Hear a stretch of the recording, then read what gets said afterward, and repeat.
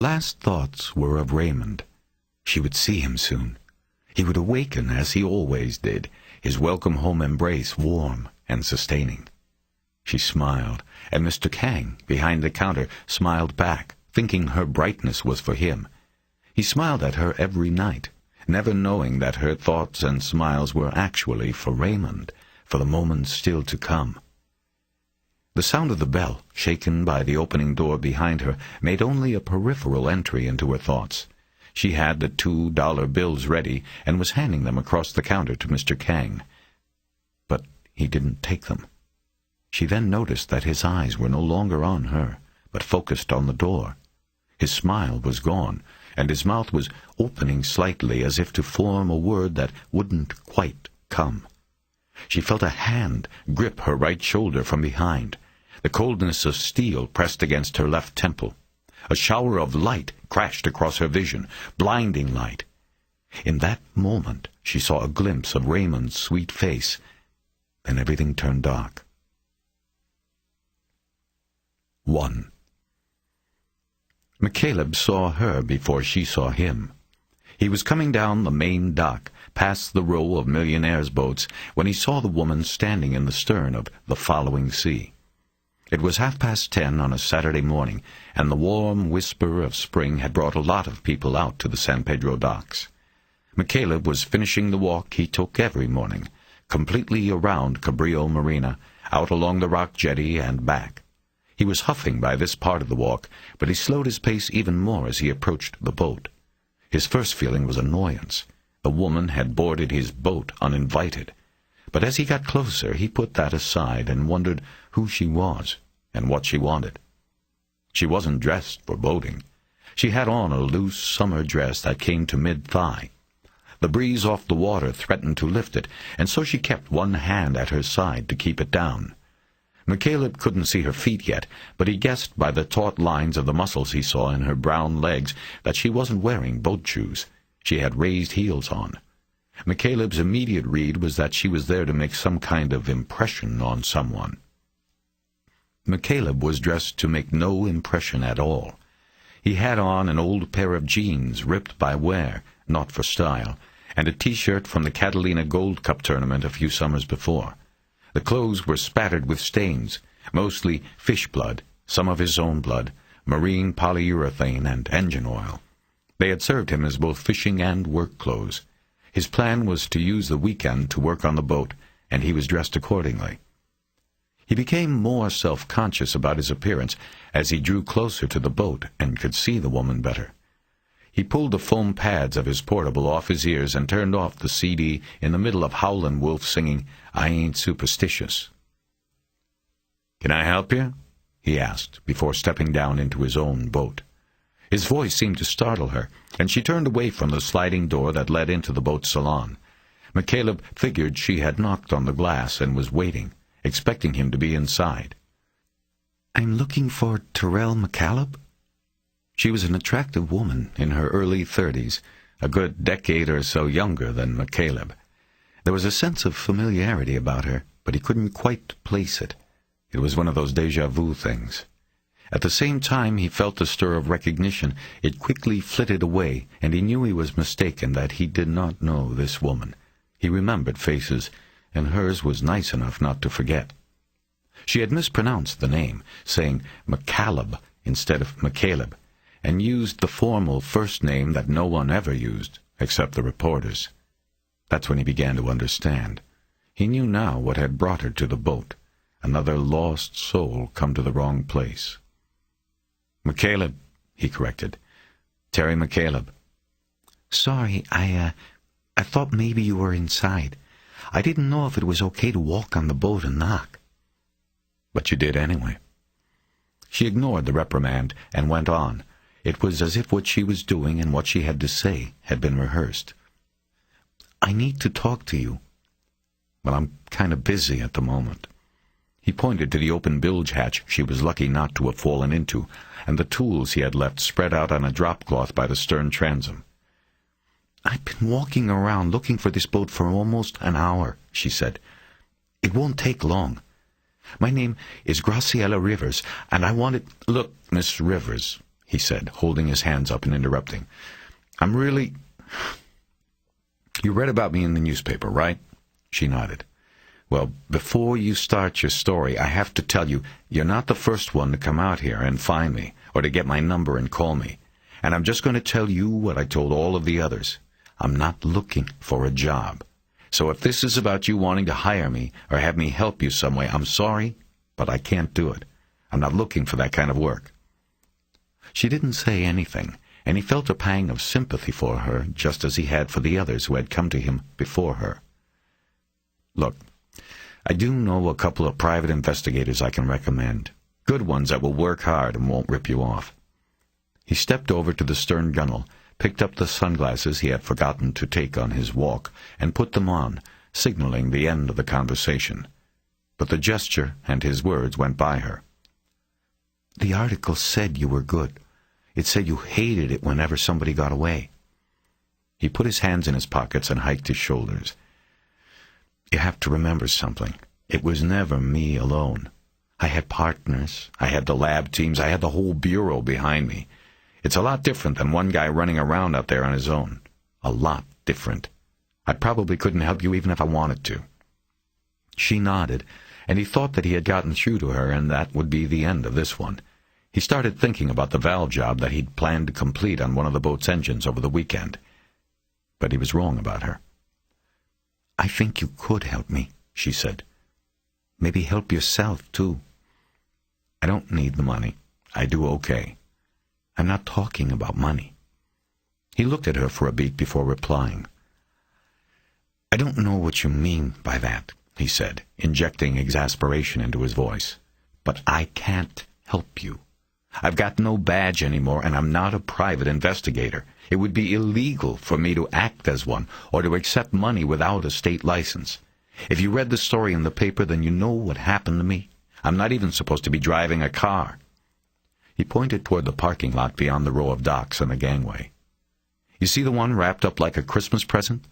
That's mine. It's sitting there until I get my doctor's approval to drive again. What kind of investigator would that make me? I'd be taking the bus." She ignored his protest and just looked at him with a resolute expression that unnerved him. He didn't know how he was going to get her off the boat. "I'll go get those names for you." He walked around her and slid open the salon door. After going in, he pulled the door shut behind him. He needed the separation. He went to the drawers below the chart table and began looking for his phone book. He hadn't needed it in so long he wasn't sure where it was. He glanced out through the door and watched her step to the stern and lean her hips against the transom as she waited. There was reflective film on the glass of the door. She couldn't see him watching her. A sense of familiarity came over him again, and he tried to place her face. He found her very striking. Dark, almond-shaped eyes that seemed both sad and understanding of some secret at the same time. He knew he would easily remember if he had ever met her, or even just observed her before. But nothing came. His eyes instinctively went to her hands in search of a ring. There was none. He had been right about her shoes. She wore sandals with 2-inch cork heels. Her toenails were painted pink and showed off against her soft brown skin. He wondered if this was how she looked all the time, or if she had dressed to entice him into taking the job. He found his phone book in the second drawer and quickly looked up the names Jack Lavelle and Tom Kimball. He wrote their names and numbers on an old Marine Service flyer and opened the slider. She was opening her purse as he stepped out. He held up the paper. "Here are 2 names. Lavelle is LAPD retired and Kimball was with the Bureau. I worked with both, and either will do a good job for you. Pick one and call. Make sure you tell him you got his name from me. He'll take care of you." She didn't take the names from him. Instead, she pulled a photo out of her purse and handed it to him. McCaleb took it without thinking. He realized immediately that this was a mistake. In his hand was a photo of a smiling woman watching a small boy blowing out candles on a birthday cake. McCaleb counted 7 candles. At first he thought it was a picture of Rivers a few years younger, but then he realized it wasn't her. The woman in the photo had a rounder face and thinner lips. She wasn't as beautiful as Graciela Rivers. Though both had deep brown eyes, the eyes of the woman in the photo did not have the same intensity as the eyes of the woman now watching him. "Your sister?" "Yes, and her son." "Which one?" "What?" "Which one is dead?" The question was his second mistake, compounding the first by drawing him further in. He knew the moment he asked it that he should have just insisted that she take the names of the two private detectives and been done with it. "My sister, Gloria Torres. We called her Glory. That's her son, Raymond." He nodded and handed the photo back, but she didn't take it. He knew she wanted him to ask what had happened, but he was finally putting on the brakes. "Look, this isn't going to work," he finally said. "I know what you're doing. It doesn't work on me." "You mean you have no sympathy?" He hesitated as the anger boiled up in his throat. "I have sympathy. You read the newspaper story. You know what happened to me. Sympathy was my problem all along."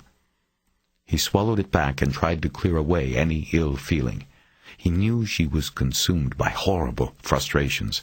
McCaleb had known hundreds of people like her, loved ones taken from them without reason. No arrests, no convictions, no closure. Some of them were left zombies, their lives irrevocably changed. Lost souls. Graciela Rivers was one of them now. She had to be, or she wouldn't have tracked him down. He knew that no matter what she said to him or how angry he got, she didn't deserve to be hit with his own frustrations as well. "Look," he said, "I just can't do this. I'm sorry." He put a hand on her arm to lead her back to the dock step. Her skin was warm. He felt the strong muscle beneath the softness. He offered the photo again, but she still refused to take it. "Look at it again, please. Just one more time, and then I'll leave you alone. Tell me if you feel anything else." He shook his head and made a feeble hand gesture, as if to say it made no difference to him. "I was an FBI agent, not a psychic." But he made a show of holding the photo up and looking at it anyway. The woman and the boy seemed happy. It was a celebration. 7 candles. McCaleb remembered that his parents were still together when he turned 7, but not much longer. His eyes were drawn to the boy more than the woman. He wondered how the boy would get along now without his mother. "I'm sorry, Miss Rivers, I really am, but there is nothing I can do for you. Do you want this back or not?" "I have a double of it. 2 for the price of 1. I thought you'd want to keep that one."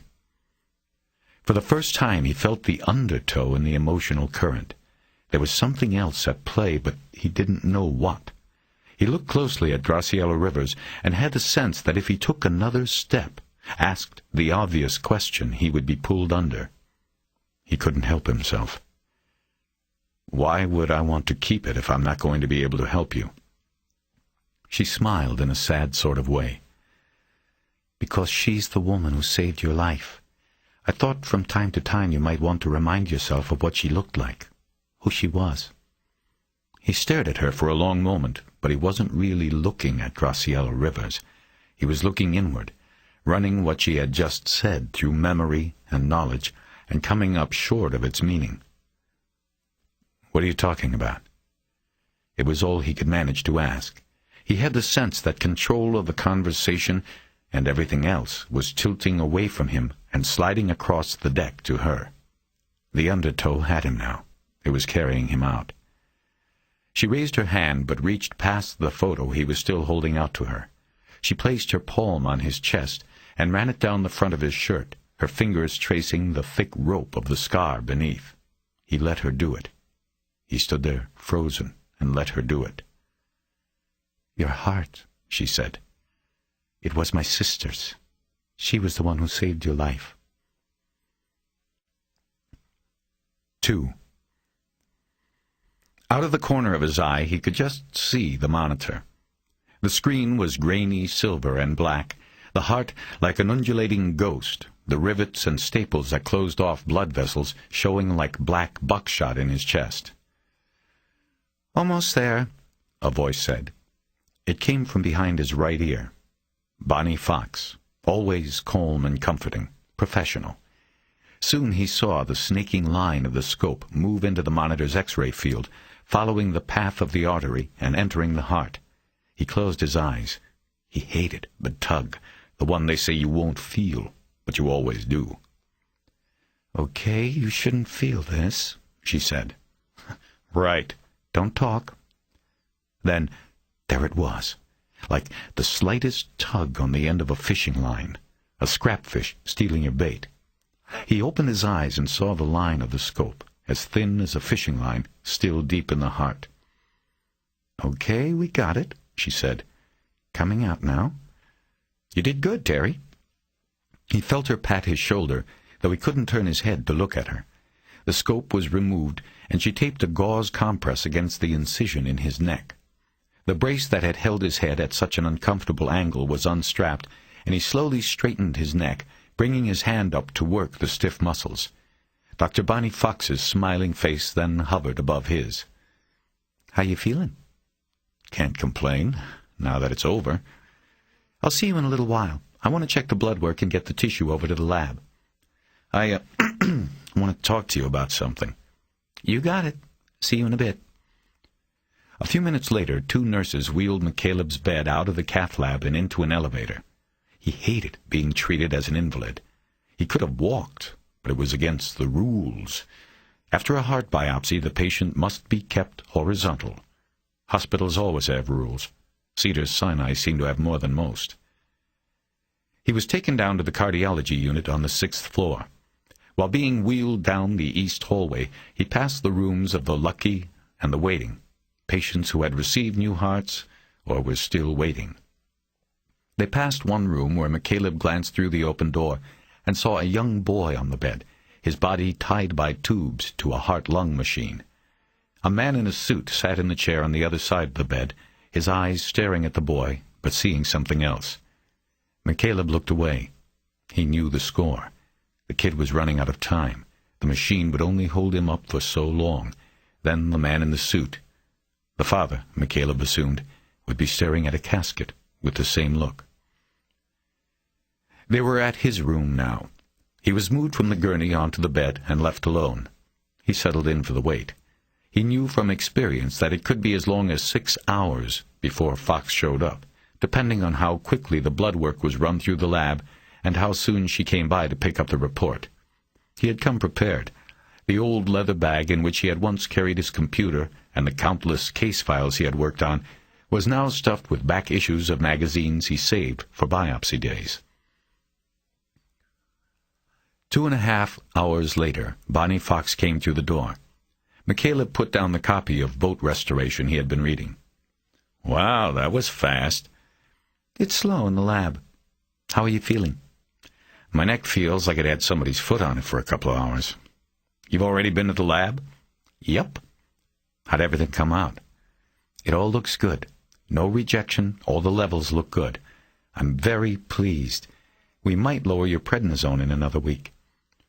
She spoke as she spread the lab report out on the bed's food table and double-checked the good results. She was referring to the carefully orchestrated mix of drugs that McCaleb took every morning and night. Last he'd counted, he was swallowing 18 pills in the morning and another 16 at night. The medicine cabinet on the boat wasn't big enough for all the containers. He had to use one of the storage compartments in the forward berth. "Good," he said. "I'm tired of shaving 3 times a day." Fox folded the report closed and picked the clipboard up off the bed table. Her eyes quickly scanned the checklist of questions he had to answer every time he came in. "No fever at all?" "Nope, I'm clean." "And no diarrhea?" "Nope." He knew from her constant drilling and double-checking that fever and diarrhea were the twin harbingers of organ rejection. He took his temperature a minimum of twice a day, along with readings of blood pressure and pulse. "The vitals look good. Why don't you lean forward?" She put the clipboard down. With a stethoscope she first warmed with her breath. She listened to his heart at 3 different spots on his back. Then he lay back and she listened through his chest. She took her own measure of his pulse with 2 fingers on his neck while she looked at her watch. She was very close to him as she did this. She wore a perfume of orange blossoms, which McCaleb had always associated with older women, and Bonnie Fox was not one of them. He looked up at her, studying her face while she studied her watch. "Do you ever wonder if we should be doing this?" he asked. "Don't talk." Eventually, she moved her fingers to his wrist and measured the pulse there. After that, she pulled the pressure collar off the wall, put it on his arm, and took a blood pressure reading, maintaining her silence all the time. "Good," she said when she was done. "Good," he said. "Whether we should be doing what?" It was like her to suddenly continue an interrupted or forgotten bit of conversation. She rarely forgot anything McCaleb said to her. Bonnie Fox was a small woman about McCaleb's age, with short hair gone prematurely gray. Her white lab coat hung almost to her ankles, because it had been designed for a taller person. Embroidered on the breast pocket was an outline of the cardiopulmonary system, her specialty as a surgeon. She was all business when it came to their meetings. She had an air of confidence and caring, a combination McCaleb had always found rare in physicians, and in the last years there had been many. He returned the confidence and caring. He liked her and trusted her. In his most secret thoughts there had once been a hesitation when he considered he would one day put his life in the hands of this woman, but the hesitation quickly left and caused him only a feeling of guilt. When the time came for the transplant, it had been her smiling face that was the last he had seen as he was put to sleep in pre-op. There had been no hesitation in him by then, and it was her smiling face that welcomed him back to the world with a new heart and a new life. McCaleb took the fact that in the 8 weeks since the transplant there had not been a hitch in his recovery as proof his belief in her was valid. In the 3 years since he had first walked into her office, a bond had developed between them that had gone far beyond the professional. They were good friends now, or so McCaleb believed. They had shared meals a half-dozen times, and countless spirited debates on everything from genetic cloning to the O.J. Simpson trials.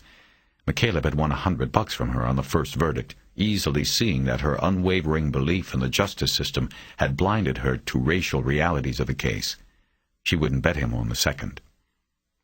Whatever the subject, half the time McCaleb found himself taking the opposing opinion just because he liked battling with her. Fox now followed her question with a look that said she was ready for another joust.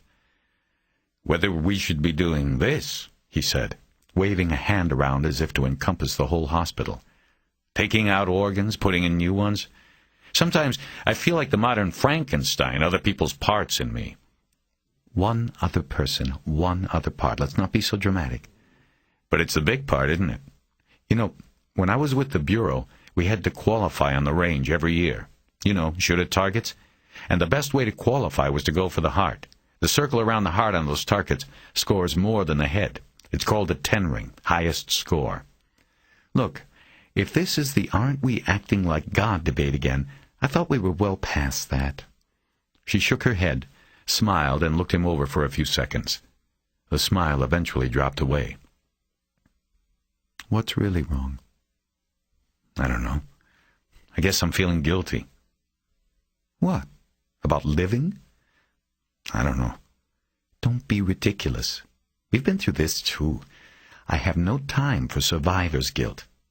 Look at the choices here. It's simple. You've got life on one side, and then you've got death. Big decision. What is there to be guilty about?" He raised his hands in surrender. She always put things in their clearest context. "Typical," she said, refusing to let him back off. "You hang around almost 2 years waiting for a heart, draw your string out, and nearly don't even make it, and now you wonder if we should have even given it to you." "What's really bothering you, Terry? I don't have time to be bullshitting with you." He looked back at her. She had developed a skill at reading him. It was something all the best bureau agents and cops he had known had.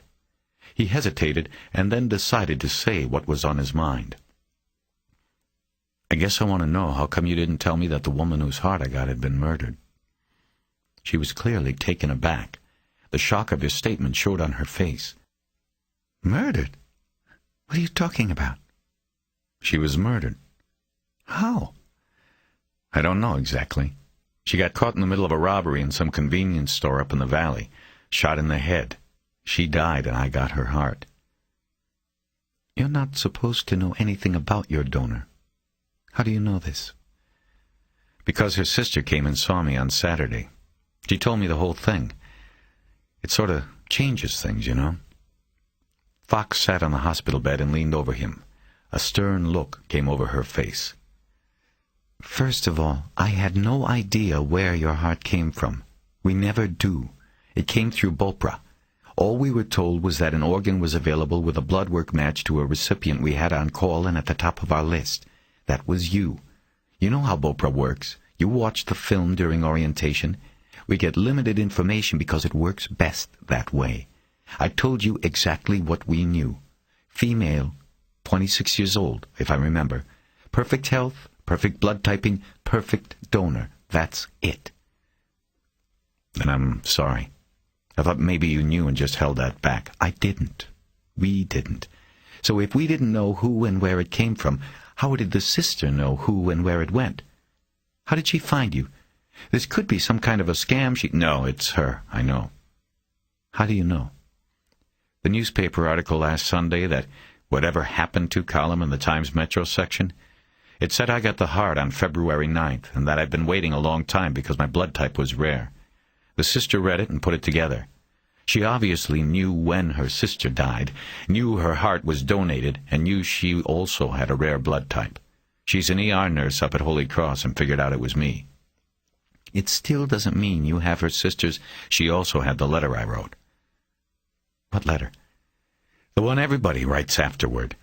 The anonymous thank you note to the family of your donor, the one Bopra mails. She had mine. I looked at it and it's mine. I remember what I wrote. This is not supposed to happen, Terry. What does she want? Money? No, not money. Don't you see? She wants me to find out who did it, who killed her sister. The cops never closed it. It's 2 months later and no arrest. She knows they've given up. Then she sees a story about me in the paper about what I used to do for the Bureau. She figures out I got her sister's heart and thinks maybe I can do what the cops apparently can't. Break the case. She spent an hour walking around the San Pedro marinas looking for my boat Saturday. All she had was the name of the boat from the paper. She came looking for me. This is crazy. Give me this woman's name and I'll... No, I don't want you to do anything to her. Think if you were her and you loved your sister. You'd do what she did too. Fox got off the bed, a wide-eyed look on her face. You're not actually thinking of doing this. She said it as a statement, a doctor's order. He didn't answer, and that in itself was an answer. He could see anger once again working itself into Fox's expression. Listen to me. You are in no condition to be doing anything like this. You are 60 days post-transplant surgery and you want to run around playing detective? I'm only thinking about it, okay? I told her I'd think about it. I know the risks. I also know that I'm not an FBI agent anymore. It would be a whole different thing. Fox angrily folded her thin arms across her chest. You shouldn't even be thinking about it. As your doctor, I am telling you not to do this. That's an order. Her voice then changed in tone and softened. You have to respect the gift you were given, Terry. This second chance. But that respect goes two ways. If I didn't have her heart, I'd be dead by now. I owe her. It's that you don't owe her or her family anything more than that note you sent them. That's it. She'd be dead whether you or anybody else got her heart. You are wrong about this.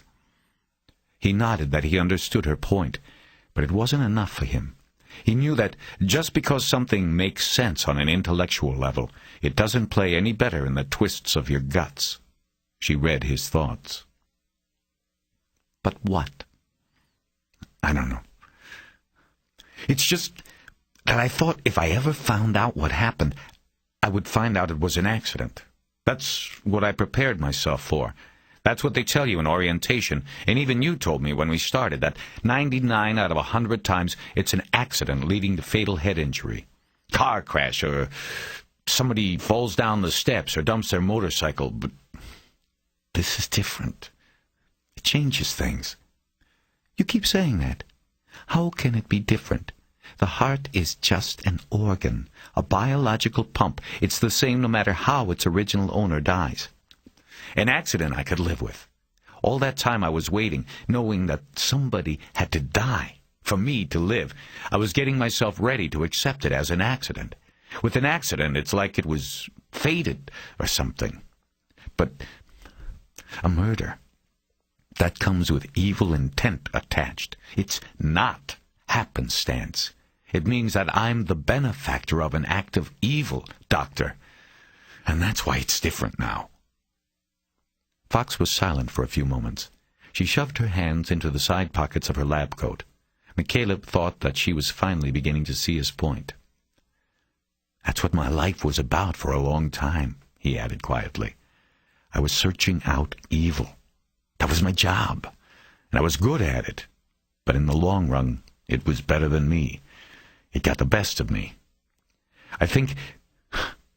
No, I know that's what took my heart. But now it's like none of that meant anything, because here I am. I have this new heart, a new life, this second chance you talk about, and the only reason I have it is because of this evil, hateful thing that someone did. He blew out a deep breath before going on. She went into that store to get a candy bar for her kid, and she ends up... Look, it's just different. I can't explain it. You're not making a lot of sense. It's hard for me to put it into the words I want. I just know what I'm feeling. It makes sense to me. Fox had a resigned look on her face. Look, I know what you're going to want to do. You're going to want to help this lady, but you're not ready. Physically, no way. And emotionally, after hearing what you just said, I don't think you're ready to investigate even a car accident. Remember what I told you about the equilibrium between physical and mental health? One feeds off the other. And I'm scared that what you have going on in your head now is going to affect your physical progress. I understand. No, I don't think you do. You are gambling with your own life here. If this goes south, if you start getting infection or rejection, we're not going to be able to save you, Terry. We waited 22 months for that heart you have now. You think another one with matching blood work is going to just pop up because you messed up this one? No chance. I've got a patient down the hall on a machine. He's waiting on a heart that isn't coming. That could be you, Terry. This is your one chance. Do not blow it. She reached across the bed and placed her hand on his chest. It reminded him of what Graciela Rivers had done. He felt its warmth there. Tell this woman no. Save yourself and tell her no. 3. The moon was like a balloon being kept aloft by children poking at it with sticks. The masts of dozens of sailboats stood raised beneath it, ready to keep it from falling. McCaleb watched it hover in the black sky until it finally escaped by slipping behind the clouds somewhere out over Catalina. As good a hiding spot as any, he thought, as he looked down at the empty coffee cup in his hand. He missed being able to sit in the stern at the end of the day with an ice-cold beer in one hand and a cigarette in the other. But cigarettes had been part of the problem, and were gone for good now. And it would be a few months before the medication therapy would relax enough to allow a dose of alcohol into the mix. For now, if he had just one beer, it might give him what Bonnie Fox called a fatal hangover. McCaleb got up and went into the boat's salon. First, he tried sitting at the galley table, but soon got up, turned the TV on, and started flipping through the channels without really looking at what was on. He turned the tube off and checked the clutter on the chart table, but found there was nothing for him there either. He moved about the cabin, looking for a distraction from his thoughts, but there was nothing. He moved down the stairs into the forward passageway and into the head. He took the thermometer from the medicine cabinet, shook it, and dipped it under his tongue. It was an old-style glass tube instrument. The electronic thermometer with digital reading display the hospital had provided was still in its box on the cabinet shelf. For some reason, he didn't trust it. Looking at himself in the mirror, he pulled open the collar of his shirt and studied the small wound left by the morning's biopsy. It never got a chance to heal. There had been so many biopsies that the incision was always just about covered with new skin when it was opened up again and the artery probed once more. He knew it would be a permanent mark, like the 13-inch scar running down his chest. As he stared at himself, his thoughts drifted to his father. He remembered the permanent marks, the tattoos left on the old man's neck, the coordinates of a radiation battle that served only to prolong the inevitable. The temperature reading was normal. He washed the thermometer and put it back, then took the clipboard with the temperature log sheet off the towel hook and wrote the date and time. In the last column, under temperature, he drew another dash, indicating no change. After hanging up the board, he leaned into the mirror to look at his eyes. Green, flecked with gray, the corneas showing hairline cracks of red. He stepped back and pulled the shirt off. The mirror was small, but he could still see the scar, whitish pink and thick, ugly. He did this often, appraised himself. It was because he couldn't get used to the way his body looked now, and the way it had so fully betrayed him. Cardiomyopathy. Fox had told him it was a virus that could have been waiting in the walls of his heart for years, only to bloom by happenstance and to be nurtured by stress. The explanation meant little to him. It didn't ease the feeling that the man he had once been was gone now, forever. He sometimes felt when he looked at himself he was looking at a stranger, someone beaten down and left fragile by life. After pulling his shirt back on, he went into the forward berth. It was a triangular-shaped room that followed the shape of the bow. There was a double bunk on the port side and a bank of storage compartments to starboard. He had turned the lower berth into a desk and used the overhead berth for storage of cardboard boxes full of old bureau files. Marked on the side of these boxes were the names of the investigations. They said Poet, Code, Zodiac, Full Moon, and Bremer. 2 of the boxes were marked Various Unsubs. McCaleb had copied most of his files before leaving the bureau. It was against policy, but no one stopped him. The files in the boxes came from various cases, open and closed. Some filled whole cartons, some were thin enough to share space in the same boxes. He wasn't sure why he had copied everything. He hadn't opened any of the boxes since he had retired. But at various times he had thought he would write a book, or maybe even continue his investigations of the open cases. Largely, though, he just liked the idea of having the files as a physical accounting or proof of what he had done with that part of his life. McCaleb sat down at his desk and turned on the wall-mounted light. Momentarily, his eyes fell on the FBI badge he had carried for 16 years. It was now encased in a lucite block and hanging on the wall above the desk. Tacked to the wall next to it was a photo of a young girl with braces, smiling at the camera. It had been copied from a yearbook many years before. McCaleb frowned at the memory and looked away, his eyes falling to the desk clutter. There was a handful of bills and receipts scattered on the desk, an accordion file full of medical records, a stack of manila files that were mostly empty, 3 flyers from competing dry docking services, and the Cabrillo Marina dockage rules book. His checkbook was open and ready to be put to use, but he couldn't bring himself to wade into the mundane task of paying bills. Not now. He was restless, but it was not because of a paucity of things on his mind. He couldn't stop thinking about the visit from Graciela Rivers and the sudden change it had put him through. He sorted through the clutter on the desk until he found the newspaper clip that had brought the woman to his boat. He had read it the day it was published, cut it out, and then tried to forget about it. But that had been impossible.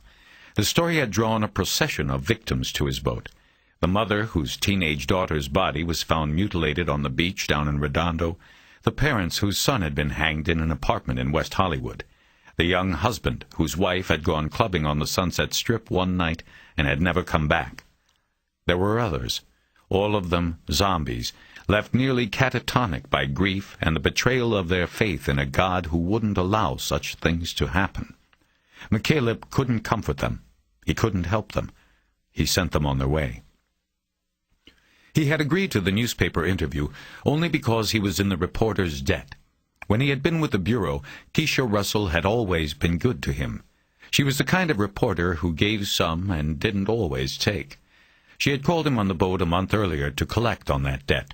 She'd been assigned the story for the Times' Whatever Happened To column. Since a year earlier she had written a story about McCaleb's wait for a heart, she wanted to update it now that he had finally received the transplant. McCaleb wanted to decline the invitation, knowing it would disrupt the anonymous life he was now living, but Russell had reminded him of all the times she had helped him, either holding back details of an investigation or putting them into a story, depending on what McCaleb thought would be useful. McCaleb felt he had no choice. He always made good on his debts. On the day the story was published, McCaleb had taken it as his official badge of has-been status.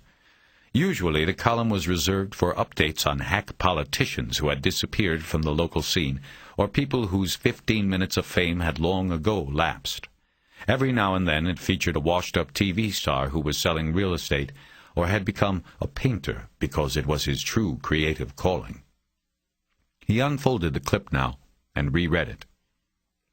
New Heart, New Start for Former FBI Agent by Keisha Russell, Times staff writer. It used to be that Terrell McCaleb's face was a routine fixture on the nightly newscasts of Los Angeles, and his words always found space in the local newspapers. It was not a nice routine for him or the city. An FBI agent, McCaleb was the Bureau's point man in the investigations of the handful of serial killers that plagued Los Angeles and the West in the last decade. A member of the investigative support unit, McCaleb helped focus the investigations of the local police. Media-savvy and always quotable, he often took the spotlight, a move that sometimes rubbed the locals and his supervisors in Quantico, Virginia, the wrong way. But it has been more than 2 years since he has made even a blip on the public radar screen. These days, McCaleb no longer carries a badge or a gun. He says he doesn't even own a standard-issue navy blue FBI suit anymore. More often than not, he wears old blue jeans and torn T-shirts, and can be found restoring his 42-foot fishing boat, the Following Sea. McCaleb, who was born in Los Angeles and grew up in Avalon on nearby Catalina Island, currently lives on the boat in the San Pedro Marina, but plans eventually to moor the vessel in Avalon Harbor. Recovering from heart transplant surgery, McCaleb says hunting serial killers and rapists is the furthest thing from his mind these days. McCaleb, 46, says he gave his heart to the Bureau. His doctors say severe stress triggered a virus that led to the near-fatal weakening of his original heart, but doesn't miss it. When you go through something like this, it changes you more than just physically, he said in an interview last week. It puts things in perspective. Those FBI days seem like a long time ago. I've got a new start now. I don't know exactly what I'm going to do with it, but I'm not too worried. I'll find something. McCaleb almost didn't get the new start. Because he has a blood type found in less than 1% of the population, his wait for a suitable heart lasted almost 2 years. He really strung it out, said Dr. Bonnie Fox, the surgeon who performed the transplant. We probably would have lost him, or he would have become too weak to undergo the surgery if we'd had to wait much longer. McCaleb is out of the hospital and already physically active after only 8 weeks. He says that only on occasion does he think about the adrenaline-pumping investigations that once occupied him. The former agent's case list reads like a who's who of a macabre walk of fame. Among the cases he worked locally were the Night Stalker and Poet investigations, as well as taking key roles in the hunts for the Code Killer, Sunset Strip Strangler, and Luther Hatch, who became known after his arrest as the Cemetery Man because of his visits to the graves of his victims. McCaleb had been a profiler in the unit's Quantico base for several years. He specialized in West Coast cases and was flown to Los Angeles often to assist local police in investigations. Finally, the unit's supervisors decided to create a satellite post here, and McCaleb was returned to his native Los Angeles to work out of the FBI field office in Westwood. The move put him closer to many of the investigations in which the FBI was called upon for assistance. Not all of the investigations were successful, and eventually the stress took its toll. McCaleb suffered a heart attack while working late one evening in the local field office. He was found by a night janitor who was credited with saving the agent's life. Doctors determined McCaleb suffered from advanced cardiomyopathy, a weakening of the heart's muscles, and placed him on a transplant list. As he waited, he was given a disability retirement by the Bureau. He traded his Bureau pager for a hospital pager, and on February 9th it sounded. A heart from a donor with matching blood was available. After 6 hours of surgery at Cedars-Sinai Medical Center, the donor's heart was beating in McCaleb's chest. McCaleb is unsure what he'll do with his new life, other than go fishing. He has had offers from former agents and police detectives to join them as a private investigator or security consultant. But his focus so far has been on restoring the Following Sea, a 20-year-old sports fishing boat he inherited from his father.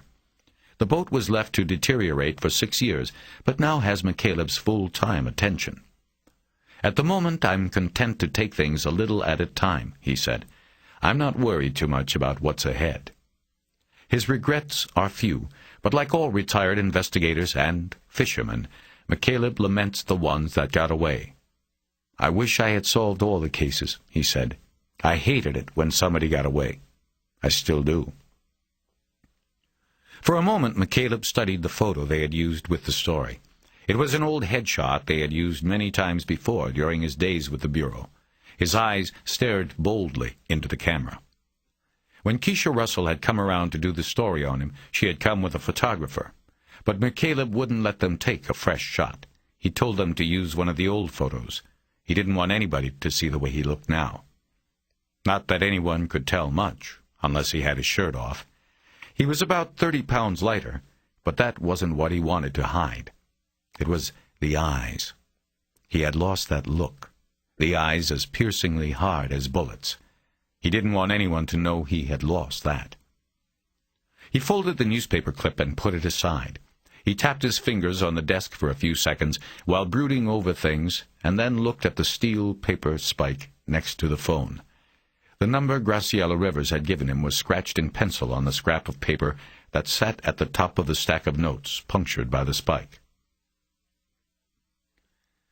When he was an agent, he had carried with him a bottomless reservoir of rage for the men he hunted. He had seen firsthand what they had done, and he wanted them to pay for the horrible manifestations of their fantasies. Blood debts had to be paid in blood. That was why, in the Bureau's serial killer unit, the agents called what they did blood work. There was no other way to describe it. And so it worked on him, cut at him, every time one didn't pay, every time one got away. What happened to Gloria Torres now cut at him. He was alive because she had been taken away by evil. Graciela had told him the story. Gloria had died for no reason other than that she was in the way of somebody and a cash register. It was a simple, stupid, and ghastly reason to die. It somehow put McCaleb in debt, to her and her son, to Graciela, even to himself. He picked up the phone and dialed the number scratched on the paper. It was late, but he didn't want to wait, and he didn't think she would want him to. She answered in a whisper after only one ring. "Miss Rivers?" "Yes?" "It's Terry McCaleb. You came by my—" "Yes." "Is this a bad time?" "No." "Well, listen. I wanted to tell you that I have been thinking about things, and I promised you I'd call you back no matter what I decided." "Yes?" There was a hopeful tone in just her one word. It touched his heart. "Well, this is what I think. My my skills, I guess you'd call them. They're not really suited to this kind of crime. From what you described about your sister, we're talking about a random occurrence with a financial motive, a robbery. So it's different from, the kind of cases I worked for the Bureau, the serial cases. I understand. The hopefulness was bleeding out. No, I'm not saying I'm not going to... that I'm not interested. I'm calling because I am going to go see the police tomorrow and ask about this. But... Thank you. I don't know how successful I'm going to be. That's what I'm trying to say. I don't want to get your hopes up, is what I'm saying. These things... I don't know. I understand. Thank you for just being willing to do this. Nobody... Well, I'll take a look at things, he said, cutting her off. He didn't want her thanking him too much. I don't know what kind of help or cooperation I'll get from the L.A. police, but I'll do what I can. I owe your sister at least that much, to try. She was silent, and he told her he needed to get some additional information about her sister, as well as the names of the LAPD detectives on the case.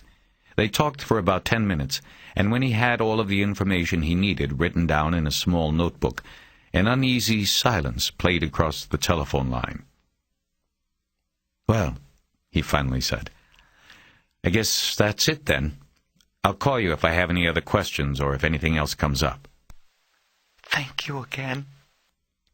Something tells me I should be thanking you.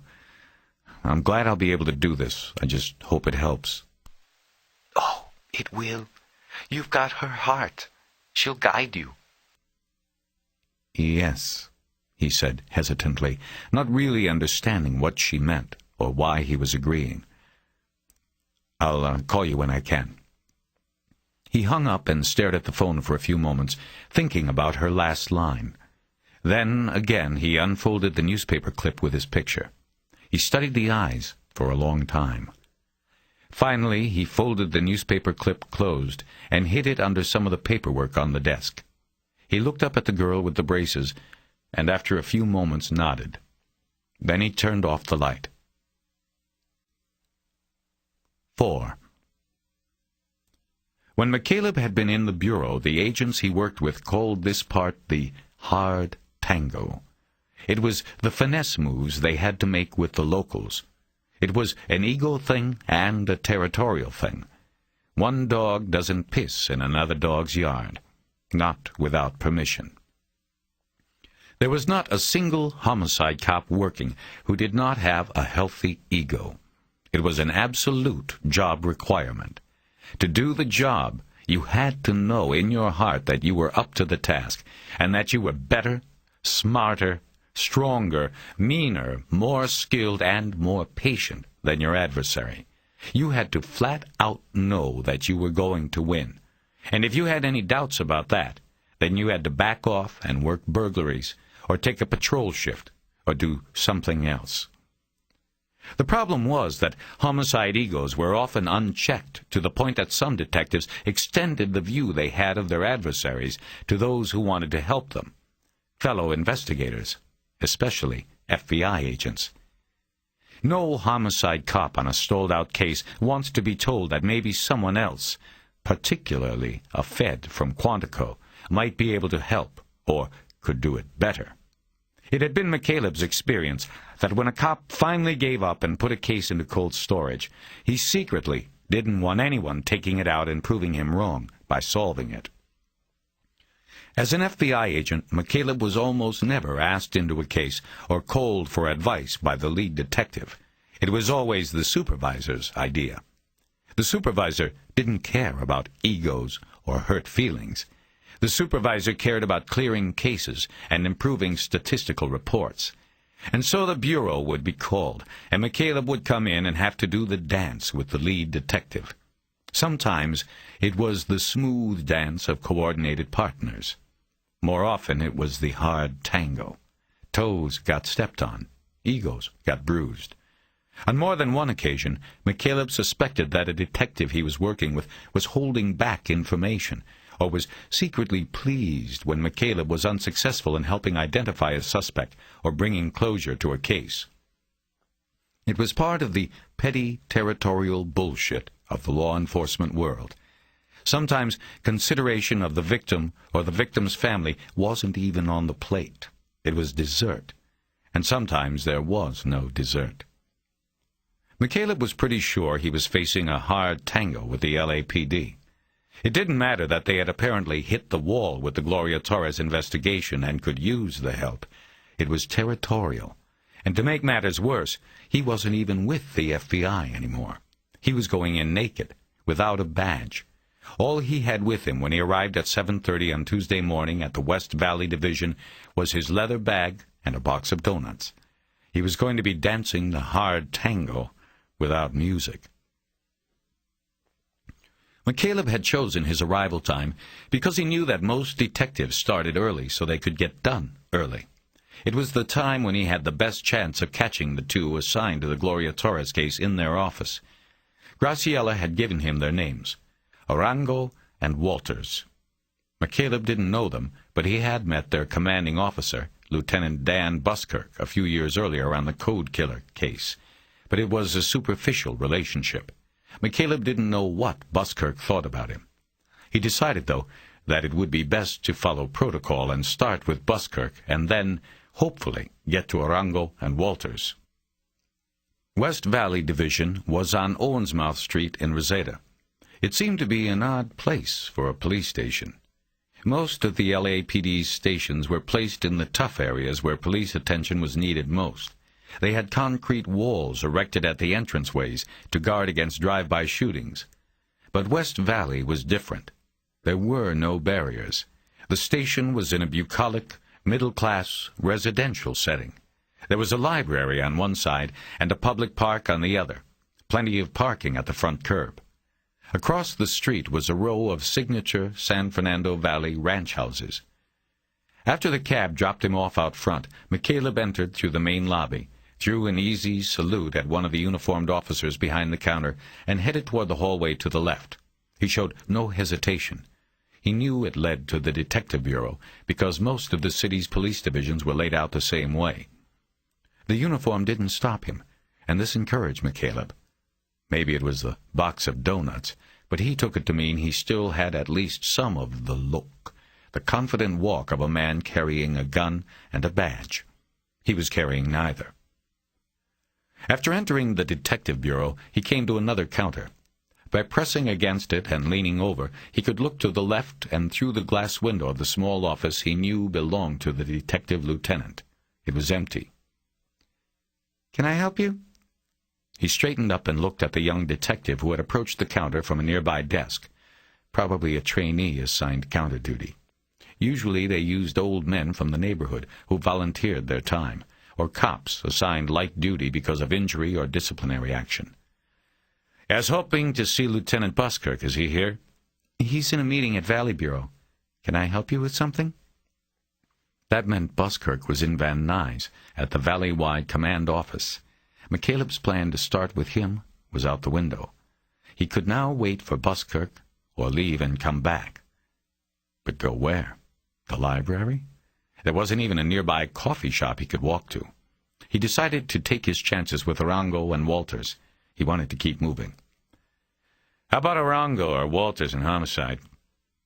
The detective glanced at a plastic wall-mounted board with names going down the left side and rows of boxes to be checked that said in and out, as well as vacation and court.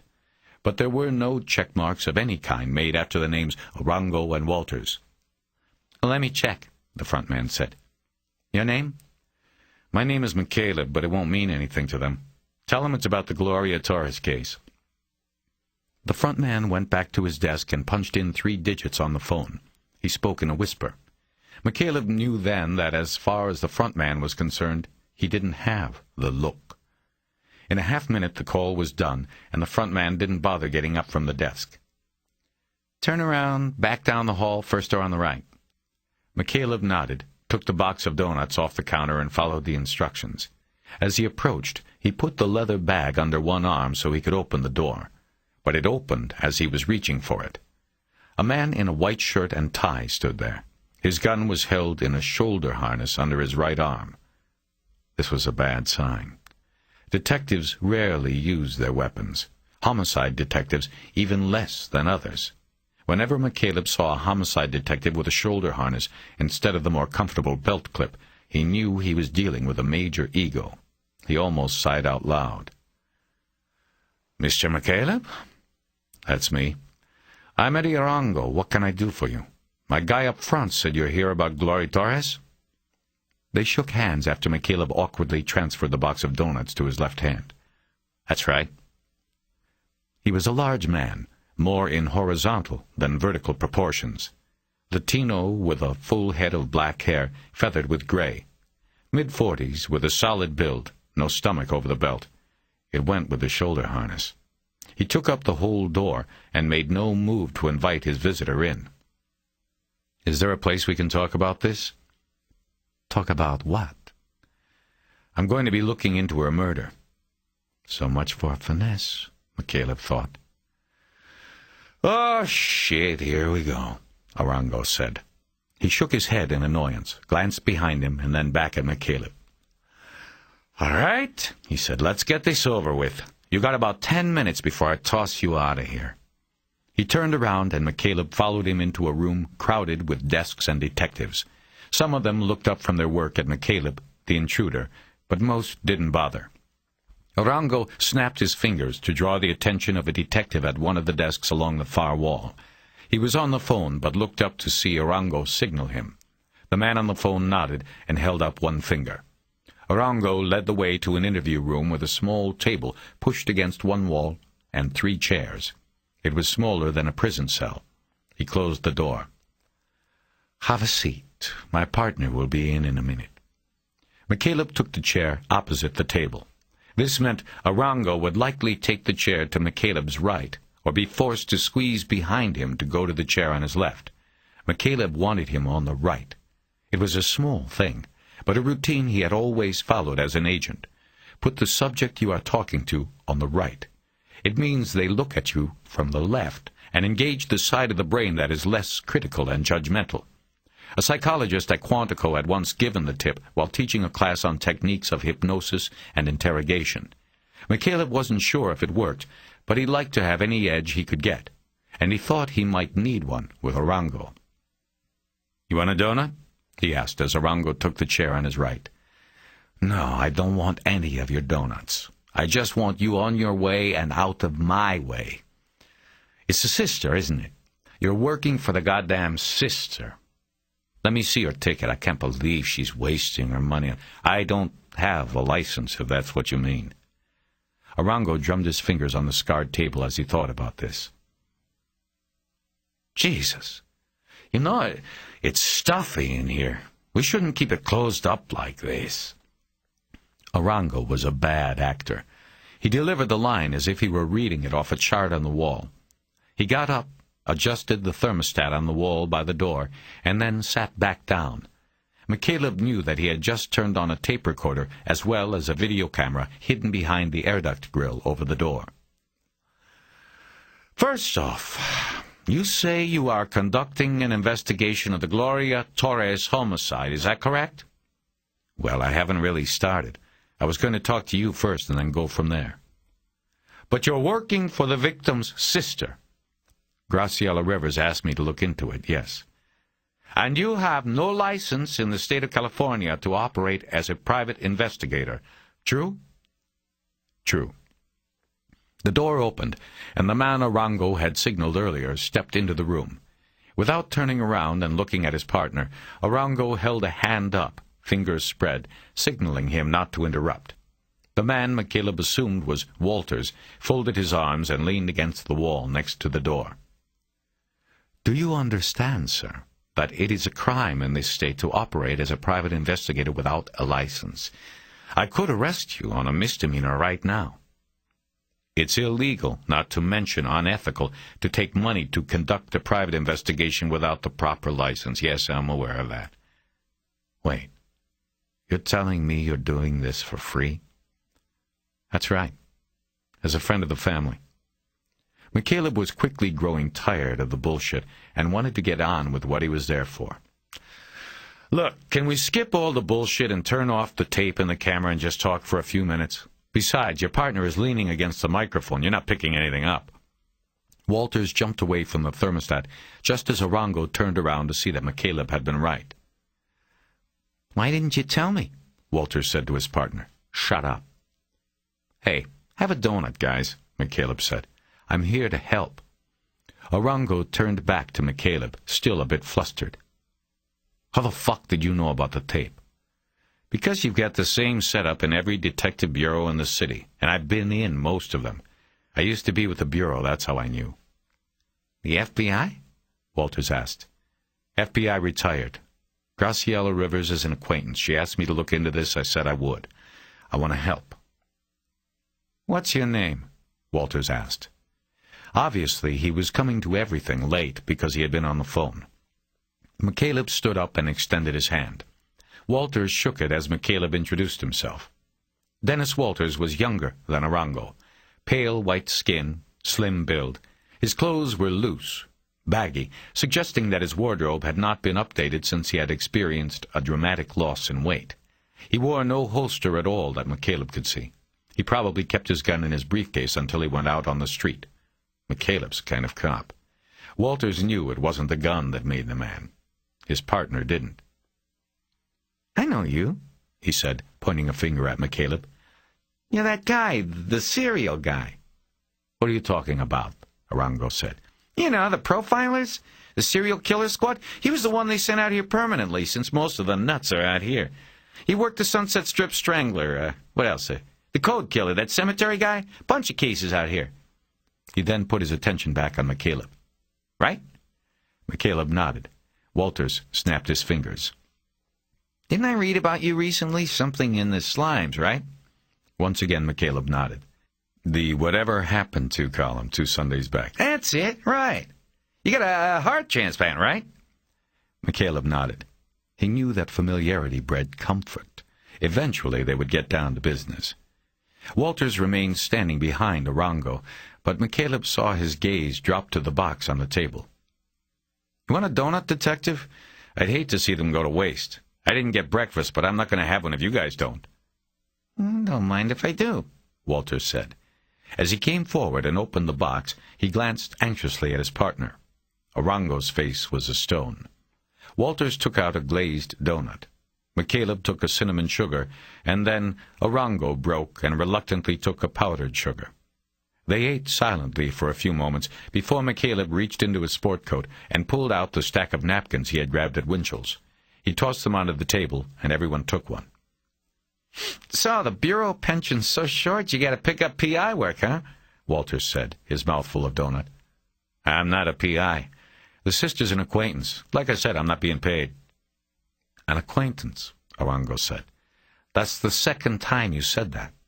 How exactly do you know her?" "I live on a boat down at the harbor. I met her at the marina one day. She likes boats. We met. She found out what I once did for the Bureau and asked me to take a look at this. What's the problem?"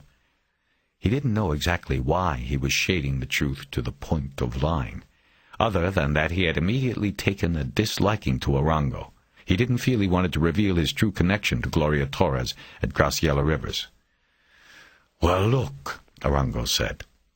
"I don't know what she told you about this, but this is a convenience store robbery, FBI man. This isn't Charlie Manson or Ted Bundy or Jeffrey fucking Dahmer. It's not rocket science. This is some mope with a mask and a gun and the right ratio of balls to brains to use it all to make a couple dollars. This isn't what you're used to seeing, is what I'm saying." "I know that," McCaleb said. "But I told her I'd check into it. It's been, what, going on 2 months now? I thought maybe you guys wouldn't mind a fresh set of eyes on something you can't be spending much time on anymore." Walters took the bait. "Our team's pulled 4 cases since then, and Eddie's been in trial the last 2 weeks in Van Nuys," he said. "As far as Rivers goes, it's still active," Orongo said, cutting his partner off. McCaleb looked from Walters to Orongo. "Right. Sure. And we've got a rule that we don't invite amateurs in on active cases." "Amateurs? You got no badge, no private ticket. That says amateur to me." McCaleb let the insult go by. He guessed Orongo was just taking his measure anyway. He pushed on. "That's one of those rules you bring up when it's convenient," he said. "But we all know here that I might be able to help you. What you need to know is that I'm not here to show you guys up. Not at all. Anything I come up with, you'll be the first to know. Suspects, leads, anything, it all goes to you. I'd just like a little cooperation, that's all." "Cooperation in exactly what form?" Arango said. "Like my partner who talks too much says, we're kind of busy here. Copy me the murder book.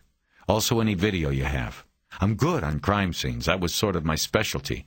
I might be able to help you there. Just copy me what you've got and I'll get out of your way." "What you're saying is you think we fucked up. That the answer's sitting there in the book, ready to jump out at you because you're a Fed, and the Feds are so much smarter than us." McCaleb laughed and shook his head. He was beginning to think he should have counted his losses and left as soon as he saw the Macho Man holster. He tried once more. No, that's not what I'm saying. I don't know if you missed anything or not. I've worked with LAPD many times. If I was betting, I'd bet you missed nothing. All I'm saying is that I told Graciela Rivers I'd check into things. Let me ask you something. Does she call you much? The sister? Too much. Week in and week out, and I tell her the same thing every time. No suspects, no leads. You're waiting on something to happen, right? Give it new life. Maybe. Well, this could at least be your way of getting her off your back. If I see what you've got and go back to her and say you boys did what you could, she might back off. She'll believe it from me because she knows me. Neither of them said anything. What have you got to lose? McCaleb prodded. We'd have to clear any kind of cooperation with the lieutenant, Arango said. We can't just give out copies of investigative reports without his say-so, rules or no rules. In fact, you fucked up there, bro. You should have gone to him before you came to us. You know how the game's played. You didn't follow protocol. I understand that. I asked for him when I got here, but they said he was at Valley Bureau. Yeah, well, he should be back soon, Arango said, checking his watch. Tell you what, you say you're good with crime scenes? Yeah. If you got a tape, I'd like to take a look at it. Arango looked at Walters and winked. Then he looked back at McCaleb. We got better than a crime scene tape. We got the crime. He kicked back his chair and stood up. Come on, he said. Bring those donuts with you. 5. Arango opened a drawer in one of the desks crammed into the squad room and took out a videotape. He then led the way out of the homicide squad office, down the hall, and then through the half door of the main detective bureau counter. McCaleb could see they were headed for Buskirk's office, which was still empty. McCaleb left the donuts on the front counter and followed the others in. Pushed into one corner of the room was a tall steel cabinet on wheels. It was the kind of setup used in classrooms and roll call rooms. Arango opened the 2 doors, and there was a television and a video cassette player inside. He turned the equipment on and shoved in the tape. So, look at this and tell us something we don't know yet, he said to McCaleb without looking at him. Then, maybe we go to bat for you with the lieutenant. McCaleb moved until he stood directly in front of the television. Arango hit the play button, and soon the black and white image came up on the television screen. McCaleb was looking at the view held by an overhead surveillance camera in a small convenience store. The frame was drawn around the front counter area. It was glass-topped and full of cigars and disposable cameras and batteries and other high-end items. A printed date and timeline ran across the bottom of the screen. The frame was empty for a few moments, and then the top of the gray-haired counterman's head came into view in the lower left corner as he leaned over the cash register. That's Chan Ho Kang, the owner, Arango said, punching the screen with a finger and leaving a smudge of donut grease. He's spending his last few seconds on the planet here.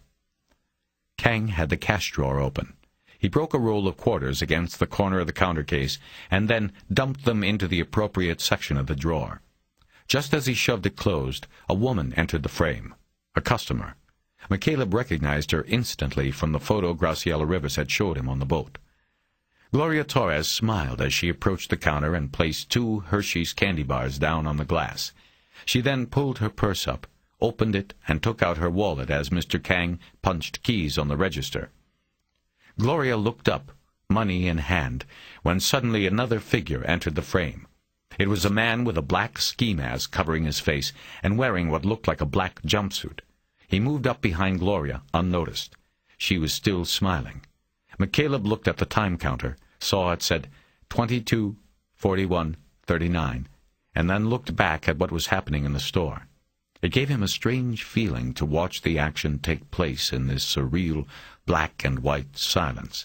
From behind, the man in the ski mask put his right hand on Gloria's right shoulder, and in one continuous move of the left hand put the muzzle of a handgun against her left temple. Without hesitation, he pulled the trigger. "Bada bing!" Arango said. McCaleb felt his chest clench like a fist as he watched the bullet tear into Gloria's skull, a horrifying mist of blood jettisoning from the entry and exit wounds on either side of her head. "Never knew what hit her," Walters said quietly.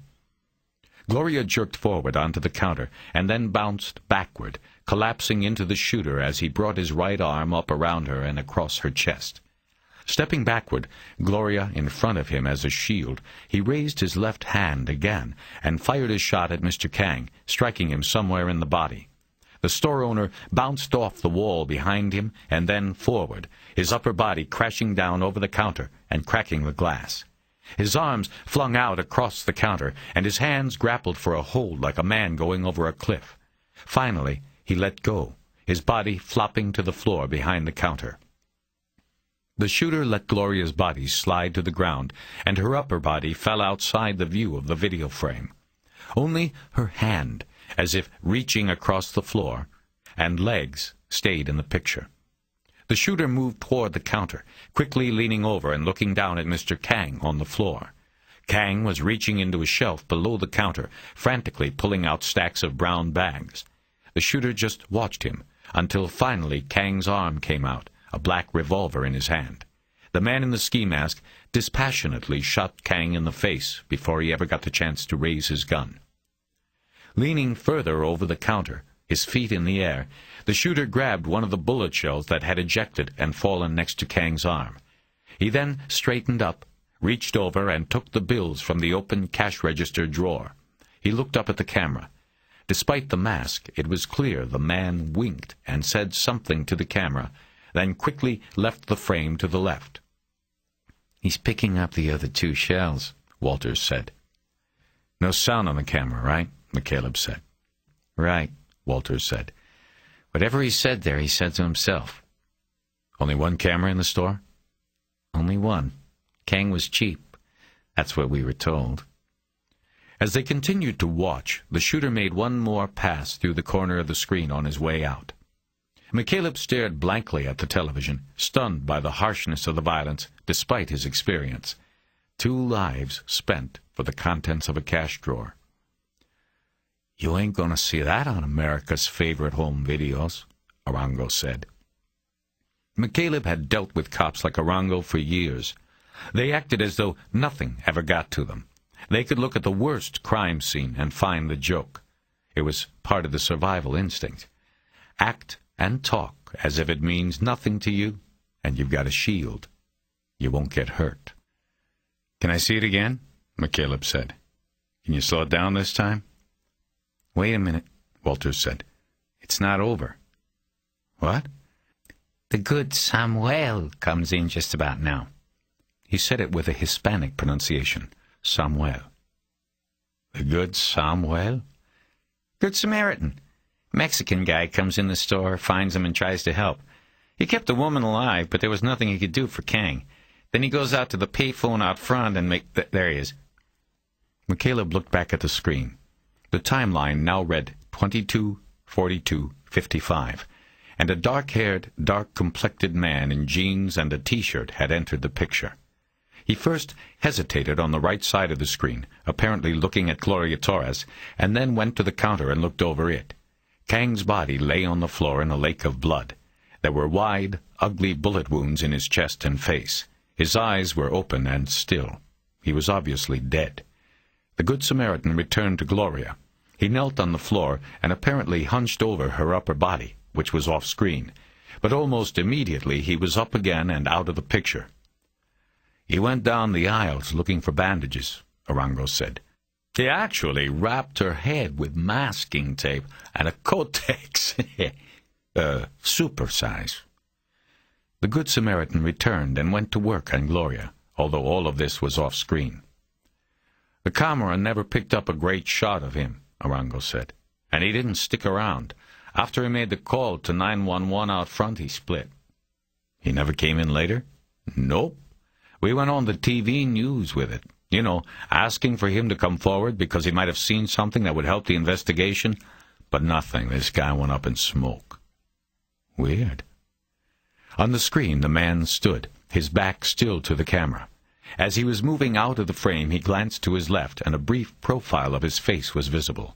He had a dark mustache. He then disappeared from view.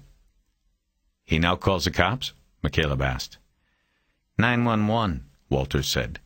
"He said ambulance, and they put him through to the fire department." "Why didn't the guy come in?" "We got a theory on that," Arango said. "Care to share it?"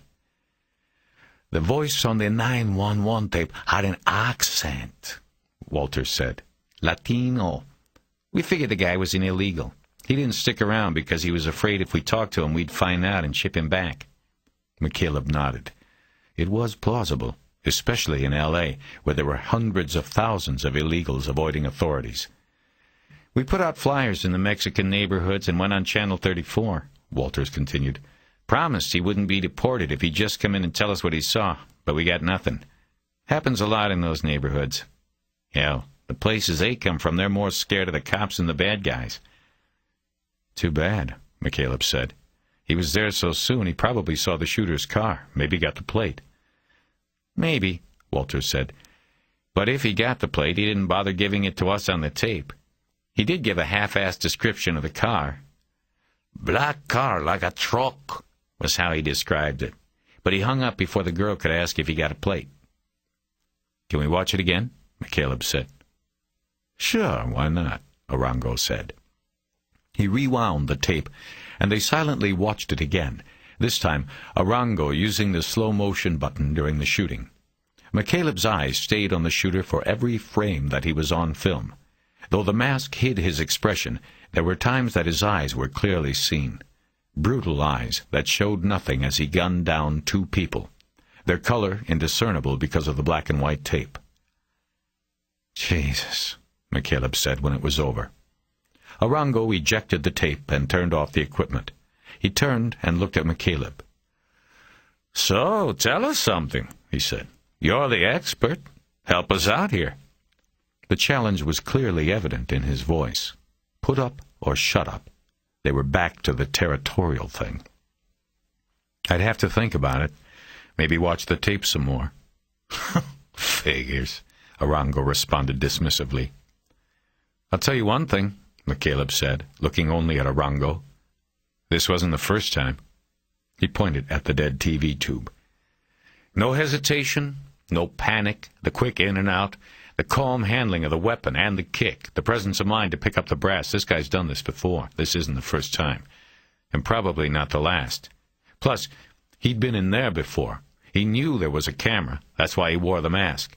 I mean, it's true that lots of places like that have cameras, but he looked right up at this one. He knew where it was. That means he'd been in there before. He's either from the neighborhood or he came in earlier to case the place." Arango smirked, and Walters looked quickly from McCaleb to his partner.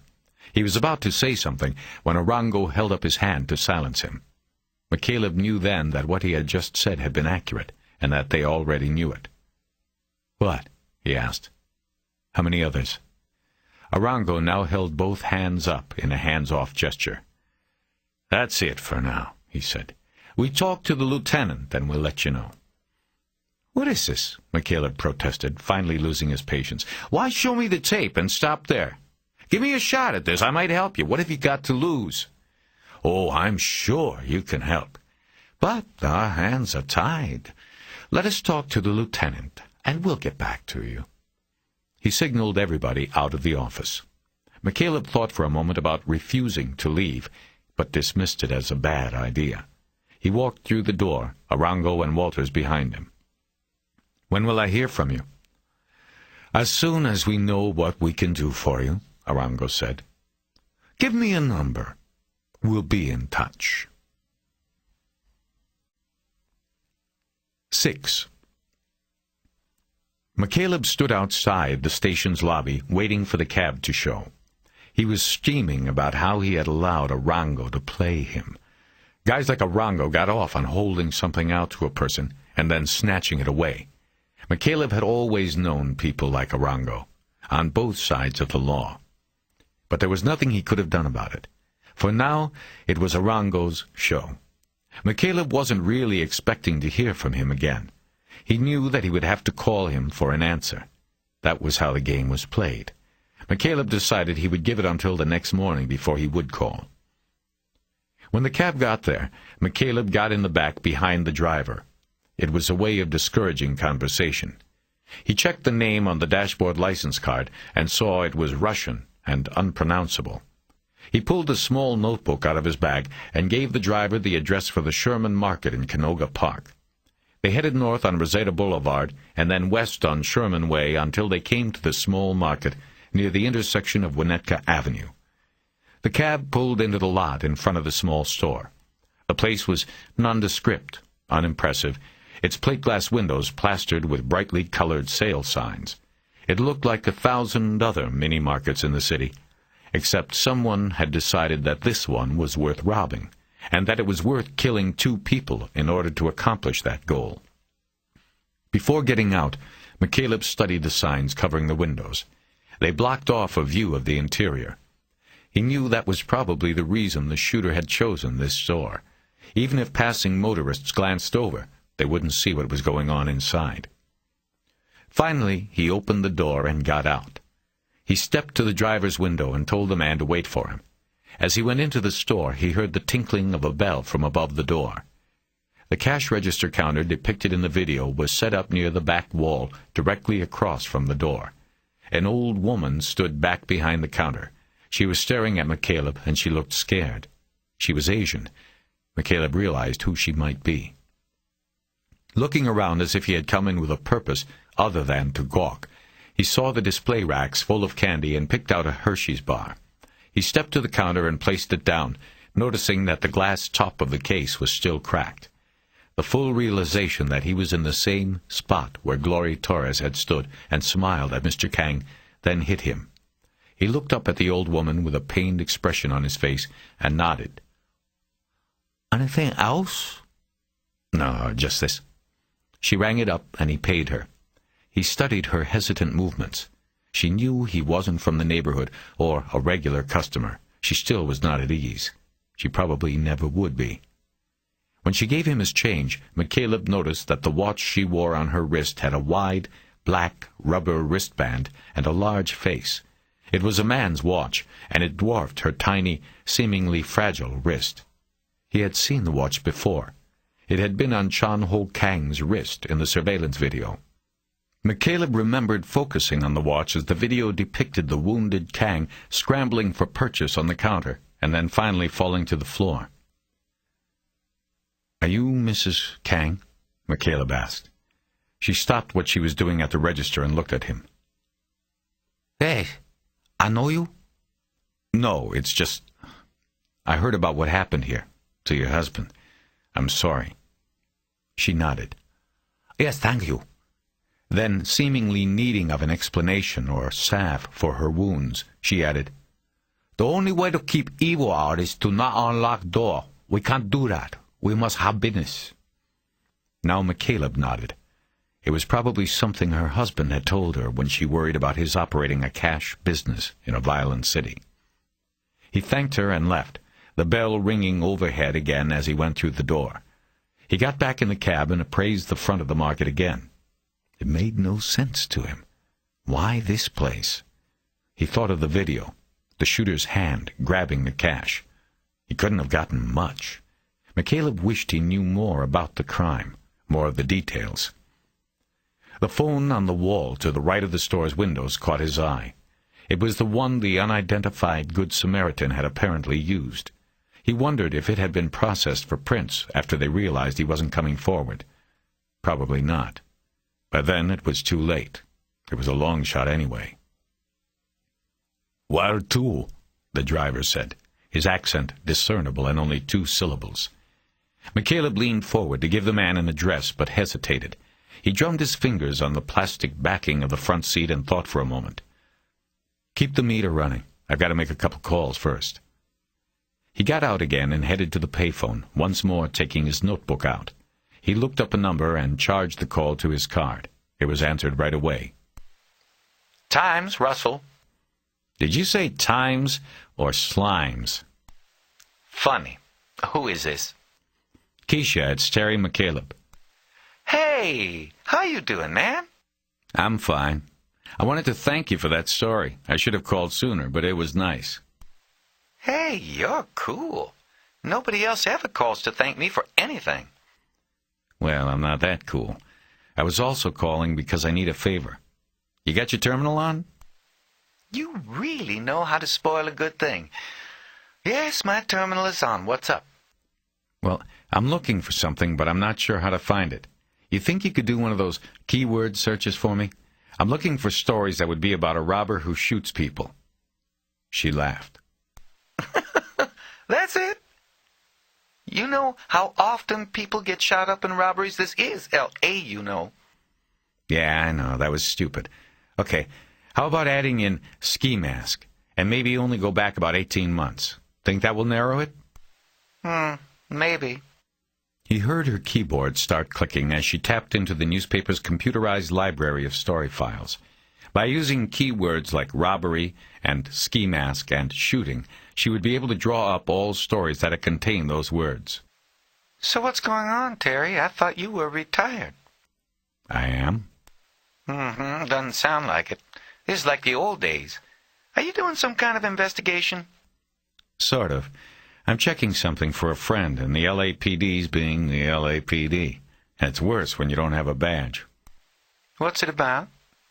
"It's not newsworthy yet, Keisha. If it turns out that way, you'll be the first I let know." She blew out her breath in exasperation. "I hate it when you guys do that. I mean, why should I help you when you won't let me decide whether something's a story or not? I'm the newspaper reporter, not you." I know. I guess what I'm saying is that I just want to keep this to myself until I see what is what. I'll tell you about it after that, I promise. First crack at it. It probably won't pan out, but I'll tell you one way or the other. Did you get anything?" "Yes," she said in a mock pout. 6 hits in the last 18 months. 6? What are they?" 6 stories. I'll read you the headlines and you tell me if you think you want me to call up the stories." Okay. "Okay, here goes. 2 shot in robbery attempt. Then we have man shot robbed at ATM. After that we have deputy seek help in ATM shooting. Let's see, the next 3 look like one related case. The headlines are store owner, customer shot in robbery, followed by second victim dies, was Times employed. Oh shit, I never heard about that. I'll have to read this one myself. And the last one is police seek Good Samaritan. Those are the 6. McCaleb thought for a moment. 6 stories, 3 different incidents. Could you pull up the first 3 and read them if they're not too long? Oh, why not? He listened as her keyboard started clicking. His eyes wandered out past the cab to Sherman Way. It was a 4-lane street, busy even at night. He wondered if Arango and Walters had been able to come up with any witnesses to the shooter's getaway, anybody besides the Good Samaritan. McCaleb's eyes moved across the street, and in the parking lot of a strip mall he saw a man sitting in a car. The man raised a newspaper just as McCaleb noticed this, and his face disappeared. McCaleb checked the car. It was an old beater, foreign make, which dissuaded him from the possibility that maybe Arango had put a quick tail on him. He dismissed it as Keisha started reading the newspaper story on her computer screen. Okay. The first one ran on October 8th last year. It's just a short. A husband and wife were shot and wounded Thursday by a would-be robber who was then wrestled to the ground and captured by a group of passers-by, Inglewood police said Thursday. The couple were walking along Manchester Boulevard at 11 when a man wearing a ski mask approached, and... The guy was captured? That's what it says. Okay, skip that one. I'm looking for unsolved, I think. Okay. The next story ran Friday, January 24th. Headline is, Man Shot, Robbed at ATM. No byline. It's another short. A Lancaster man who was withdrawing cash from an automatic teller machine was fatally shot Wednesday night in what Los Angeles County Sheriff's deputies called a senseless killing. James Cordell, 30, was shot once in the head by an unknown assailant who then took the $300 he had just withdrawn from the machine. The shooting took place at approximately 10 p.m. at a regional state bank branch in the 1800 block of Lancaster Road. Sheriff's Detective Jay Winston said a portion of the shooting was captured on the ATM security camera, but not enough to identify the gunman. The one glimpse of the gunman on the camera's tape showed he was wearing a dark knit ski mask over his head. However, Winston said that the tape revealed that there was no confrontation or refusal on Cordell's part to turn over the money. It was absolutely cold-blooded, Winston said. This guy just walked up, shot the victim, and took the money. It was very cold and brutal. This guy didn't care, he just wanted the money. Cordell collapsed in front of the well-lighted machine, but his body was not found until another customer came approximately 15 minutes later. Paramedics pronounced him dead at the scene. Okay, that's that one. You ready for the next? I'm ready. McCaleb had been jotting down some of the details from the story into his notebook. He underlined the name Winston 3 times. He knew Jay Winston. He thought Winston would be willing to help him, more so than Arango and Walters had been. Jay Winston was not a hard tango. McCaleb felt he had finally caught a break. Keisha Russell started reading the next story. Okay. Same thing, no byline. It's short, and it ran 2 days later. Sheriff's deputies said there were no suspects in the fatal shooting this week of a Lancaster man who was withdrawing money from an automatic teller machine. Detective Jay Winston said the department wished to speak with any motorists or passers-by who were in the area of the 800 block of Lancaster Road on Wednesday night and may have seen the assailant before or after the 10:20 shooting. James Cordell, 30, was shot once in the head by a robber who wore a ski mask. He died at the scene of the robbery. $300 was taken during the robbery. Though part of the incident was captured by the regional state bank security camera, detectives were unable to identify the suspect because of the mask he wore. He had to have had it off at one point, Winston said of the mask. He didn't just walk or drive down the street with the mask on. People had to have seen this guy, and we want to talk to those people. Okay, that's the end. McCaleb hadn't taken any notes from the second story, but he was thinking about what Keisha had read and didn't respond. Terry, you still there? Yeah, sorry. Any of it help? I think so. Maybe. And you still won't tell me what it's about? Not yet, Keisha. But thanks. You'll be the first to know. He hung up and pulled the business card Arango had given him out of his shirt pocket. He decided not to wait for Arango or for the next day. He had a lead he could follow now, whether or not the LAPD cooperated with him. While he was waiting for the call to be answered, he looked across the street. The car with the man reading the newspaper was gone. The phone was picked up after 6 rings, and he was eventually transferred to Arango. McCaleb asked if Buskirk is back yet. Bad news, amigo. The lieutenant's back all right, but he wants to hold off on turning our book over to you. Yeah? How come? McCaleb asked, trying to disguise his annoyance. Well, I didn't really ask, but I think he was pissed that you didn't come in to see him first. I told you that. You should have followed line of command. That was kind of hard to do, being that he wasn't there this morning. And I told you I did ask for him first. Did you tell him that? Yeah, I told him. I think he was in a bad mood, coming from Valley Bureau.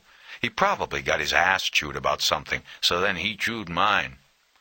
That's how it goes sometimes, right down the food chain. Anyway, look, you're lucky. We showed you the whole thing on tape. You got a good start there. We shouldn't have done that for you. Some start. You know, it's amazing that anything ever gets solved with all the bureaucratic bullshit that goes on. I thought the FBI was unique. We used to call it the Federal Bureau of Inertia, but I guess it's the same all around. Hey, look, we don't need your shit. We have a whole plate full of it here. My boss seems to think I invited you in here, and now he's pissed at me. I don't need this. If you want to go away mad, that's your problem. But just go away. I'm gone, Arango. You won't hear from me until I have your shooter. I'll bring him in for you. McCaleb knew it was bullshit grandstanding as soon as he said it. But ever since February 9th, he had increasingly found that he had zero tolerance for fools. Arango laughed sarcastically in response and said, "Yeah, right. I'll be waiting for you." He hung up. 7. McCaleb held up a finger to the cab driver and made another call.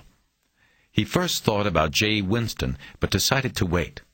Instead, he called Graciela Rivers at the number she had given him for the nursing station in the emergency room of Holy Cross Medical Center. She agreed to meet him for an early lunch, even though he explained that he hadn't accomplished much. He told her to look for him in the emergency room waiting room at 11:30. The hospital was in a part of the valley called Mission Hills. On the way there, McCaleb looked out the window at the passing scenery. It was mostly strip shopping centers and gas stations. The driver was making his way toward the 405 so that he could head north. McCaleb's knowledge of the valley had come only through cases. There had been many, most of them falling under his review only on paper and photo prints and videotape, from the body dumps along the freeway embankments or the hillsides fringing the northern flats. The code killer had hit 4 times in the valley before he disappeared like the morning marine lair. "What are you, police?" McCaleb looked away from the window and over the seat at the rearview mirror. The driver's eyes were on him. "What? Are you a policeman or something?" McCaleb shook his head. "No, I'm no one." He looked back out the window as the cab labored up a freeway on-ramp. They passed a woman who was holding a sign asking for money. Another victim, waiting to be victimized again. He sat in the waiting room on a plastic chair across from an injured woman and her husband. The woman had internal pain and kept her arms folded across her midsection. She was hunched over, protecting the hurt. Her husband was being attentive, repeatedly asking how she felt, and going to the intake window to ask when she would be taken back for examination. But twice McCaleb heard him quietly ask her, "What are you going to tell them?" And each time the woman turned her face away. At 11:45, Graciela Rivers came through the double doors of the ER ward. She suggested that they just go to the hospital cafeteria, because she had only an hour. McCaleb didn't mind, because his taste for food had still not come back since the transplant. Eating at the hospital would be no different to him than eating at Joe's Zoo on Melrose. Most days he didn't care what he ate, and sometimes he forgot about meals until a headache reminded him that he needed to refuel. The cafeteria was almost empty. They took their trays to a table next to a window, which looked out on a huge green lawn surrounding a large white cross. "This is my one chance to look at daylight," Graciela said. "Back in the ER rooms there are no windows, so I always try to get a window." McCaleb nodded that he understood. "Way back when I worked in Quantico, our offices were below ground, the basement. No windows, always damp, freezing in the winter, even with the heat on. I never saw the sun. It wears on you after a while." "Is that why you moved out here?" "No, other reasons. But I did figure I'd get a window." I was wrong. They stuck me in a storage closet at the FO. 17 floors up, but no windows. I think that's why I live on the boat now. I like having the sky close by." "What's the FO?" "Sorry, field office. It was in Westwood, in the big federal building near the Veteran Cemetery." She nodded. "So, did you really grow up on Catalina like the paper said?" "Until I was 16, he said. Then I lived with my mother in Chicago." "It's funny. I spent all the time I was growing up on that island just wanting to get off it." Now I'm just trying to get back there. What will you do there? I don't know. I've got a mooring over there my father left me. Maybe I won't do anything. Maybe I'll just drop a line and sit in the sun with a beer in my hand. He smiled, and she smiled back. If you already have a mooring, why can't you go now? The boat's not ready. Neither am I yet. She nodded. It was your father's boat? Another detail from the newspaper. He had obviously said too much about himself to Keisha Russell. He didn't like people knowing so much about him so easily. Yeah, he lived on it over there. When he died, it came to me. I let it sit in dry dock for years. Now it needs a lot of work. Did he name it, or was that you? His name. She frowned and squinted her eyes as if something was sour. Why did he call it The Following Sea instead of just Following Sea? It doesn't make sense with the in front of Following Sea. No, it makes sense. It doesn't refer to the act of following behind the sea. There is something known as the following sea or a following sea. Oh, what is it? A sea is a wave. You know how you hear on surf reports that the seas are 2 to 4 feet or whatever? Right. Okay, well, a following sea is the one you have to watch out for. It's the one that comes up behind a vessel. You don't see it coming. It hits you from behind and swamps you, sinks you. The rule is that if you're running and following seas, you've just got to be moving faster than they are. Stay ahead of them. He named the boat that because it was like a reminder, always watch over your shoulder. It was something he always said to me when I was growing up, even when I went over town. Over town? When I left the island. He told me always to watch out for the following sea, even on land. She smiled. Now that I know the story, I like the name. Do you miss him? He nodded, but offered nothing else. The conversation drifted away, and they began to eat their sandwiches. McCaleb hadn't planned on the meeting being about him. After a few bites, he started filling her in on the morning's lack of solid accomplishment. He didn't tell her about watching her sister being murdered on the videotape, but he told her about his hunch that the Torres-Kang slayings were connected to at least one other incident. He told her how he was further guessing that that other incident might be the ATM robbery and shooting recounted in the stories Keisha Russell had read him. What will you do next? She asked when he was done. Take a nap? She looked at him curiously. I'm beat, he said. I haven't been running around and doing as much thinking as this for a long time. I'm going back to my boat and resting up. Tomorrow I'll start again. I'm sorry. No, you're not, he said with a smile. You were looking for somebody with a reason to get involved in this. I've got the reason, and I'm involved, but I've got to take it slow at first. You being a nurse, I hope you understand. I do. I don't want you to hurt yourself. That would make Glory's dying even more. I understand. They were silent for a few moments before he picked up the conversation again. Your take on the LAPD was right on. I think they're in a holding pattern, waiting for something to happen. Probably for this guy to hit again. They're definitely not working it. It's a cold case until something happens to warm it up. She shook her head. They're not working it, but they don't want you to have a try at it. That makes a lot of sense. It's a territorial thing. It's the way the game is played. It's not a game. I know. He wished he had chosen a better word. Then what can you do? Well, in the morning, when I'm fresh, I'll try the sheriff's department on this other case, the one I think is connected. I know the lead on it, Jay Winston. We worked a case once a long time ago. It went well, and I'm hoping that will get me in the front door. At least, farther in than I got with the L.A. people. She nodded, but she wasn't all that good at masking her disappointment. Graciela, he said, I don't know if you were expecting somebody to just come in and solve this like turning a key in a lock, but it's not realistic to believe that. That's movies. This is real. In all my years in the Bureau, most of the cases turned on some little detail, some little thing that was missed or didn't seem important at first. But then it comes back around to being the key to the whole thing. It just takes time to get there sometimes, to find that little detail. I know. It just frustrates me that more wasn't done sooner. Yes, he was going to say when the blood was fresh. What? Nothing. It's just that with most cases, the more time goes by, the harder it gets. He knew he wasn't helping her any by telling her the reality of the situation, but he wanted her to be prepared for his eventual failure. He had been good in his day, but not that good.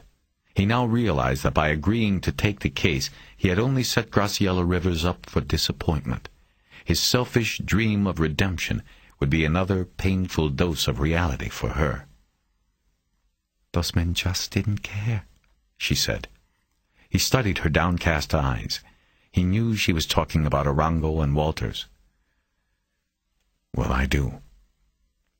They finished eating in silence. After McCaleb pushed his plate aside, he watched her as she gazed out the window.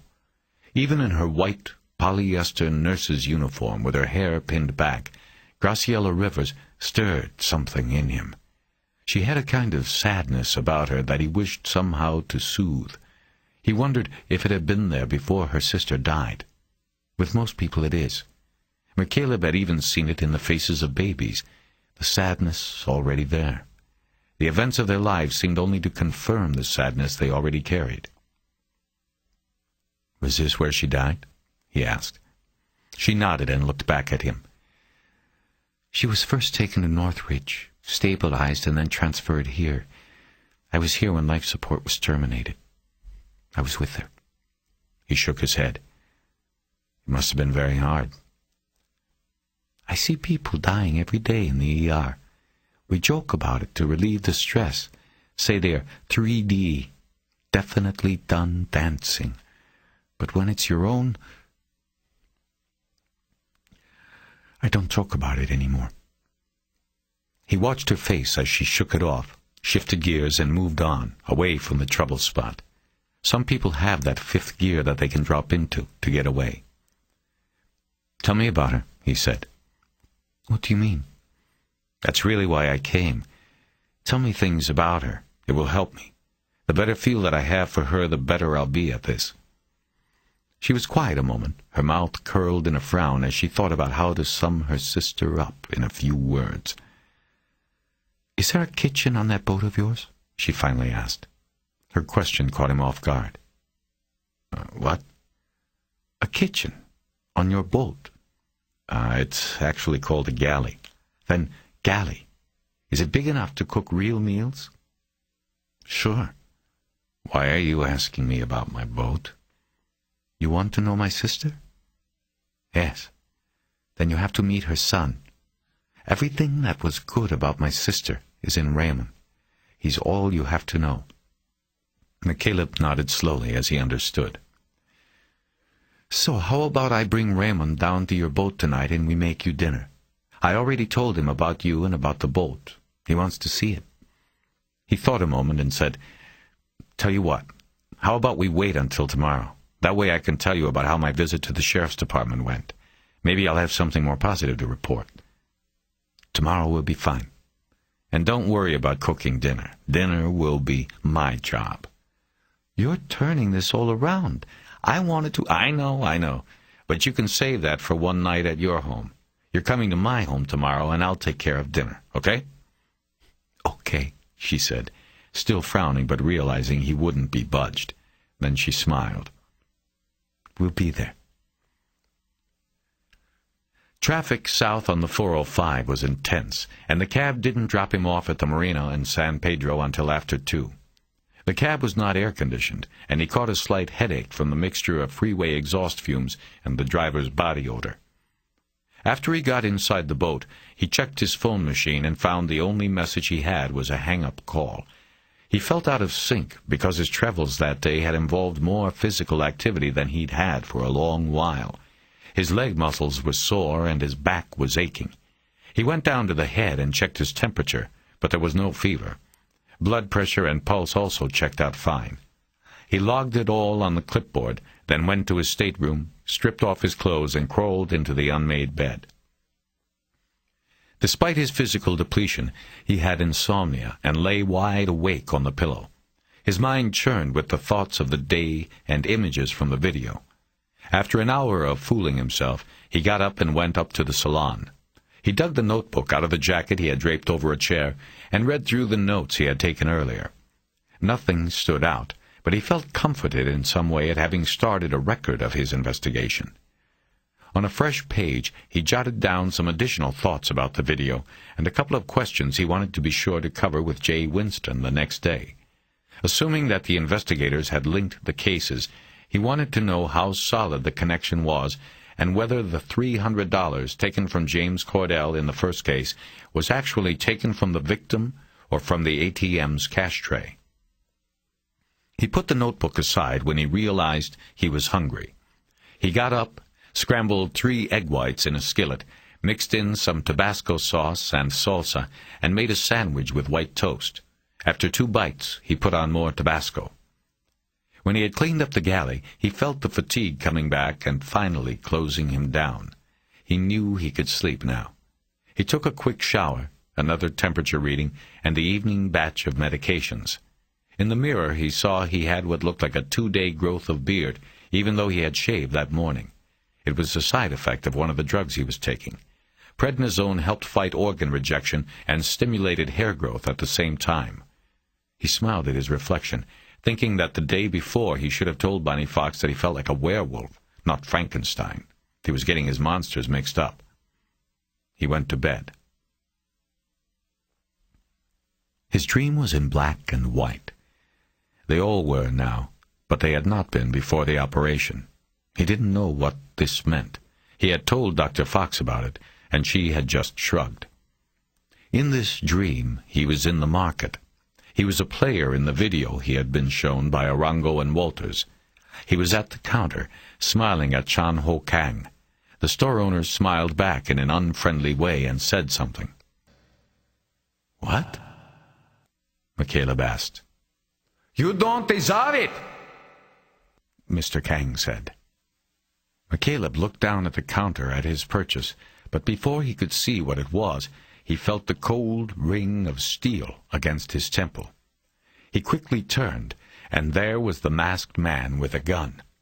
McCaleb knew, in the way knowledge and logic accompany dreams, that the man was smiling behind the mask. The robber lowered the gun and fired into McCaleb's chest, his bullet hitting the 10 ring, the circle of the heart. The bullet went through McCaleb as if he were a paper target, but the impact forced him backward a step, and then, in slow motion, he was falling. He felt no pain, only a sense of relief. He looked at the killer as he was going down, and recognized the eyes watching through the mask. They were his own eyes. Then came the wink, and he kept falling and falling. 8. The distant booming of empty cargo containers being unloaded from a ship in the nearby port of Los Angeles woke McCaleb before dawn. As he lay in bed, eyes closed but fully awake, he pictured the process. The crane, delicately swinging the container the size of a truck trailer off the ship's deck and into the yard. Then the ground man giving the drop sign early, and the huge steel box dropping the last 3 feet and producing a concussion like a sonic boom echoing across the nearby marinas. In McCaleb's vision, the ground man was laughing each time. "Fucking assholes," McCaleb said, finally giving up on sleep and sitting up. It was the 3rd time in a month it had happened. He checked the clock and realized he had slept for more than 10 hours. He slowly made his way to the head and took a shower. After he had toweled off, he took the morning reading of vital signs and the prescribed complement of assorted pills and liquid chemicals. He logged it all on a progress chart and then got out his razor. He was about to spread shaving cream across his face when he looked in the mirror and said, "Fuck it." He shaved his neck so he would look neat, but left it at that, deciding that to shave 2 or 3 times a day for the rest of his life, or for as long as he was on prednisone, wasn't an alternative. He had never had a beard before. The Bureau wouldn't have allowed it. After dressing, he took a tall glass of orange juice, his phone book, and the portable phone out to the stern, and sat in the fishing chair as the sun came up. Between gulps of juice, he constantly checked his watch, waiting for it to hit 7:15, which he believed would be the best time to call Jay Winston. The Sheriff's Department homicide offices were in Whittier, on the far side of the county. From that location, the squad's detectives handled all killings committed in unincorporated Los Angeles County and the various cities the department contracted with to provide law enforcement services. One of those cities was Palmdale, where James Cordell had been murdered. Because the homicide squad offices were so distant, McCaleb had decided that it would be foolish to take an hour-long cab ride out there without knowing whether Winston would be in when he arrived. So he had decided on the 7:15 call rather than the surprise visit with a box of donuts. Oh, those assholes. McCaleb looked around and saw one of his neighbors, Buddy Lockridge, standing in the cockpit of his sailboat, a 42-foot hunter called the Double Down. Buddy's boat was 3 slips from the following sea. He was holding a mug of steaming coffee in his hand. He was in a bathrobe, and his hair was standing up on one side. McCaleb didn't have to ask whom Buddy was calling assholes. "Yeah," he said, "not a good way to start the day." Point is, they shouldn't be allowed to do that all through the night, Buddy said. Goddamn nuisance. I mean, you gotta be able to hear that from here to Long Beach. McCaleb just nodded. I talked to them over there in the harbor masters, told them to make a complaint to the Port Authority, but they don't give a shit. I'm thinking of getting a little petition going. You gonna sign it? "I'll sign it." McCaleb looked at his watch. I know you think it's a waste of time. "No, I just don't know if it'll work. The port's a 24-hour operation. They're not going to stop unloading ships at night because a bunch of people on their boats in the marina sign a complaint." Yeah, I know. The assholes. I wish one of them boxes would drop on them one day. Then they'd get the idea. Lockridge was a wharf rat. An aging surfer and beach bum, he lived a low-cost, low-maintenance life on his boat, subsisting mostly on money from odd jobs around the marina, like boat-sitting and hull-scraping. The two had met a year earlier, shortly after Lockridge had moved his boat into the marina. McCaleb had been awakened by a middle-of-the-night harmonica concerto. When he got up and left his boat to investigate, he traced the sound to a drunken Lockridge lying in the cockpit of the Double Down. He was playing a harmonica to a tune only he heard on his earphones. Despite McCaleb's complaint that night, the two had become friends over time. This was largely due to the fact that there were no other liveaboards in that area of the marina. Each was the other's only full-time neighbor. Buddy had kept an eye on the following sea while McCaleb had been in the hospital. He also often offered McCaleb rides to the grocery store or a nearby mall because he knew Terry wasn't supposed to drive. In turn, McCaleb had Lockridge over for dinner every week or so. They usually talked about their shared interest in the blues, debated sailboats versus powerboats, and sometimes pulled out McCaleb's old file boxes and theoretically solved some of the cases. Lockridge was always fascinated by the details of McCaleb's stories about the Bureau and his investigations. "I've got to make a phone call now, Bud," McCaleb now called over. "I'll talk to you later." "Sure, make your call. Take care of business." He waved and disappeared down the hatchway into his boat's cabin. McCaleb shrugged and made his call after looking up the number he had for Jay Winston in his book. After a few seconds, he was connected. "Jay, it's Terry McCaleb. You remember me?" After a beat, she said, "Course I do. How is it going, Terry? I hear you got the new ticker." "Yeah, and I'm doing okay. How about you?" Same old, same old." "Well, you think you'll have a few minutes if I swing by this morning? You got a case I want to talk about." "You on the private ticket now, Terry?" "Nah, just doing a favor for a friend." "Which one is it? The case, I mean." "James Cordell, the ATM case on January 22. Winston made a humph sound, but didn't say anything. "What?" McCaleb asked. "Well, it's funny. That case has gone cold on me, but now you're the second person to call about it in 2 days. Shit, McCaleb thought. He knew who had called. Keisha Russell from the Times? Yep. That's on me. I asked her for the clips on Cordell, but I wouldn't tell her why. That's why she called you. Fishing. That's what I thought. I played dumb. So who is the friend who talked you into this? McCaleb recounted how he had been asked to look into the murder of Gloria Torres and how that ultimately led him to the Cordell case. He acknowledged that he was getting no help from the LAPD and that Winston was his only alternate route into the case. He left out the fact that his new heart had come from Gloria Torres. "So, did I hit it right?" he asked at the end. "Are they connected?" Winston hesitated, but then confirmed his assumption. She also said her case was in a holding pattern at the moment, pending new developments. "Listen, Jay, I'll be right up front with you. What I'm hoping to do is come out, maybe take a look at the books and whatever else you care to show me, then be able to go back to Graciela Rivers and tell her all that could be done has been done or is being done. I'm not trying to be a hero or to show anybody up." Winston didn't say anything. "What do you think?" McCaleb finally asked. "You got some time today?" Not a lot. Can you hold on? Sure. McCaleb was put on hold for a minute. He paced around the deck and looked over the side at the dark water his boat floated on. Terry? Yo. Look, I've got court at 11 downtown. That means I have to be out of here by 10. Can you make it before then? Sure. How's 9 or 9:15? That'll work. Okay, and thanks. Look, Terry, I owe you one, so I'm doing this. But there's nothing here. It's just some scumbag out there with a gun. This is 3-strike shit, that's all. What do you mean? I've got another call on hold here. We'll talk when you get here. Before McCaleb got ready to go, he stepped up onto the dock and walked over to the Double Down.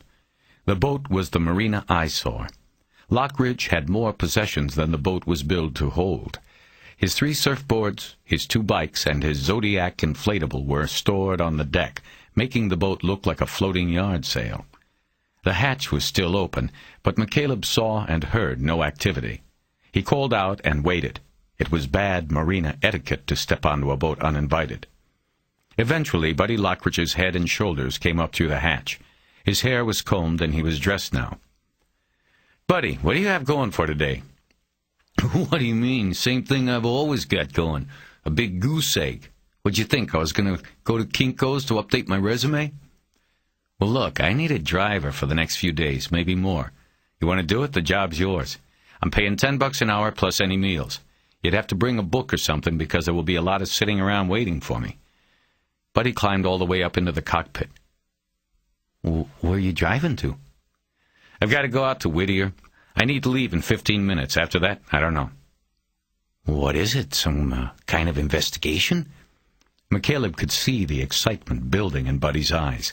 He spent a lot of time reading crime novels and often recounted their plots to McCaleb. This would be the real thing. "Yeah, I'm looking into something for somebody, but I'm not looking for a partner, Buddy, just a driver." "Oh, that's okay, I'm in. Whose car?" "We take yours, I pay for gas. We take my Cherokee, I sit in the back. It's got a passenger side airbag. You decide, either way is fine with me." Driving had been forbidden for McCaleb by Bonnie Fox until at least his 9th month. His chest was still closing. The skin was healed, but beneath the scarred exterior the sternum was still open. An impact on a steering wheel or from an airbag could be fatal, even in a low-speed accident. "Well, I like the Cherokee, but let's take mine," Buddy said. "I'd feel like too much of a chauffeur with you in the back." 9. In the summer of 1993, the body of a woman had been found in a large outcropping of sandstone known as Vasquez Rocks in the Antelope Valley in northern Los Angeles County. The body had been there several days. Decomposition prevented determination of sexual assault, but it was assumed. The body was clothed, but the panties were inside out and the blouse misbuttoned, a clear indication that the woman had not dressed herself or had done so only under severe duress. Cause of death was manual strangulation, the means of death in most sexual homicides.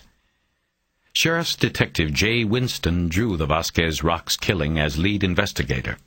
When the case didn't break quickly with an arrest, Winston settled in for the long haul. Ambitious but not burdened by an unchecked ego, she contacted the FBI for help as one of her first moves. Her request was relayed to the serial killer unit, and she eventually filled out a case survey for the unit's Violent Criminal Apprehension Program. The VICAP survey was the means by which McCaleb first became acquainted with Winston. The case package she had sent to Quantico was forwarded to McCaleb's storage room office at the Los Angeles FO. In typical bureaucratic fashion, the package had gone all the way across the country, only to be sent back nearly to its origin for follow-up. Through the VICAP database computer, which compares an 80-question survey about an individual killing with those on file, and study of the crime scene and autopsy photos, McCaleb matched the Vasquez Rocks case to another killing a year earlier in the Sepulveda Pass area of Los Angeles. A similar killing method, the dumping of the clothed body on an embankment, other small details and nuances, all matched up. McCaleb believed they had another serial killer working the L.A. basin. In both of the cases, it was determined that the woman had been missing 2 or 3 days longer than she had been dead. This meant the killer had held her captive and alive during that period, probably to serve in his ghastly fantasies. Connecting the cases was only one step. Identifying and capturing the killer were the obvious following steps. However, there was nothing to go on. McCaleb was curious about the lengthy interval between the two murders. The unknown subject, as the killer was formally called in FBI documents, had gone 11 months before the urges overtook him and he acted out on his fantasies by abducting the second woman. To McCaleb, this meant that the event was so strongly implanted in the killer's mind that his fantasy life could essentially live off it or be fueled by it for almost a year. The Bureau's serial killer profiling program showed that this interval would grow shorter and shorter each time, and the killer would have to seek fresh prey sooner. McCaleb worked up a profile for Winston, but it wasn't much help, and they both knew it. White male, 20 to 30, with a menial job and existence. The unknown subject would also have a prior history of sexual crimes or aberrational behavior. If this history included incarceration for any lengthy periods, it could skew the profiled age span of the subject. It was the same old story. The VICAP profiles were usually dead-on accurate, but they rarely led to the acquisition of a suspect. The profile given to Winston could match hundreds, maybe thousands of men in the Los Angeles area. So after all investigative leads were played out, there was nothing to do but wait. McCaleb made a note of the case on his calendar and went on to other cases.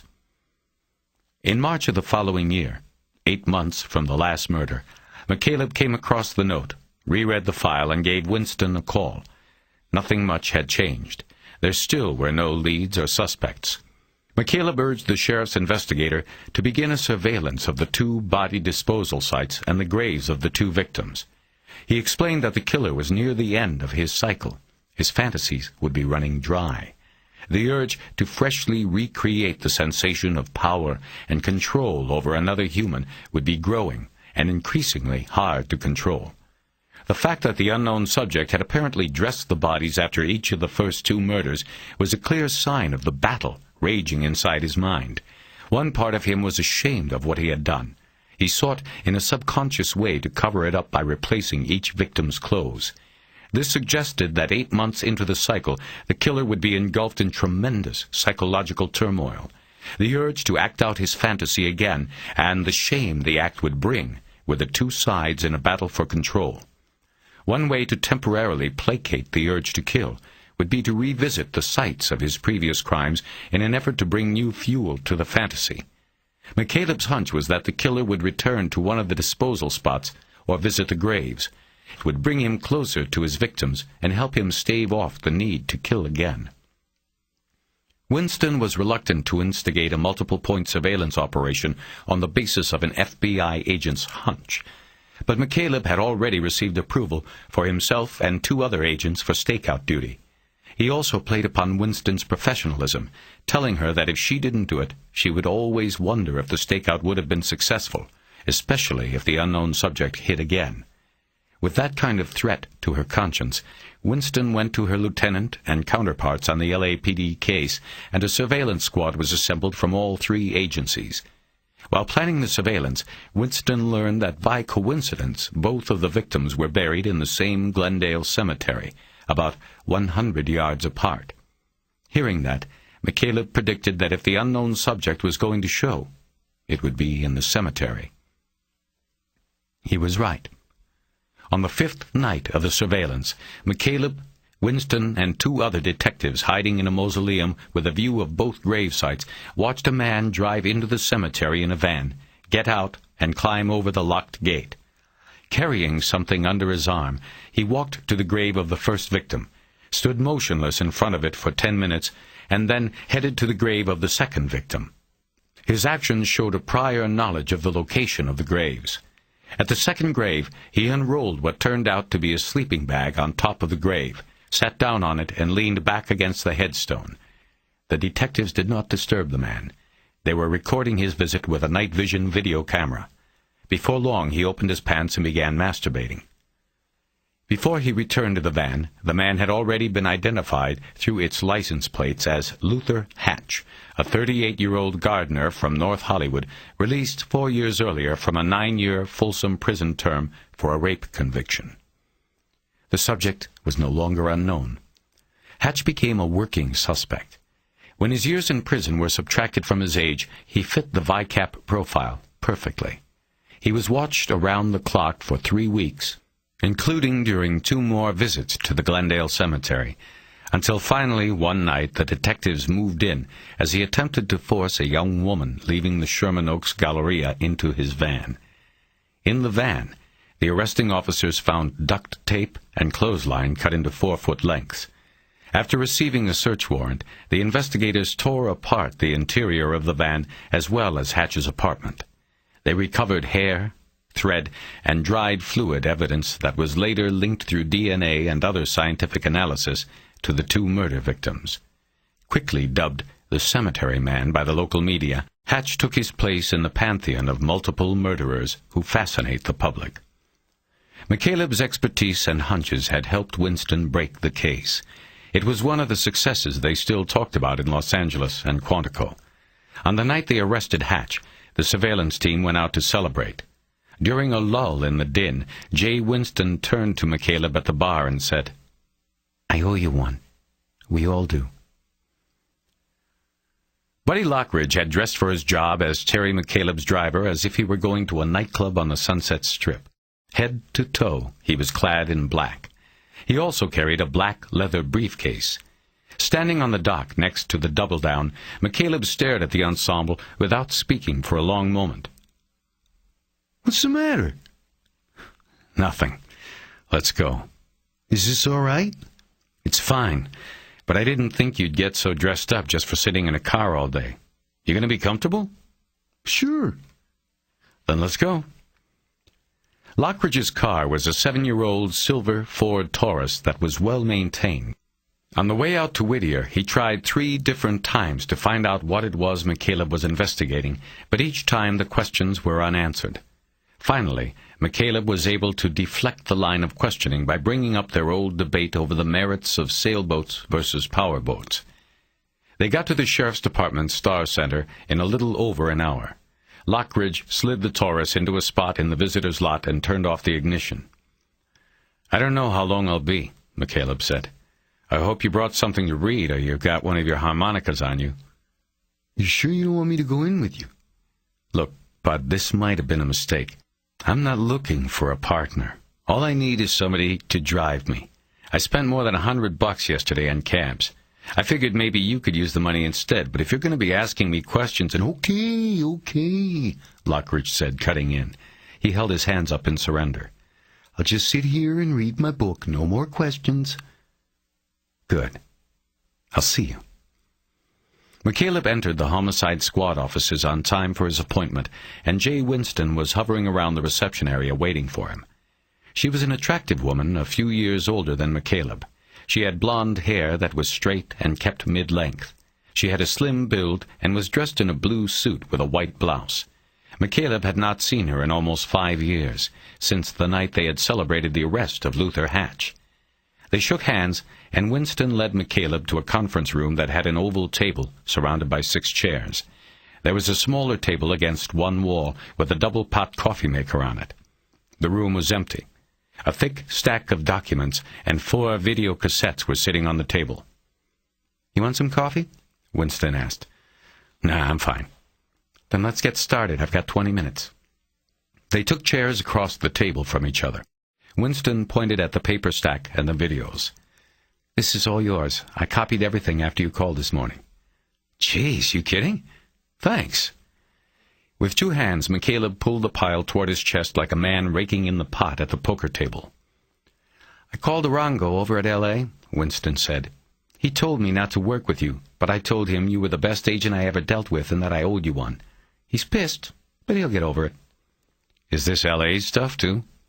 "Yeah, we've copied each other back and forth. I haven't gotten anything from Arango in a couple weeks, but that's probably because there hasn't been anything. I think it's all up to date.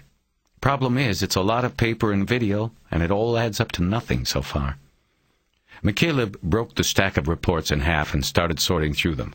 It became clear that about 2/3 of the work had been generated by sheriff's investigators and the rest by the LAPD. He gestured to the videotapes. "What are these?" "You've got both crime scenes there and both shoots. Arango told me he showed you the market robbery already." "Yeah." "Well, on ours you get even less. The shooter enters the frame for only a few seconds, just enough for us to see he was wearing a mask. But anyway, it's there for you to look at if you want. On yours, did the guy take the money from the machine or the victim?" "The machine. Why?" "I might be able to use that to get some help from the Bureau if I need it. Technically, it means the money was taken from the bank, not the victim. That's a federal offense." Winston nodded that she understood. "So, how do you connect these? Ballistics?" McCaleb asked, mindful that her time was limited and he wanted as much from her as he could get. She nodded. "I was working my case already, and then a few weeks later I'm reading the paper and see a story about the other one. Sounded the same. I called L.A. and we got together. When you watch the videos, Terry, you'll see, there's no doubt. Same M.O., same gun, same guy. The ballistics only underlined what we already knew." McCaleb nodded. "I wonder why the guy picked up the brass if he knew the lead would be there. What was he using?" 9mm hardballs, Federals, full metal jacket. Picking up the shells is just good practice. On my case, the shot was through and through, and we dug the slug out of a concrete wall. He probably was guessing, maybe hoping it was too mashed up for a ballistics comparison. So, like a good little shooter, he picked up the brass." McCaleb nodded, noting the disdain in her voice for her quarry. "Anyway, it doesn't really matter," she said. "Like I said, watch the tapes. We're dealing with one guy here. You don't need ballistics to know it." "Did you or the LAPD take it any further than that?" "What do you mean? Firearms and ballistics?" "Yeah. Who has the evidence?" "We do. The LA caseload's a little heavier than over here. We agreed, since our case was first, to hold all of the evidence. I had F&B do the regular routine, look for similars, etc., but they drew a blank. Looks like just these 2 cases. For now." McCaleb thought about telling her about the Bureau's drug fire computer, but decided the time wasn't right yet. He'd wait until he had reviewed the tapes and the murder books before he started suggesting what she should do. He noticed Winston check her watch. "You working this by yourself?" he asked. "I am now. I caught the lead, and Dan Sistrunk partnered it with me. You know him?" Was he one of the guys in the mausoleum that night?" "Right, the hatch surveillance. He was there. Anyway, we worked this one together, and then other things happened, other cases. It's all mine now. Lucky me." McCaleb nodded and smiled. He understood how it went. If a case wasn't solved by the team quickly, one player got stuck with it. "You going to get any flack for giving me this stuff?" "No. The captain knows what you did for us on Lisa Mondrian." Lisa Mondrian was the woman found in Vasquez Rocks. McCaleb thought it was unusual that Winston had referred to her by name. It was unusual because most cops he knew tried to depersonalize the victims. It made it easier to live with. "The captain was the lieutenant back then," Winston was saying. "He knows we owe you one. We talked and he said give you the stuff. I just wish we could pay you with something better than this. I don't know what you'll be able to do with this, Terry. We've just been waiting." Meaning they were waiting for the shooter to strike again and hopefully make a mistake. Unfortunately, it often took fresh blood to solve old killings. "Well, I'll see what I can do with it. At least it's something to keep me busy. What was that you said on the phone about it being 3-strike stuff?" Winston frowned. We're getting more and more like these. Ever since they put in the 3 strikes law in Sacramento.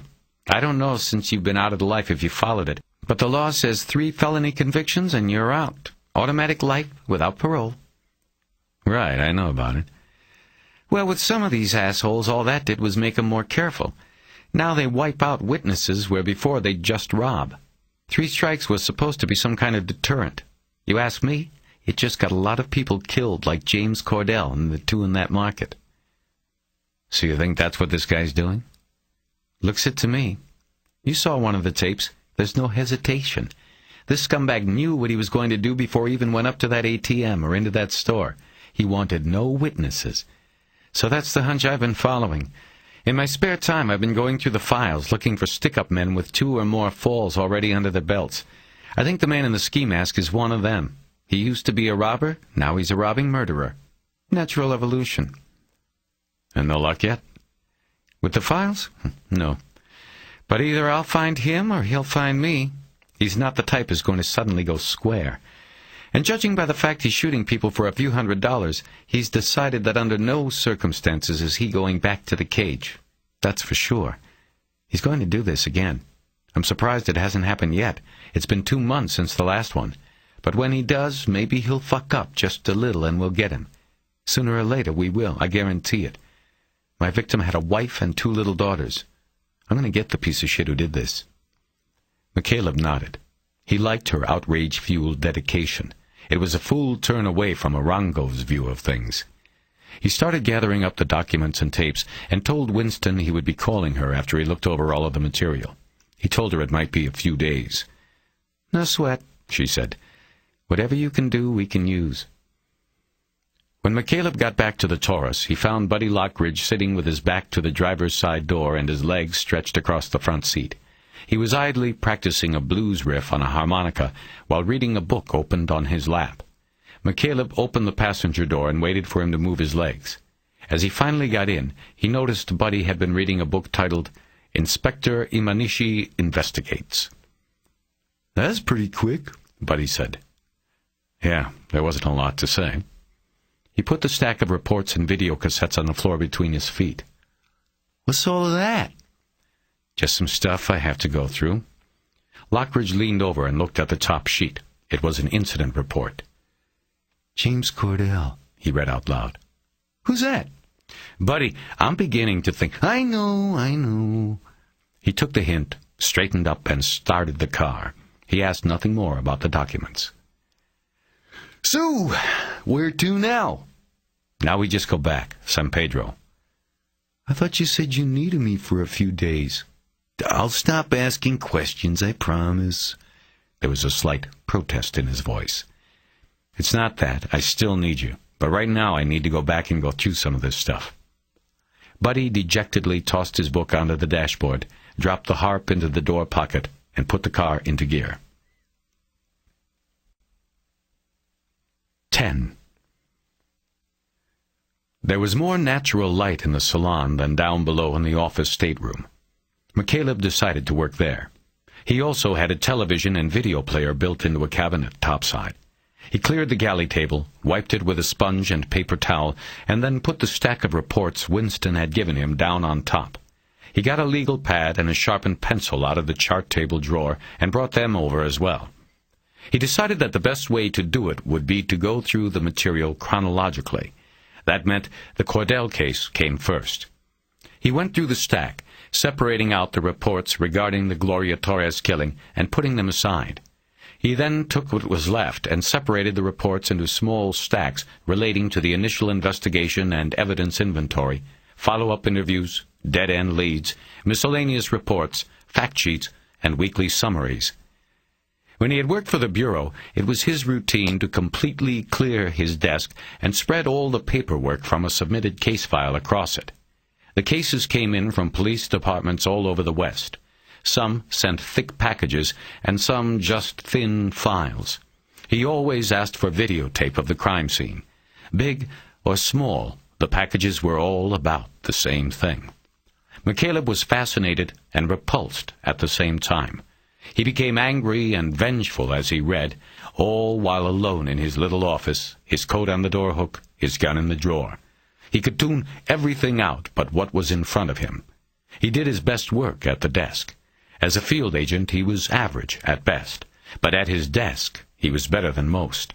And he felt a secret thrill in the back of his mind each time he opened one of those packages and the hunt for a new evil began again. He felt that thrill now as he began to read.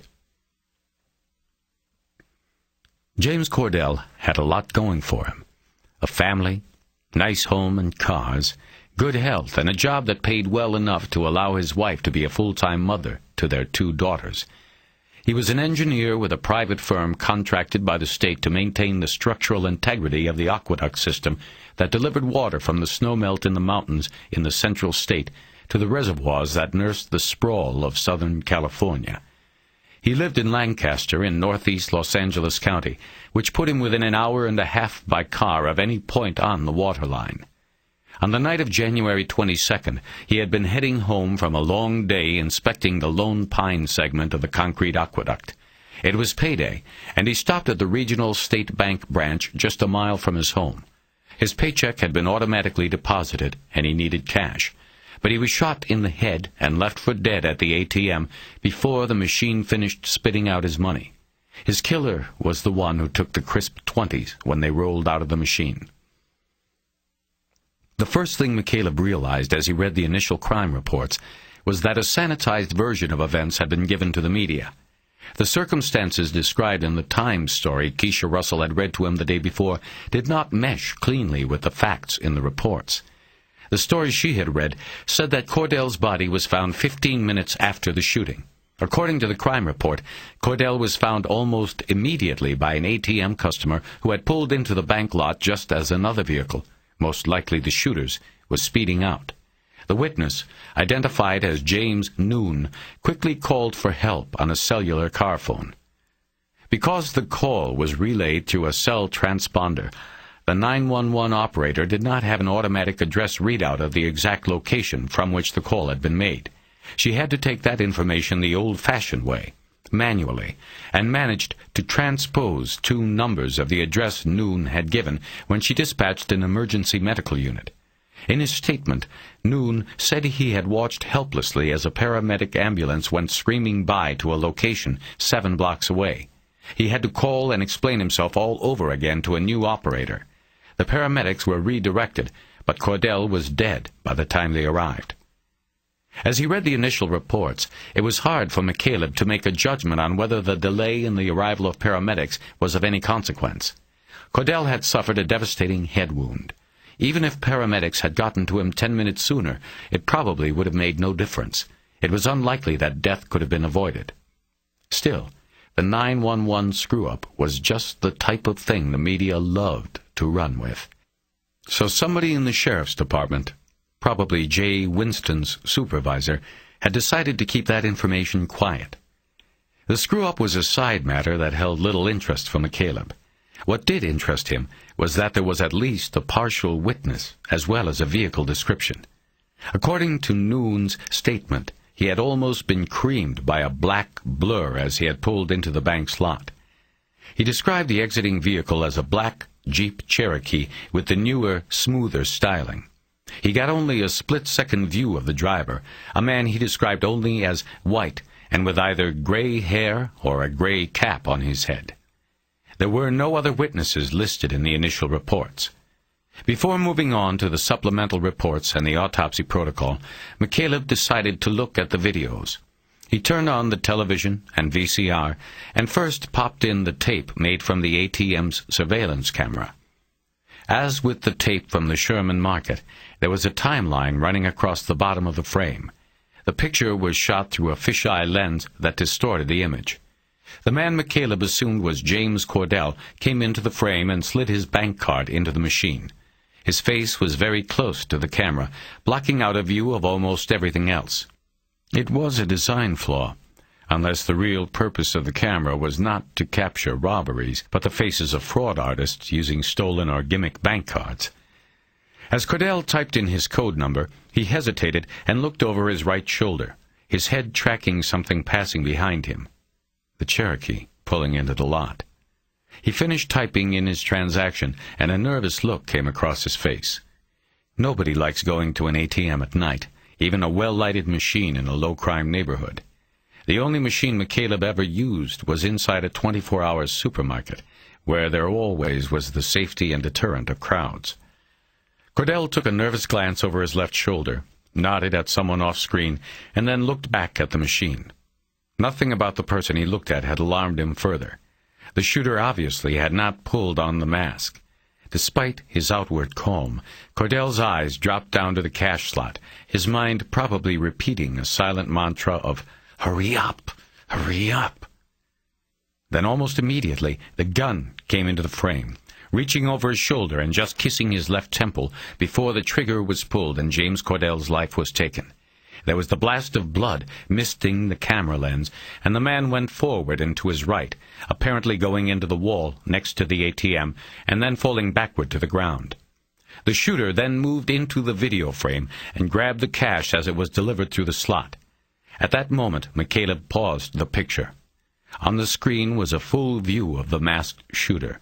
He was in the same dark jumpsuit and mask worn by the shooter in the Gloria Torres tape. As Winston had said, ballistics weren't necessary.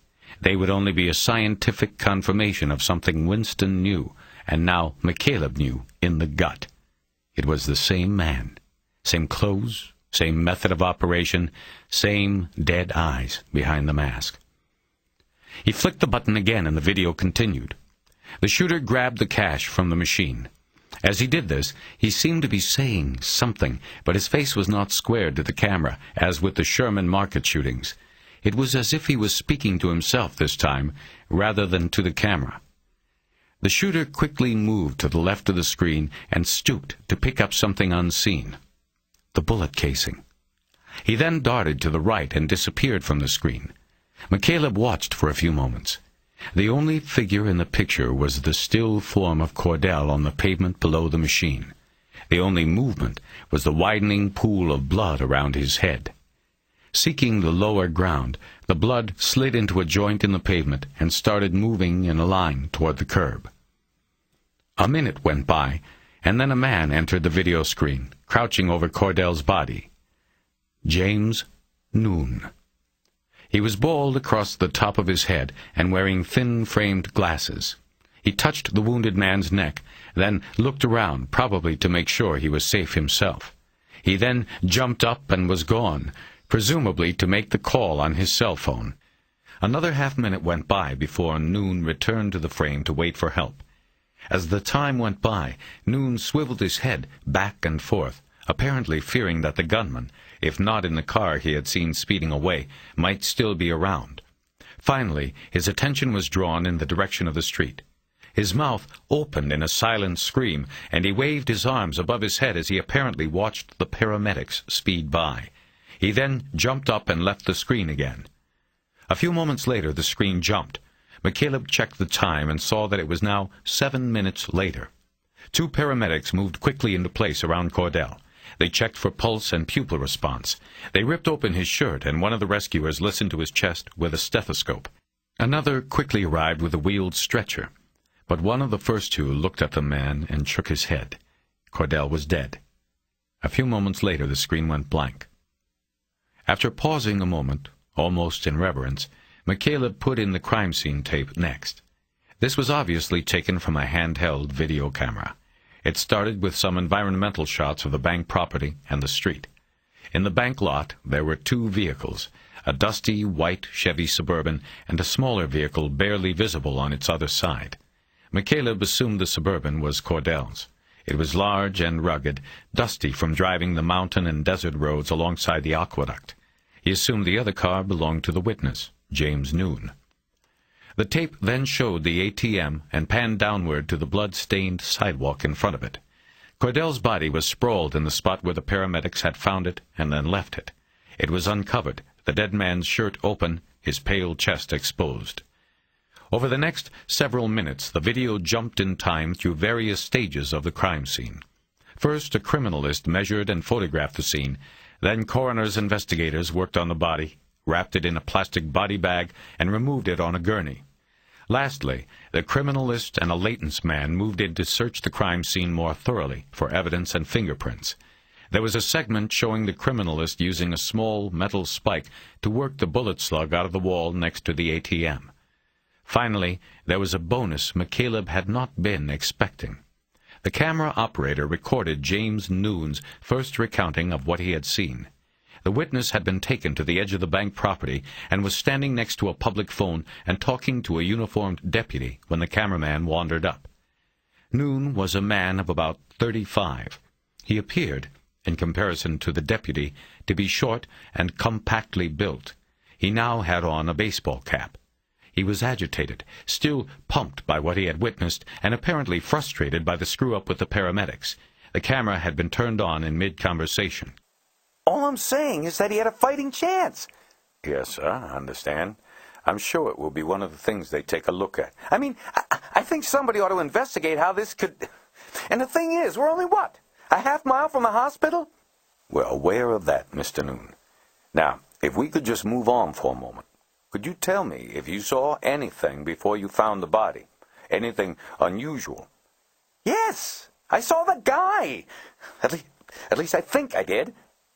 What guy is that? The robber! I saw the getaway car. Can you describe that, sir? Sure.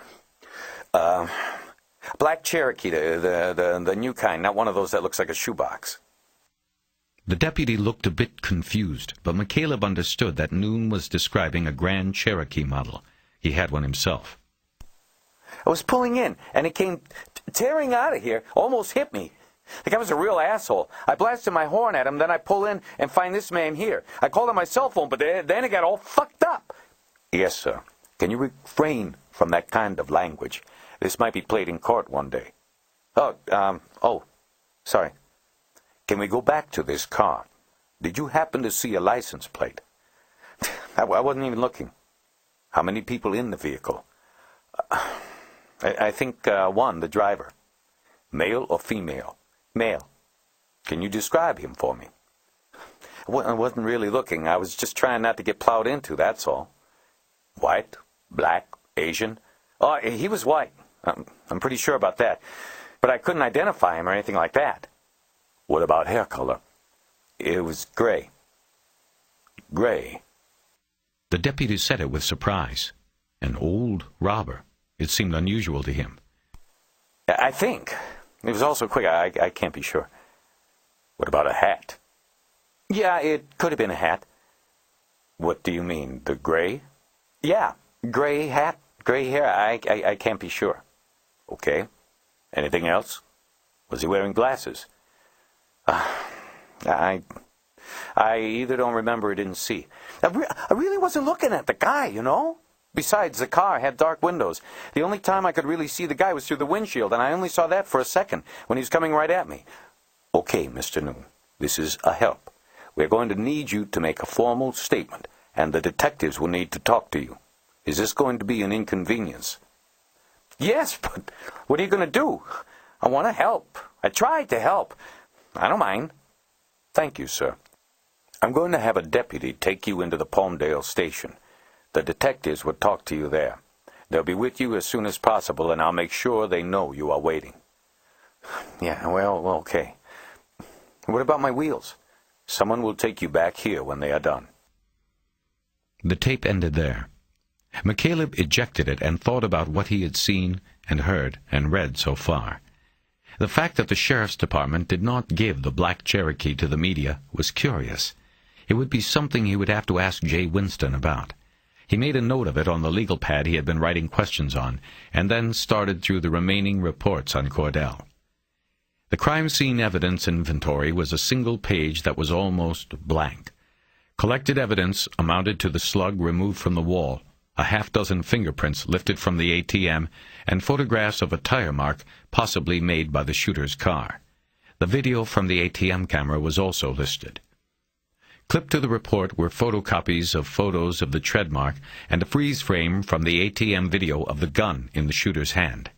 An ancillary report from the crime lab stated that it was the technician's opinion that the tire mark had been on the asphalt at least several days and was not useful in the investigation. A ballistics report identified the bullet as a slightly pancaked 9mm Federal FMJ. Stapled to the report was a photocopy of a page from the autopsy showing a top-view drawing of the skull. The track of the bullet through Cordell's brain was charted on the drawing. The bullet had entered just forward on the left temple, then tumbled on a straight line through the frontal lobe and out through the right temple region. The track of the tumbling bullet had been an inch wide. As McCaleb read it, he realized it was probably a good thing the paramedics were late. If they had managed to save Cordell, it probably would have been for a life on a machine in one of those medical centers that were nothing more than vegetable warehouses. The ballistics report also contained an enhanced photo of the gun. Though much of the weapon was hidden in the gloved grip of the shooter, the sheriff's firearms experts had identified it as a Heckler & Koch P7, a 9mm pistol with a 4-inch barrel and nickel finish. The weapon identification was a curiosity to McCaleb. The HK P7 was a fairly expensive weapon, about $1,000 on the legitimate market, and not the kind of weapon normally seen in street crimes. He guessed that Jay Winston must have assumed that the gun itself had to have been taken earlier in a robbery or burglary. McCaleb looked through the remaining supplemental reports, and sure enough, Winston had pulled crime reports from across the country in which an HK P7 of matching description had been reported stolen. It did not appear that she had taken the lead much further than that. It was true that many gun thefts went unreported because the people who lost the weapons shouldn't have had them in the first place. But as Winston had undoubtedly done before, McCaleb scanned the list of reported thefts, only 5 in the last 2 years, to see if any names or addresses turned a switch. None did. All 5 of the burglaries Winston had collected were open cases with no suspects. It was a dead end. After the burglary list was a report detailing all thefts of black Grand Cherokees in the county during the last year. Winston had apparently believed the shooter's car was also a contradiction, a high-line vehicle used in an economically low-line crime. McCaleb thought it was a good jump to consider the car was probably stolen. There were 24 Cherokees on the list, but no other reports indicating any follow-up. Maybe, he considered, Winston had simply changed her mind after connecting her shooting to the Torres case. The Good Samaritan had described a getaway vehicle from the Market shooting that could be a Cherokee. Since that indicated the shooter had not gotten rid of it, it possibly hadn't been stolen after all. The autopsy protocol was next, and McCaleb flipped through the pages quickly. He knew from experience that 90% of any autopsy report was dedicated to the minute description of the procedure, identifying the characteristics of the victim's interior organs and state of health at the time of death. Most of the time, it was only the summary that was important to McCaleb. But in the Cordell case, even that part of the autopsy was irrelevant because it was obvious.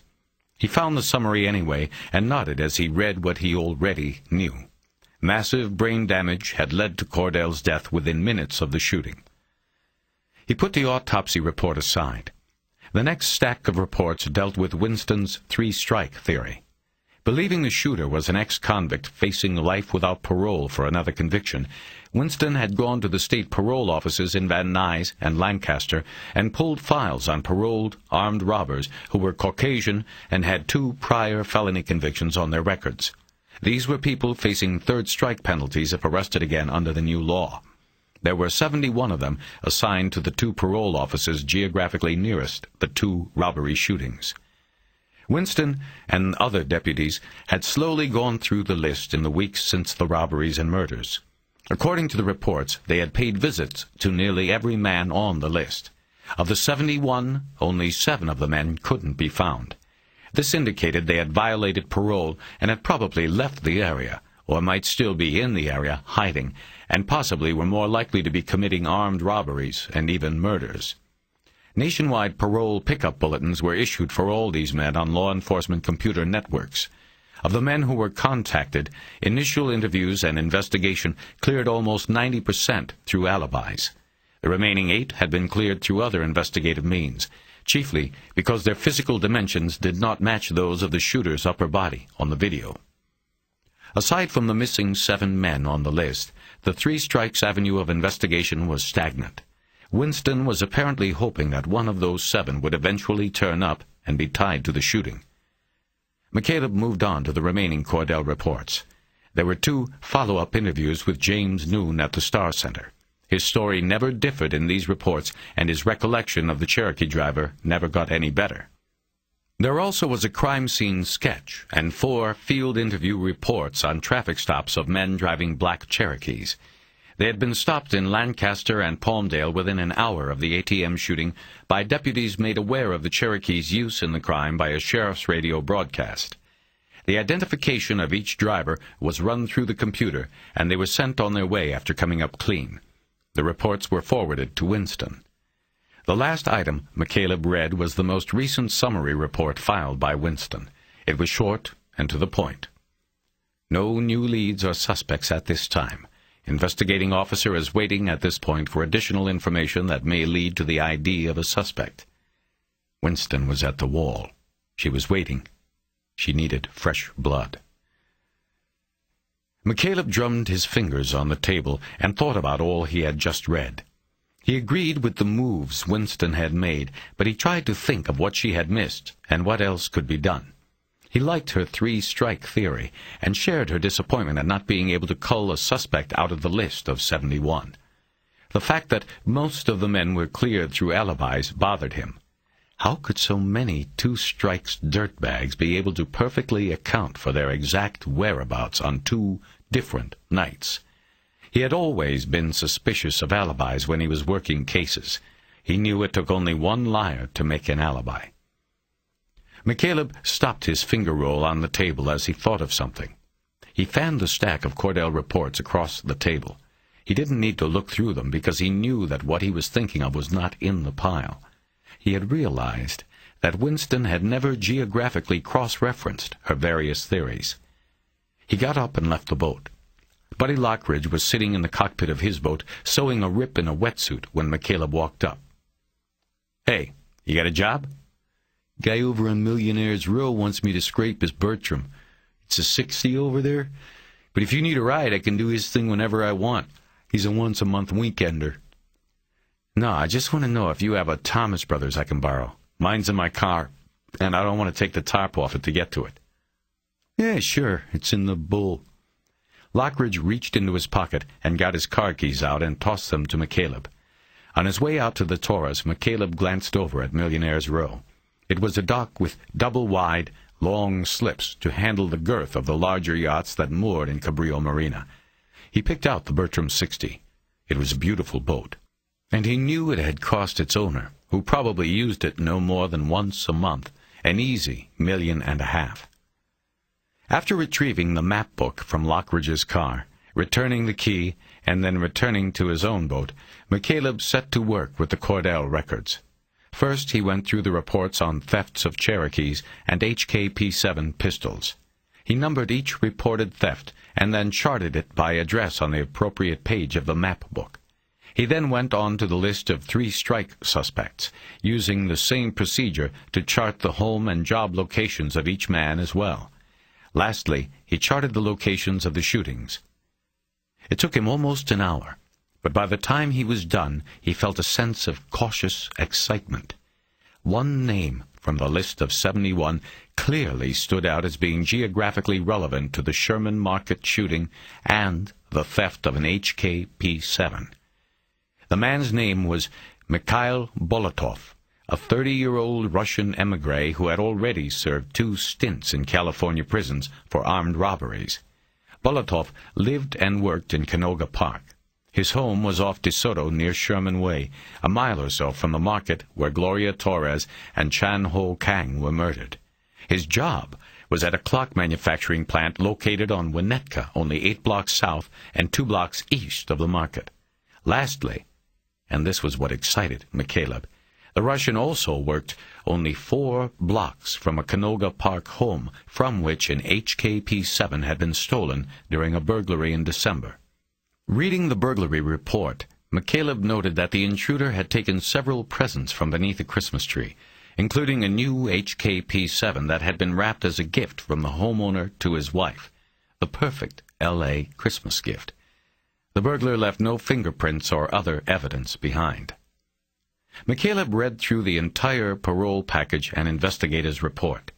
Bolotov had a long record of violence, though no previous suspicion of homicide, and no tangles with the law since his last discharge from prison 3 years before.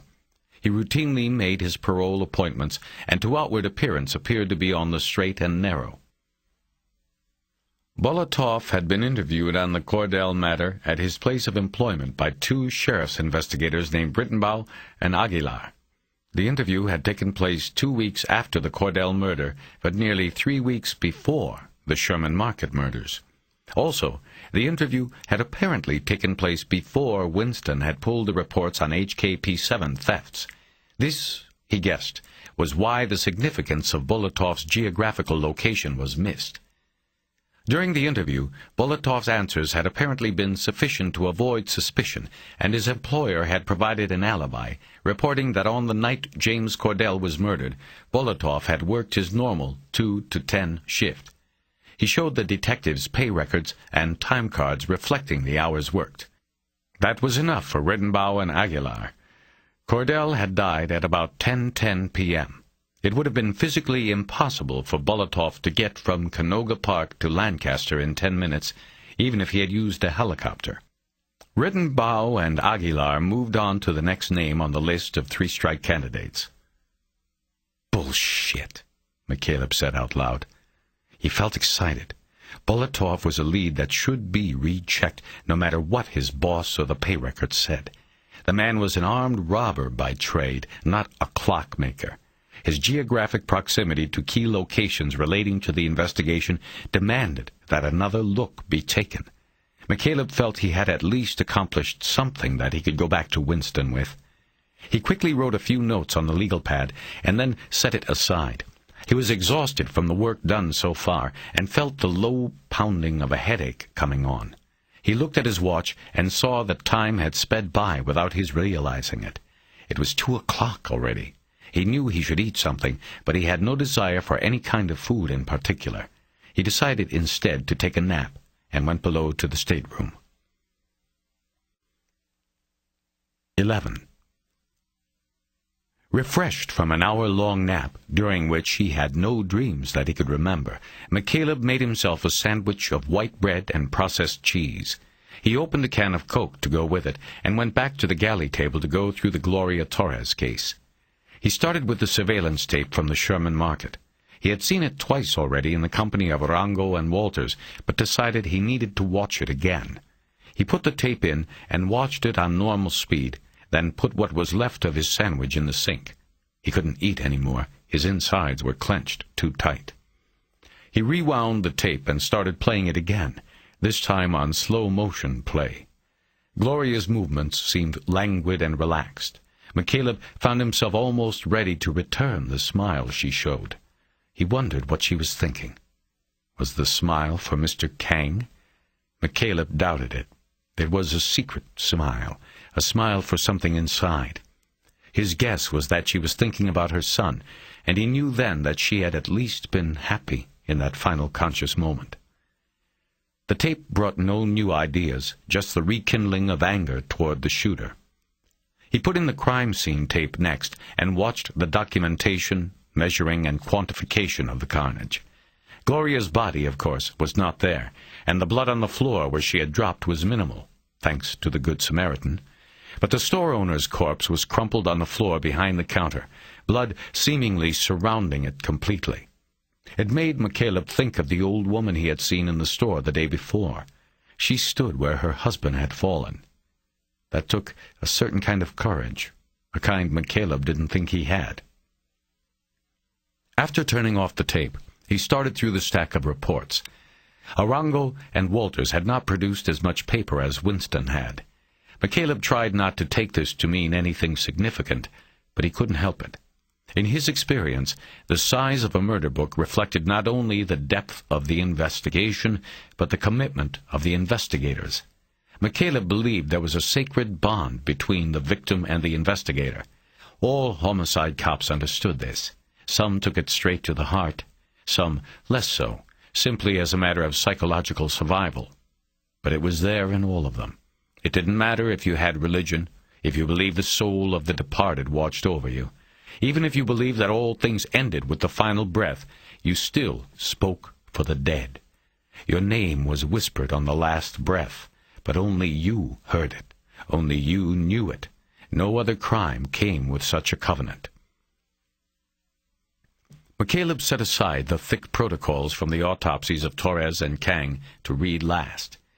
As with the Cordell file, he knew, the autopsies would provide few salient details beyond what was already obvious. He quickly went through the initial crime reports, and next came to a thin sheaf of witness reports. They were statements of people who had each had a little part of the whole: a gas station attendant, a passing motorist, a Times press room employee who worked with Gloria. There were also investigative summaries, supplemental reports, fact sheets, crime scene charts, ballistic reports, and a chronological record of the travels and calls made by the detectives on the case.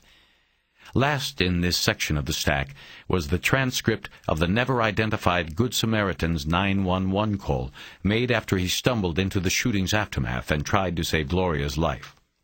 The transcript was of a man speaking English with difficulty as he hurriedly reported a shooting.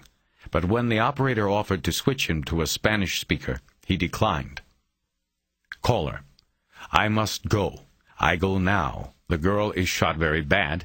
The man, he run. He drive away. A black car, like a truck." Operator: "Sir, please stay on the line." "Sir? Sir?" That was it. He was gone. He had mentioned the vehicle, but gave no description of the suspect.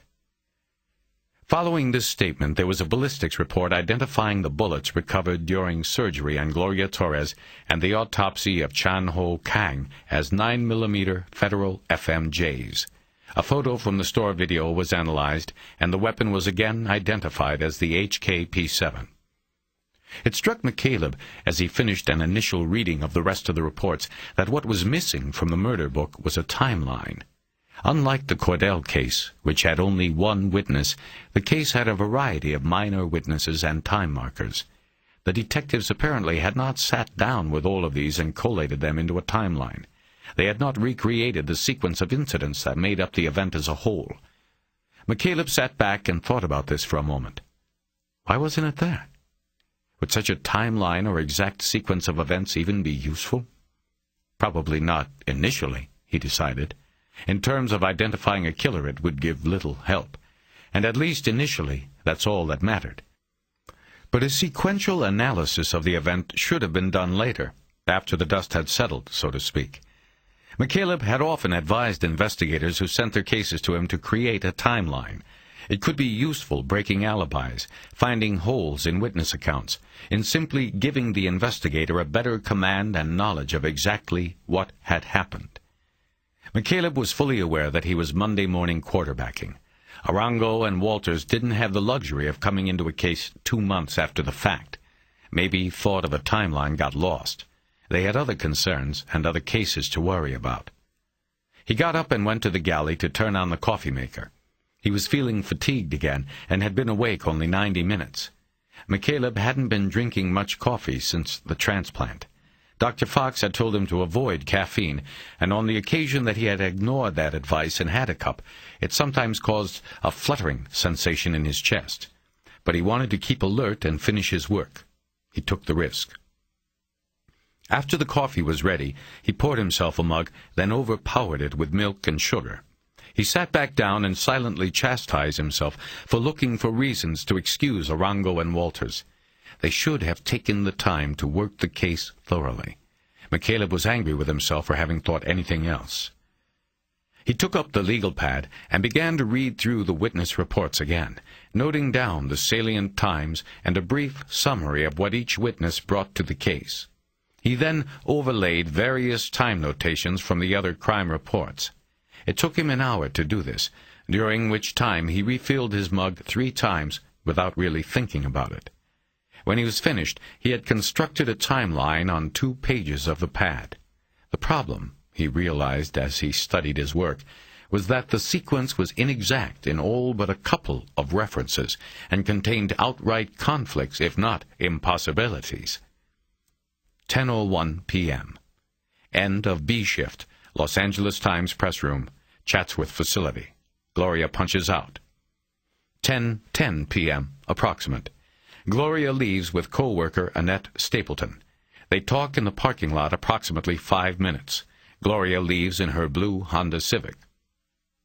10:29 p.m. Gloria at the Chevron gas station on Winnetka at Roscoe. Self-service credit card sale, $14.40. Attendant Connor Davis recalls Gloria as a regular nighttime customer who would ask about sports scores because he often had a game on the radio. Time ascribed to credit card records. 10:40 to 10:43 p.m. approximate. Motorist Ellen Toft, traveling east on Sherman Way, windows down, hears popping sound as she passes the Sherman Market. Looks, sees nothing wrong. 2 cars in the lot. Sale signs in windows of the market prevent viewing into the store. As she looks, she hears another popping sound, but again sees nothing unusual. Timing of sounds ascribed by Toft to the beginning of KFWB news report cycle, which started at 10:40. 10:41:03 p.m. Unidentified male with Spanish accent calls 911, says a woman has been shot at the Sherman Market and needs help. Does not stay for police. Illegal alien? 10:41:37 p.m.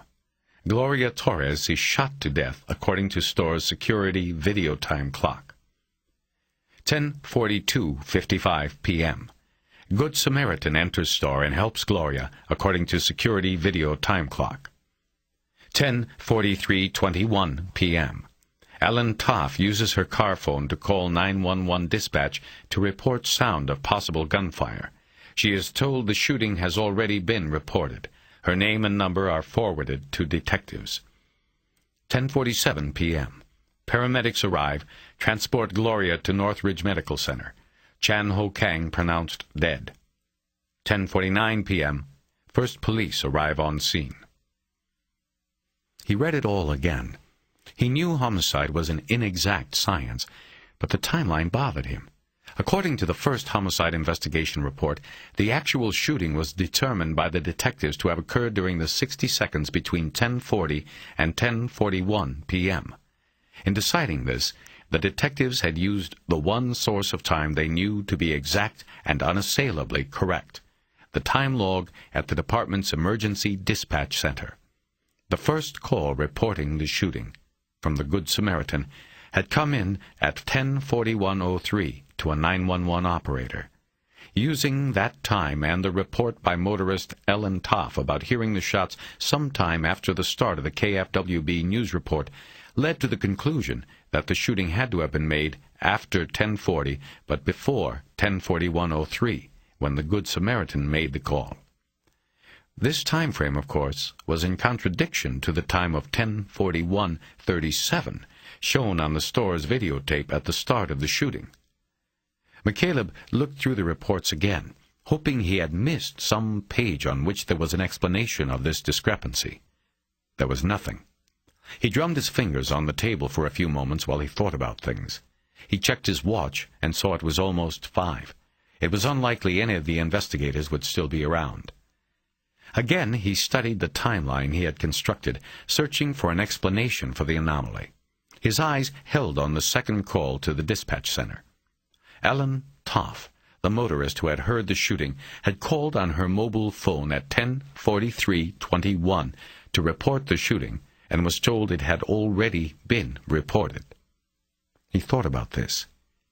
The detectives had used her hearing of the shots to set the murders within the minute of 10:40, the very start of the news program. Yet when she called 911, they already knew about the shooting. Why had she delayed more than 2 minutes to make the call? And was she ever asked if she saw the Good Samaritan? McCaleb quickly flipped through the stack of reports until he located the Ellen Toff witness statement. It was one page, with her signature beneath a statement typed below a 2-inch information block. The statement said nothing about how long she had waited between hearing the shots and calling the 911 dispatch center. The statement did say she believed that there were 2 cars parked in front of the store, but she could not identify the type of vehicles they were or remember if there had been any occupants. He looked at the information box. It said Toff was 35 years old and married. She lived in Northridge and was an executive with a headhunting firm. She had been driving home from the movies at Topanga Plaza when she heard the shooting. Her home and work phone numbers were contained in the witness information box. McCaleb went to the phone and dialed the work number. A secretary answered, corrected his pronunciation of Taff, and said he had just caught her on her way out the door. "This is Ellen Tafe," a voice said, rhyming the name with waif. "Yes, hello, Mrs. Tafe. You don't know me. My name's McCaleb. I'm an investigator working on that shooting a couple months ago on Sherman Way, the one you heard and talked to the police about." He heard her breath going out in a way that indicated she was being put out by the call. "I don't understand. I already talked to the detectives. Are you with the police?" "No, I work for the family of the woman who was killed there. Is this a bad time?" "Yes, I'm on my way out the door. I'd like to beat the traffic and frankly, I don't know what I can tell you. I told everything to the police." "This will only take a minute. I just have a few quick questions. This woman had a little boy. I'm just trying to catch the guy who took her away." He heard the breath go out again. "All right, I'll try to help. What are the questions?" Okay, 1. How long did you wait between hearing the shots and calling 911 on your car phone? "I didn't wait. I called right then. I grew up around guns. My father was a police officer, and I went with him to the range sometimes. I knew that what I heard was a gun. I called right away." Well, I'm looking at the police records, and they say you thought you heard the shooting around 10:40, but didn't call it in until 10:43. What they don't tell you in those reports is that I got a tape. I called right away, but I got a tape. All the 911 lines were busy, and I was put on hold. I don't know how long. It was aggravating. But when my call finally was put through, they said they already knew about the shooting anyway. How long do you think you were on hold? I just said I'm not sure. Maybe a minute. Maybe more, maybe less. I don't know. Okay. The report says you heard a shot and looked out your window at the store. Then you heard another shot. You saw 2 cars in the lot. The next question is, did you see anyone outside? No, there was no one there. I told this to the police. It seems like if the inside of the store was lit, you might be able to see if there was anyone in the cars. If there was anyone in either of the cars, I don't remember seeing them. Was one of the cars a sports utility vehicle like a Cherokee? I don't know. The police already asked that, but my attention was on the store. I looked right past the cars. Would you say they were dark or light-colored? I really don't know. I just told you that, and I've been over this with the police. They have every... Did you hear a third shot? A third? No, only 2. But there were 3 shots, so you don't know if you heard the first 2 shots or the last 2. That's right. He thought about this for a second, deciding that it was probably impossible to decide for sure whether she had heard the first 2 or last 2 shots. Mrs. Tafe, that's it. Thanks a lot. You've been a help, and I'm sorry to have bothered you. The brief interview helped answer only the question he had about the delay in her 911 call, but it still left the discrepancy between the timing of the Good Samaritan's 911 call and the time on the store's surveillance tape. McCaleb checked his watch again. It was now after 5. All the detectives would be gone, but he decided to call anyway. To his surprise, he was told when he called West Valley Division that both Arango and Walters were in, and asked which one he wanted. He decided to try Walters, since he had seemed sympathetic to his situation the day before. Walters picked up after 3 rings. "It's Terry McCaleb. The Gloria Torres thing?" Right. "I guess you heard I got the books from Winston over at the sheriff's." Yeah, we're not too happy about that. We also got a call from the Slimes about it, too. Some reporter. That wasn't cool. I don't know who you've been talking... Look, your partner put me in a position where I had to look for information where I could get it. Don't worry about the Times. They'll sit on the story because there is no story. Not at the moment. And it best stay that way. Anyway, I'm kind of busy here. What have you got? You got a case? Yeah, they just keep dropping like flies out here in the Big Valley. Well, look, I won't hold you up. I've just got one question maybe you can help me with. McCaleb waited. Walters didn't say anything. He seemed different from the day before. McCaleb wondered if Arango was sitting close by and listening. He decided to press on. I just want to know about the timing, he said. The video from the store shows the shooting going down at... He quickly scanned his timeline. Let's see, 10:41:37. Then you have the 911 records, and they say the call from the Good Samaritan came in at exactly 10:41:03. See what I'm getting at? How'd the guy call it in 34 seconds before the shooting actually happened? Simple. The time on the video was off. It was fast. Oh. Okay, McCaleb said, as if the possibility had not occurred to him. You guys checked it out? My partner did. Really? I didn't see any report on it in the book. Look, he made a phone call to the security company. Checked it out. No report, okay? The guy who installed that system put it in more than a year ago, right after the first time Mr. Kang got robbed. Eddie talked to the guy. He set the camera clock off his own watch back then and hasn't been back in there since. He showed Mr. Kang how to set the camera clock in case there was a power outage or something. Okay, McCaleb said, not sure where this was going. See, your guess is as good as mine. Is it showing the original time set off the installer's watch, or did the old man set it a few times himself? Either way, it doesn't matter. We can't trust it just coming off somebody's watch. Maybe the watch was fast. Maybe the camera clock has been gaining a couple seconds every week or two. Who knows? We can't trust it, is what I'm saying. But we can trust the 9/11 clock. That's the time we know is correct, and it's the time we went with. McCaleb was silent, and Walters seemed to take it as some kind of judgment. Look, the camera clock is just a detail. It doesn't mean anything anyway. If we worried about every detail that didn't fit, we'd still be working our first case. I'm busy here, man. What else you got? Well, that's it, I guess. You guys never checked the surveillance clock, right? You know, to check the time against the dispatch clock? Nope. We went back a couple days later, but there had been a power outage. Santa Ana's blew down the line. The time on it was useless to us then. Too bad. Yeah, too bad. I gotta go. Keep in touch. You get something, you call us before Winston, or we're not going to be happy with you, all right? I'll call you. Walters hung up. McCaleb put the phone down and stared at it for a few moments, wondering what his next move should or would be. He was drawing a blank. But it had always been his practice to go back to the start whenever he hit a stall. The start most often meant the crime scene. But this case was different. He could go back to the actual crime. He put the video of the Sherman Market murders back in the VCR and watched the tape again in slow motion. He sat there gripping the edges of the table so hard his knuckles and finger joints began to hurt. It wasn't until the third run-through that he picked up on something he had missed earlier and had been there all along. Chan Ho Kang's watch. The watch his wife now wore.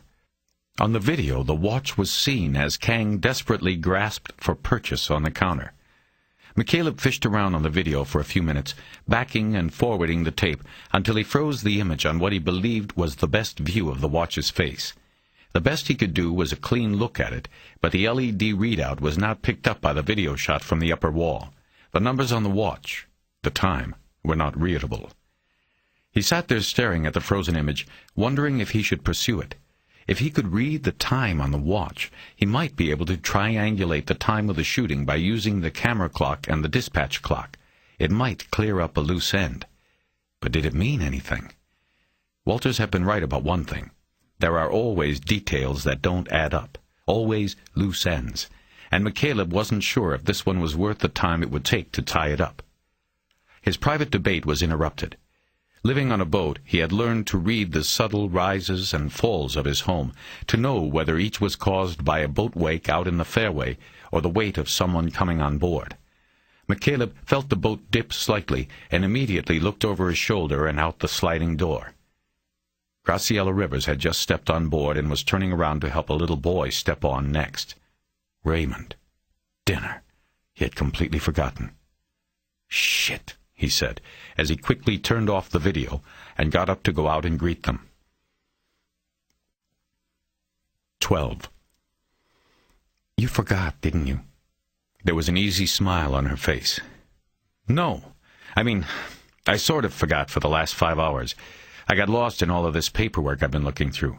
I meant to go over to the market and... Well, that's okay. We can do it another... No, are you kidding? We're going to have dinner. Is this Raymond? Oh, yes.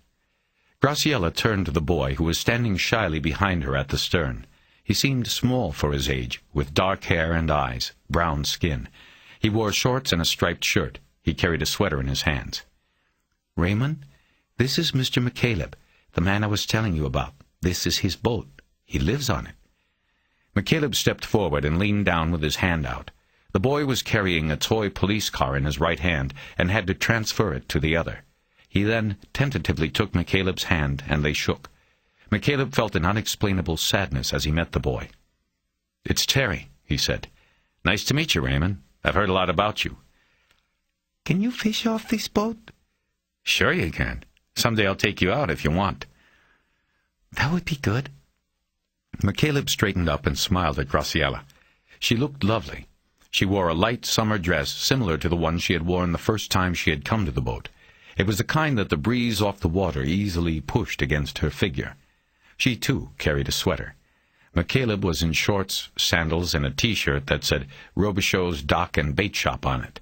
He felt a little embarrassed. "I'll tell you what," he said. "Over there they've got a nice restaurant on top of the marine store. They've got good food and a great view of the sunset. Why don't we have dinner there?" Sounds good to me, Graciela said. "All I have to do is change real quick and... Raymond, I have an idea. Why don't we drop a line off the stern and you see if you can catch something while I go inside and show Graciela a few things I've been working on?" The boy's face brightened. Okay. "Okay, then, we'll fix you up." McCaleb left them there and went inside. In the salon, he took his lightest rod and reel out of the overhead storage rack, went to the tackle box under the chart table, and got out a steel leader already set with a number 8 hook and a sinker. He attached the leader to the reel line, and then went to the cooler in the galley where he knew he had some frozen squid. Using a sharp knife, he cut off a piece of squid skirt and drove the hook through it. He returned to the stern with the rod and reel and handed the rig to Raymond. Crouching behind the boy with his arms coming around him, he gave him a quick lesson on casting the bait into the middle of the fairway. He then told him how to keep his finger on the line and to read it for nibbles. "You okay now?" he asked when the lesson was completed. Uh-huh. Are there fish in here by the boats? "Sure. I've seen a school of sheepshead swimming right where your line is." Sheepshead? "It's a fish with yellow stripes.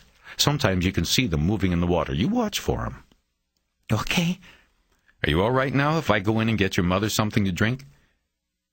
She's not my mother.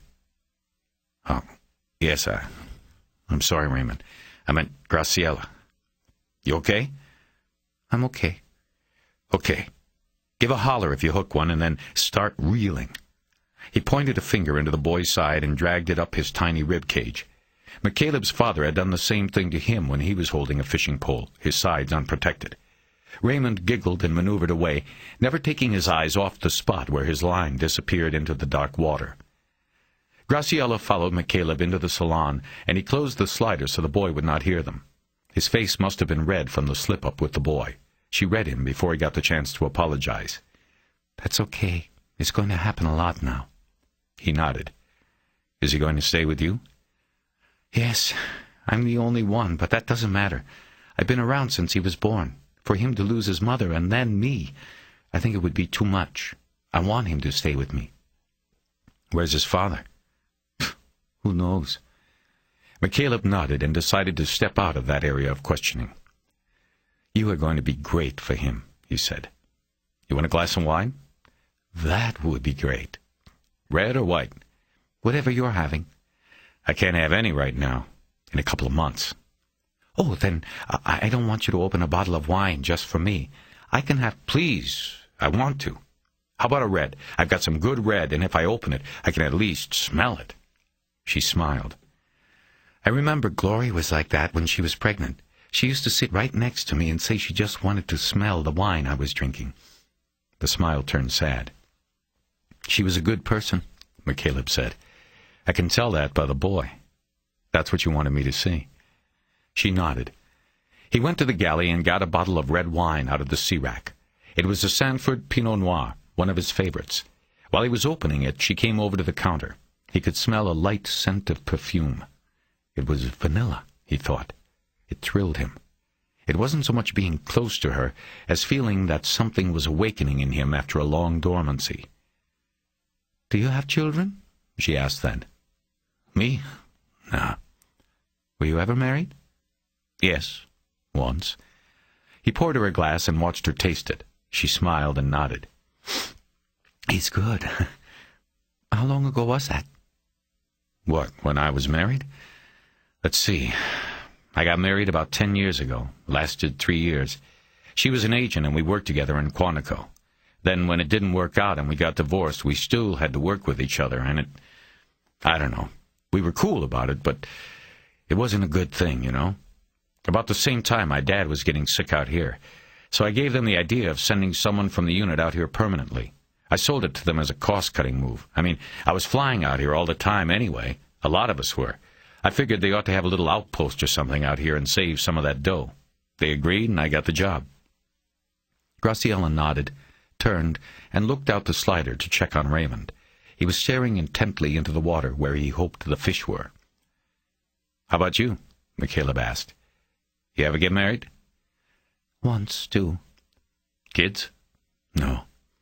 She was still looking out at Raymond. Her smile was still in place, but straining under the conversation. McCaleb was curious about her, but decided to let it go. "By the way, you were good with him," she said, nodding in Raymond's direction. "It's a balance. You have to teach them and let them find out for themselves. That was nice with him." She looked at him, and he shook his shoulders to indicate it was luck. He took her glass and held it up to his nose to savor its aroma, and then handed it back to her.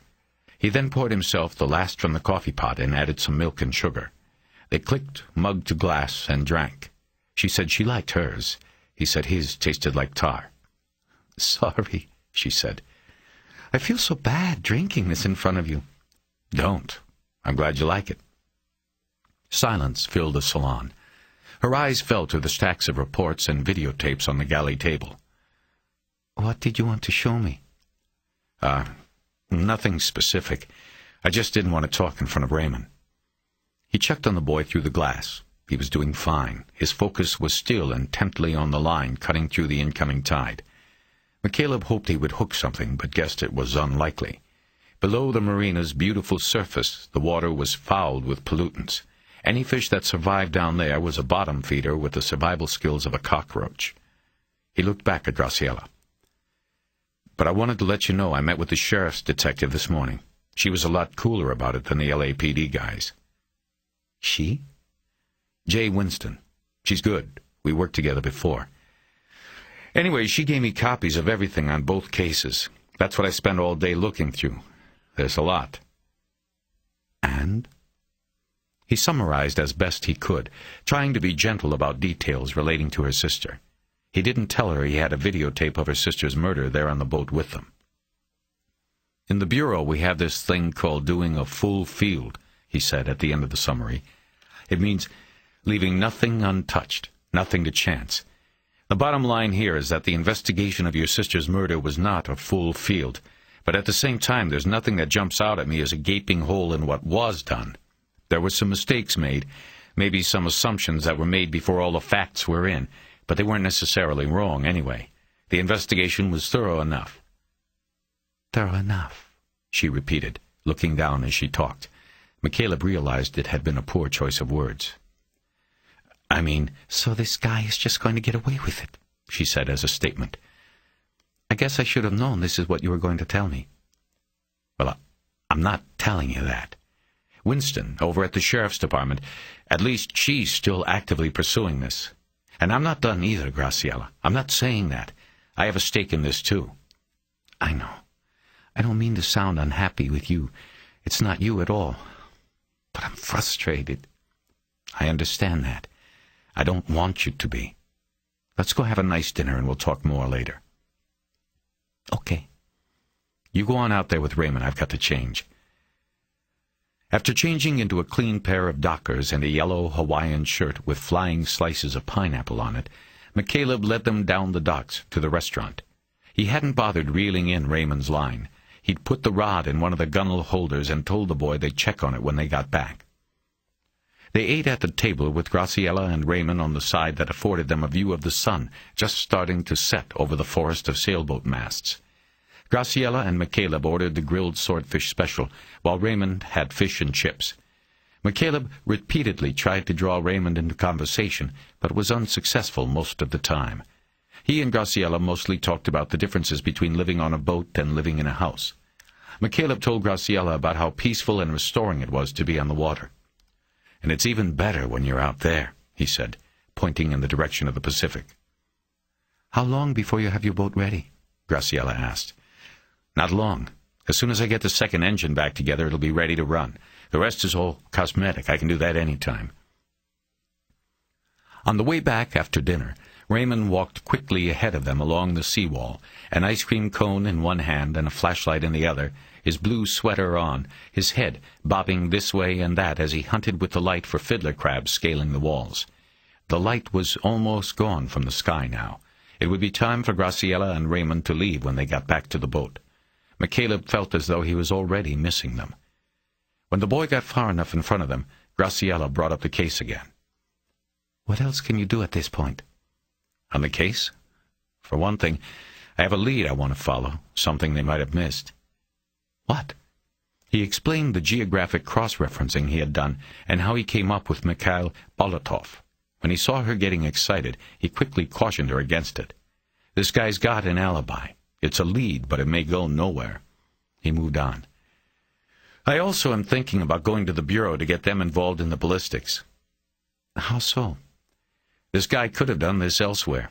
He uses a very expensive gun. The fact that he didn't get rid of it between these two cases means he's hanging on to it, and so he might have used it before, somewhere else. They have some ballistic evidence, the bullets. The Bureau might be able to do something with it if I can get them the material." She didn't comment, and he wondered if her common sense told her that this was a long shot. He moved on. "I'm also thinking about going back to a couple of the witnesses and interviewing them a little differently, especially the man who saw part of the shooting up in the desert. And that's going to take some finesse. I mean, I don't want to step on Winston's toes or make her feel I think she dropped the ball, but I'd like to talk to the guy myself. He's the best witness. I'd like to talk to him and then maybe a couple of the witnesses to when your sister was, you know." "I didn't know there were witnesses. There were people in the store?" "No, I don't mean direct witnesses. But there was a woman who drove by and heard shots. There are also a couple of people in the reports that your sister worked with that night over at the Times. I'd just like to talk to all of them myself, see if maybe anything changed in their memories about that night." "I can probably help you set that up. I know most of her friends." "Good." They walked along in silence for a few moments. Raymond was still well ahead of them. Graciela finally spoke. "I wonder if you'd do a favor for me." "Sure." "Glory used to go see this lady in our neighborhood, Mrs. Otero. She also would leave Raymond with her if I wasn't around, but Glory would go by herself sometimes to talk to her about her problems. I was wondering if you would talk to her." I don't... You mean, you think she might know something about this, or is this like to console her?" "It's possible she might be able to help." "How would she be able to..." Then it dawned on him. "Are you talking about a psychic?" "A spiritualist. Glory trusted Mrs. Otero. She said she was in touch with the angels, and Glory believed it. And she's been calling and saying she wants to talk to me, and... I don't know. I just thought maybe you'd go with me." I don't know. I don't really believe in that sort of stuff, Graciela. I don't know what I'd say to her." She just looked at him, and it cut him that he thought he saw disapproval in her eyes.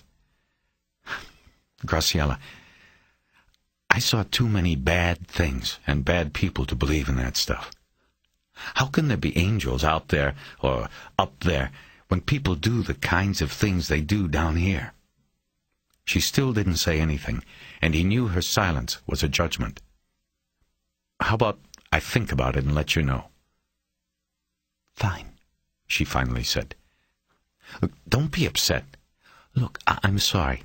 I got you involved in this, and I know it's a big intrusion. I don't know what I thought. I guess I just thought you'd... Look, don't worry about it. I'm doing it now for me as much as you, okay? Just don't give up hope. Like I said, there's still a few things I'm going to do, and Winston isn't going to let this drop either. Give me a few days. If I get stalled out, maybe then we'll go see Mrs. Otero, okay? She nodded, but he could tell she was disappointed. She was such a good kid, she said after a while. Having Raymond changed everything for her. She straightened up, moved in with me, and just got her priorities right. She was going to school in the mornings at Cal State. That's why she had that night job. She was smart. She wanted to get into the other side of the newspaper business, be a reporter. He nodded and kept silent. He knew it was good for her to keep talking like this. She would have been good at it, I think. She cared about people. I mean, look at her. She was a volunteer. After the riots, she went down to South Central to help clean up. After the earthquake, she came into the hospital to just be in the ER and tell people it would be okay. She was an organ donor. She gave blood. Any time any hospital called and said they needed blood, she came in. That rare blood, well, she was rarer. Sometimes I really wish I could have traded places, and that it was me who went into that store. He reached over and put his arm around her shoulders in a comforting manner. Come on, he said. Look at all the people you help at the hospital. And look at Raymond. You're going to be great for him. You can't think about who was more worthy or about switching places.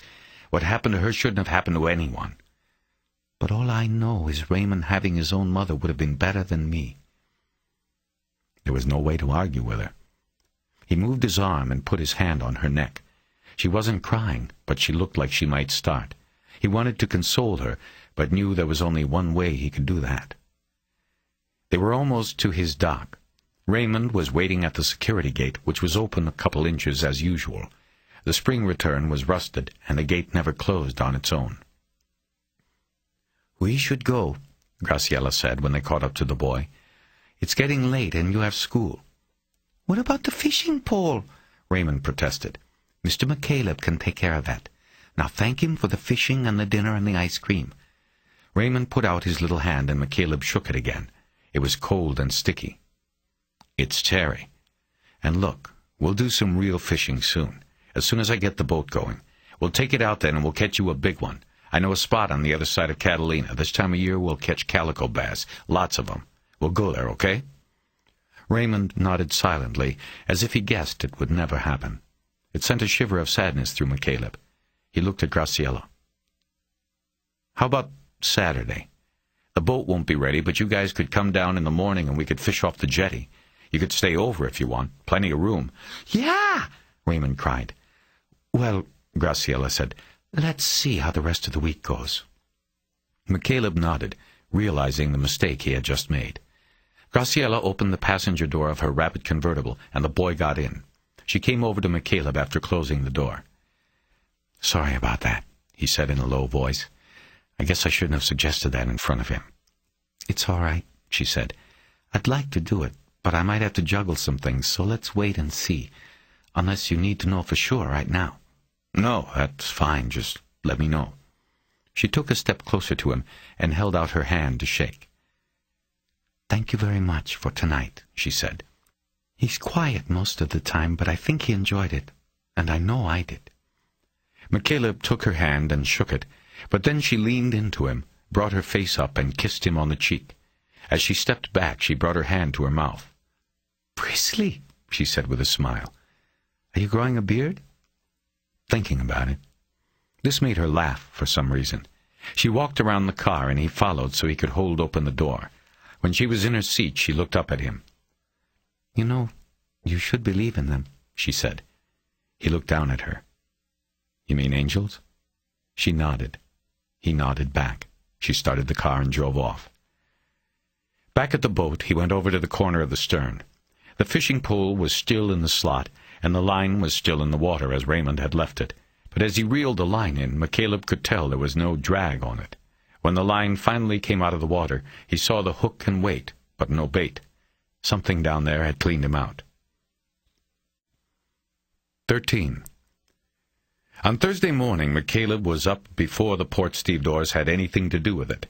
The caffeine of the day before had surged through his veins without ebb and kept him from sleep. It fueled disquieting thoughts of the investigation, of the differences between angels and angles, and of Graciela and the boy. Eventually he gave up on sleep and just waited with eyes open for the first light to filter through the blinds. He was showered and finished measuring vital signs and swallowing pills by 6 o'clock. He took the stack of investigative reports back up to the table in the salon, put on another pot of coffee, and ate a bowl of cereal. In between, he constantly checked his watch and thought about whether to call Vernon Carruthers without talking to Jay Winston first. Winston wouldn't be in yet. But 3 hours ahead at FBI headquarters in Washington, D.C., McCaleb's friend Vernon Carruthers would be in his place in the FAT unit of the crime lab. McCaleb knew he shouldn't talk to Carruthers before getting the go-ahead from Winston. It was Winston's case. But the 3-hour time difference between L.A. and Washington had him anxious. At his core, McCaleb was an impatient man. The urge to get something going and not lose the day was pressing him. After rinsing out the bowl and leaving it in the sink, he checked his watch once more and decided not to wait. He got out his phone book and called Carruthers on his direct line. He picked up on one ring. "Vernon, it's Terry." Terrell McCaleb. You here in the city? "Nah, still in L.A. How are you, man?" How are you? I mean, like long time no hear. I know. But I'm doing okay. Thanks for the cards you sent to the hospital. Tell Maria I said thanks, too. It meant a lot. I know I should have called her written. I'm sorry. Well, we tried calling you, but you're unlisted, and nobody in the FO seemed to have the new number. Talked to Kate, and she didn't even know. All she knew was you gave up your apartment in Westwood. Somebody else in the FO said you were living on a boat now.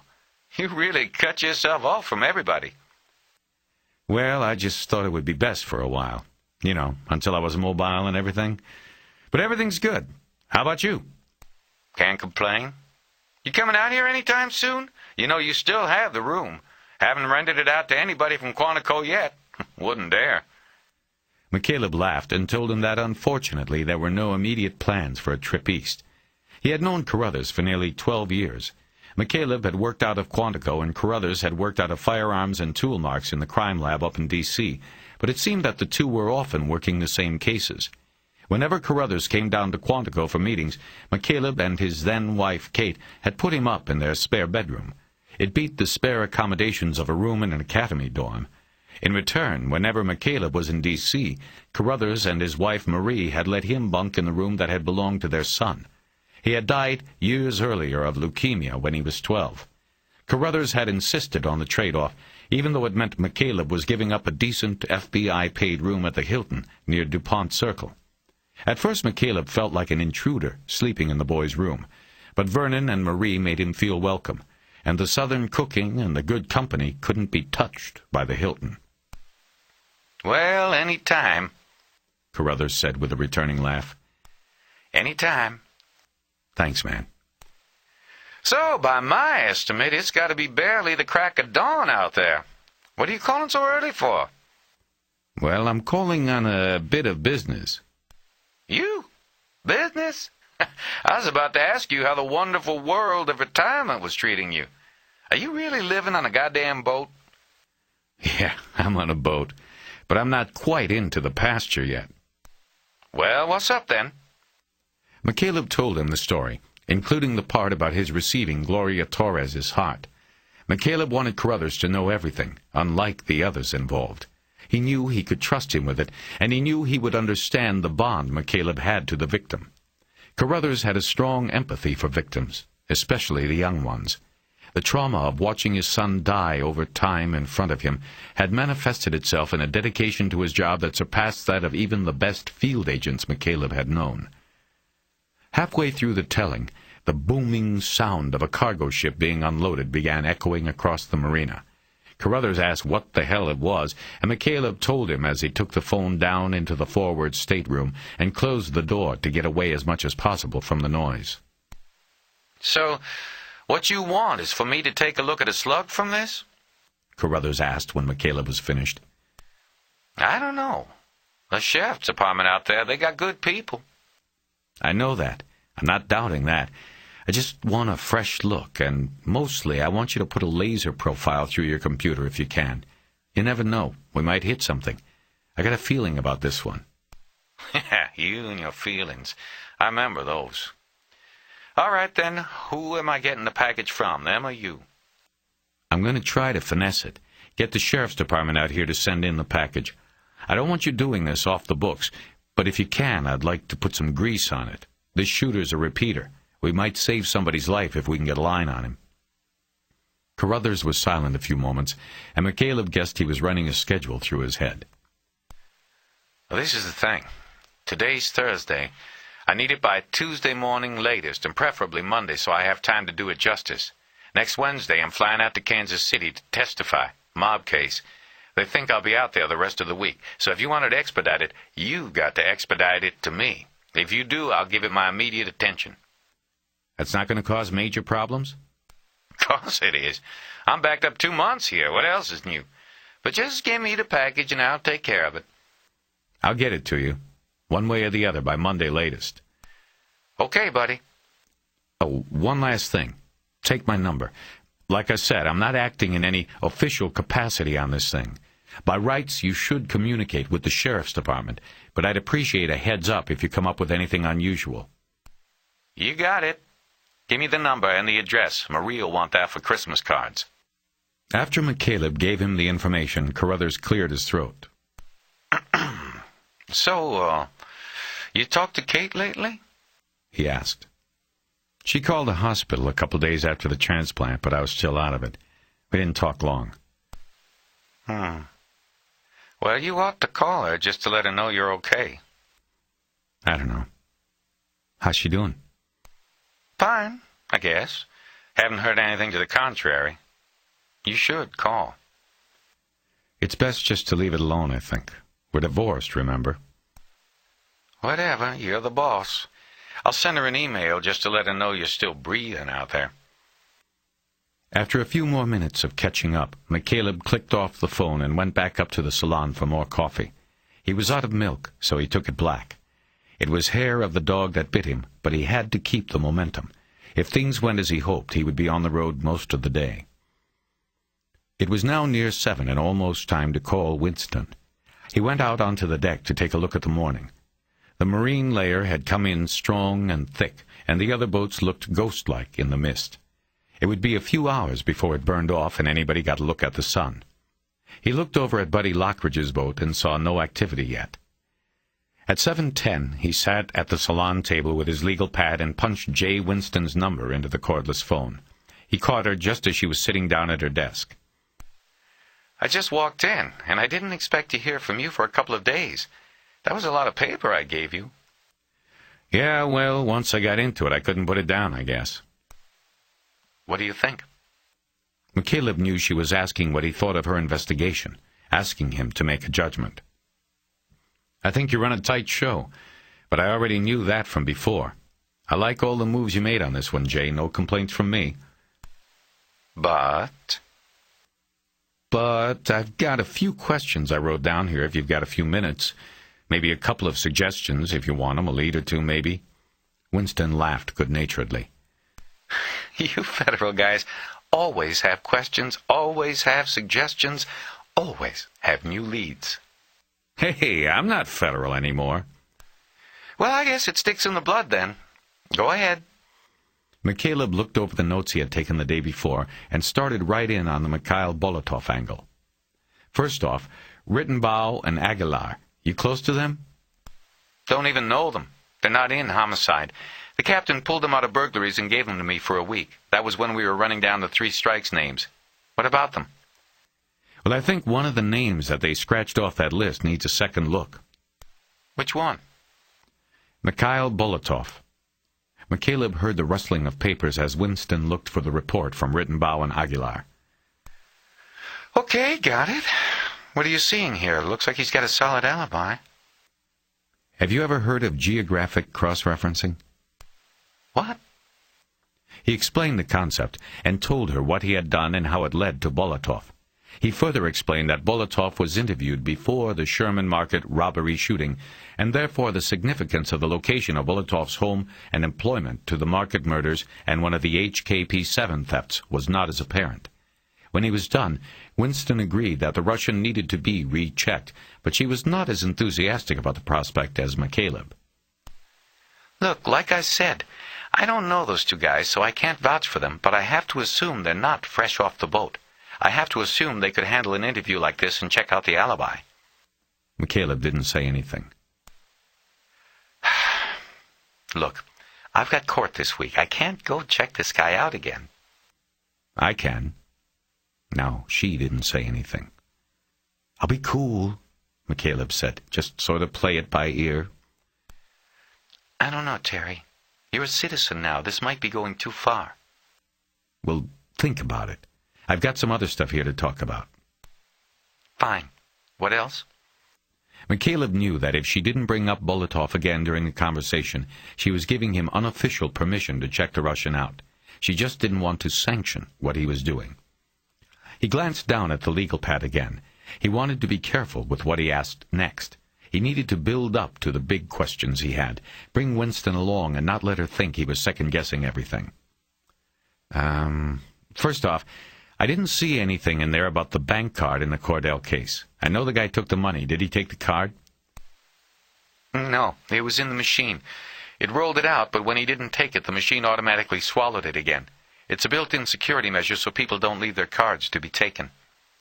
McCaleb nodded and drew a check mark next to that question on his pad. Okay, next I have a question about the Cherokee. How come you didn't put that out to the media? Well, we did put it out, but not right away. On that first day, we were still evaluating things and didn't put it into the first press release. I wasn't sure we should put that out because then the guy might see it and just dump the car. A few days later, when nothing was happening and we were hitting the wall, I put out another press release with the Cherokee in it. Trouble is, Cordell was old news and nobody picked it up. A little weekly paper up there in the desert was the only one to run it. I know, it was a screw-up. I guess I should have put it all out in the first press release. Not necessarily, McCaleb said as he drew another check on the pad. I can see your reasoning. He read through the notes on the page again. Couple things. In both tapes, the shooter says something. After the shots, he's either talking to himself or the camera.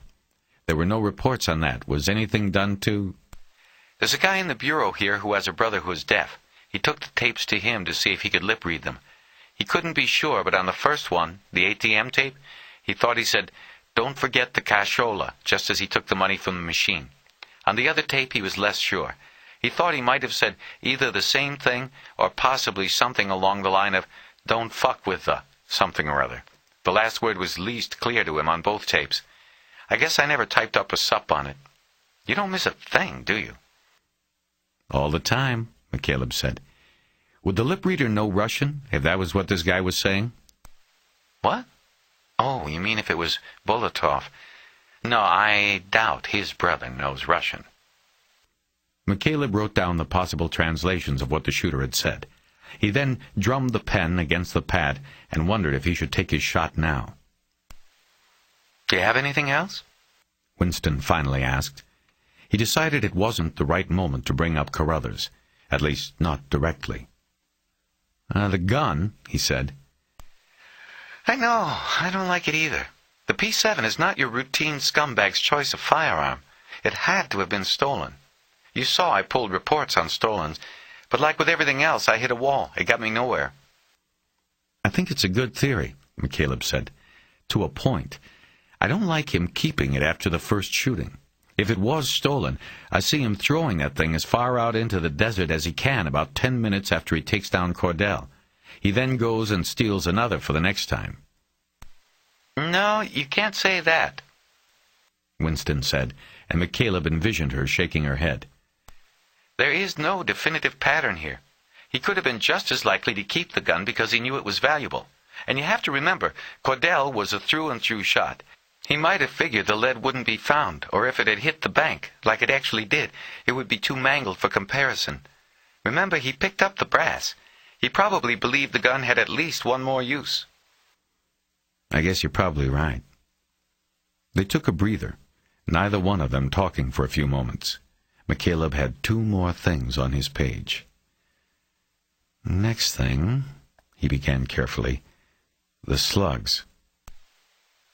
What about them? "You said yesterday that you're holding the ballistics from both cases?" That's right. It's all in evidence lockup. What are you getting at? "Have you ever heard of the Bureau's drug fire computer?" No. "It might work for us. For you.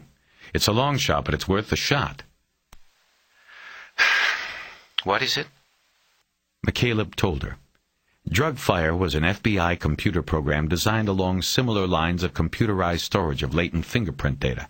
It was the brainchild of the crime lab in the early 1980s, when the cocaine wars that broke out in most cities, particularly Miami, were responsible for a jump in murders nationwide.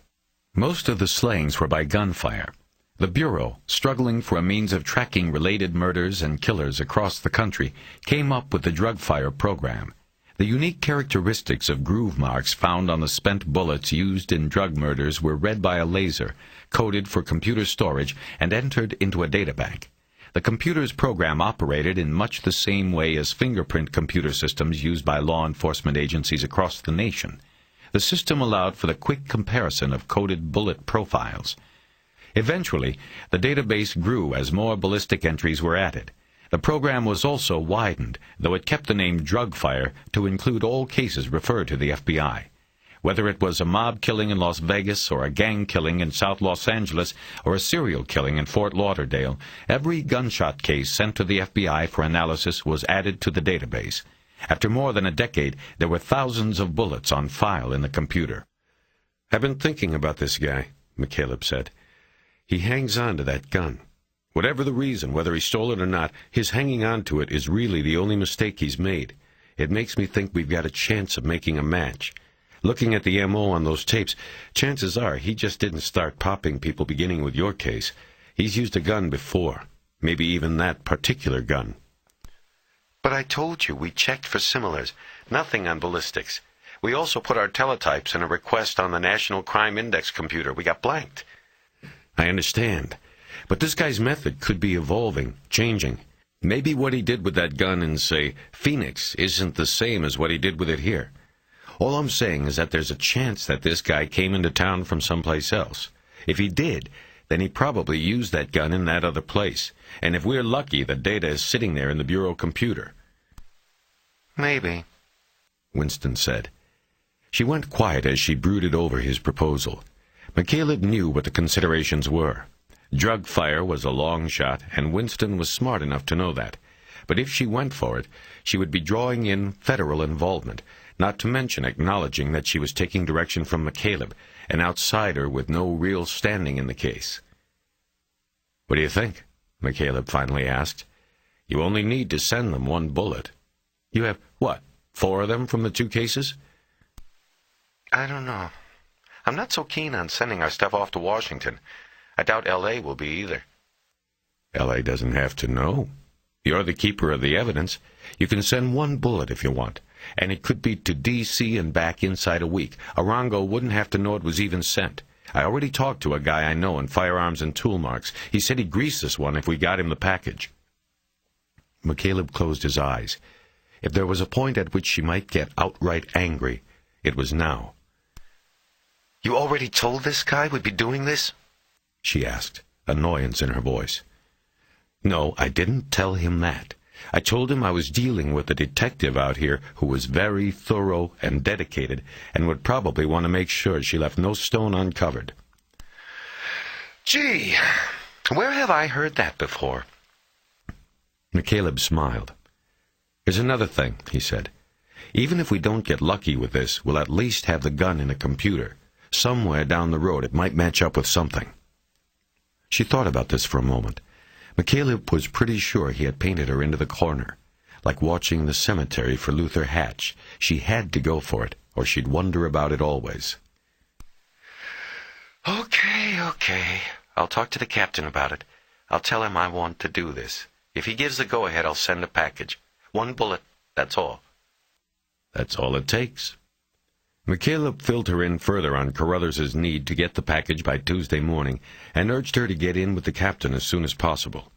This created another silence. "All I can say is, it's worth the shot, Jay," he said, by way of reinforcement.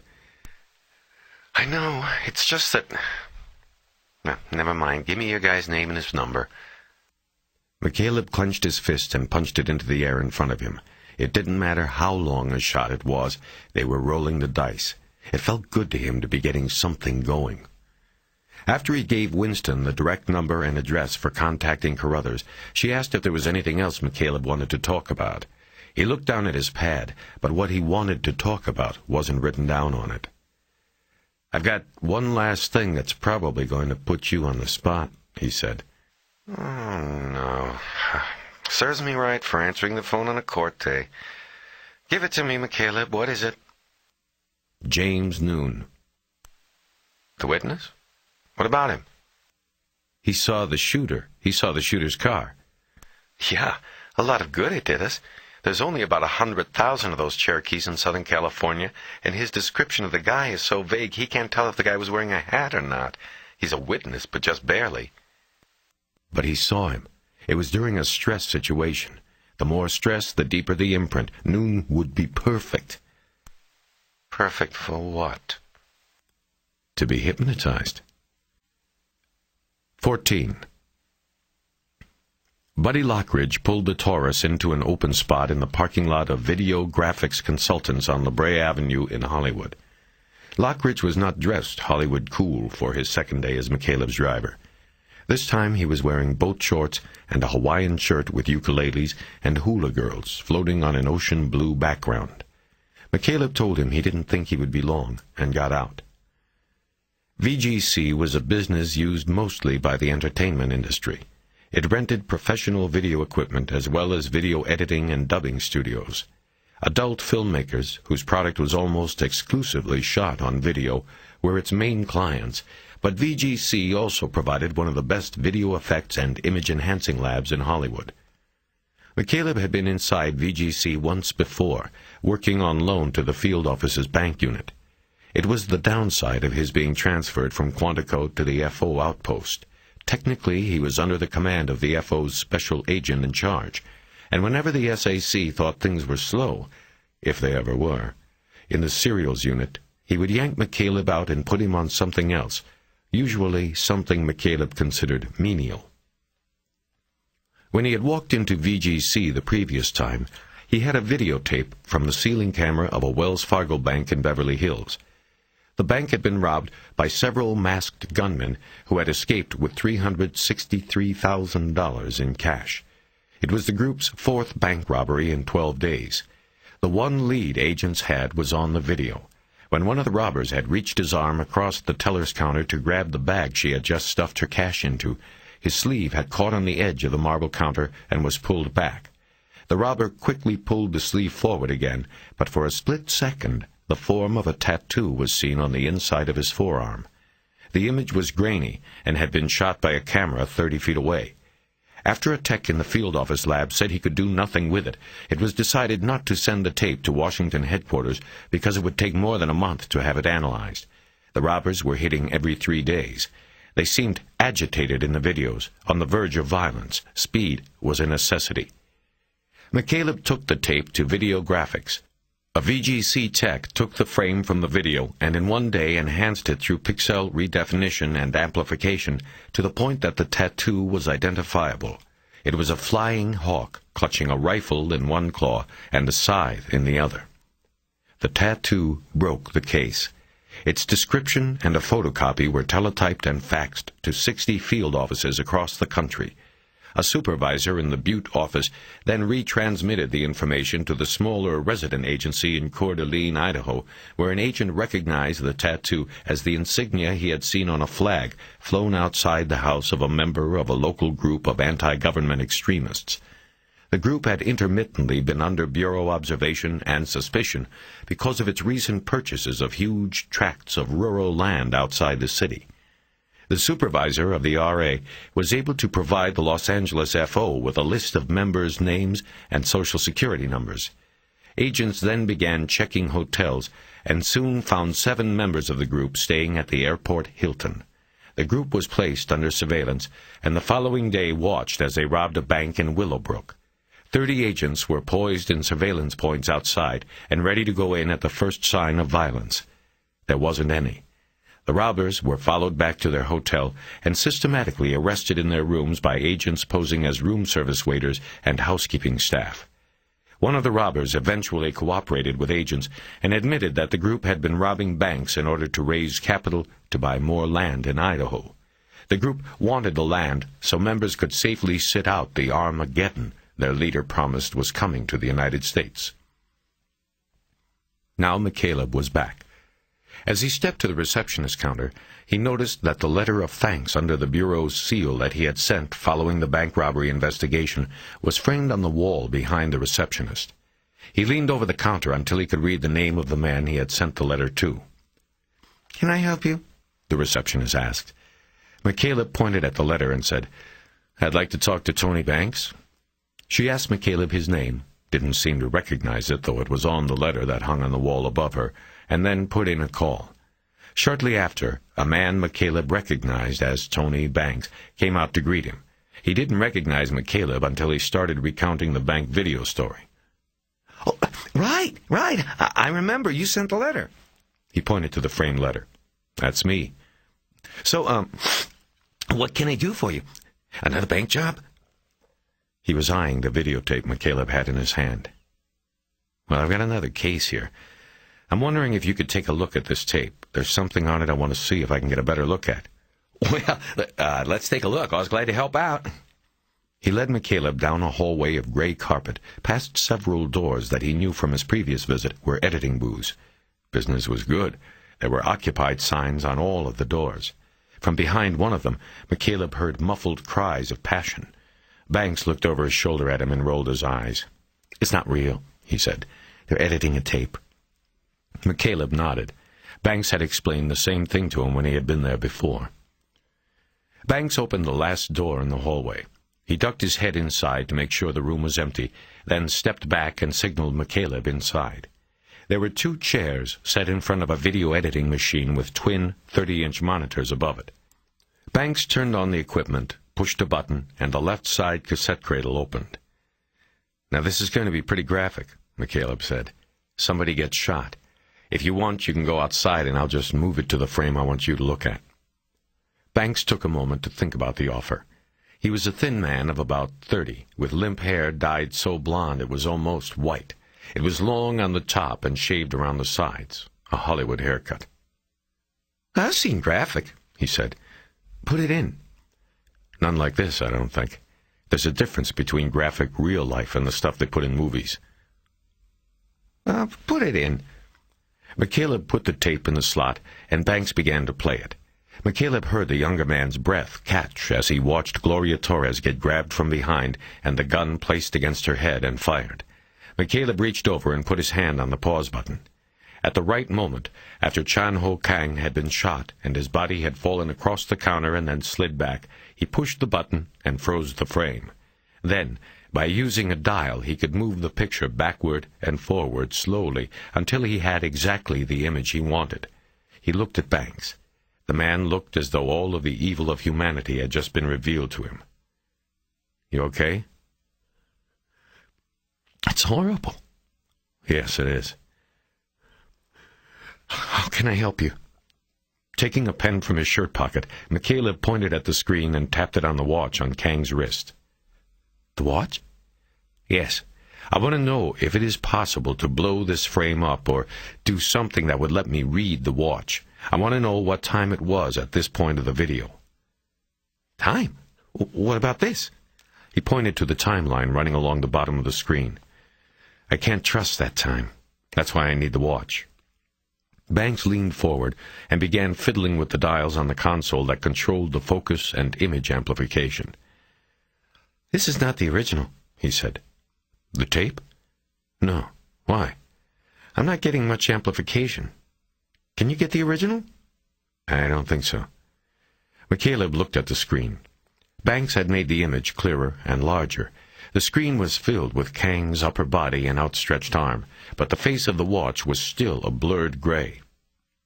"Well then, what I can do, if you want to leave it with me, is work with it a little bit. Take it to one of the guys in the lab, maybe bring it up a little, clarify it a bit more with some pixel redefinition, but this is the best I can do with it on this equipment.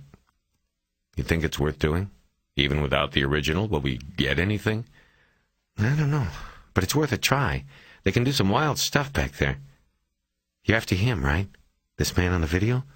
He gestured toward the screen, though at the moment the shooter wasn't on it. Yeah, I'm after him. Then we'll see what we can do. Can you leave this? Yeah. I mean, can you dub off a copy for me so I can have it with me? I might need to show it to somebody else. Oh, sure, let me go get a tape.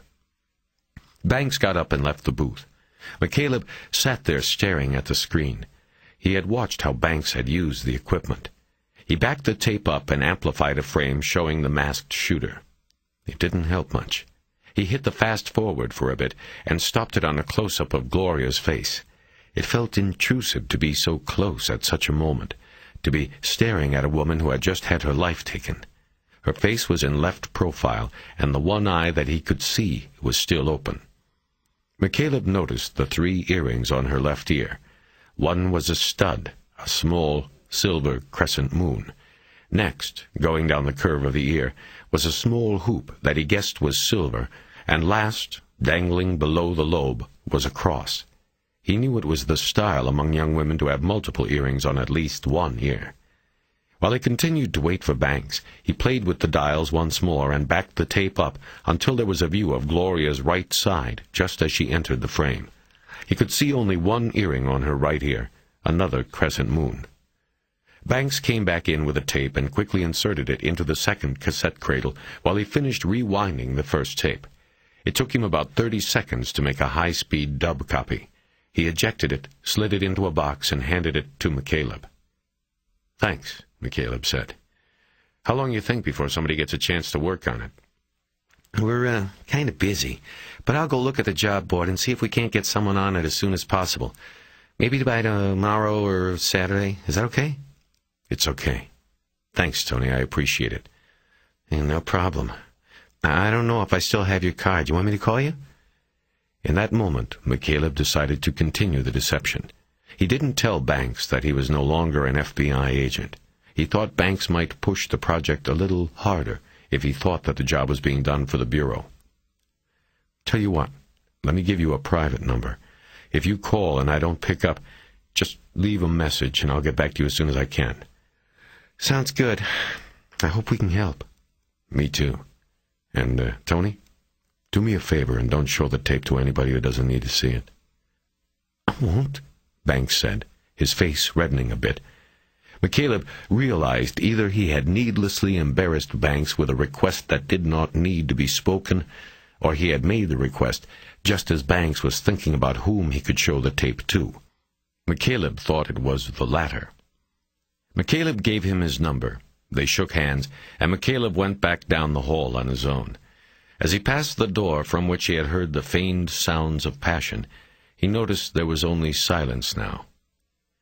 As McCaleb opened the door of the Taurus, he heard the radio playing, and noticed Lockridge had a harmonica on his thigh, ready to be played if the right tune came along. Buddy closed a book called Death of a Tenor Man. He had marked a spot about halfway through. "What happened to Inspector Fujigama?" "What?" "The book you had yesterday?" "Oh, Inspector Imanishi Investigates. I finished it." "Imanishi, then. You're a fast reader." "Good books read fast." "You read crime novels?" "Why would I want to read made-up stuff when I've seen the real stuff and can't stand it?" Buddy started the car. He had to turn the ignition twice before it kicked over. "It's a much different world. Everything is ordered, good and bad, clearly defined. The bad guy always gets what he deserves. The hero shines. No loose ends. It's a refreshing antidote to the real world." "Sounds boring." "No, it's reassuring." "Where to now?" 15. After eating lunch at Musso and Frank's, a place McCaleb loved but hadn't been back to in 2 years, they drove over the hill from Hollywood to the valley and got to the building that housed Deltona Clocks at 1:45. McCaleb had called the business before they had set out that morning from the marina and learned that Mikhail Bolotov was still working a 2 to 10 shift. Deltona Clocks was a large warehouse structure located behind a small street-front showroom and retail shop. After Lockridge parked the Taurus in front of the retail store, McCaleb reached down to the leather bag on the floor in front of him and removed his gun. It was already snugly held in a canvas holster, which he then clipped onto his belt. "Hey, what are you expecting in there?" Lockridge said after he saw the weapon. "Nothing.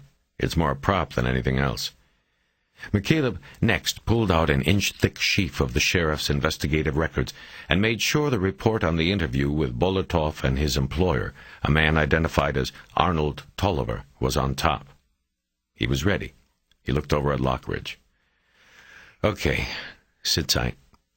He noted as he got out of the Taurus that this time Buddy hadn't offered to come in with him. He thought maybe he should carry the gun more often. Inside the retail shop there were no customers. Cheap clocks of almost every size were on display. Most had an industrial look, as though they were more likely to be found in a classroom or an auto supply store than in somebody's home.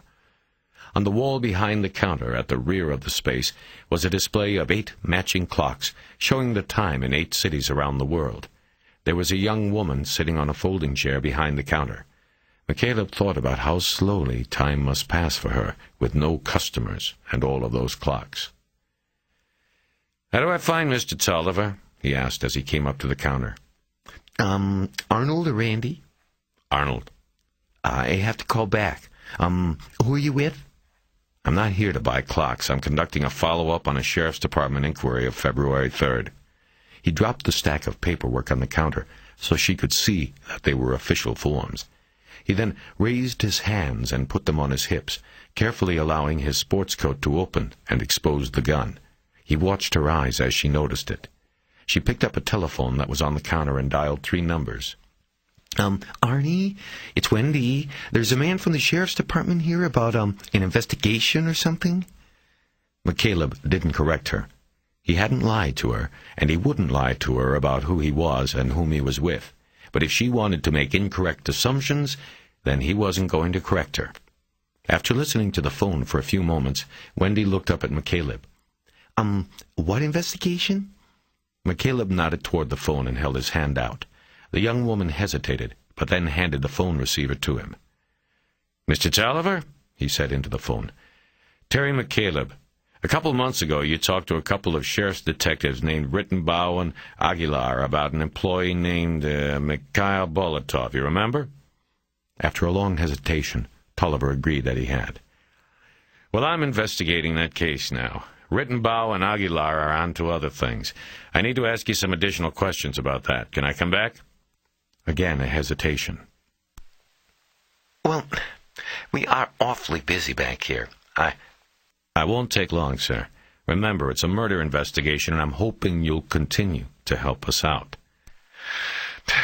Well, I suppose." "You suppose what?"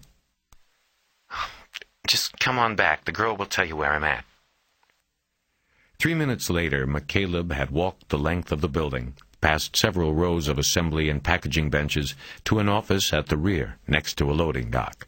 There was a short flight of stairs up into the office. Next to the door was a window that allowed Tolliver to look out across the workbenches as well as the shipping and receiving dock. As he had walked past the benches toward the office, McCaleb had overheard the conversations of the employees. 3 different times he heard a language he believed was Russian. As McCaleb opened the office door, the man he assumed was Tolliver hung up the phone and waved him in. He was a skinny man in his 60s, with brown, leathery skin and white hair fringed around the sides of his head. He had a plastic pocket guard in his shirt pocket, jammed with an assortment of pens. "I've got to make this quick," he said. "I have to check the lading on a truck going out." "Fine." McCaleb looked down at the report on top of the stack he carried. 2 months ago, you told Detectives Rittenbaugh and Aguilar that Mikhail Bolotov was working the night of January 22nd. "That's right, I remember. Hasn't changed." "Are you sure, Mr. Tolliver?" "What do you mean, am I sure?" "Yeah, I'm sure. I looked it up for those 2 guys. It was in the books. I pulled the time card." Are you saying you based it on what you saw in the pay records? Or did you actually see Bolotov working that night? Well, he was here. I remembered that. Mikhail never missed a day. And you remember him working all the way until 10? Well, his time card showed he... I'm not talking about the time card. I'm talking about you remembering he stayed until 10. Tolliver didn't answer. McCaleb glanced out the window at the rows of workbenches. You've got a lot of people working for you, Mr. Tolliver. How many work the 2 to 10 shift? 88 at the moment. And then? About the same. What's the point? The point is, you gave the man an alibi based on a time card. Do you think it could have been possible that Bolotov left early without being noticed, then had a friend punch him out on the clock? Tolliver didn't respond. Forgetting about Bolotov for a moment, have you ever had that problem before? You know, somebody punching out for somebody else, scamming the company that way? We've been in business here 16 years. It's happened. Okay. McCaleb nodded. Now, could it have happened with Bolotov? Or do you stand at the time clock every night and make sure nobody punches 2 cards? Anything's possible. We don't stand at the clock. Most nights my son closes up. I'm already home. He keeps an eye on things. McCaleb held his breath for a beat and felt the excitement he had been containing build. Tolliver's answer, if it were given in court, would be enough to shred Bolotov's alibi. Your son. Is that Randy? Yeah, Randy. Can I talk to him? He's in Mexico. We've got another plant in Mexicali. He spends 1 week a month down there. He'll be back next week. Maybe we can call him. I can try, but he's probably out on the floor. That's why he goes down there, to make sure the line is running. Besides, how is he going to remember one night 3 months ago? We make clocks here, Detective. Every night we make the same clocks. Every day we ship them out. One night is no different from the other. McCaleb turned away from him and looked out the window again. He noticed that several of the workers were leaving their posts as new workers were taking their places. He watched the shift change until he picked out the man he believed was Bolotov. There had been no photo in the records and only a spare description, but the man McCaleb was now watching wore a black T-shirt with sleeves stretched tightly around his powerful and tattoo-laced arms. The tattoos were all of one ink, a jailhouse blue. It had to be Bolotov. That's him, right? He nodded in the direction of the man who had taken a seat at a workbench. It appeared to McCaleb that it was Bolotov's job to place the plastic casings around completed clock mechanisms and then stack them in a 4-wheeled cart. Which? Tolliver had come up next to McCaleb at the window. With the tattoos. Yeah. McCaleb nodded and thought for a moment. Did you tell Rittenbaugh and Aguilar that the alibi you were giving that man was based on what you saw in the pay records and time cards, and not what you or your son actually saw on that night? Yeah, I told them. They said fine. They left, and that was that. Now, here you are with these new questions. Why don't you guys get your shit together? It would have been a lot easier for my boy to remember after 2 or 3 weeks instead of 3 months. McCaleb was silent as he thought about Rittenbaugh and Aguilar. They had probably had a list of 25 names they had to cover in the week they were assigned to the case. It was sloppy work, but he understood how it could happen. Listen, I've got to go out to the dock, Tolliver said. You want to wait until I come back or what? Tell you what, why don't you send Bolotov in here on your way out? I need to talk to him. In here? If you don't mind, Mr. Tolliver. I am sure you want to help us out and continue to cooperate, don't you? He stared at Tolliver as a final means of ending his unspoken objection. Whatever, Tolliver said as he threw his hands up in a gesture of annoyance and headed toward the door. Just don't take all day. Oh, Mr. Tolliver? Tolliver stopped at the door and looked back at him. I heard a lot of Russian being spoken out there. Where do you get the Russians? They're good workers, and they don't complain. They don't mind being paid shit, either. When we advertise for help, we do it in the local Russian paper. He went through the door then, leaving it open behind him. McCaleb pulled the 2 chairs in front of the desk away and turned them so they faced each other from about 5 feet apart.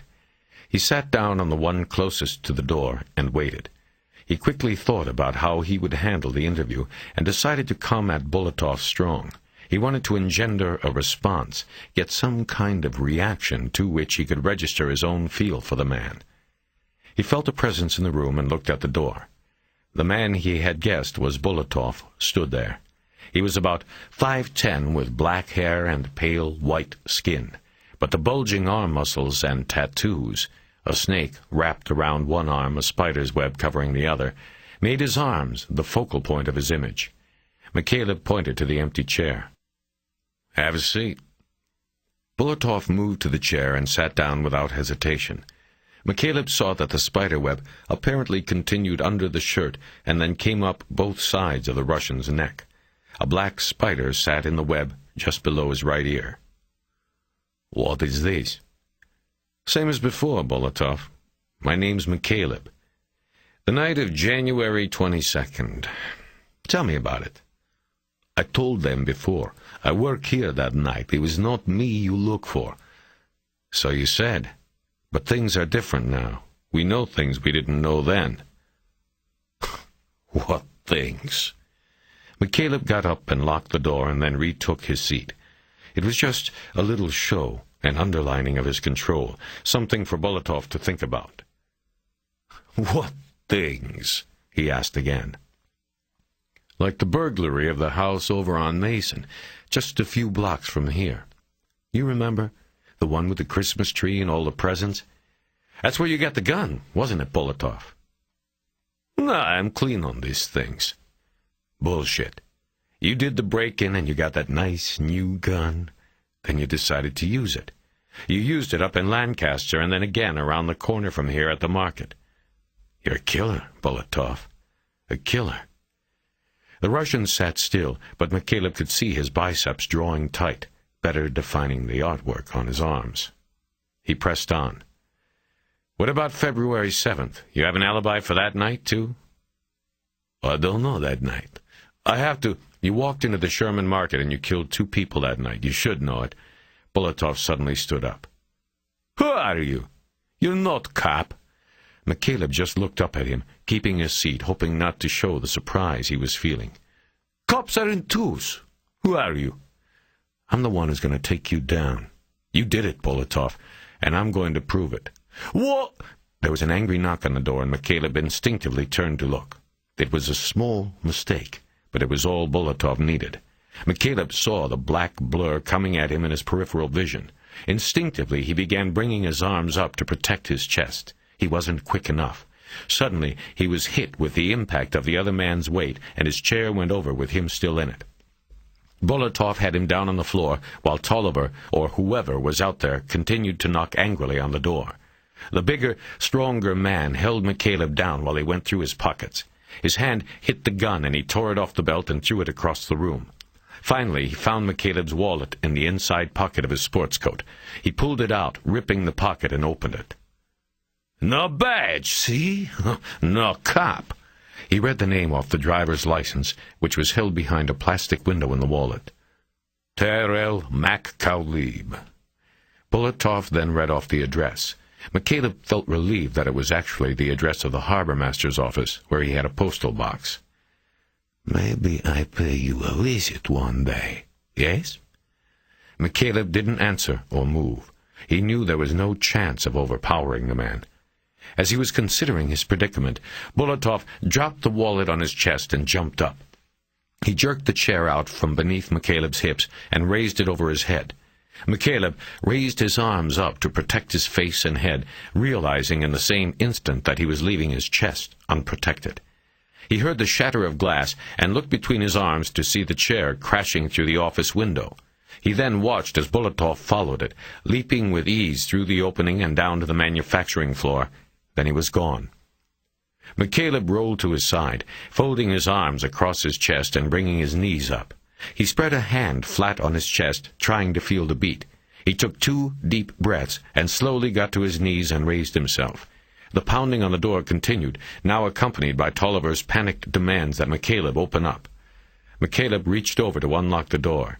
He felt a wave of vertigo hit him then. It was like sliding down a 12-foot trough into the valley of a wave. Tolliver burst into the office and started screaming at him, but McCaleb didn't understand his words. He put his hands flat on the floor and closed his eyes, trying to steady himself. "Shit," was all he managed to whisper. Buddy Lockridge jumped out of the Taurus when he saw McCaleb approaching. He ran around the front of the car and came to McCaleb's side. "Jesus, what happened?" "Nothing. I made a mistake, that's all." "You look like shit." "I'm okay now. Let's go." Lockridge opened the door for him and then went around to the driver's side and got in. "You sure you're okay?" "Come on, let's go." "Where?" "Find a phone." "There's one right there." He pointed to the Jack-in-the-Box restaurant next door. There was a payphone on the wall near one of the doors. McCaleb got out and slowly walked to the phone. He was careful to keep his eyes on the pavement in front of him, not wanting to set off another slide into vertigo. He called Jay Winston's direct line, expecting to leave a message, but she picked it up immediately. "It's Terry. I thought you had court." "I do, but it's a lunch break. I have to be back at 2. I was just about to call you." "Why?" "Because we're going to do it." "Do what?" "Hypnotize Mr. Noon. The captain signed off on it, and I called Mr. Noon. He said, sure. He just wants us to do it tonight because he's going out of town. Back to Vegas, I guess.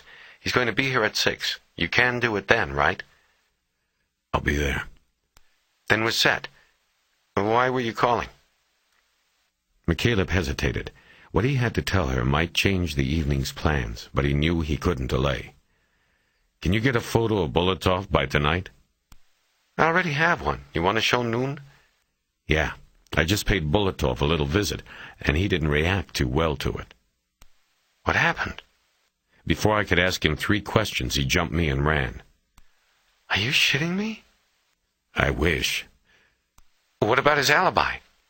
"It's about as solid as a loaf of bread." McCaleb briefly recounted his interview with Tolliver and then Bulatov. He told Winston she should put out a wanted notice for Bulatov. "For what? Did you or Tolliver make a police report?" "I didn't, but Tolliver said he was going to make a report on the window." "All right, I'll put out a pickup. Are you all right? You sound punchy." "I'm okay. Is this going to change things, or are we still on for the night?" "Far as I'm concerned, we're still on." "Okay, see you then." "Look, Terry, don't put too much stock in Bulatov, okay?" "I think he looks good for this." "I don't know. Lancaster's a long way from where Bulatov lives. You've got to remember the guy's a convict. He could have and would have done what he did with you whether he's involved with this or not. Because if he didn't do this, then he did something else." "Maybe. But I still like the guy." "Well, maybe Noon will make our day and point him out in a 6-pack. Yeah, now you're talking. After hanging up, McCaleb made it back to the Taurus without a problem.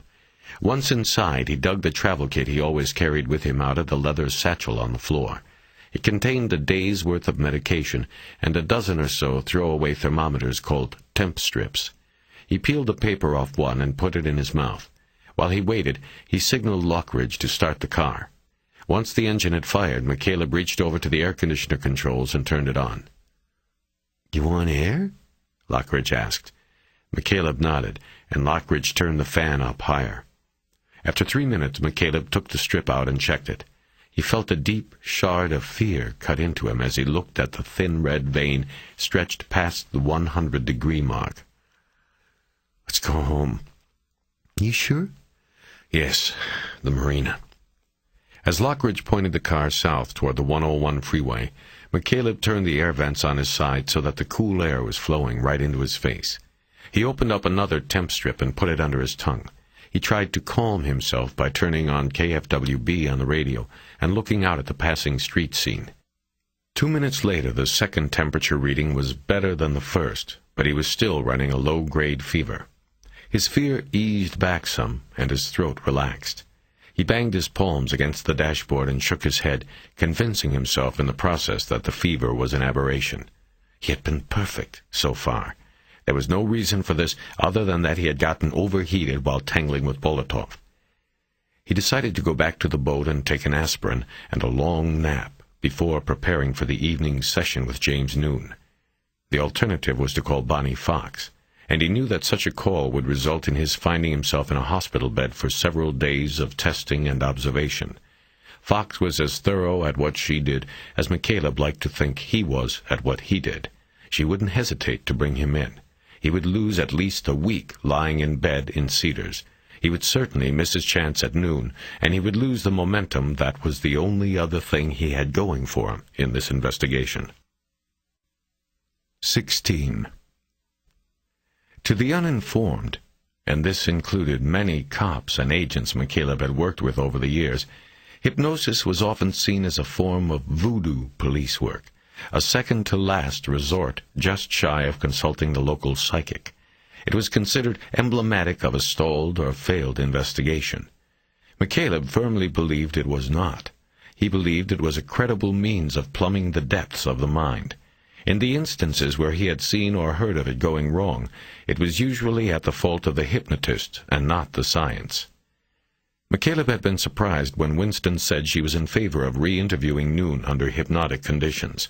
She had told him that hypnotism had been suggested a couple of times during the weekly Homicide Bureau meetings when the stalled Cordell investigation came up, but the suggestion had never been acted on for two reasons. The first was the important one. Hypnosis was a tool used often by police until the early 80s, when California's Supreme Court ruled that witnesses who had memories refreshed through hypnosis could not testify in criminal proceedings. This meant that every time investigators decided whether to use hypnotism on a witness, they had to weigh whether the possible gain from it was worth losing that person as a witness in court. The debate had stalled the use of hypnotism in the Cordell case, since Winston and her captain were reluctant to lose their only witness. The second reason was that after the Supreme Court ruling, the Sheriff's Department stopped training detectives in the use of hypnosis. Consequently, the more than 15 years since the ruling had seen the natural attrition of the detectives who had the skill.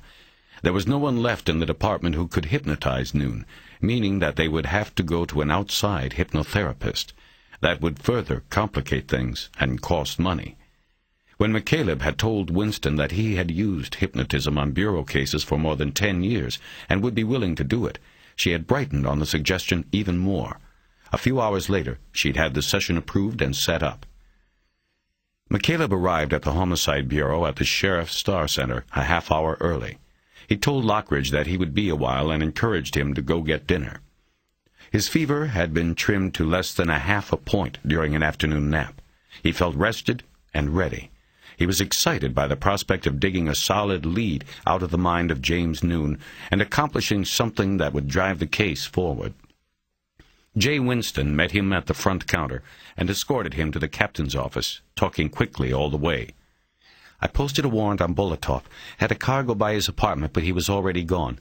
He split. You obviously hit a nerve." "Yeah, maybe when I called him a murderer. I'm still not convinced, but it's the best thing we've got going at the moment. Typically, Arango is not happy about what you did.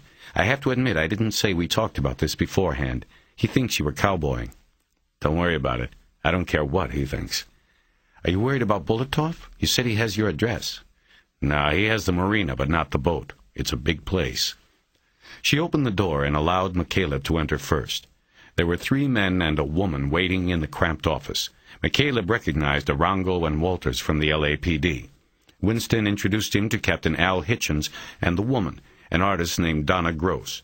She would be available if needed to work up a composite drawing of the suspect, provided that Noon didn't identify Bolotov outright. "I'm glad you're early," Hitchens said. "Mr. Noon is already here. Maybe we can get this thing going."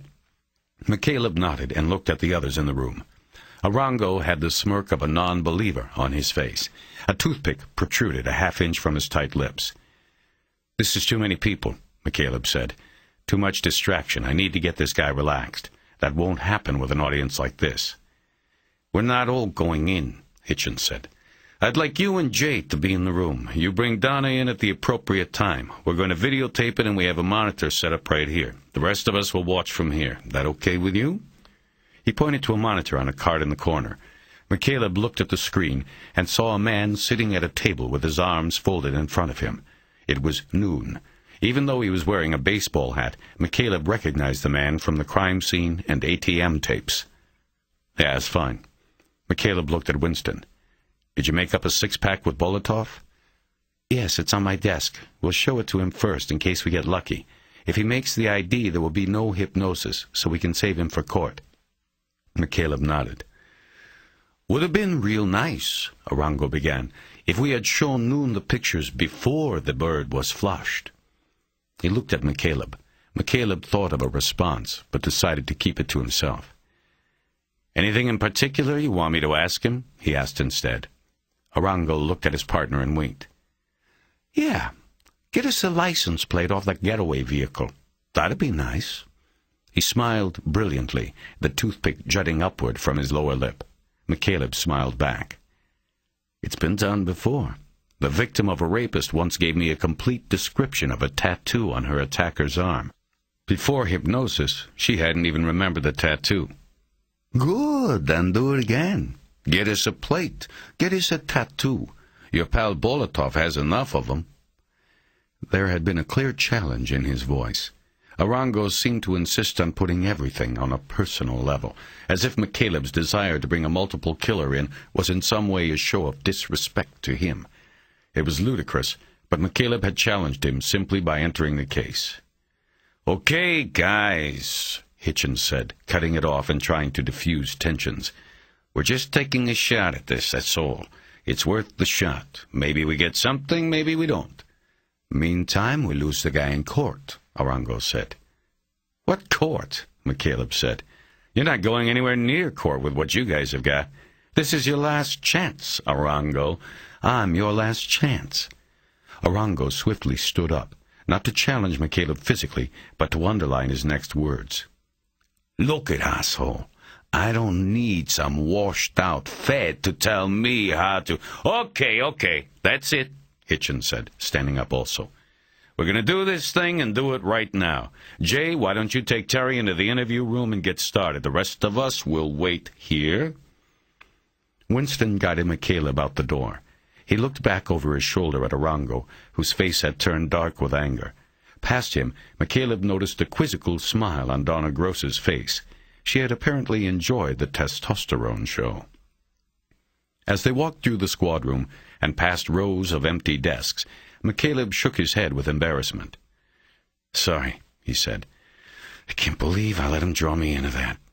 "It's okay. Guy's an asshole. It was going to happen sooner or later."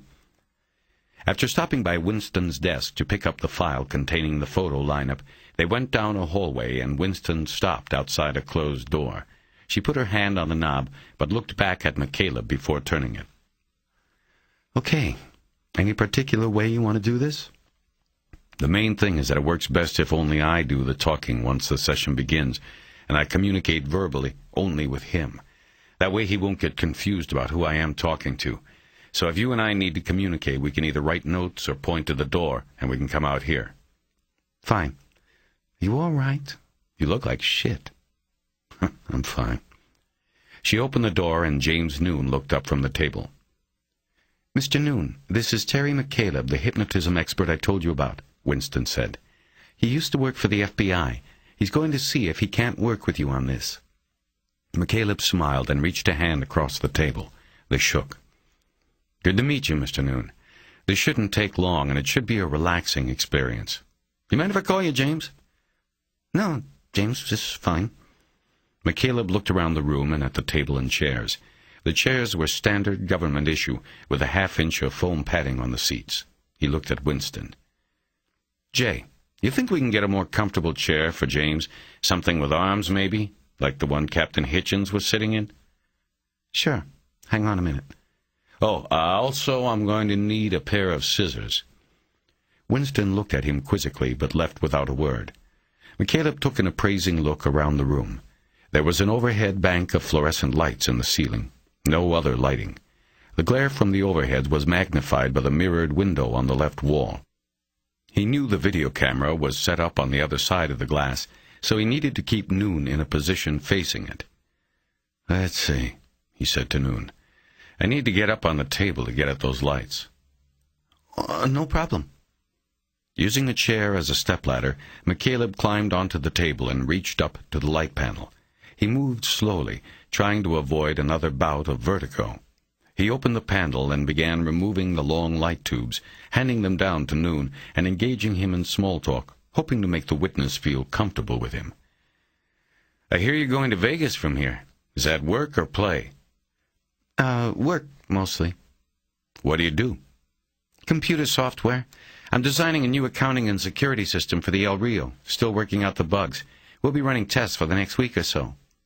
"A week in Vegas? Oh, boy, I could lose a lot of money there in a week." No, I don't gamble. "That's a good thing." He had taken out 3 of the 4 bulbs, dropping the room into a dim ambiance. He hoped that left enough light for the video. As he got off the table, Winston returned with a chair that actually looked like the one Hitchens had been sitting in. "You took that from the captain?"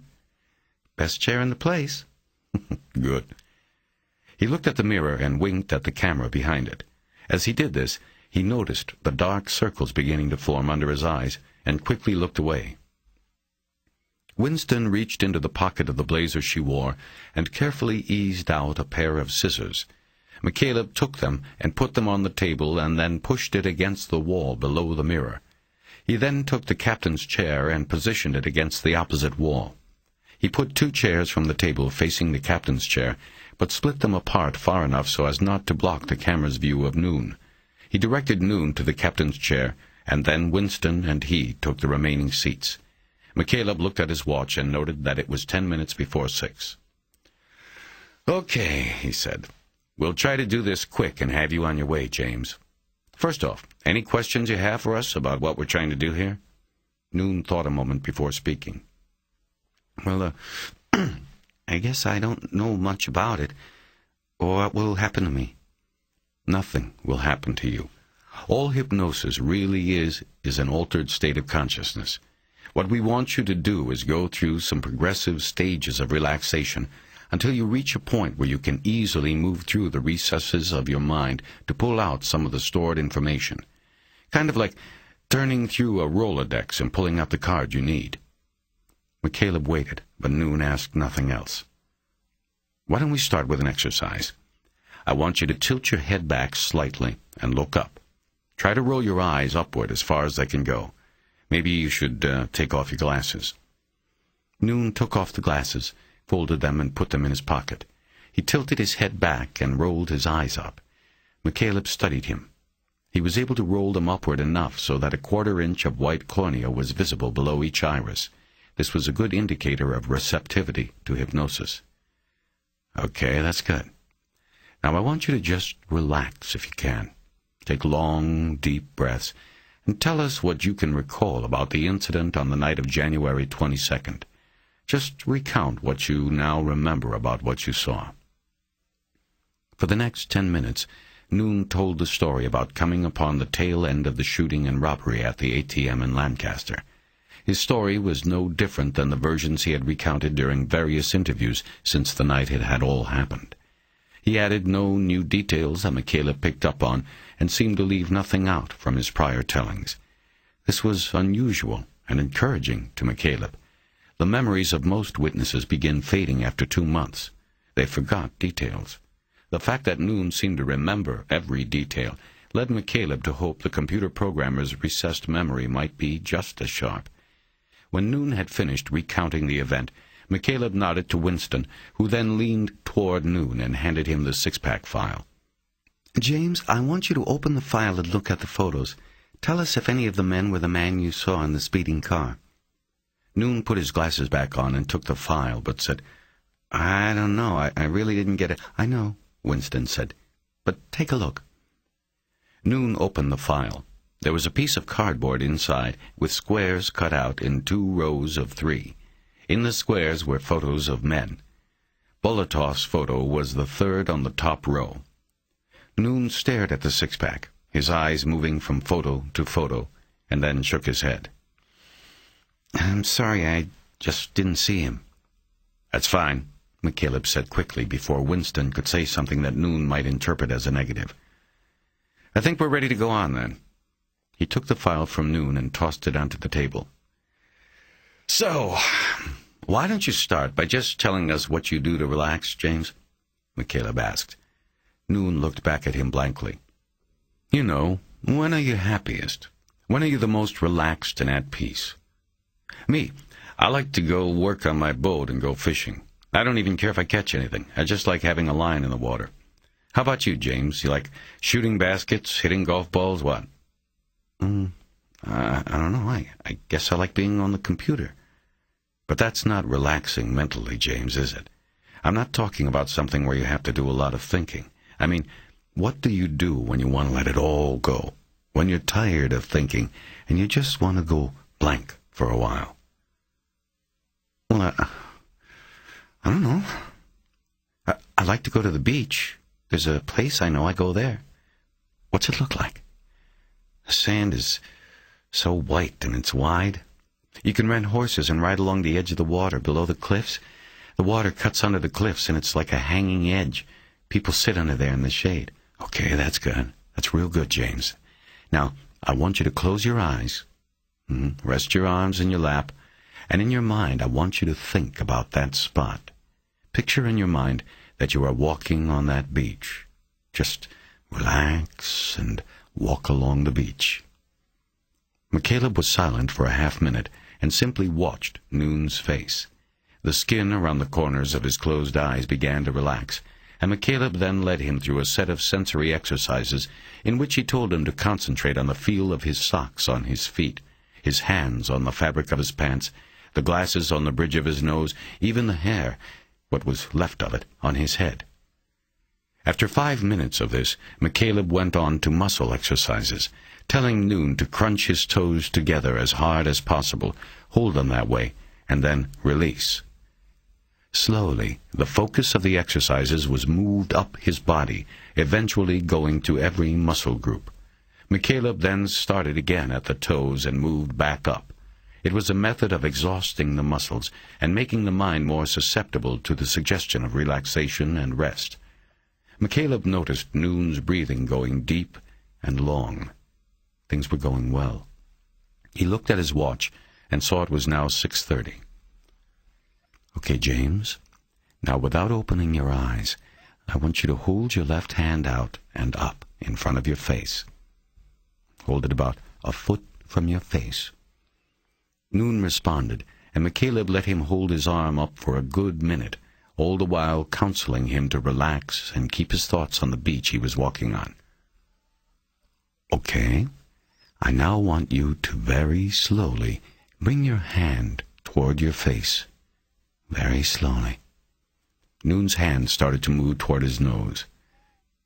Okay, slower now, McCaleb said, his words slower and softer than before. That's it, James. Slowly. And when your hand touches your face, you will be totally relaxed, and at that point you will drop into a deep, hypnotic state. He was silent then as he watched Noon's hand move slowly forward until his palm stopped at his nose. At the moment of contact, his head dipped forward and his shoulders slumped. His hand dropped into his lap. McCaleb looked over at Winston. She raised her eyebrows and nodded at him. McCaleb knew they were only halfway there, but things were looking good. He decided to run a little test. James, you are totally relaxed now, totally at rest. You are so relaxed that your arms are as light as feathers. They weigh nothing at all. He watched him, but he didn't move, which was good. Okay. Now I'm going to take a balloon that's full of helium and tie the string to your left hand. I'm tying it on now. There. The balloon is tied to your wrist, James, and I'm letting go of it. Immediately, Noon's left arm began to rise until it was stretched upward, his hand up higher than his head. McCaleb just watched, and after a half-minute, Noon's arm showed no indication of tiring. Okay, James, I have a pair of scissors, and I'm going to cut the string. McCaleb reached back to the table and lifted the scissors. He opened them and closed them sharply on the imaginary string. Noon's arm dropped back into his lap.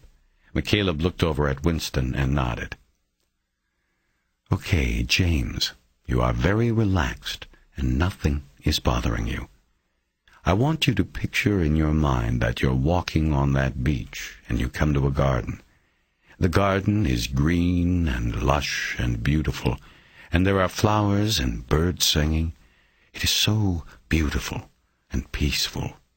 You've never been in any spot as peaceful as this. Now, you walk through the garden and come to a small building with a set of doors. They're elevator doors, James. They're made of wood with gold trim around the edges, and they're beautiful. Everything here is beautiful. The doors open, James, and you step on the elevator because you know it takes you down to your special room, a room where nobody else can go. Only you can go down there, and you are in total peace when you go there. McCaleb got up and stood in front of Noon, just a few feet away. Noon showed no outward sign of acknowledging the close presence of another person. The elevator buttons show you are on number 10, and you have to go down to your room on number 1. You push the button, James, and the elevator starts to go down. You are feeling more relaxed as each floor goes by. McCaleb raised his arm and held it parallel to the ground and a foot in front of Noon's face. He then began raising it up in front of his face, bringing it back around, and then up again. He knew the disturbance the motion would make in the light hitting Noon's eyelids would add to his sense of descent. You're going down, James, deeper and deeper. That's the 9th floor. Now the 8th, and 7. You are getting deeper and deeper, more and more relaxed. The 6th floor just went by. Now the 5th. 4, 3, 2, and 1. The doors open now, and you step into your special room. You're there, James, and in perfect peace. McCaleb went back to his chair. He then told Noon to enter his room and that the most comfortable chair in the world was waiting for him there. He told him to sit down and just melt into the chair.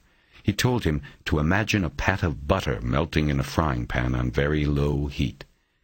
No sizzle, just a slow, slow melting. That's you, James, just melting into your chair. He waited a few moments and then told Noon about the television that was sitting right in front of him. You've got the remote control in your hand, and this is a special television with a special remote. You can watch whatever you want to on this TV. You can back the picture up, go forward, zoom in, or pull back out. Whatever you want to do with it, you can do. Now, turn it on, James. And what we're going to watch on that special TV right now is what you saw on the night of January 22nd when you were going to the bank in Lancaster to get some money. He waited a beat. Turn the TV on, James. Is it on now? Yes, Noon said, his first words in a half hour. Okay, good. Now we're going to go back to that night, James. Now tell us what you saw. 17. James Noon told his story as if McCaleb and Winston were there riding with him in his car, if not his head. I have the blinker on and I'm turning in. Here he comes. Brakes. He's going to... He almost hit me, that asshole. I could have... Noon raised his left arm, made a fist, and shot his middle finger up, an impotent gesture at the driver of the car that had blasted by him. As he did this, McCaleb looked closely at his face, noting the rapid eye movement behind his closed lids. It was one of the indicators he always looked for, a sign that the subject was deeply into the trance. He's gone, and I'm pulling in now. I see the man. There's a man on the ground under the light, by the ATM. He's down. I'm getting out and check to see... This blood. He's shot. Somebody shot him. I've got to get somebody. I'm going back to my car for the phone. I can call and get him help. He's shot. There's blood on the... It's everywhere. Okay, James, okay, McCaleb said, interrupting him for the first time. That's good. Now what I want you to do is take your special remote and back up the picture on the TV until the point that you first see the car coming out of the bank's parking lot. Can you do that? Yes? Okay. Are you there? Yes. Okay, now start it again. Only this time run it in slow motion. Very slow, so you can see everything. Are you running it? Yes. Okay, I want you to freeze it when you get the best view of the car coming at you. McCaleb waited. Okay, I got it. Okay, good.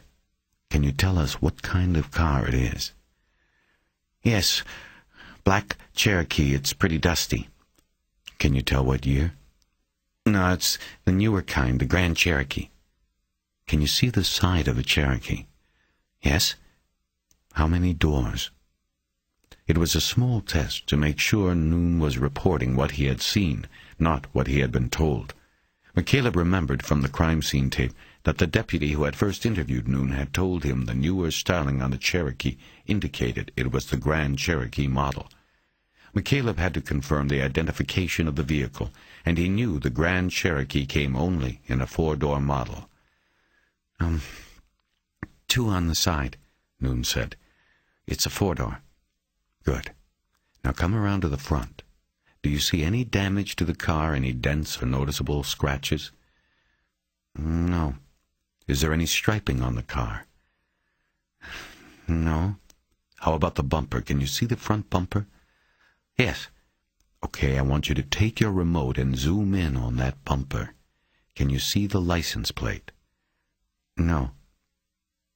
Why not, James? It's covered. What's covering it? There's a T-shirt on it. It's wrapped around the bumper so it covers the plate. Looks like a T-shirt.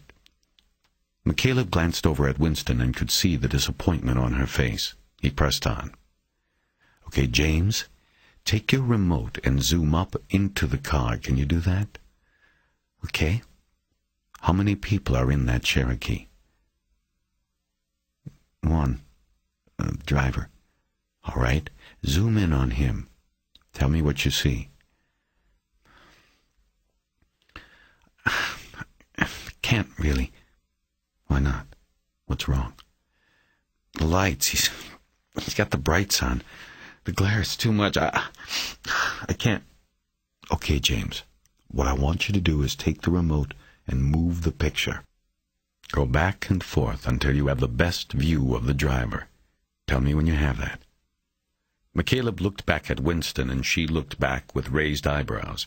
They both knew that they would soon find out if this had been worth it or not. Okay, James said. Okay, you're seeing the driver. Yes. Tell us what he looks like. What color is his skin? He's white, but he has a hat, and the brim is down. He's looking downward, and the brim covers his face. All of his face? No, I see his mouth. Does he have a beard or mustache? No. Can you see his teeth? No, his mouth is closed. Can you see his eyes? No, that hat is in the way. McCaleb sat back and released his breath in frustration. He couldn't believe this. Noon was a perfect subject. He was in a deep trance, and yet they couldn't get from him what they needed, a direct look at the shooter. Okay. Are you sure this is the best view of him? I'm sure. Can you see any of his hair? Yes. What color is it? Dark, like dark brown or maybe black. What length, can you tell? It looks short. What about the hat? Describe the hat. It's a baseball hat, and it's gray, washed out gray. Okay, is there any writing on the hat or a team logo? There's a design like a symbol. Can you describe it? It's like letters overlapping each other. What letters? It looks like a C with a line cut through. 1 or a capital I or a small L. And then there's a circle, an oval around the whole thing. McCaleb was silent for a moment, thinking about this. "James," he then said, "if I give you something to draw on, do you think you could open your eyes and draw this design for us?" "Yes?" "Okay. I want you to open your eyes." McCaleb stood up. Winston had already turned the pad she had on a clipboard to a fresh page. McCaleb took it and her pen and handed both to Noon. Noon's eyes were open and staring blankly at the pad as he drew. He then handed it back. The drawing was as he had described it, a vertical line slashing down through a large sea. This design was then captured in an oval. McCaleb handed the pad back to Winston, who briefly held it up to the mirrored window so those watching on video could see. "Okay, James, that was good. Now, close your eyes and look at the picture of the driver again. You got it?" "Yes." "Can you see either of his ears?" "One, his right. Is there anything unusual?" "No." "No earring?" "No." "What about below the ear? His neck. Can you see his neck?" "Yes." "Anything unusual there? What do you see?" "Nothing. His neck, just his neck." "This is his right side?" "Yes, right." "No tattoo on his neck?" "No, no tattoo." McCaleb blew out his breath again. He had just effectively eliminated Bulatov as a suspect after spending the day building him as one. "Okay," he said in a resigned voice. "What about his hands? Can you see his hands?" "On the steering wheel. They're holding the wheel." "See anything unusual? Anything on his fingers?" "No." "No rings? No? Is he wearing a watch?" A watch, yes." "What kind?" "I can't see. I see the band." "What kind of band? What color?" "It's black." "Which wrist is it on, his left or right?" His right. "Okay. Can you see and describe any of his clothing?" "Just his shirt. It's dark blue sweatshirt." McCaleb tried to think of what else to ask. His disappointment in not being able to come up with a substantial lead so far was crowding his focus. Finally, he thought of something he had passed over. "The windshield, James. Are there any stickers or anything like that on the glass?" "No, I don't see them." "Okay. And take a look at the rear-view mirror. Anything on that, like hanging down or hooked to it?" "Not that I can see." McCaleb now slumped in his chair. This was a disaster. They had lost this man as a potential court witness, eliminated a potential suspect, and all they got from it was a detailed description of a baseball cap and a dentless Cherokee. He knew the last step was to take him forward to his last view of the Cherokee speeding away, but it was likely that if the front license plate had been covered, so too would be the rear plate. "Okay, James, let's hit fast forward to the point that the Cherokee is past you and you are shooting the guy the bird." "Okay."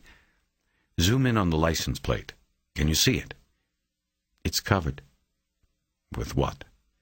"A towel or a T-shirt, I can't tell. Like the front." "Zoom back. Do you see anything unusual about the rear of the car?" "No." "Bumper stickers, or maybe the car dealership's name on the rear door?"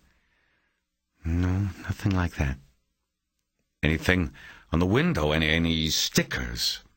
McCaleb registered the desperation in his own voice. "No, nothing."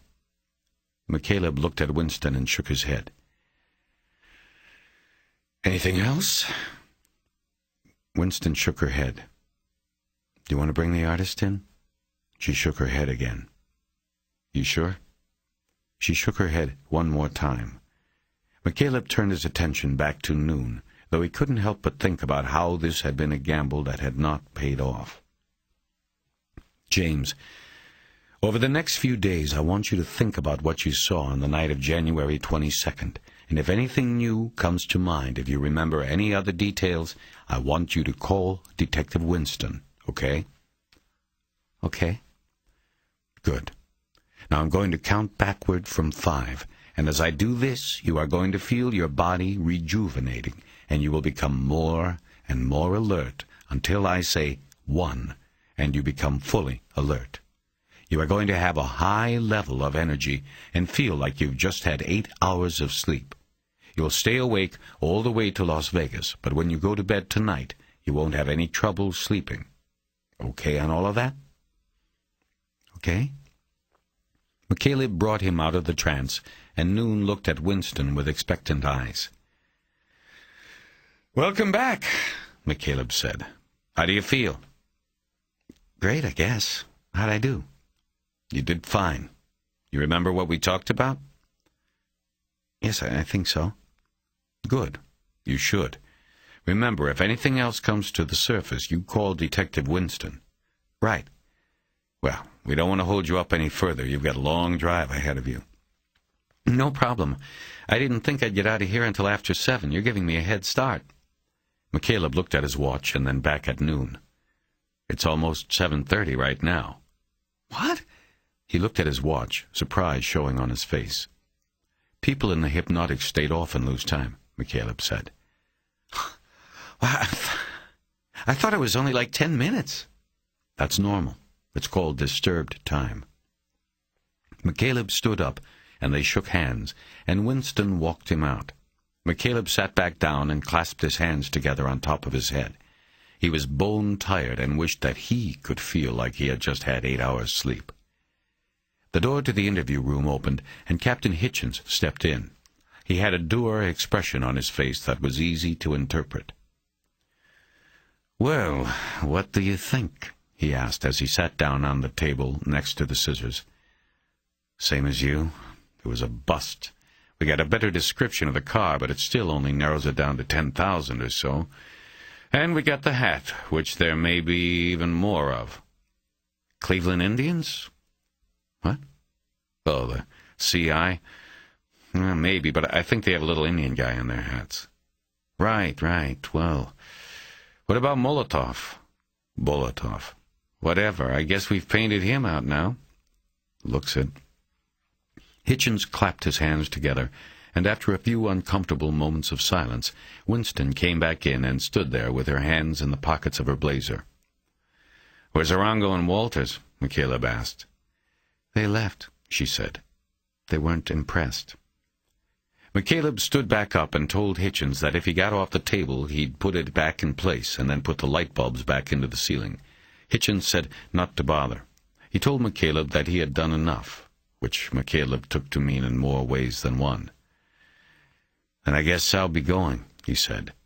Pointing at the mirror, he added, "You think at some point I could get a copy of the tape or the transcript? I'd like to look at it at some point. Might get a few ideas for a follow-up."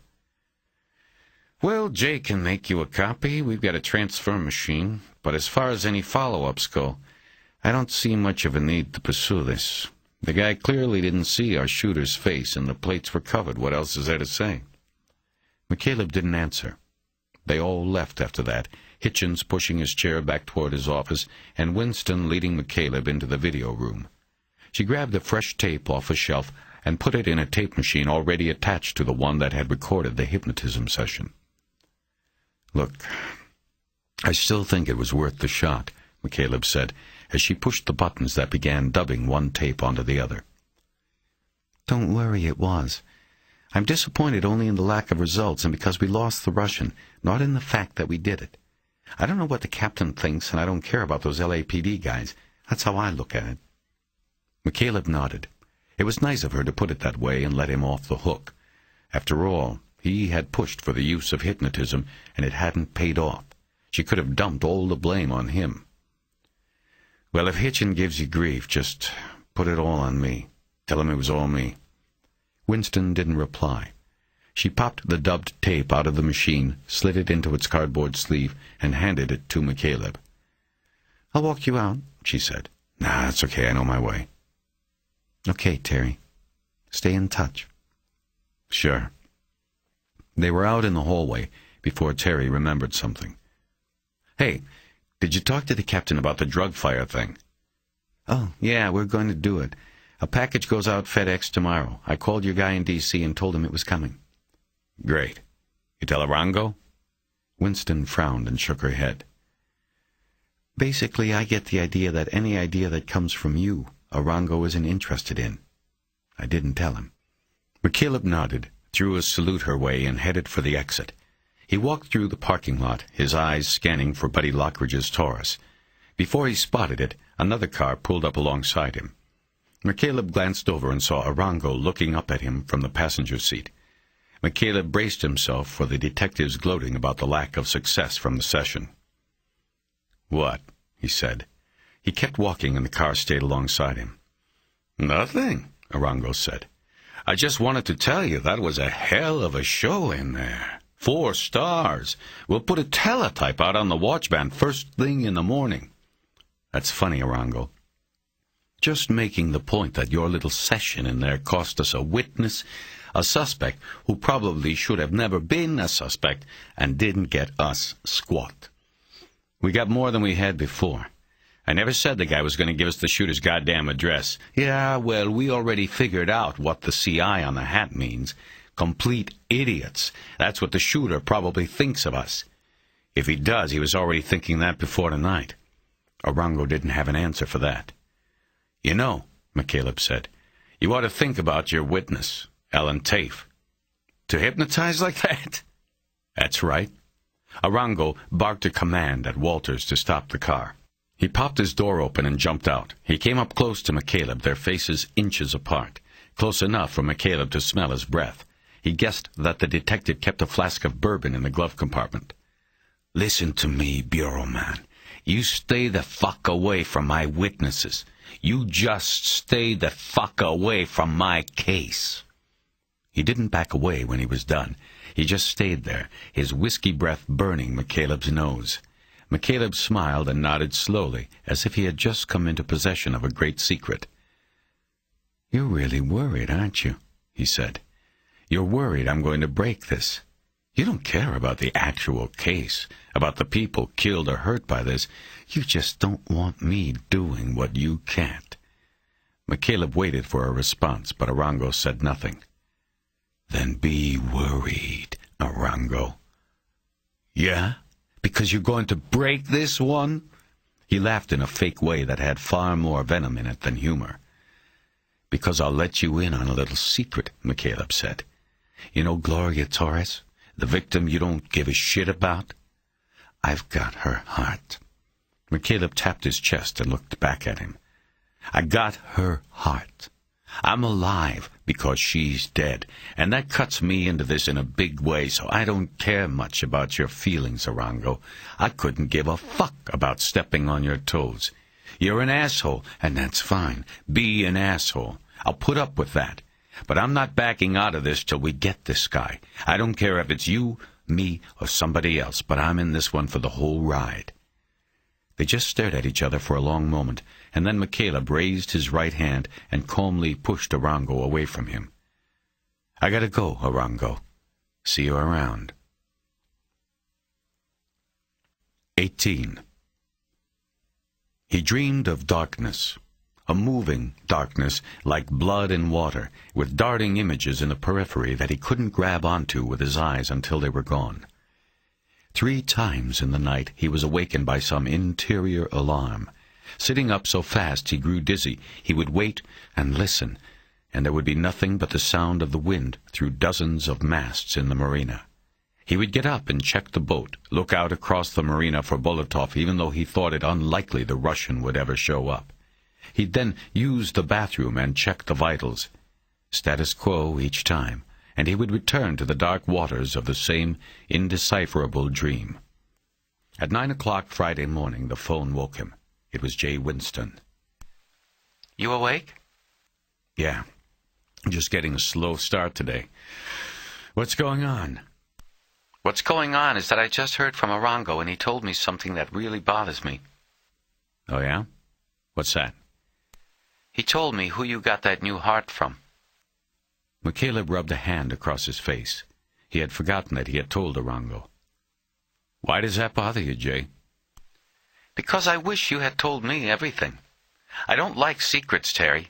That asshole calls up and makes me feel like an asshole because I'm the last one to know this. What's the difference, whether you knew or not? It's kind of a conflict of interest, isn't it? No, it's not a conflict. You ask me, it's an enhancement. It makes me want to get this guy even more than you people. Is there something else that's bothering you? Is this about Noon? No, it's not about that. I told you last night I stand behind doing it. The captain gave me some grief already today, but I still think we had to do it. Good. So do I. There was a tentative silence after that. McCaleb still thought there was something else she wanted to say, and he waited her out. Look, just don't go off cowboying on this, okay? Winston said. What do you mean? I'm not sure. I just don't know what you've got planned, and I don't want to have to worry about what you're up to because of your enhancement, as you call it. I understand. It's not even a point of contention, Jay. As I've said all along, if I get something, it goes to you guys. That's still the plan. Okay, then. All right. He was putting the phone down when he heard her voice. By the way, the bullet went to your man today. He'll get it tomorrow if he works Saturdays, if not Monday. Good. You'll let me know if he gets something, right? He's going to tell you first. You sent the package. Don't bullshit a bullshitter, Terry. He's your man. He's going to call you. Hopefully, he'll call me real quick after. I'll make sure he does. Again, he was putting the phone down when he heard her. So, what are you going to do today? He hadn't really thought about it. Well, I don't know. I'm not sure where to go. I'd like to re-interview the witnesses on the Gloria Torres thing, but Arango pretty much threatened me if I went near them. So what's that leave? I don't know. I was thinking about just hanging around the boat today. Maybe take another run through the books and the tapes, see if anything comes up. I was quick on the first read-through, but not thorough. Well, that sounds like a boring day. Almost as bad as mine's going to be. Court again? I wish. Trial's in recess Fridays. That means I get to spend the day doing paper, catching up. And I better get started. I'll see you, Terry. Remember what you said? You'll call me first with the news. You get the news, he agreed. She finally hung up, and he flopped back on the bed, the phone clutched to his stomach. After a few minutes of trying to recall the dreams of the night before, he lifted the phone and called information to get the number of the emergency room at Holy Cross. After calling and asking for Graciela Rivers, he waited nearly a minute before she picked up. Her voice was clipped and urgent. He had obviously called at a bad time. He almost hung up, but guessed that she might figure out it was him. Hello? I'm sorry, I must have caught you in the middle of something. Who is this? It's Terry. Oh, Terry! Hi! No, it's not a bad time. I just thought it might be something about Raymond. I usually don't get calls here. Then I'm sorry I alarmed you. It's okay. Are you sick? You don't sound like you. I didn't even recognize your voice. She forced a laugh into the phone. He thought she felt embarrassed that she didn't know his voice. I'm lying on my back, he said. You ever do that when you're calling in sick? You know, it makes you sound like you really are sick. This time her laugh was legitimate. No, I never tried that. I'll have to remember. Sure, it's a good tip. You can use it. So what's up? How are things going? Well, on the case, not so good. I thought we had something yesterday, but then we hit a bit of a stall. I'm going to rethink things today. Okay. I was calling because I was wondering about tomorrow. You know, whether you were thinking of bringing Raymond down so I could take him out to the rocks? The rocks? The jetty. There's good fishing off there. I walk out most mornings, and there's always people there, lines out. Well, Raymond hasn't stopped talking about it since we left the other night, so I was planning on it, as long as it's still all right with you. McCaleb hesitated, thinking about Bolotov and wondering if he could possibly be a threat. but he wanted to see Graciela and the boy.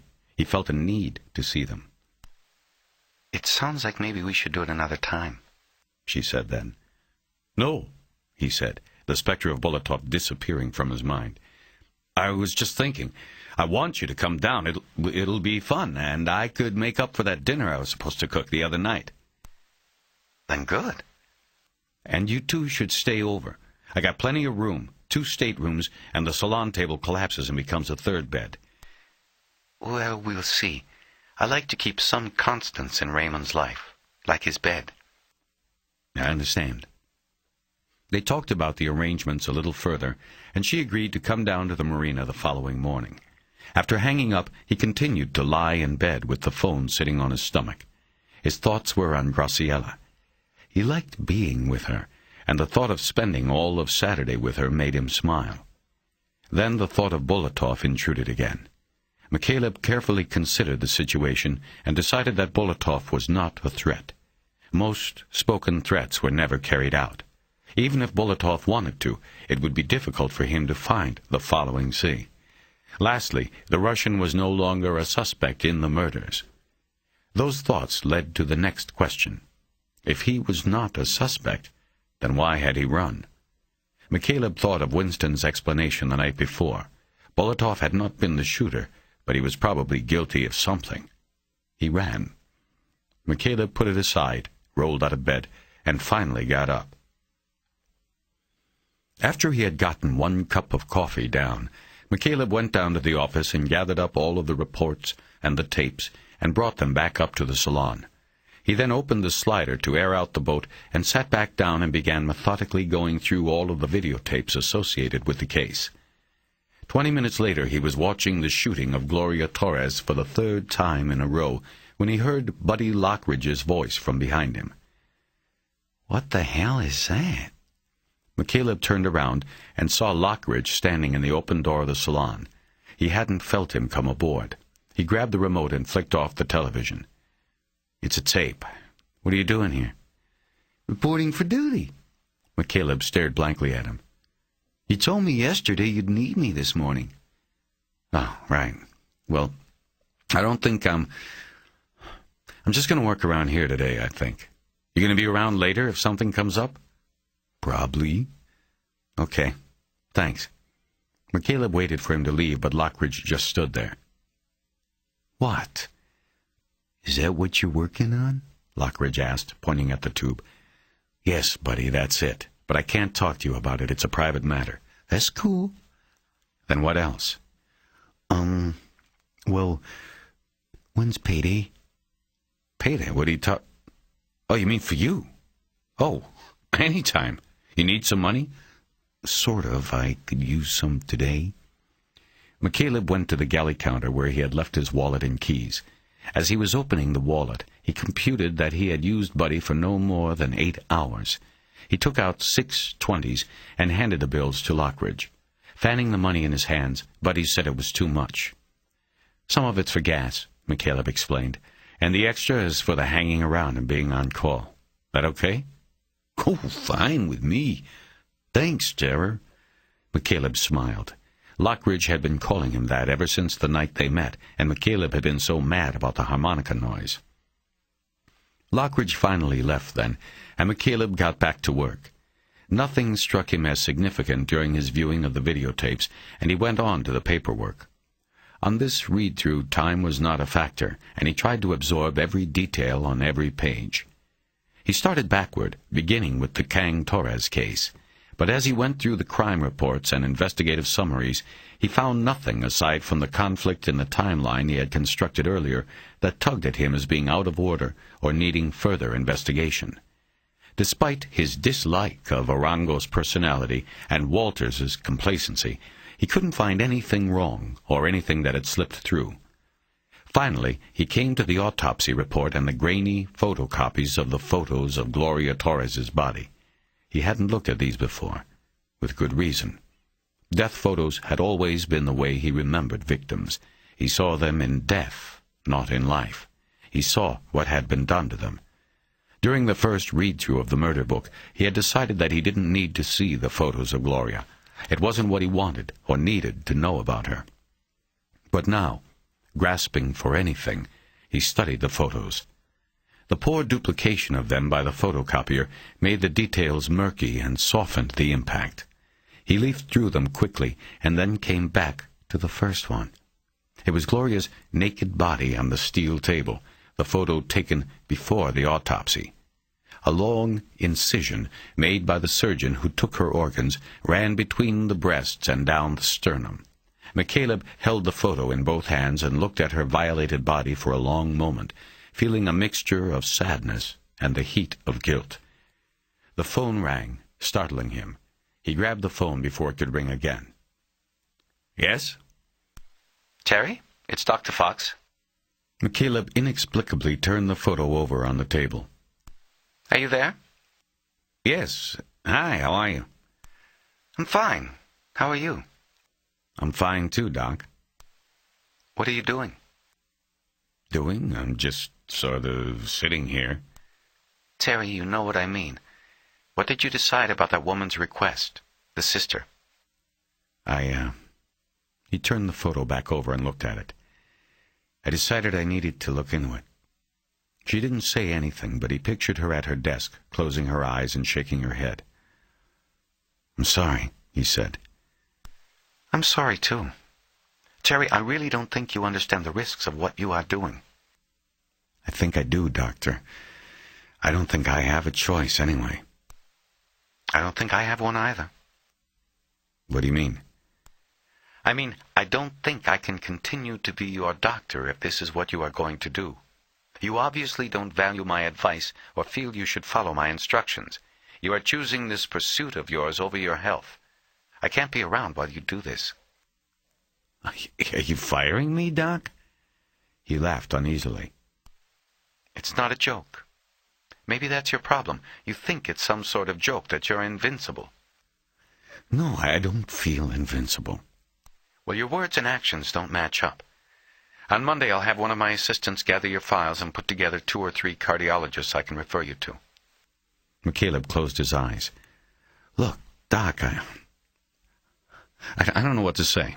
We've been together a long time. Don't you feel an obligation to see it through?" It goes 2 ways. If I don't hear from you by Monday, I'll have to assume you are going on with this. I'll have your records here at the office ready for you. She hung up. McCaleb sat still, the phone still to his ear until it started blaring its hang-up tone. McCaleb got up and took a walk outside.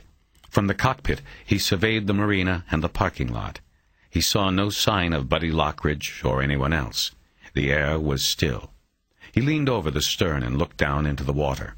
It was too dark to see bottom. He spit into the water, and with it went the misgivings he felt over Fox's edict. He decided he would not be swayed. The photo was there on the table waiting for him when he got back. He picked it up again and studied it once more, this time his eyes traveling up the body to the face. There was some kind of dark salve on the eyes, and then he remembered that the eyes had probably been taken, along with the internal organs. He noticed the 3 small perforations running along the ridge of the left ear and down to the lobe. On the right lobe there was only one.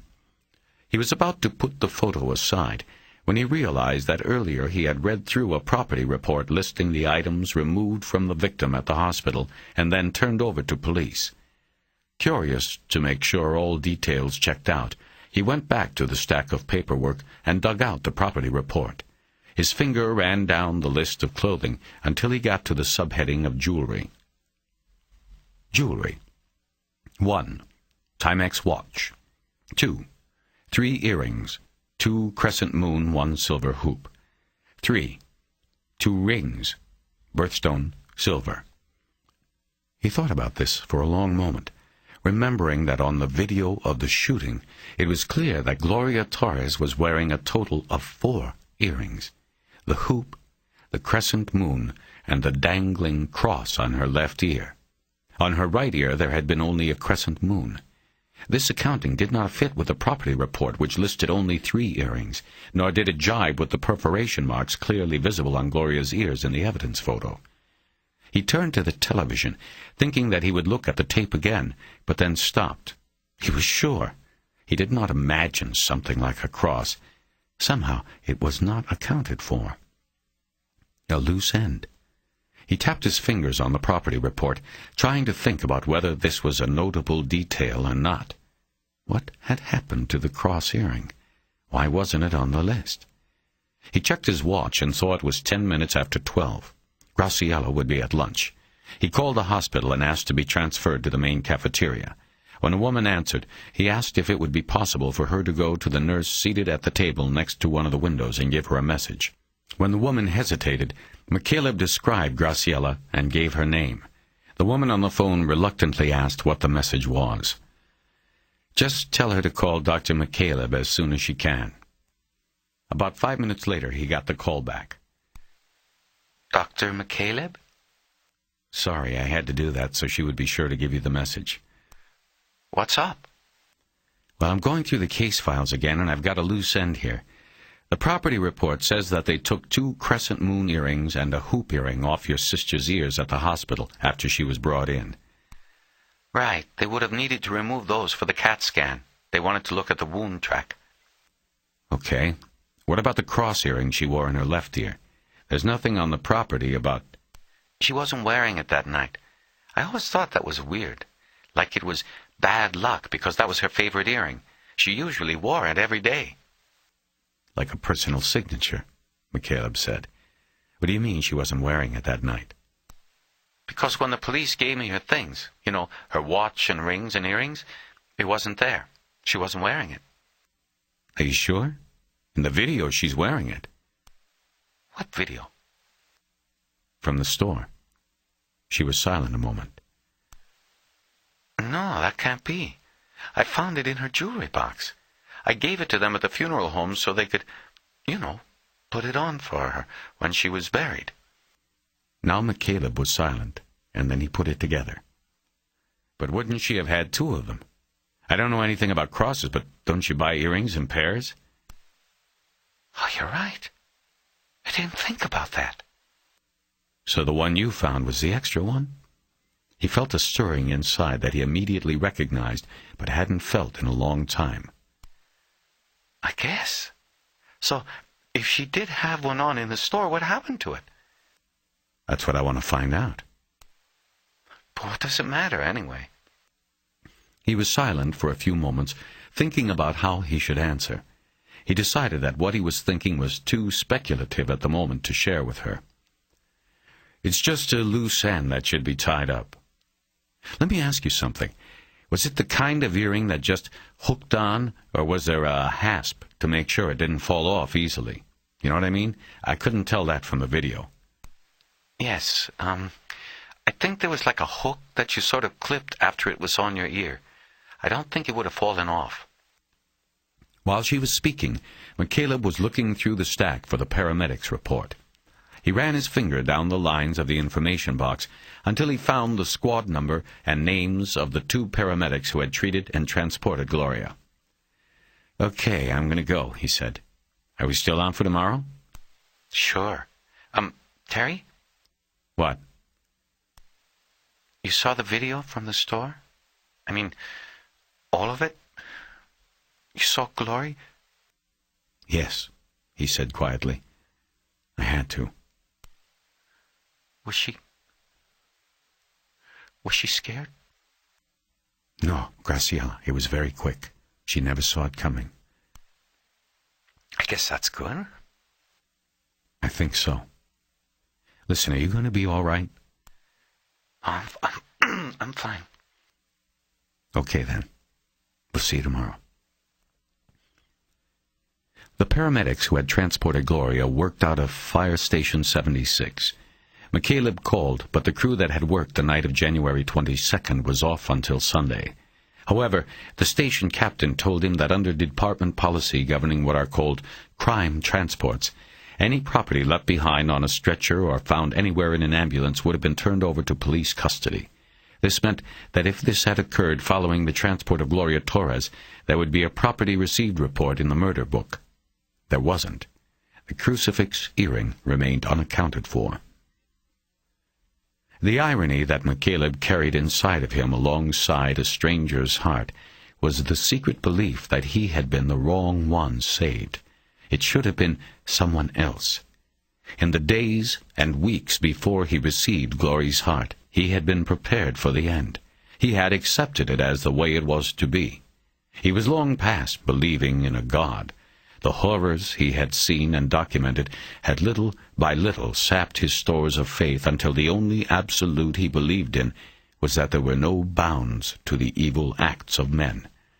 And in those seemingly final days, as his own heart withered and tapped out its final cadences, he did not grasp desperately for his lost faith as a shield or a means of easing the fear of the unknown.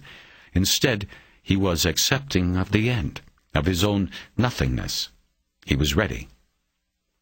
It was easy to do. When he had been with the Bureau, he was driven and consumed by a mission, a calling. And when he carried it out and was successful, he knew he was making a difference. Better than any heart surgeon, he was saving lives from horrible ends. He was facing off against the worst kinds of evil, the most malignant cancers, and the battle, though always wearing and painful, gave his life its meaning. That was gone the moment his heart deserted him, and he fell to the floor of the field office thinking he had surely been stabbed in the chest. It was still gone 2 years later, when the pager sounded and he was told they had a heart for him. He had a new heart, but it didn't feel like a new life. He was a man on a boat that never left port. It didn't matter what stock quotes about second chances he had used with a newspaper reporter. That existence was not enough for McCaleb. That was the struggle he was facing when Graciela Rivers had stepped down off the dock and into his life. The quest she had given him had been a way of avoiding his own inner struggle. But now things were suddenly different. The missing cross earring stirred something deep and dormant in him. His long experience had given him true knowledge and instincts about evil. He knew its signs. This was one of them. 19. McCaleb had been to the Sheriff's Homicide Bureau so often during the week that the receptionist just waved him back without a phone call or escort. Jay Winston was at her desk, using a 3-hole punch on a thin stack of documents, which she then slipped over the prongs of an open binder. She snapped it closed and looked up at her visitor. "You moving in?" "Feels like it. You get caught up on the paper?" "Instead of 4 months behind, I'm only 2. What's going on? I didn't think I was going to see you today." "You still upset about me holding that thing back?" "Water under the bridge." She leaned back in her chair, looked him over, and waited for an explanation of why he was there. "I've sort of come up with something I think bears looking into," he said. "Is this about Bulatov again?" "No, it's something new." "Don't become the boy who cried wolf on me, McCaleb." She smiled. "I won't." "Then tell me." He put his palms down on the desk and leaned over it so he could speak to her in a confidential tone. There were still plenty of Winston's colleagues around the Bureau, working at their desks and trying to get things done before the weekend. "Arango and Walters missed something," McCaleb said. "So did I on my first go-through, but I picked up on it this morning when I took a second look at the videos and the paperwork. It's something that has to be considered pretty seriously. I think it changes things." Winston furrowed her eyebrows and looked at him seriously. "Quit talking in circles. What did they miss?" "I'd rather show you than tell you." He reached down to the floor and opened his leather satchel. He pulled out the copy of the surveillance tape and held it up to her. "Can we go look at this?" "I guess so." Winston got up and led the way to the video room. She turned the machines on and popped in the tape after looking at it and noting it was not one of the tapes she had given McCaleb on Wednesday. "What is this?" "It's the surveillance from the market." "Not the one I gave you." "It's a copy. I'm having somebody look at the other one." "What do you mean? Who?" "A tech I knew when I was with the Bureau. I'm just trying to get some of the images enhanced. Not a big deal." "So what are you showing me?"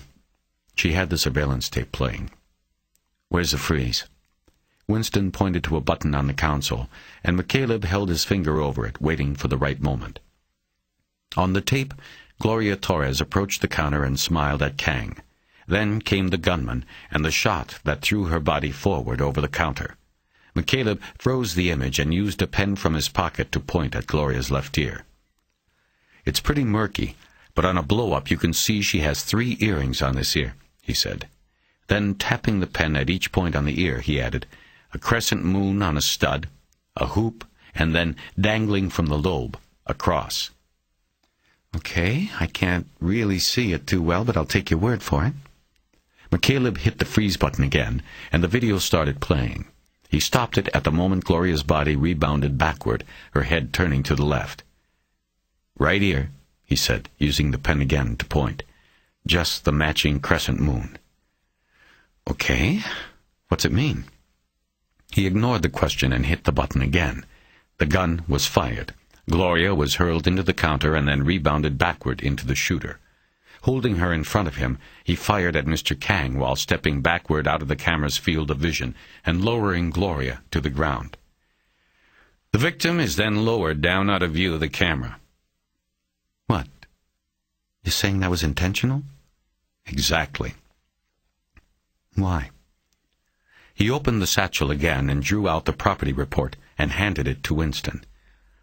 "That's the police property report on the victim's possessions. It was filled out at the hospital. Remember, she was still alive. They took her things there, gave them to a patrol officer. That is his report." "What don't you see?" Winston scanned the page. "I don't know. It's just a list of..." "The cross earring?" "Right. It's not there. He took it." "The patrolman?" "No. The shooter. The shooter took her earring." A puzzled look came across Winston's face. She wasn't following the logic. She hadn't had the same experiences or seen the same things that McCaleb had. She didn't see it for what it was. "Wait a minute," she said. "How do you know he took it? It could have just fallen off and gotten lost." "No, I've talked to the victim's sister, and I've talked to the hospital and the paramedics." He knew this was exaggerating his investigation into this aspect, but he needed to pin Winston down. He couldn't give her a way out or a way to any other conclusion than his own conclusion.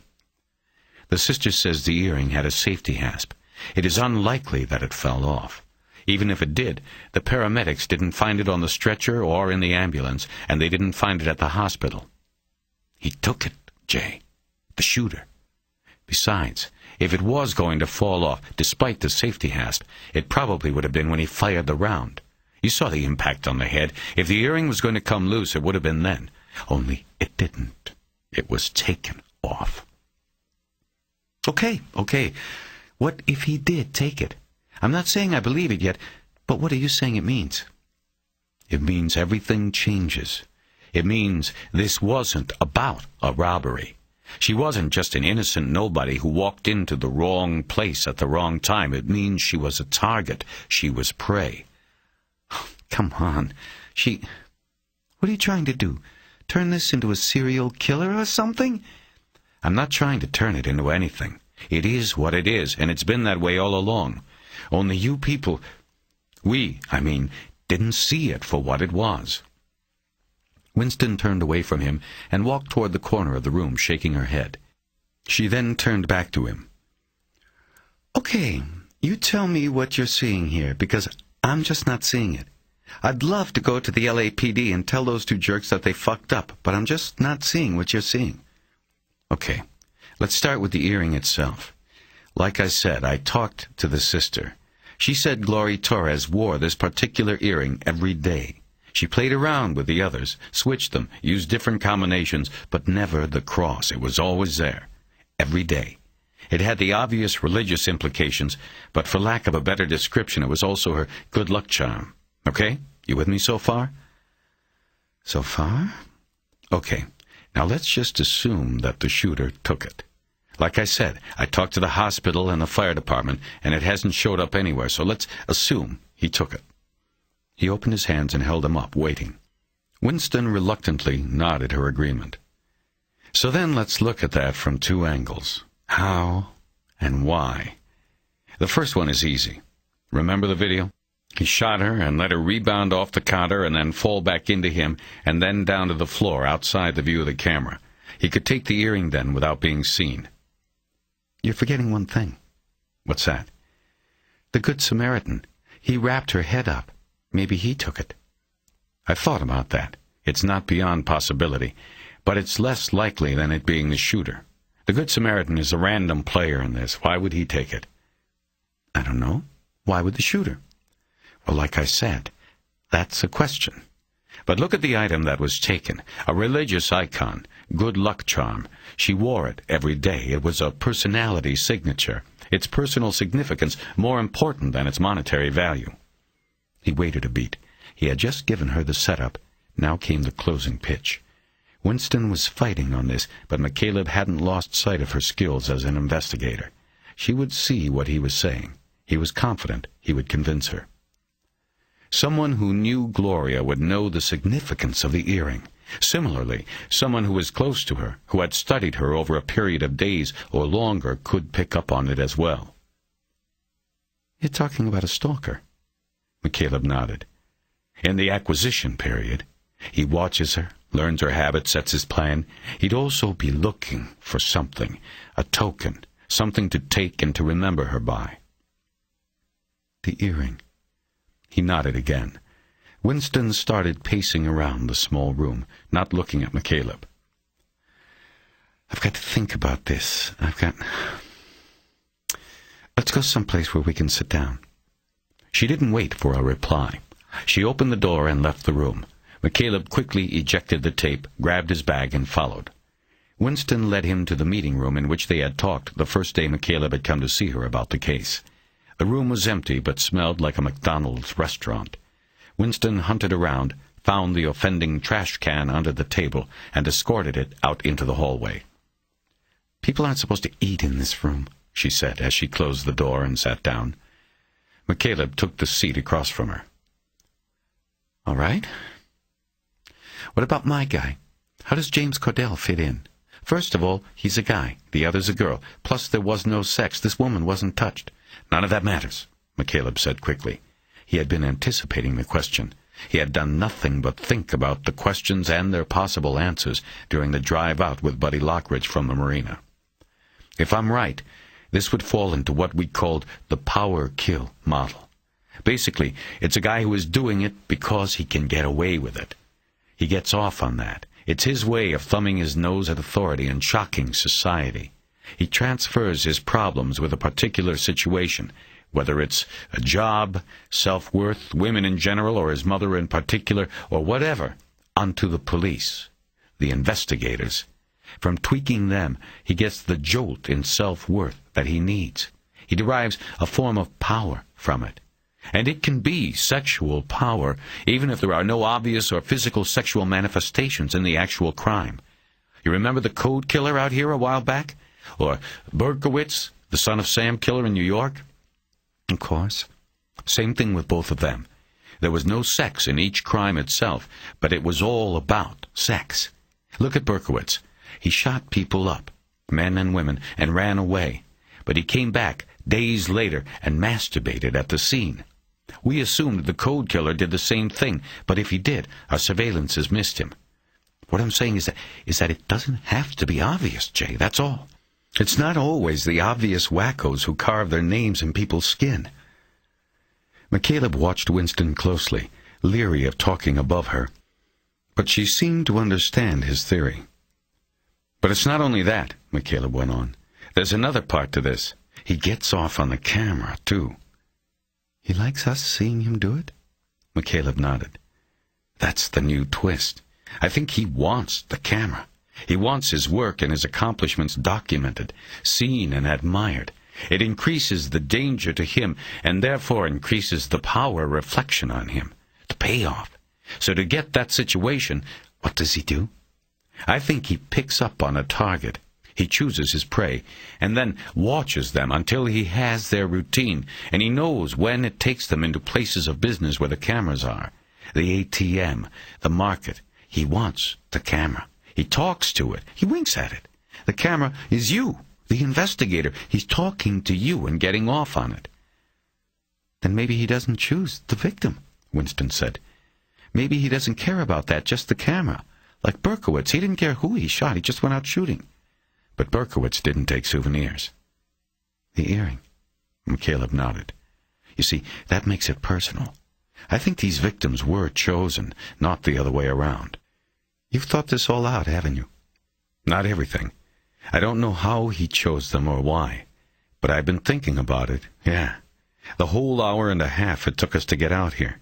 Traffic was bad. Us? I have a driver. I can't drive yet.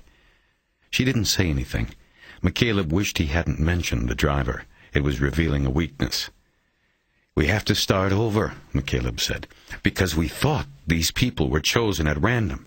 We thought the locations were chosen, not the victims, but I think it's the other way around. The victims were chosen. They were prey, specific targets that were acquired, followed, stalked. We've got to background them. There's got to be an intersection, some commonality, a person, a place, a moment in time, something that hooks them either to each other or our unknown subject. We find, wait a minute. McCaleb stopped, realizing his voice had been rising in fervor. What souvenir was taken from James Cordell? Are you saying the money he took from the ATM is a token? I don't know what was taken, but it wasn't the money. That was just part of the robbery show. The money wasn't a symbolic possession. Besides, he took it from the machine, not Cordell. So then, aren't you jumping the gun? No, I'm sure something was taken. We would have seen it. We have the whole thing on video. Nobody picked up on it with Gloria Torres, and that was on video too. Winston turned in her chair. I don't know. This still seems like a... Let me ask you something, and try not to take it too personal. But isn't it possible that you're just looking for what you always looked for before, when you were with the Bureau? You mean like am I exaggerating? Like I want to get back to what I was doing before, and this is my way of doing it? Winston hiked her shoulders. She didn't want to say it. I didn't go looking for this, Jay. It's just there. It is what it is. Sure, the earring might mean something else, and it might not mean anything at all. But if there is anything I know about in this world, it is this kind of thing. These people. I know them. I know how they think, and I know how they act. I feel it here, Jay. The evil. It's here. Winston looked at him strangely, and McCaleb guessed that maybe he shouldn't have been so fervent in his response to her doubts. Cordell's truck, the Chevy Suburban, wasn't in the video. Did you process his truck? I didn't see anything in the stack you gave me about... No, it wasn't touched. He left his wallet open on the seat and just took his ATM card to the machine. If the shooter had gone into his truck, he would have taken his wallet. When we saw it still there, we didn't bother. McCaleb shook his head and said, You are still looking at it from a point of view of a robbery. The decision not to process the truck would have been okay if it had been a real robbery. But what if it wasn't? He wouldn't have gone into the truck and taken something as obvious as the wallet. Then what? I don't know. Something else. Cordell used his truck a lot, driving all day along the aqueduct. It would be like a second home to him. There could have been lots of things of a personal nature in there that the shooter could have taken. Photos, things hanging from the rear view, maybe a travel diary, you name it. Where's the truck? Make my day and tell me it's still impounded. No chance. We released it to his wife a couple of days after the shooting. It's probably been cleaned out and sold by now. Actually, no. The last time I talked to Cordell's wife, which was only a couple of weeks ago, she said something about not knowing what to do with the Suburban. It was too big for her, and she said it gave her bad vibes now anyway. She didn't use those words, but you know what I mean. A charge of excitement went through McCaleb.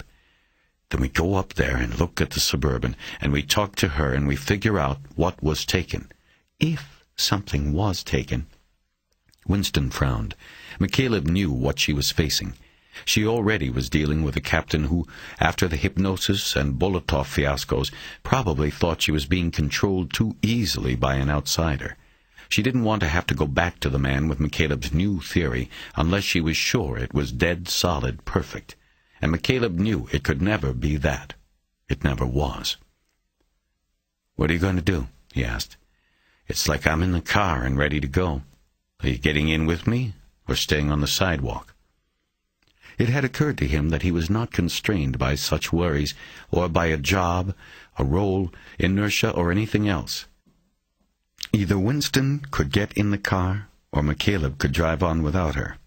She apparently realized the same thing. "No," she said.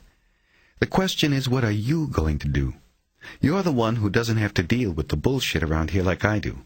After the hypnosis thing, Hitchens has been—" Tell you what, Jay, I don't care about all of that. I only care about one thing, finding this guy. So look, you sit tight and give me a few days. I'll come in with something. I'll go up to the desert and talk to Cordell's wife and take a look at the truck. I'll find something you can go to the captain with.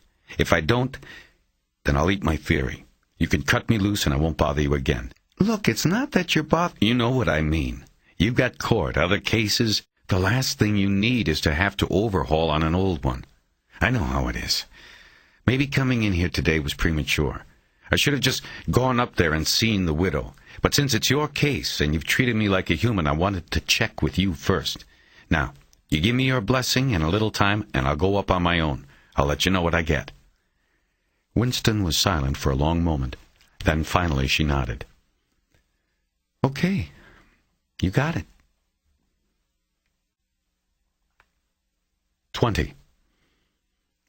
Lockridge and McCaleb took a succession of freeways from Whittier until they reached the Antelope Valley Freeway, which would finally take them to the northeast corner of the county. Lockridge drove one-handed most of the way, holding a harmonica to his mouth with the other hand. It didn't give McCaleb much of a feeling of safety, but it cut out the meaningless banter. As they passed Vasquez Rocks, McCaleb studied the formation and pinpointed the spot where the body had been found that eventually led to his knowing Jay Winston. The slanted and jagged formation caused by tectonic upheaval was beautiful in the afternoon light. The sun was hitting the front rock faces at a low angle and throwing the crevices into deep darkness. It looked beautiful and dangerous at the same time. He wondered if that was what had drawn Luther Hatch to it. "Ever been there? Vasquez Rocks?" Buddy asked after tucking the harmonica between his legs. "Yeah. Neat place. It's named after a Mexican desperado who holed up in the crevices about 100 years ago after robbing a bank or something. So many places to hide in there they could never find him, and he became a legend." McCaleb nodded. He liked the story. He thought about how his histories of places were so different. They always involved bodies and blood work. No legends, no heroes. They made good time on the front of the wave of rush hour and weekend traffic out of the city, and it was just past 5 when they got to Lancaster. They cruised through a subdivision called Desert Flower Estates, looking for the home where James Cordell had lived. McCaleb saw a lot of desert, but not many flowers or homes that met his definition of estate. The subdivision was built on land as flat and most days as hot as a frying pan. The homes were Spanish style, with red barrel roofs and arched windows and doors in the front. There were dozens of matching developments scattered through the Antelope Valley. The homes were large and reasonably attractive. They were bought mostly by families escaping the expense and crime and crowding of Los Angeles. Desert Flower Estates had apparently offered 3 different design plans to its buyers. Consequently, McCaleb noticed as they drove through, about every third house was the same, and sometimes there were even side-by-side duplicates. It reminded him of some of the post-World War II neighborhoods in the San Fernando Valley. The thought of living in one of the homes he was passing depressed him, and it wasn't because of anything he saw. It was the distance this place was from the ocean and the feeling of renewal the sea gave him. He knew he'd never last in a neighborhood like this. He would dry up and blow away like one of the tumbleweeds they periodically passed on the street. "This is it," Buddy said. He pointed to a number on a mailbox, and McCaleb nodded. They pulled in.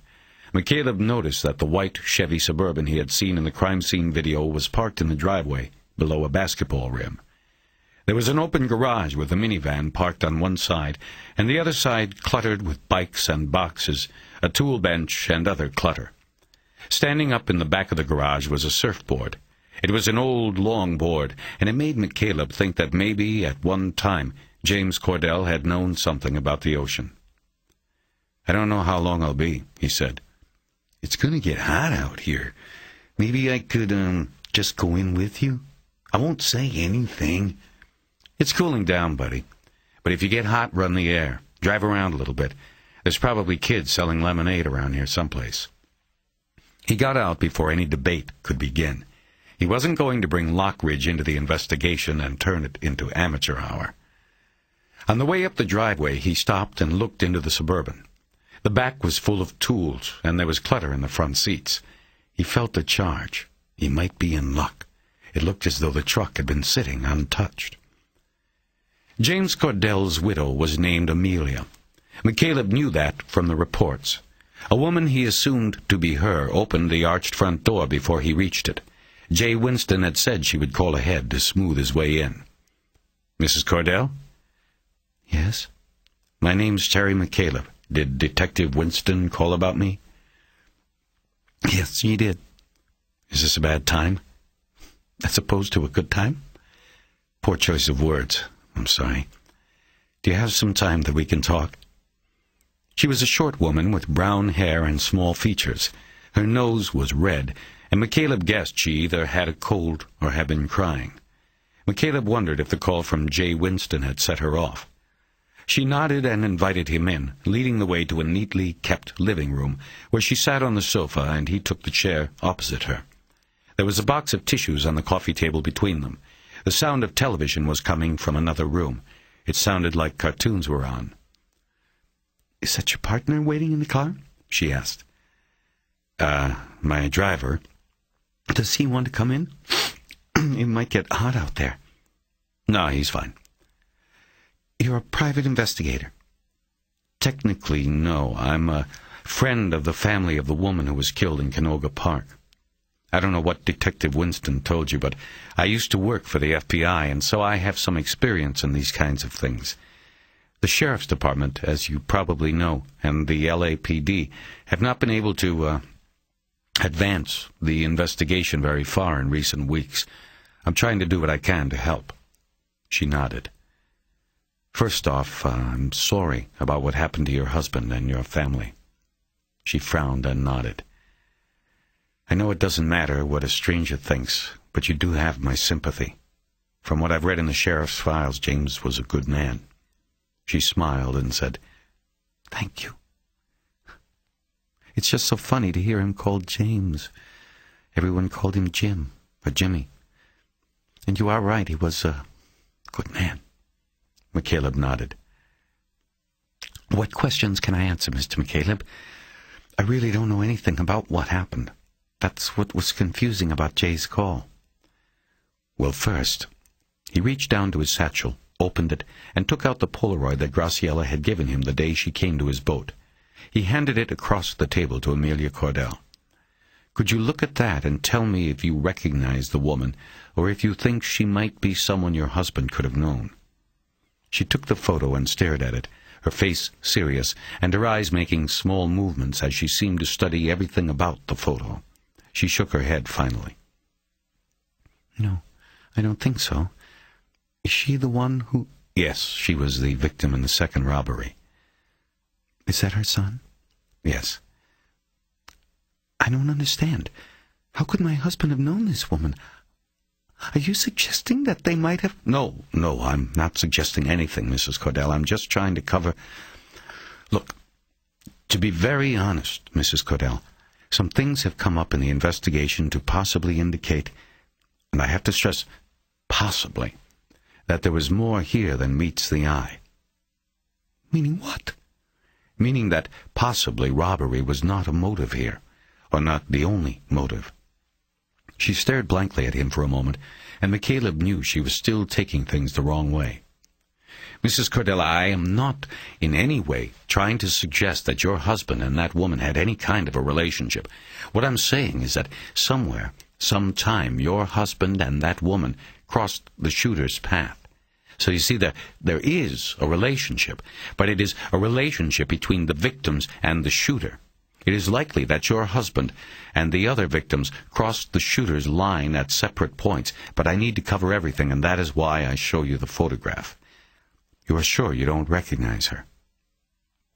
"I'm sure." "Would your husband have any reason in the weeks before the shooting to have spent any time in Canoga Park?" "Not that I know of." "Would he have had any dealings with the Los Angeles Times? More specifically, any reason he would have gone to the newspaper's plant in Chatsworth?" Again, her answer was no. Was there any problem at work, anything that he might have wanted to talk to a reporter about? Like what? I don't know. Was she a reporter? No, but she worked where there were reporters. Maybe their paths crossed with the shooter there. Well, I don't think so. If something was bothering Jimmy, he would have told me. He always did. Okay, I understand. McCaleb spent the next 15 minutes asking Mrs. Cordell questions about her husband's daily routine and his activities in the weeks before the shooting.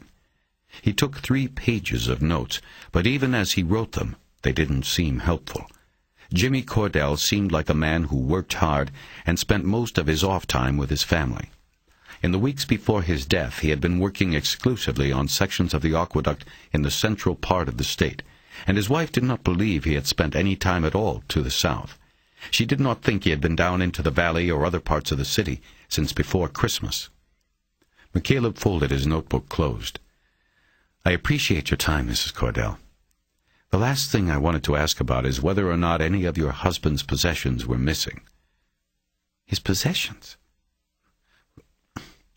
What do you mean? Amelia Cordell led McCaleb out to the Chevy Suburban.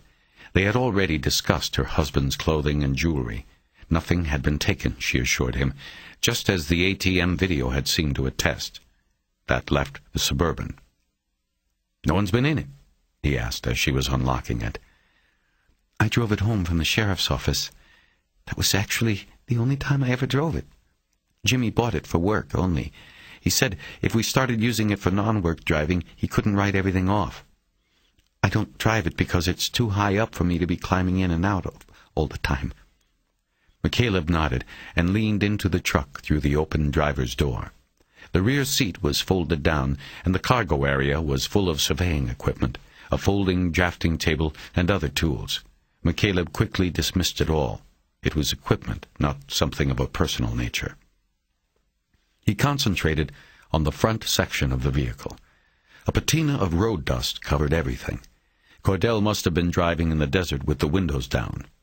Using one finger, he opened a pocket on the door and saw it was crammed with service station receipts and a small spiral notebook on which Cordell had noted mileage, dates, and destinations.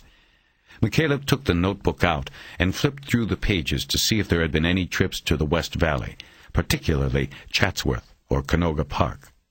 There were none recorded. It appeared Amelia Cordell had been correct about her husband. He flipped down the driver's side visor and found 2 folded maps. McCaleb walked them around to the front and opened them on the hood. One was a gas station map of Central California, and another was a survey map that showed the aqueduct and its many access roads. McCaleb was looking for any unusual notations Cordell might have made on the maps, but there were none. He refolded them and put them back. He now sat in the driver's seat and looked around. He noticed the rear-view mirror and asked Amelia Cordell if her husband had ever hung anything off it, knickknacks or otherwise. She said she didn't remember anything. He checked the glove compartment and the center console. There was more paperwork and several tapes for use in the stereo, an assortment of pens and mechanical pencils, and a pack of opened mail. Cordell liked country music. Nothing seemed amiss. Nothing came to mind. Do you know if he had any particular kind of pen or pencil he liked? Like a special pen he might have gotten as a gift or something? I don't think so. Nothing I remember. McCaleb took the rubber band off the mail and looked through the envelopes. It appeared to be departmental mail, notices of meetings, reports on problems on the aqueduct that Cordell was to check out. McCaleb put the band back around the stack and placed it back in the glove box. Amelia Cordell watched him silently. In an open bin between the seats there was a pager and a pair of sunglasses. Cordell had been coming home at night when he stopped at the ATM. That explained why the glasses were not on, but not the beeper. Mrs. Cordell, do you know why his pager is here? How come he wasn't wearing it? She thought a moment and then said, He usually didn't keep it on his belt for long rides because he said it was uncomfortable. He said it dug into his kidneys. He forgot it a few times. Left it in the car and missed his pages. That's how I know why. McCaleb nodded. As he sat there thinking about what to check next, the passenger door was suddenly opened and Buddy Lockridge looked in. "What's up?" McCaleb had to squint to look at him because of the sun coming into the car over Buddy's shoulder. "I'm almost done, Buddy. Why don't you wait in the car?" My ass was getting sore. He looked past McCaleb and nodded at Amelia Cordell. "Sorry, ma'am." McCaleb was annoyed by the intrusion, but introduced Lockridge as his associate to Amelia Cordell. "So, what are we looking for?" Buddy asked.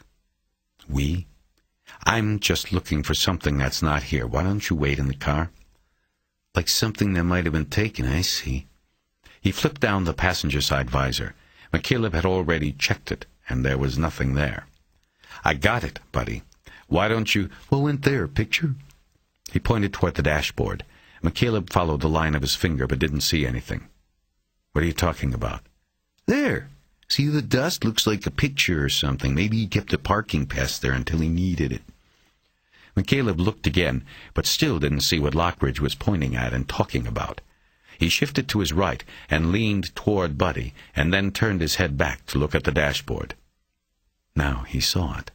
A coat of driving dust had settled on the clear plastic guard over the display of speedometer and other gauges. On one side of the plastic, there was a clearly defined square where there was no dust. Something had been propped on the plastic guard until recently. McCaleb realized how lucky he was. He probably would never have noticed it. It only became apparent when viewed from the passenger side and with the sun coming in at a low angle. "Mrs. Cordell," McCaleb said, "can you walk around and look at this through the other door?" He waited. Lockridge stepped out of the way so she could look in. McCaleb pointed to the outline on the plastic guard. It was about 5 inches wide by 3 inches deep. "Did your husband keep a picture of you or the kids here?" She shook her head slowly. "Boy, I don't really know. He had pictures, but I just don't know where he put them. He could have, but I don't know. I never drive this. We always take the caravan, even when just Jim and I would go out. Like I said, I didn't like climbing up there." McCaleb nodded. "Is there anyone he worked with who might know, who might have ridden with him to jobs or to lunch, that sort of thing?" Driving on the Antelope Valley Freeway back toward the city, they passed a seemingly never-ending line of cars stacked in the lanes going the other way. Commuters heading home, or travelers getting out of the city for the weekend. McCaleb barely noticed. He was deep in his own thoughts. He barely even heard Lockridge until he repeated himself twice. "I'm sorry. What?" "I said I guess I helped you out back there. Noticing that?" "You did, Buddy. I might not have noticed it. But I still wish you had stayed in the car. This is all I'm paying you for, to drive."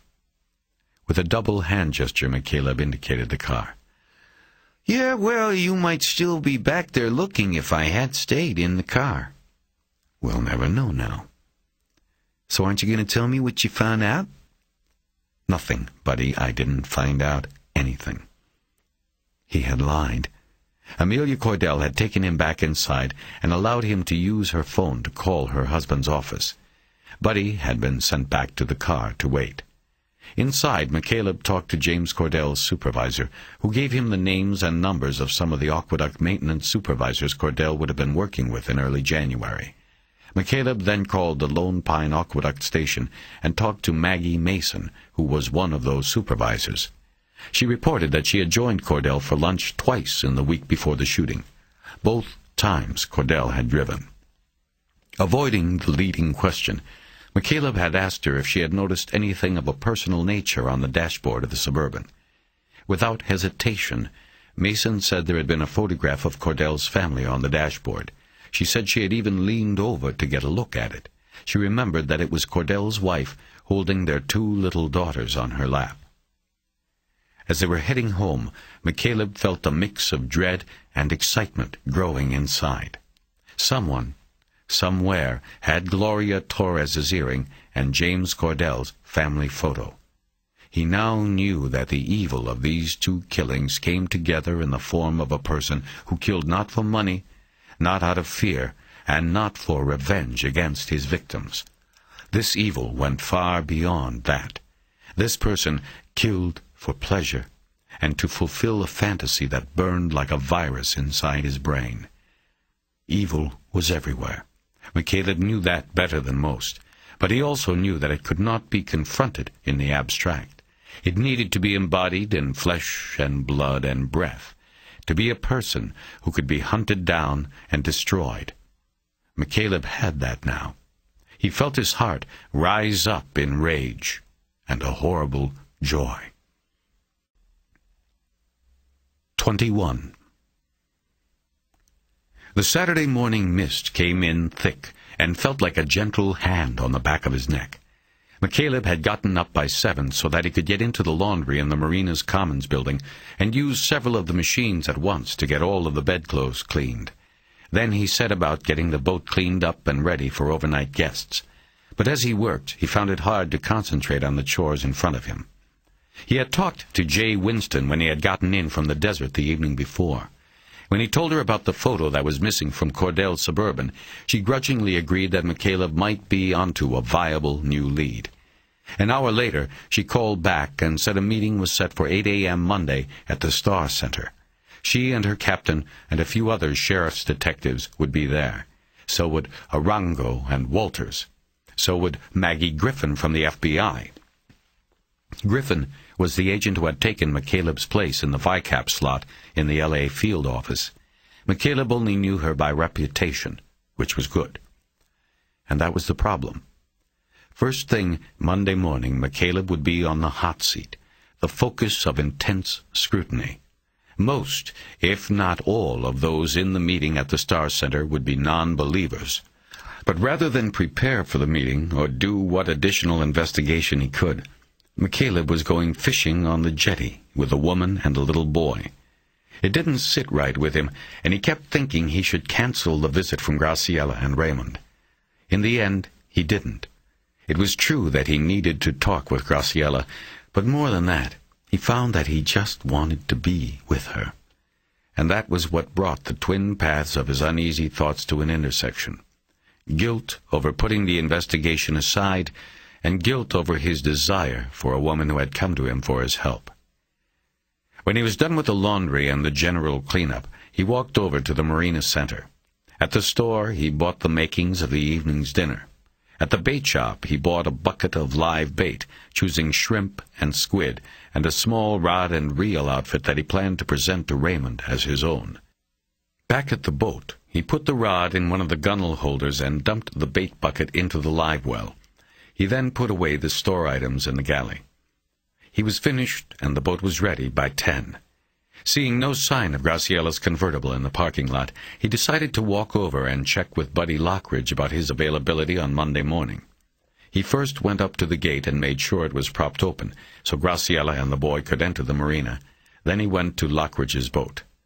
Adhering to marina custom, McCaleb did not step onto the double-down. Instead, he called Lockridge's name and waited on the dock. The boat's main hatch was open, so he knew Lockridge was awake and around somewhere. After half a minute, Buddy's disheveled hair, followed by his crumpled face, poked up through the hatch. McCaleb guessed he had spent a good part of the night drinking. "Yo, Terry." "Yo, you okay?" "Ooh, fine as always. What's up, we going somewhere?" "No, not today. But I need you Monday morning early. Can you drive me out to the Star Center? I mean, like, we've got to leave by 7. Buddy thought a moment to see if it fit with his busy schedule, and nodded. "It's a go." "You going to be all right to drive?" "You bet. What's going on at the Star Center?" "Just a meeting. But I've got to be there on time." "Don't worry about a thing. We leave at 7. I will set the alarm." "Okay. And one other thing. Keep an eye out around here." "You mean the guy from the clock plant?" "Yeah. I doubt he'll show, but you never know. He's got tattoos running up both arms, and they're big arms. You'll know him if you see him." "I'll be on the lookout. Looks like you got a couple visitors right now." McCaleb saw that Lockridge was looking past him. He turned and looked back at the following sea. Graciela was standing in the stern. She was lifting Raymond down into the boat. "I gotta go, bud. I'll see you Monday." Graciela was wearing faded blue jeans and a Dodgers sweatshirt with her hair up under a matching baseball cap. She had a duffel bag slung over her shoulder and was carrying a grocery bag. Raymond was wearing blue jeans and a King's hockey sweater. He also had on a baseball cap and carried with him a toy fire truck and an old stuffed animal that looked to McCaleb like a lamb.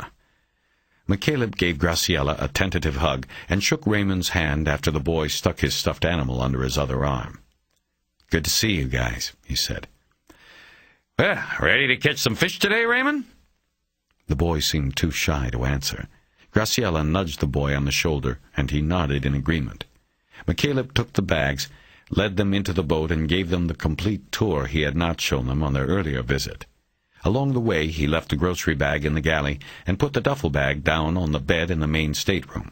He told Graciela it was her room and the sheets were freshly washed. He then showed Raymond the upper bunk in the forward stateroom. McCaleb had moved most of the boxes of files under the desk, and the room seemed neat enough for the boy. There was a guard bar on the bunk so that he wouldn't roll out of bed. When McCaleb told him it was called a berth, his face scrunched up in confusion. "That's what they call beds on boats, Raymond," he said. "And they call the bathroom the head." "How come?" "You know, I never asked." He led them to the head and showed them how to use the foot pedal for flushing. He noticed Graciela looking at the temperature chart on the hook, and he told her what it was for. She put her finger on the line from Thursday. "You had a fever?" "A slight fever. It went away." "What did your doctor say?" "I didn't tell her yet. It went away, and I'm fine." She looked at him with a mixture of concern and, he thought, annoyance. He then realized how important it probably was to her that he survive. She didn't want her sister's last gift to be for nothing. "Don't worry," he said. "I'm fine. I was just doing a little too much running around that day. I took a long nap and the fever was gone. I've been okay since." He pointed to the slashes on the chart following the one fever reading. Raymond pulled on his pants leg and said, "Where do you sleep?" McCaleb glanced briefly at Graciela and turned toward the stairs before she could see his face start to color. "Come on up, I'll show you." When they got back up to the salon, McCaleb explained to Raymond how he could turn the galley table into a single berth. The boy seemed satisfied. "So, let's see what you got," McCaleb said. He started going through Graciela's grocery bag and putting things away. Their agreement was that she would make lunch, he would do the same with dinner. She had gone to a deli, and it looked like they were going to have submarine sandwiches. "How did you know that subs were my favorite?" he asked. "I didn't," Graciela said. "But they're Raymond's, too." McCaleb reached over and caught Raymond in the ribs again with a finger, and the boy recoiled with a giggle. "Well, while Graciela makes sandwiches to take with us, why don't you come out and help me with the equipment? We have fish out there waiting for us." "Okay." As he ushered the boy out to the stern, he looked back at Graciela and winked. Out on the deck, he presented Raymond with the rod and reel he had bought him. When the boy realized the outfit was his, to keep, he grabbed onto the pole as if it were a rope being dropped to him by a rescue squad. It made McCaleb feel sad instead of good. He wondered whether the young boy had ever had a man in his life. McCaleb looked up and saw Graciela standing in the open door to the salon. She also had a sad look on her face, even though she was smiling at them. McCaleb decided they had to break away from such emotions. "Okay," he said. "Bait. We got to fill a bucket, because I've got a feeling they're going to be biting out there today." He got the floating bucket and dipping net out of the compartment next to the live well, and then showed Raymond how to dip the net into the well and bring up the bait. He put a couple netfuls of shrimp and squid into the bucket, and then turned the chore over to Raymond. He then went inside to get the tackle box and a couple more rods for himself and Graciela to use. When he was inside and out of earshot of the boy, Graciela came up to him and hugged him.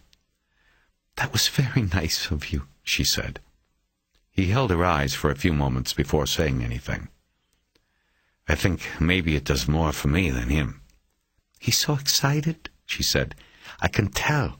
He can't wait to catch something." I hope he does.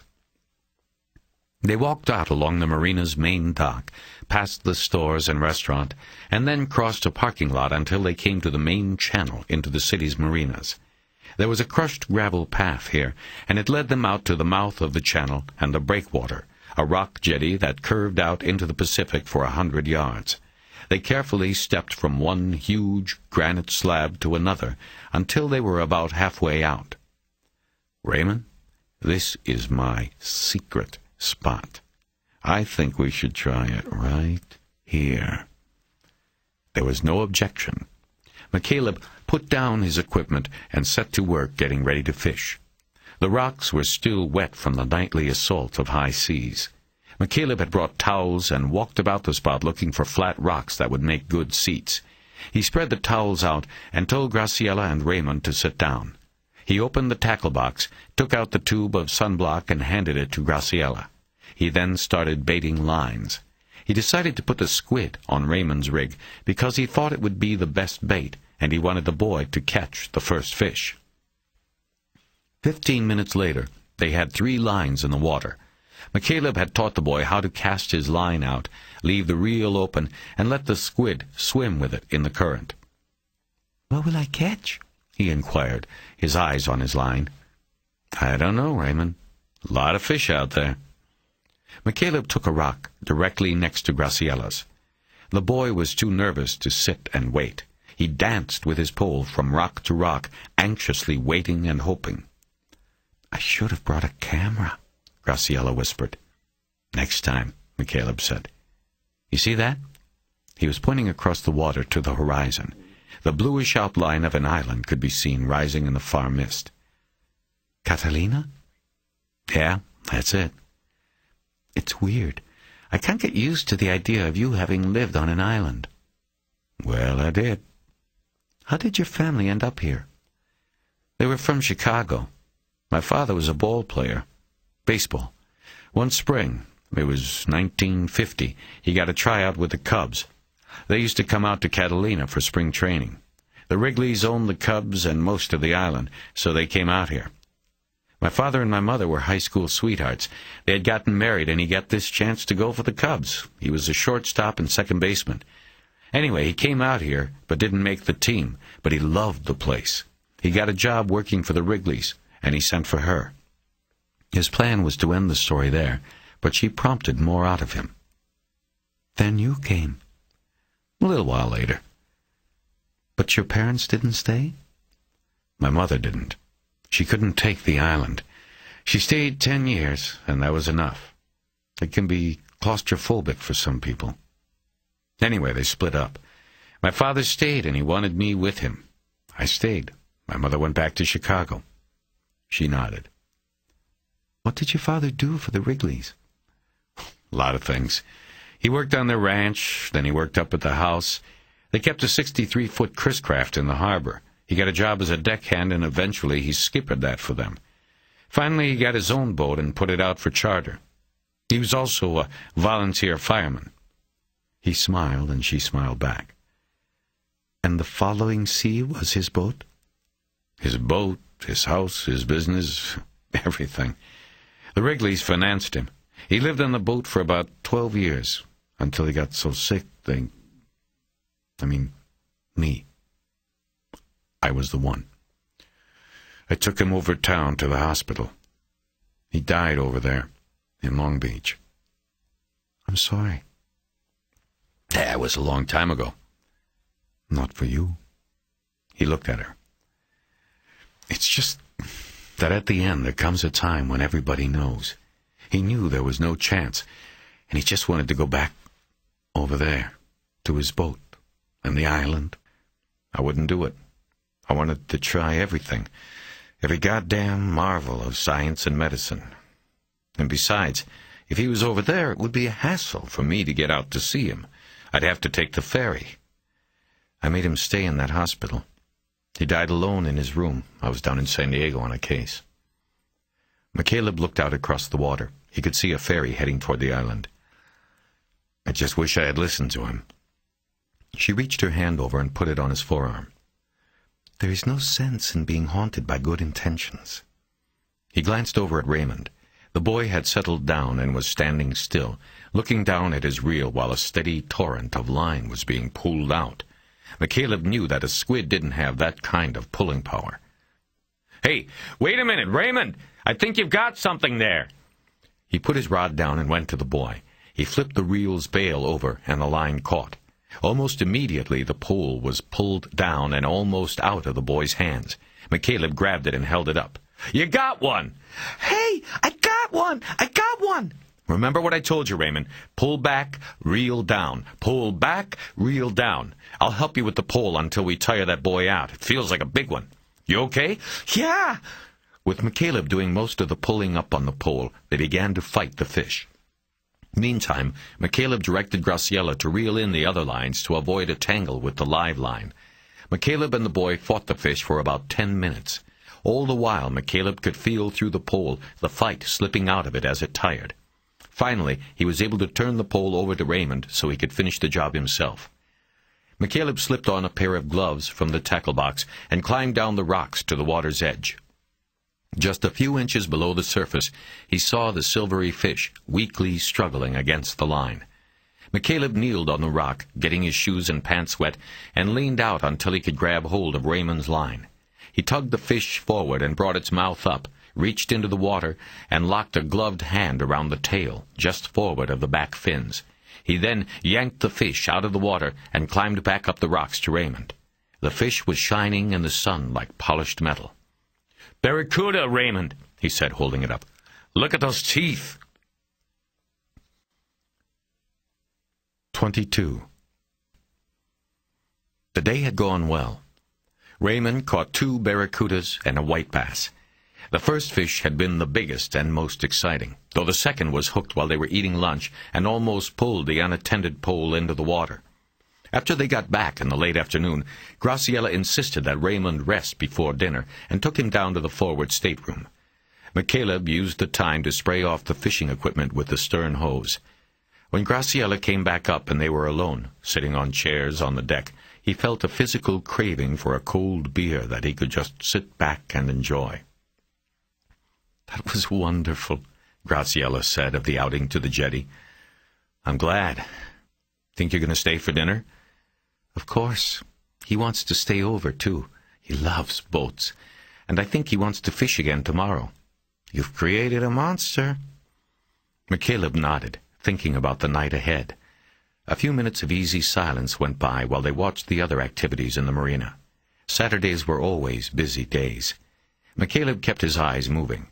Having guests made him more alert for the Russian, even though he'd decided the chances of Bolotov showing up were slim. He'd had the upper hand in Tolliver's office. If he had wanted to harm McCaleb, he could have done it then. But thoughts of Bolotov brought the case intruding. He remembered a question he'd thought of for Graciela. "Let me ask you something," he said. "You first came to me last Saturday, but the story about me ran a week before that. Why did you wait a week?" "I didn't, really. I didn't see the article. A friend of Glory's from the paper called up and said he saw it and wondered if, you could have been the one who got her heart. Then I went to the library and read the story. I came here the next day." He nodded. She decided it was her turn to ask a question. "Those boxes down there?" "What boxes?" "Stacked under the desk.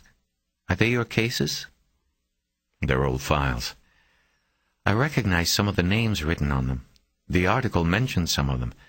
Luther Hatch, I remember him, and the Code Killer. Why did they call him that?" "Because he, if it was a he, left messages for us, or sent messages to us that always had the same number at the bottom." "What did it mean?" "We never found out. The best people at the Bureau and even the encryption people at the National Security Agency couldn't crack it. Personally, I didn't think it meant anything at all. It wasn't a code. It was just another way for the unsub to tweak us, keep us chasing our tails.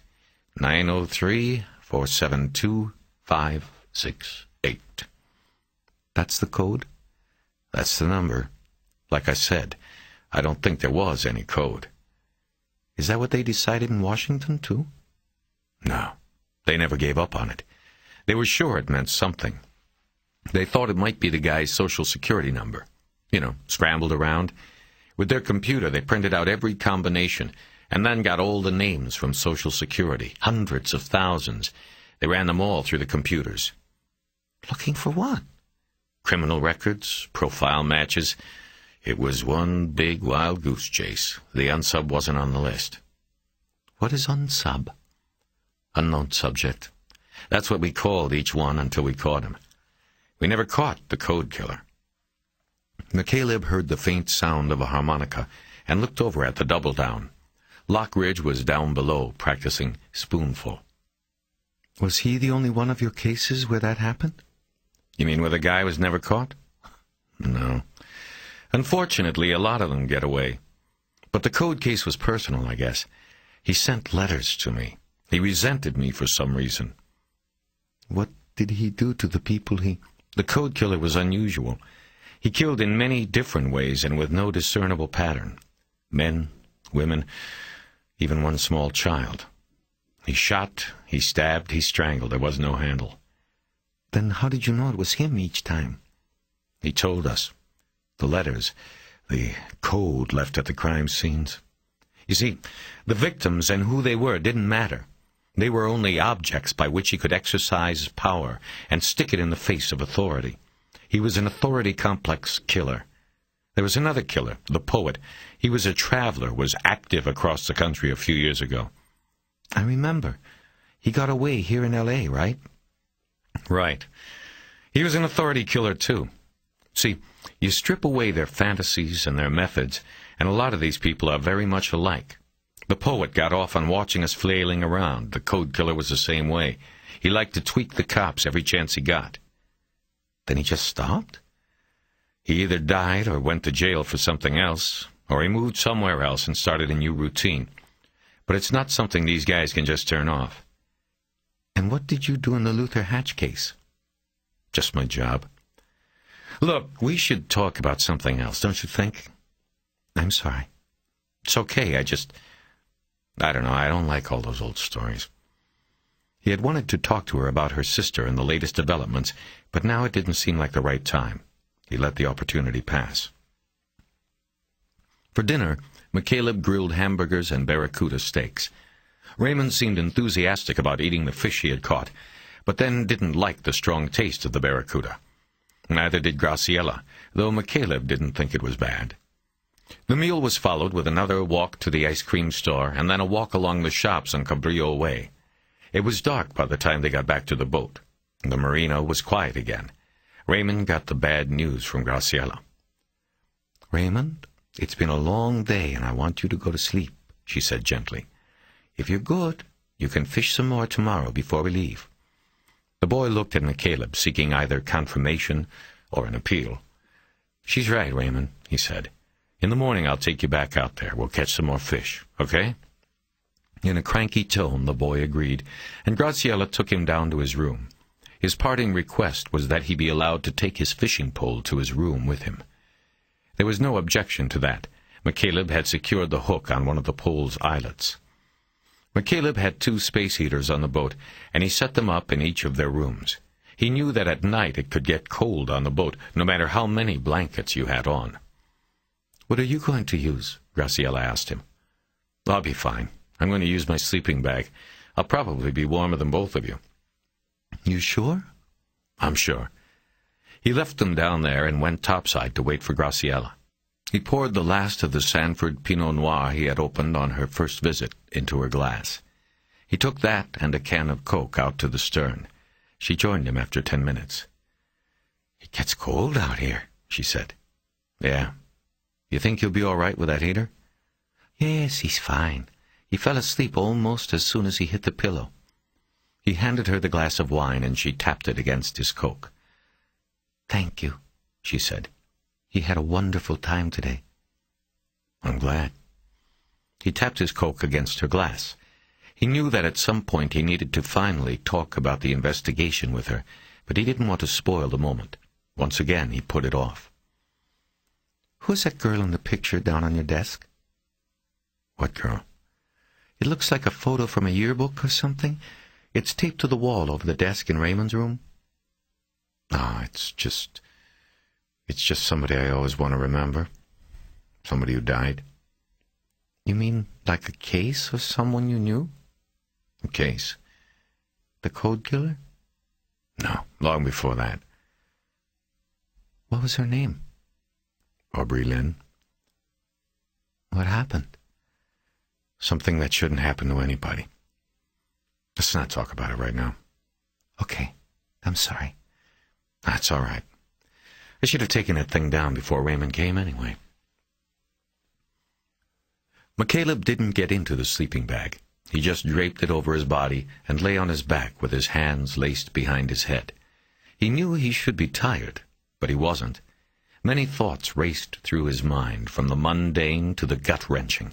He was thinking about the heater in the boy's berth. He knew it was safe, but he worried about it anyway. The talk earlier in the day also resurfaced in a strand of thoughts about his father in the hospital bed.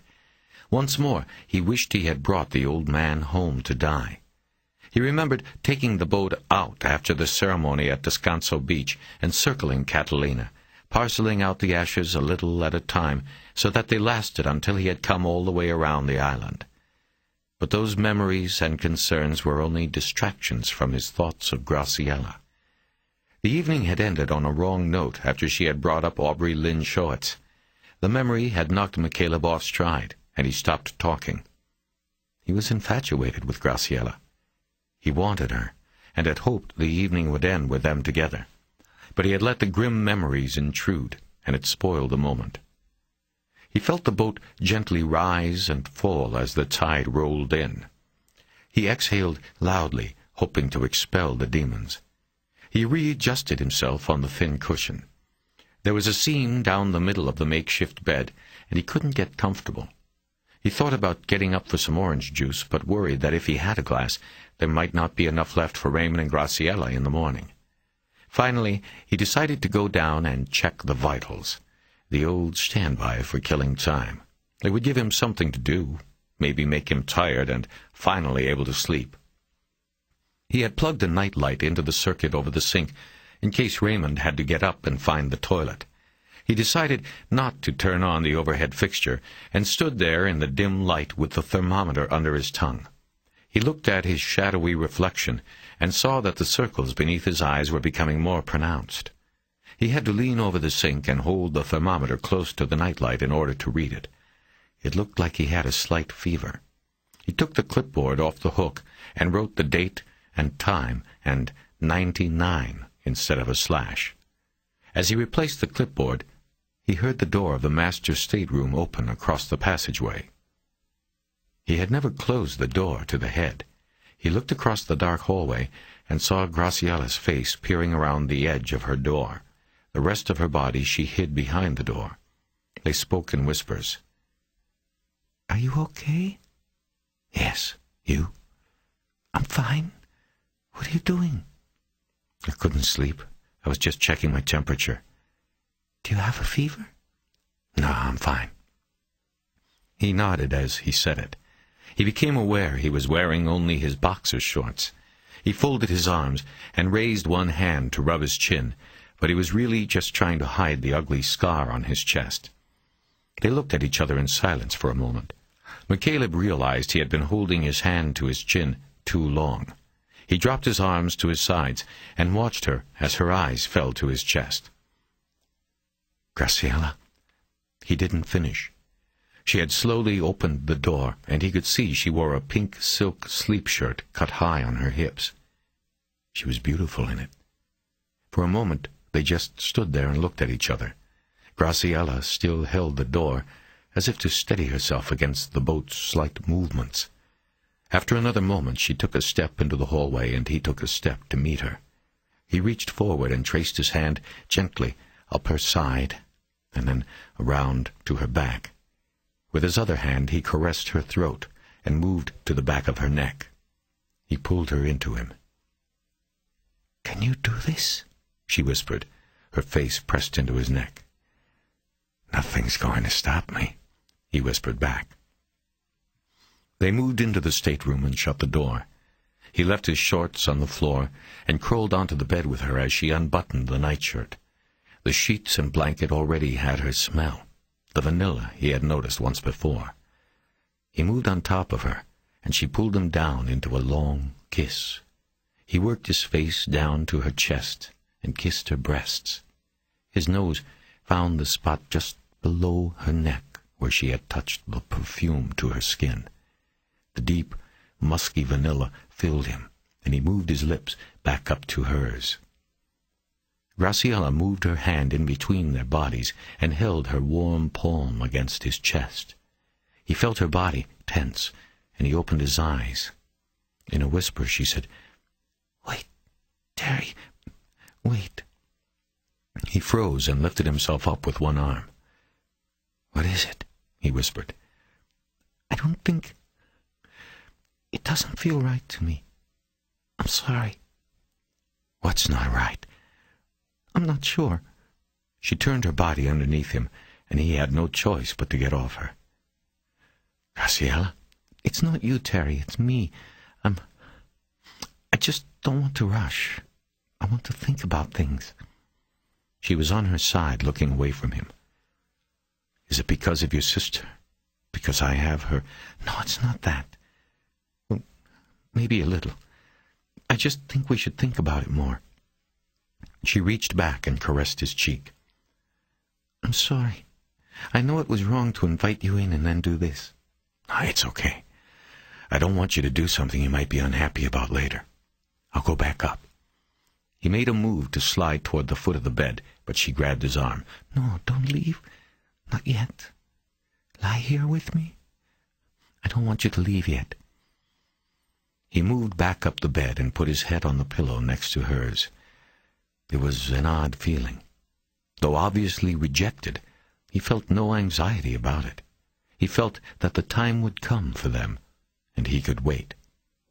McCaleb began wondering how long he could stay with her before having to return to his sleeping bag. "Tell me about the girl," she said. "What?" he replied, confused. "The girl in the yearbook picture on your desk?" "It's not a nice story, Graciela." "Why do you want to know that story?" "Because I want to know you."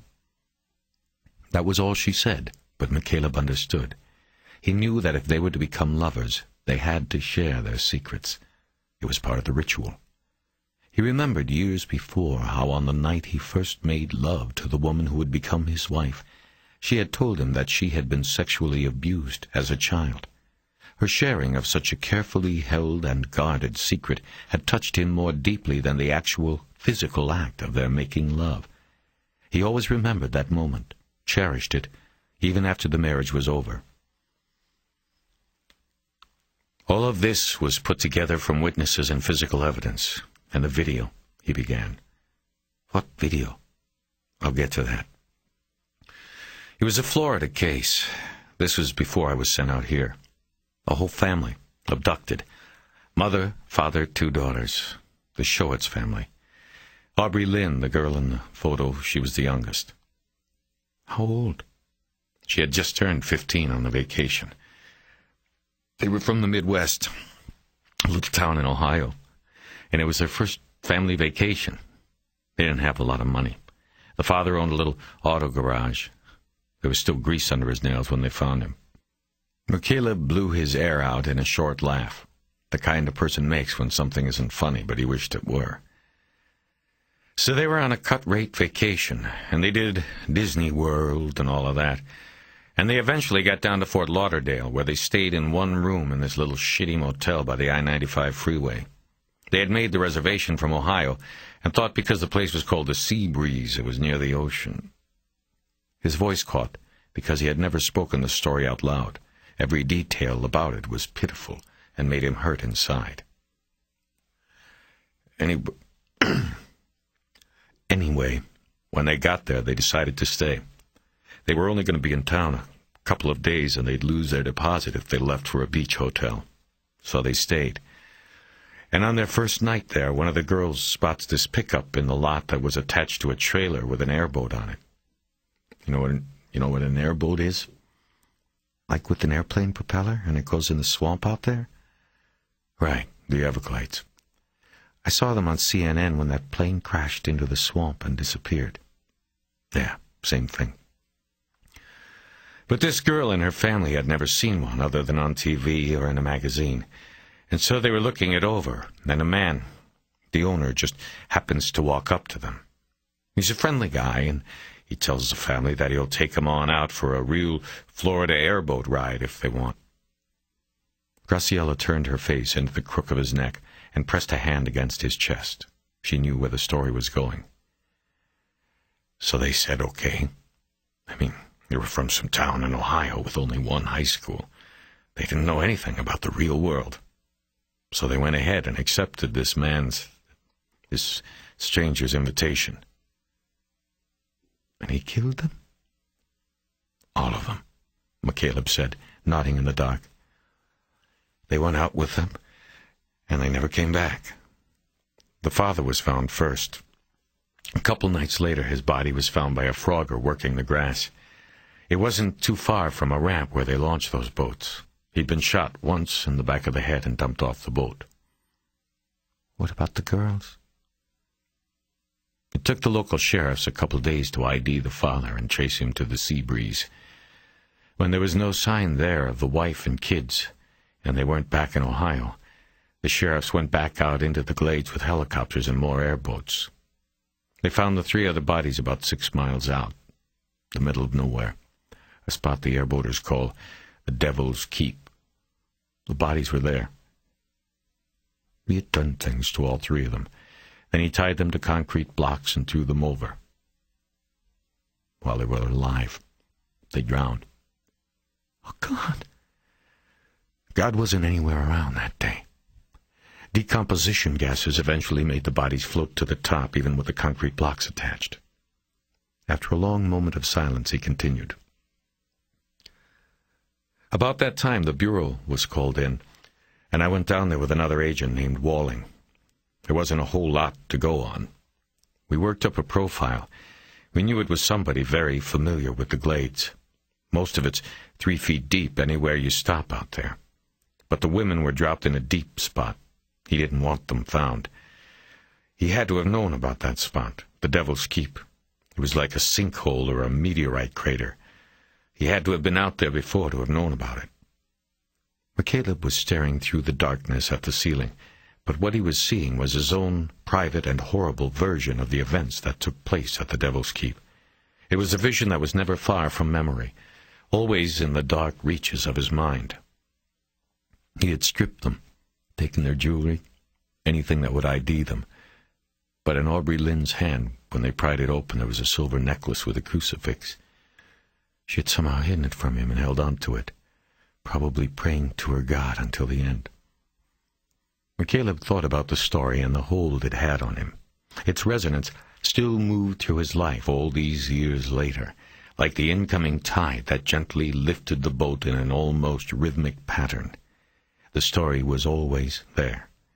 He knew he didn't need to display the photo above his desk like a holy card. He would never be able to forget the face of that girl. He knew that his heart had started to die with that girl's face. "Did they catch that man?" Graciela asked. She had just heard the story for the first time and already needed to know someone had paid for the horrible crime. She needed the closure. She didn't understand, as McCaleb did, that it didn't matter, that there was never closure on a story like this. No, they never caught him. They went through the registry at the Sea Breeze and ran everybody down.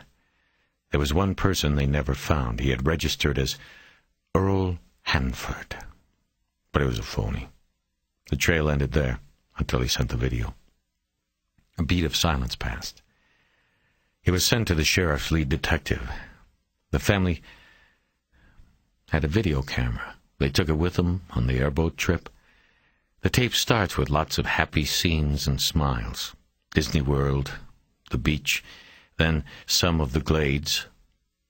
Then the killer started taping everything. He wore a black hood over his face so we couldn't ID him. He never showed enough of the boat to help us either. He knew what he was doing. "You watched it?" McCaleb nodded. He disengaged from Graciela and sat on the side of the bed, his back to her. He had a rifle. They did what he wanted. All sorts of things. The two sisters together. Other things. And he killed them anyway. Oh, shit. He shook his head and rubbed his hands harshly over his face. He felt her warm hand on his back. The blocks he tied them to weren't enough to take them right down. They struggled, on the surface. He watched and taped it. It got him aroused. He was masturbating while he watched them drown.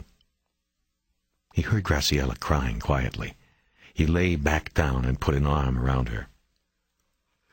The tape was the last we ever heard from him, he said.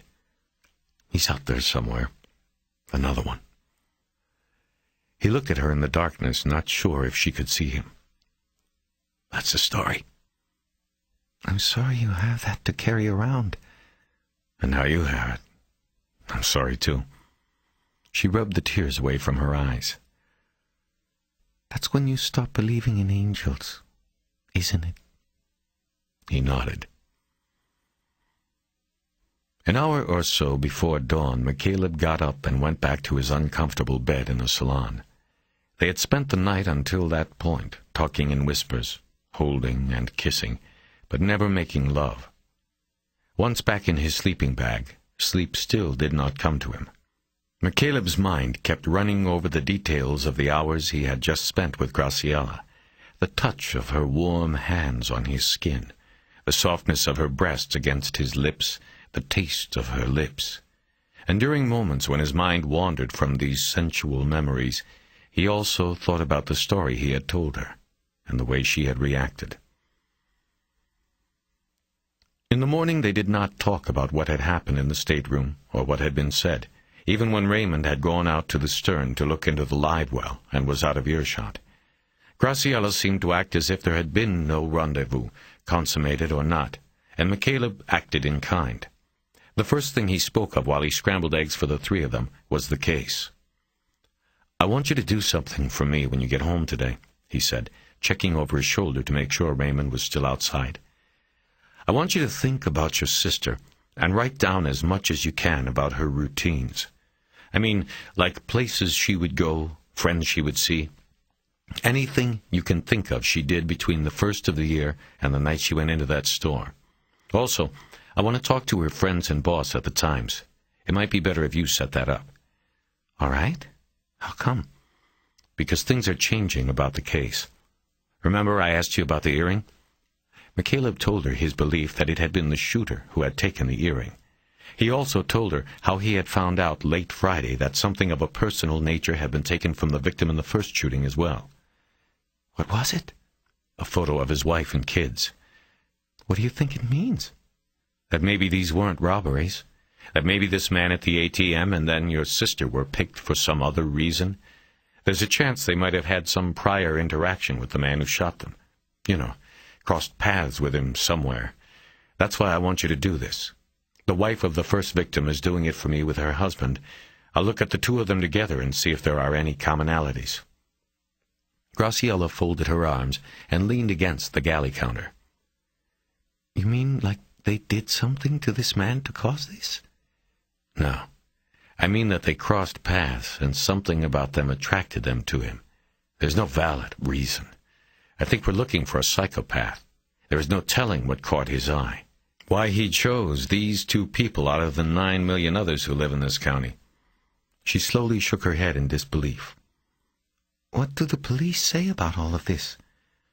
"I don't think the LAPD even knows yet. And the sheriff's investigator is not sure whether or not she sees it the way I do. We're all going to talk about it tomorrow morning." "What about the man?" "What man?" "The store owner. Maybe he was the one who crossed the path. Maybe Gloria had nothing to do with it." McCaleb shook his head and said no. If he was the target, the shooter would have just gone in and shot him when nobody else was in the store. It was your sister. Your sister and the first man up in Lancaster. There is some connection. We have to find it. McCaleb reached into the back pocket of his jeans and pulled out a photo Amelia Cordell had given him. It showed James Cordell in close-up, a bright smile on his face. He showed the photo to Graciela. "Do you recognize this man?" Is he someone that your sister might have known?" She took the photo from him and studied it, but then shook her head. "Not that I know of. Is he the man from Lancaster?" McCaleb nodded and took the photo back. He put it in his pocket, then told Graciela to go get Raymond to come inside for his breakfast. As she got to the sliding door, he stopped her. "Graciela, do you trust me?" She looked back at him. "Of course." "Then trust me about this. I don't care if the LAPD and the sheriffs don't believe me, but I know what I know. With or without them, I'm going to keep pushing on this." She nodded and turned back to the door and the boy out in the stern. 23. The Detective Bureau at the Sheriff's Department Star Center was crowded with detectives when McCaleb entered at 8 o'clock on Monday morning. However, the receptionist who had let him walk back to homicide on his own just 3 days earlier told him he had to wait for the captain. This puzzled McCaleb, but before he could ask about it, the receptionist was on the phone making a call. As soon as she hung up, McCaleb saw Captain Hitchens emerge from the meeting room he had sat in with Jay Winston on Friday. He closed the door behind him and headed toward McCaleb. Terry noticed that the blinds over the meeting room's glass window were drawn and closed. Hitchens beckoned him to follow. "Terry, come on back with me." McCaleb followed him to his office, and Hitchens told him to have a seat. McCaleb was getting a bad feeling about the overly cordial treatment. Hitchens sat behind his desk, folded his arms, and leaned forward on the calendar blotter with a smile on his face. "So, where have you been?" McCaleb looked at his watch. "What do you mean? Jay Winston set the meeting for 8. It's 2 minutes after." "I mean Sunday, Saturday. Jay's been calling." McCaleb immediately knew what had happened. On Saturday, when he had been cleaning up the boat, he had taken the phone and the answer machine and placed them in a cabinet next to the chart table. He had then forgotten about it. Calls to the boat and messages left while they had been out on the jetty fishing both days would have been missed. The phone and machine were still in the cabinet. "Damn," he now said to Hitchens. "I haven't checked my machine." "Well, we were calling. Could have saved you a trip out." "The meeting's been canceled?" "I thought Jay wanted—" "The meeting isn't canceled, Terry. It's just that some things have come up, and we feel it's better if we conduct the investigation without outside complications." McCaleb studied him for a long moment. "Complications. Is this because of the heart transplant? Jay told you?" "She didn't have to tell me. But it's because of a number of things. Look, you came in here and shook things up, gave us a number of things, good, hard leads to follow. We're going to do that, and we're going to be very diligent in our investigation. But at this point, I have to draw the line on your involvement. I'm sorry." There was something not said, McCaleb thought as the captain spoke.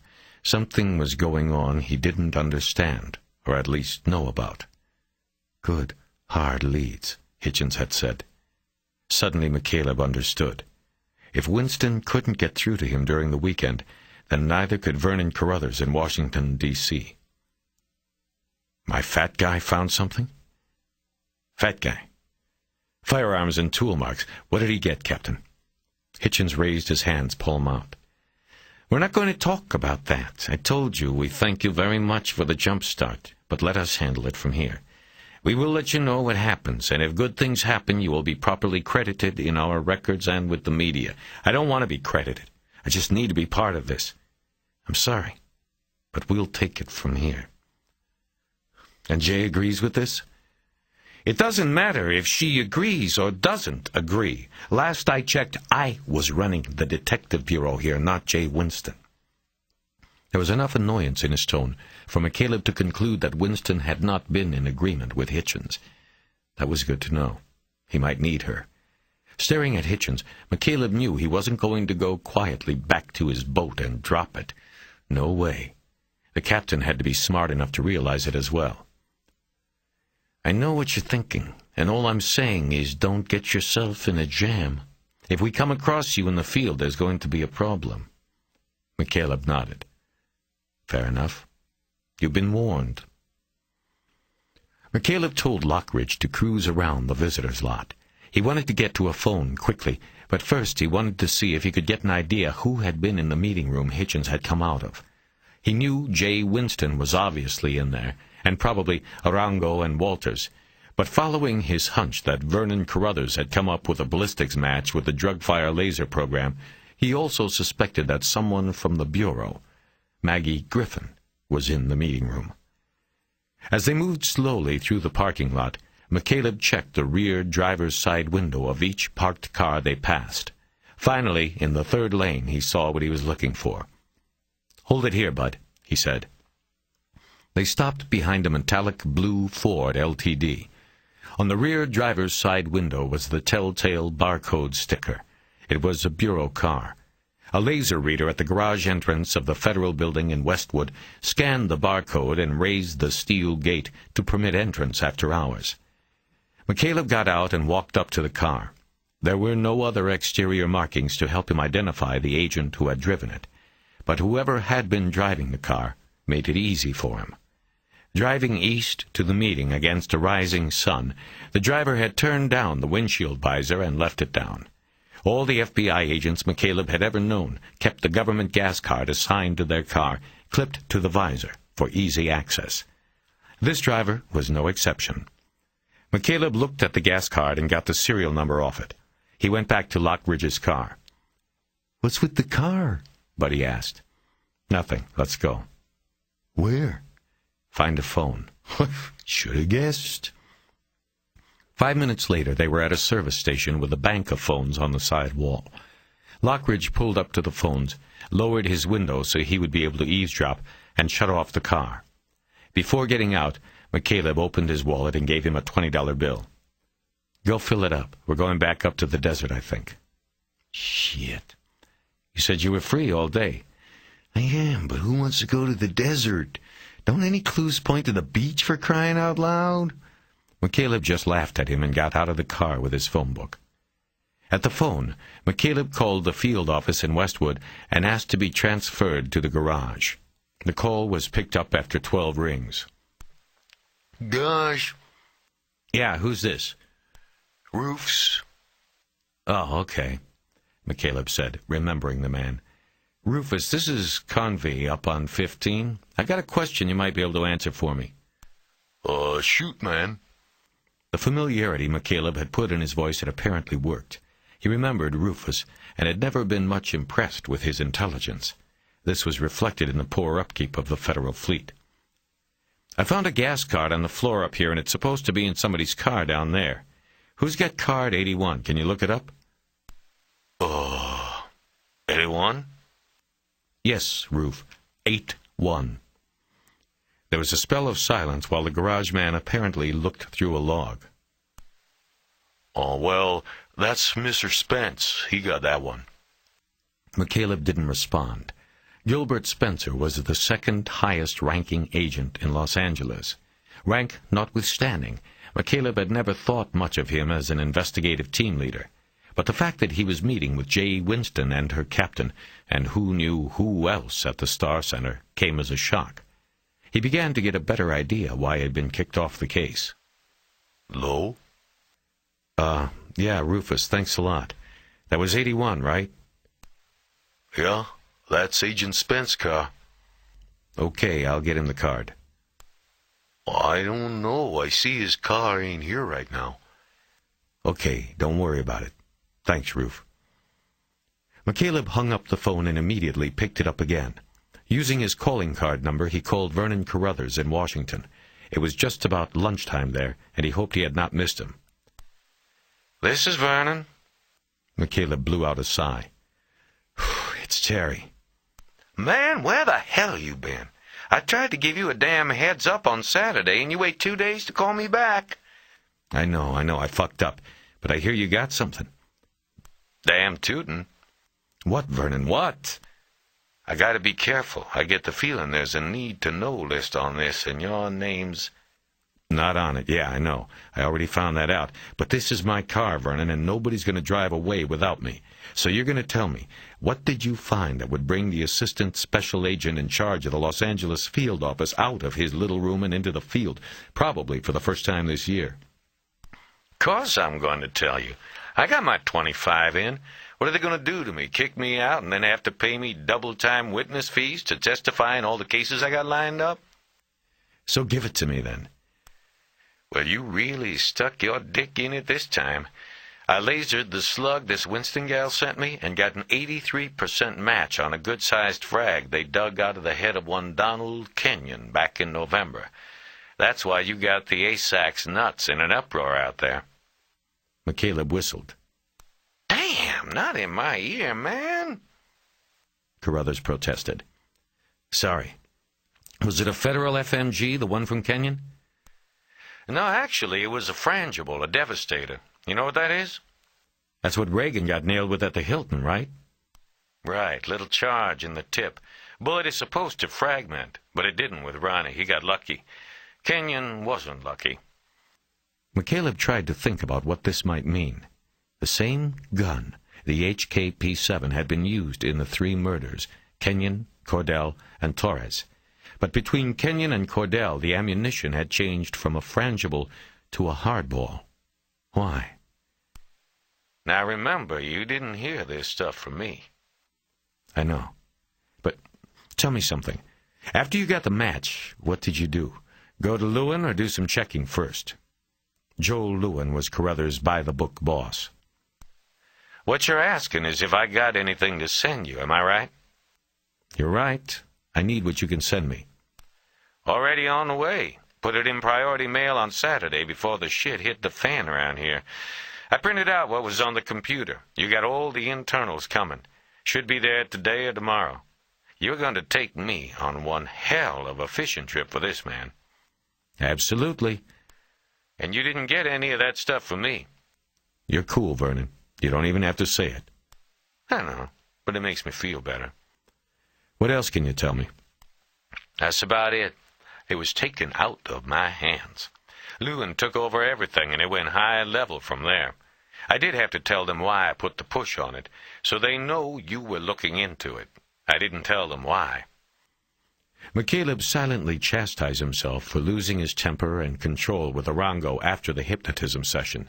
If he hadn't revealed the real motivation behind his investigation, he might still be a part of it. Carruthers had not revealed the secret, but Arango certainly had. You there, Terry? Yeah. Listen, if you pick up anything else about this, give me the heads up. You got it, man. But answer your fucking phone and watch yourself on this. All the time. After McCaleb hung up, he turned around and almost walked into Buddy Lockridge. Buddy, come on. You gotta give me room. Let's get going. They started walking to the car, which was still parked at one of the pumps. The desert? Yeah, we go back up and I see Mrs. Cordell again. See if she's still talking to me.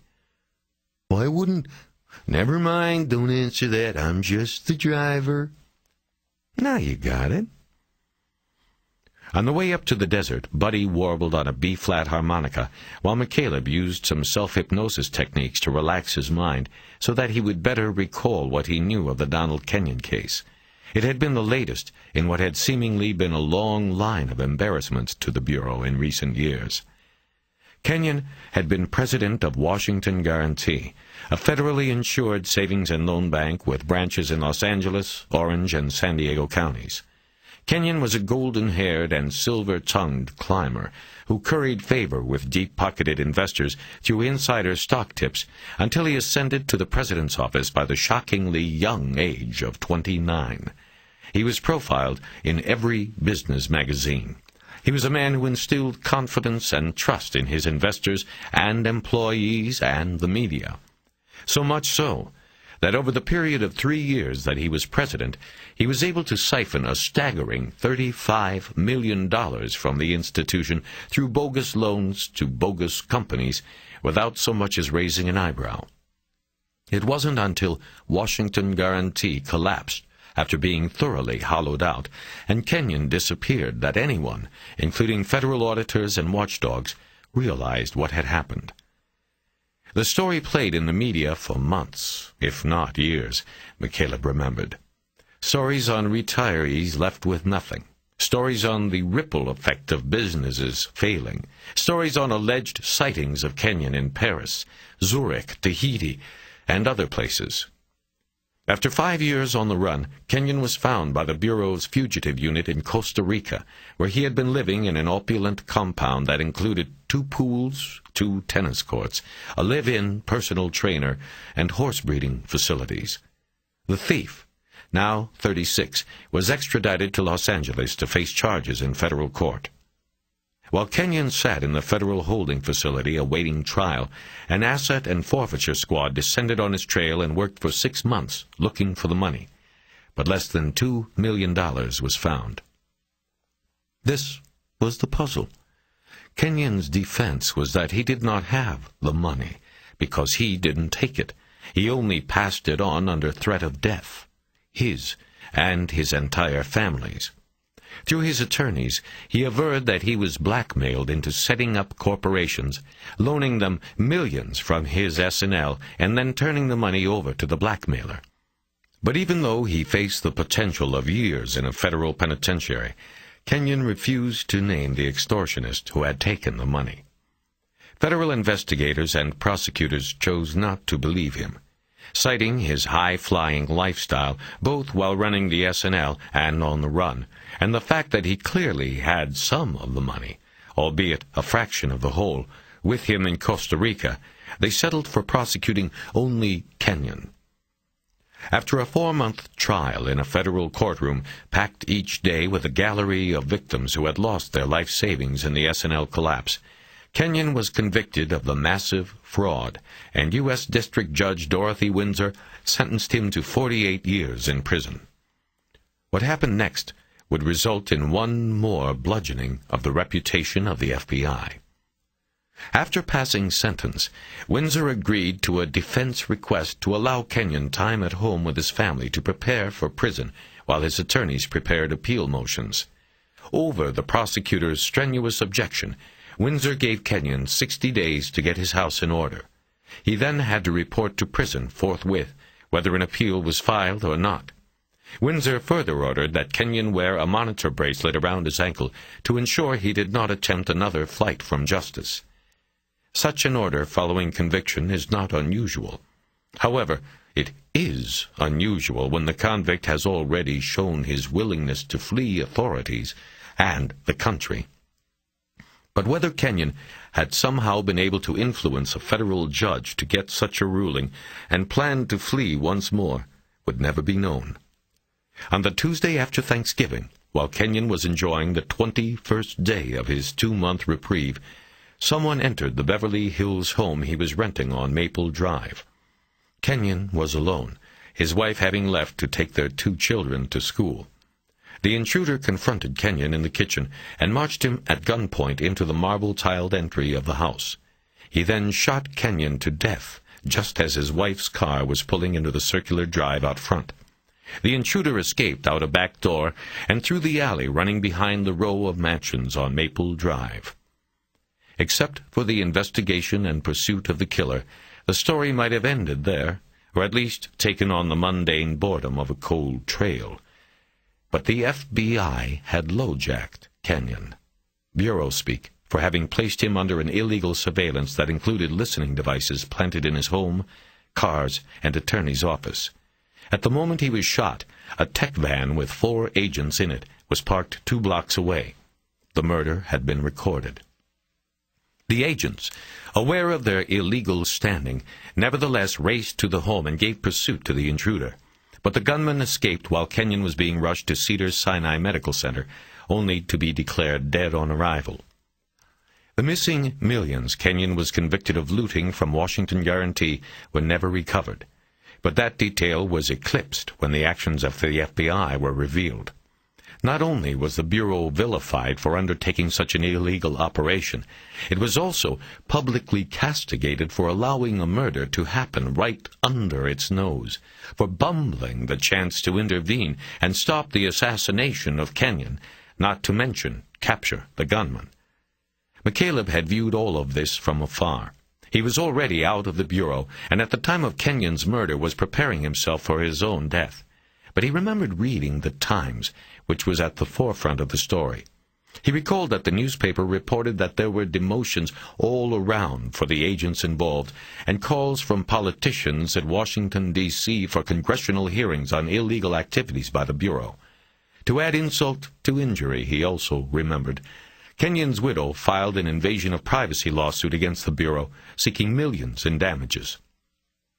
The question McCaleb now had to answer was whether the intruder who killed Kenyon in November was the man who killed Cordell and Torres 2 and 3 months later. And if it was the same man, what could possibly be the connection linking a failed savings and loan president with an aqueduct engineer and a newspaper pressroom worker? He finally looked around and noticed his surroundings. They were well past Vasquez Rocks now. In a few more minutes, they would be at Amelia Cordell's house. 24. As promised, Amelia Cordell had spent a good part of the weekend going through her memory and filling 4 pages of a legal tablet with what she recalled of her husband's travels in the 2 months before his death on the 22nd of January.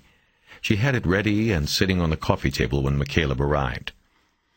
"I appreciate the time you put into this," he told her. "Well, maybe it will help.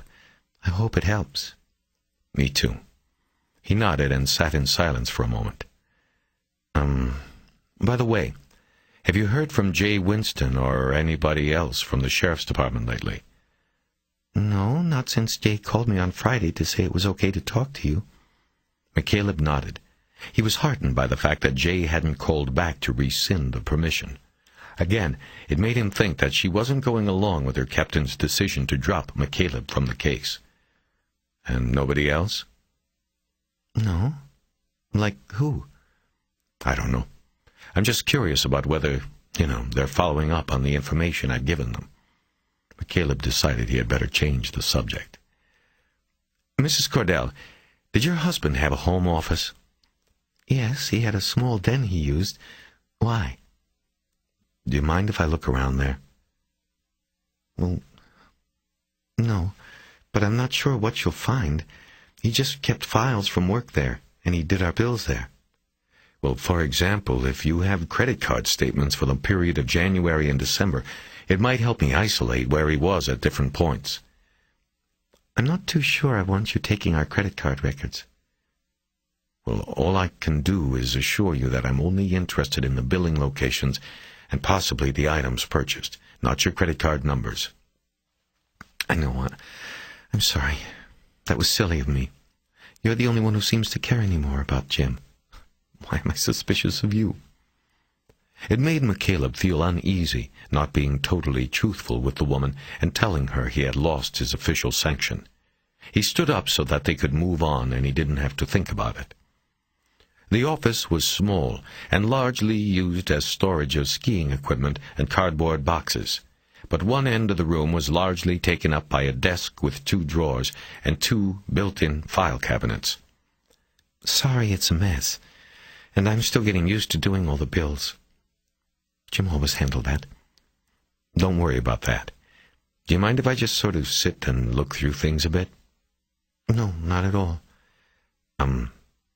Would it be possible for me to have a glass of water in here?"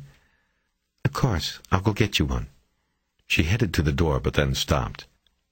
"You don't really want the water, do you?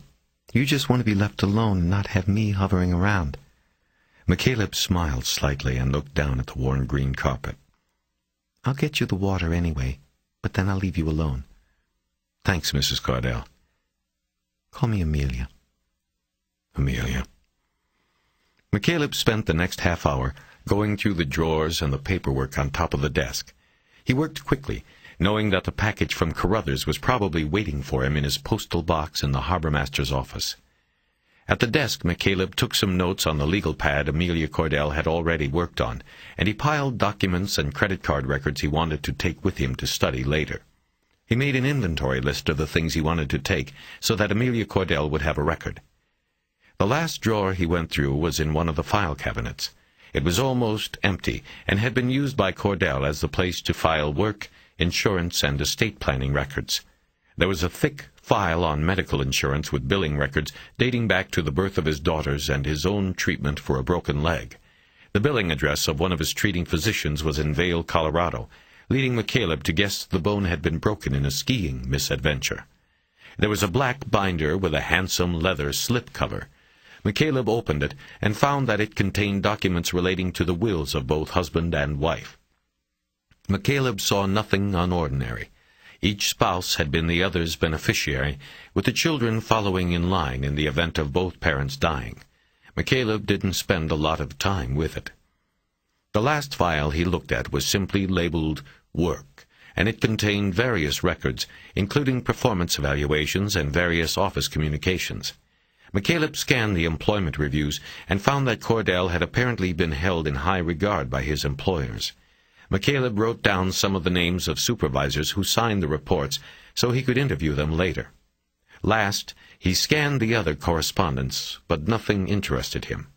There were copies of interoffice memos, as well as letters of commendation for Cordell's chairing of the engineering firm's annual blood drive and his volunteer work in a program that provided Thanksgiving meals to the needy. There was also a 2-year-old letter from a supervisor praising Cordell for stopping and helping the injured victims of a head-on collision in Lone Pine. Details of what Cordell did were not in the letter. McCaleb put the letters and evaluations back in the file and returned it to the file drawer. McCaleb stood up and looked around the room. There was nothing else that raised any interest. He then noticed a framed photo on the desk. It was of the Cordell family. He picked it up and studied it for a moment, thinking about how much the bullet had shattered. It made him think of Raymond and Graciela. He envisioned a photo that had the two of them and McCaleb in it, smiling. He took his empty water glass into the kitchen and left it on the counter. He then stepped into the living room and found Amelia Cordell sitting in the chair she had taken earlier. She was just sitting there. The television was not on. She had no book or newspaper in her hands. She appeared to be just staring at the glass top of the coffee table. McCaleb hesitated in the hallway from the kitchen. Mrs. Cordell? She shifted her eyes to him without moving her head. Yes. I'm finished for now. He stepped in and placed the receipt on the table. These are the things I am taking.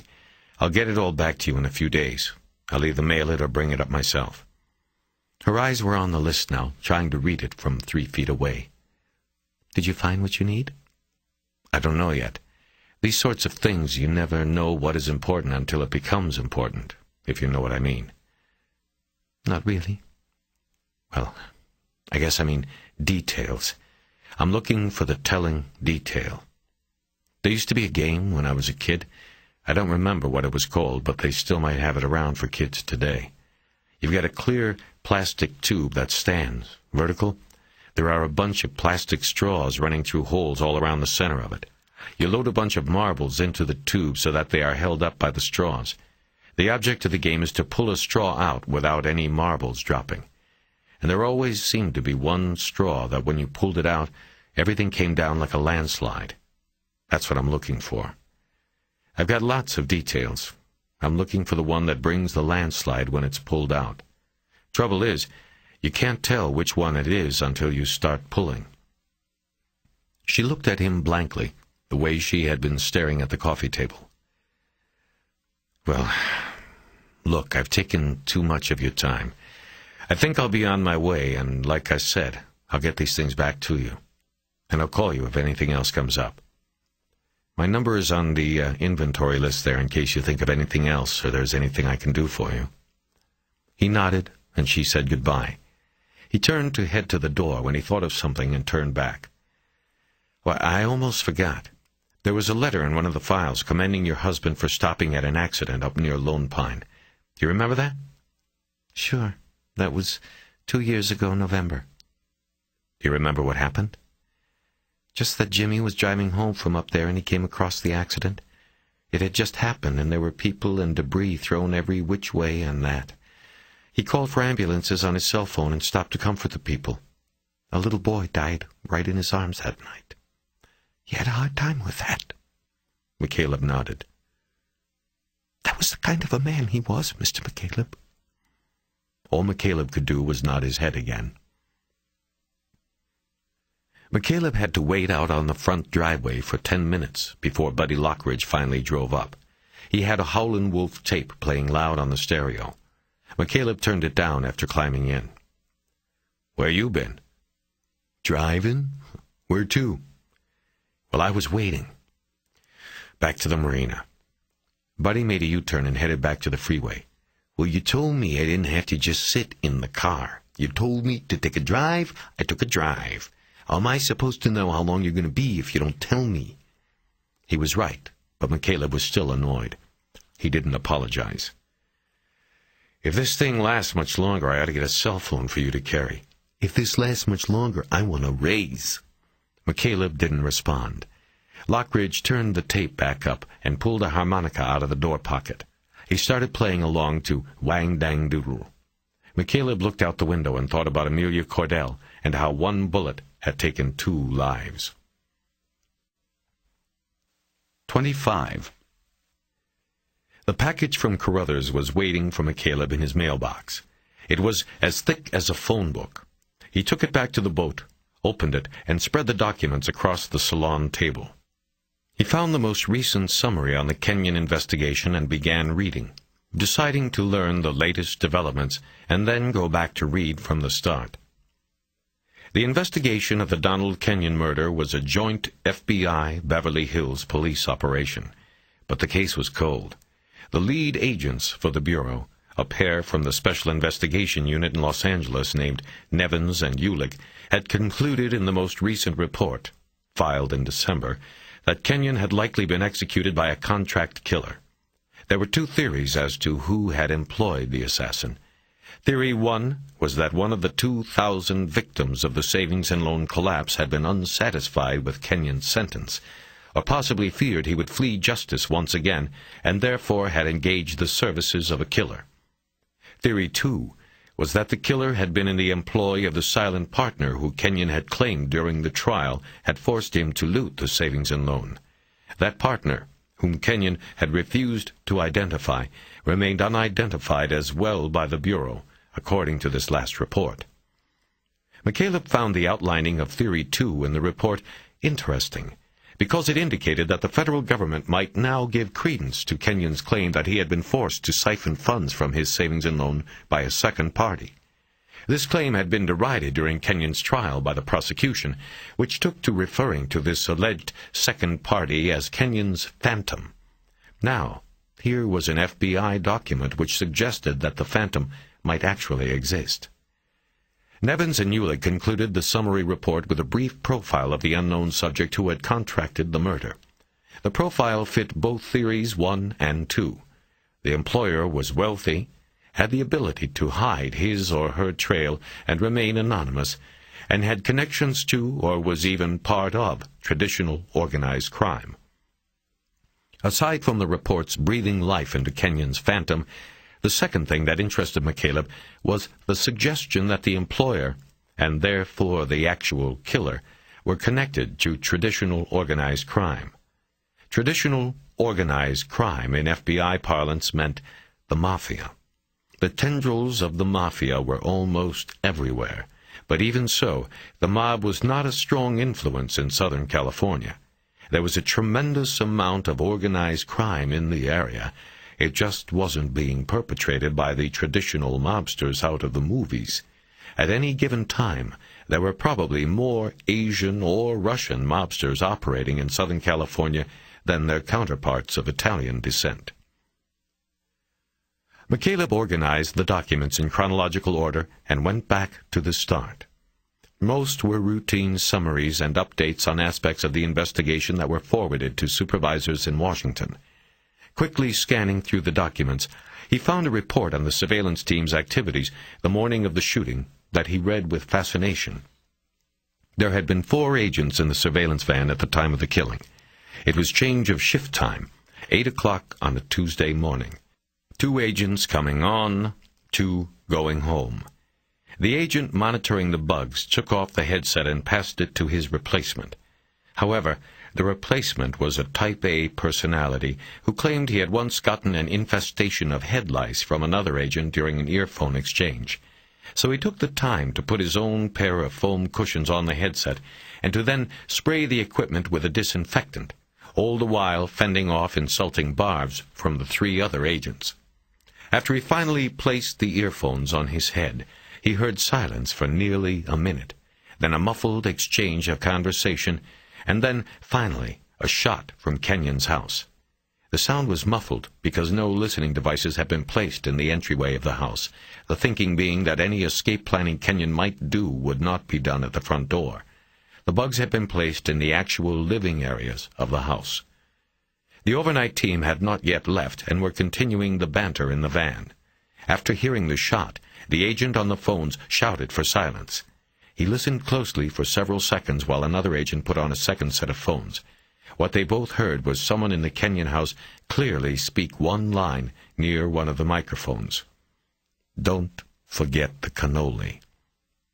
The 2 agents on the phones looked at each other and agreed that it had not been Kenyon who had spoken the line.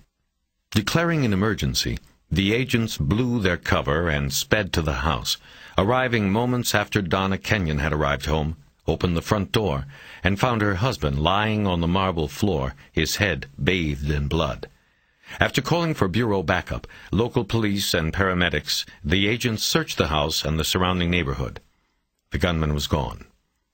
McCaleb moved on to a transcript of the last hour of tape from Kenyon's home. The tape had been enhanced in the FBI lab, but still not every word was captured. There were the sounds of the daughters having breakfast and the normal morning talk between Kenyon and his wife and the girls. Then, at 7:40, the girls and their mother left. The transcript noted 9 minutes of silence before Kenyon made a phone call to the home of his attorney, Stanley LaGrossa. LaGrossa. Yes? Kenyon. It's Donald. LaGrossa. Donald. Kenyon. Are we still on? LaGrossa. Yes, if you are still serious about it. Kenyon. I am. I'll see you at the office then. LaGrossa. You know the risks. I'll see you there. Another 8 minutes went by, and then a new, unknown voice was picked up in the house. Some of the terse conversation was lost as Kenyon and the unknown man moved through the house, in and out of the reach of the listening devices. The conversation had apparently taken place while the delayed earphone exchange was taking place in the bureau tech van. Kenyon. What is unknown? Shut up. Do what I say and your family lives. Understand? Kenyon. You can't just walk in here and... Unknown. I said shut up. Let's go. This way. Kenyon. Don't hurt my family. Please. Unknown. Unintelligible. Kenyon. Do that. I wouldn't, and he knows that. I don't understand this. He... Unknown. Shut up. I don't care. Kenyon. Unintelligible. Unknown. Unintelligible. The report noted that 2 minutes of silence went by, and then the final exchange. Unknown. Okay. Look and see who... Kenyon. Don't.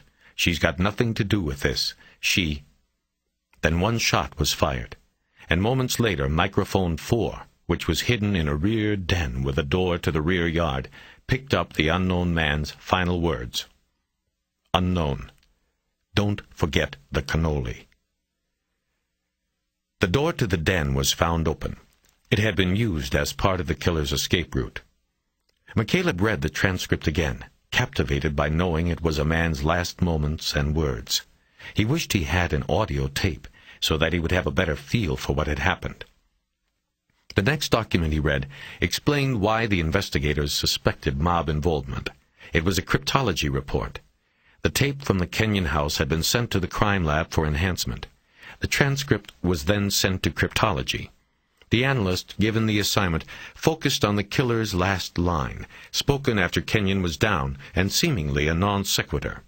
The line, "Don't forget the cannoli," was fed into the cryptology computer to see if it matched any known code, prior usage in bureau reports, or literary or entertainment reference. It scored a direct match.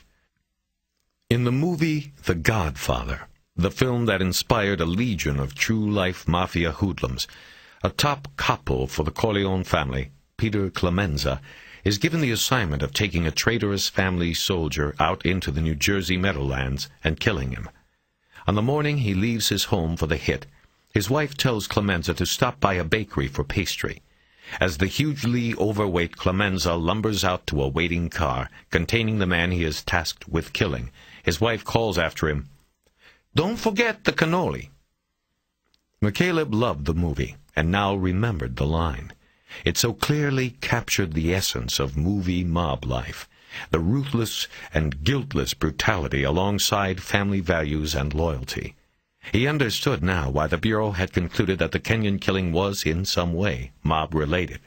The line had the audacity and bravura of the mob life.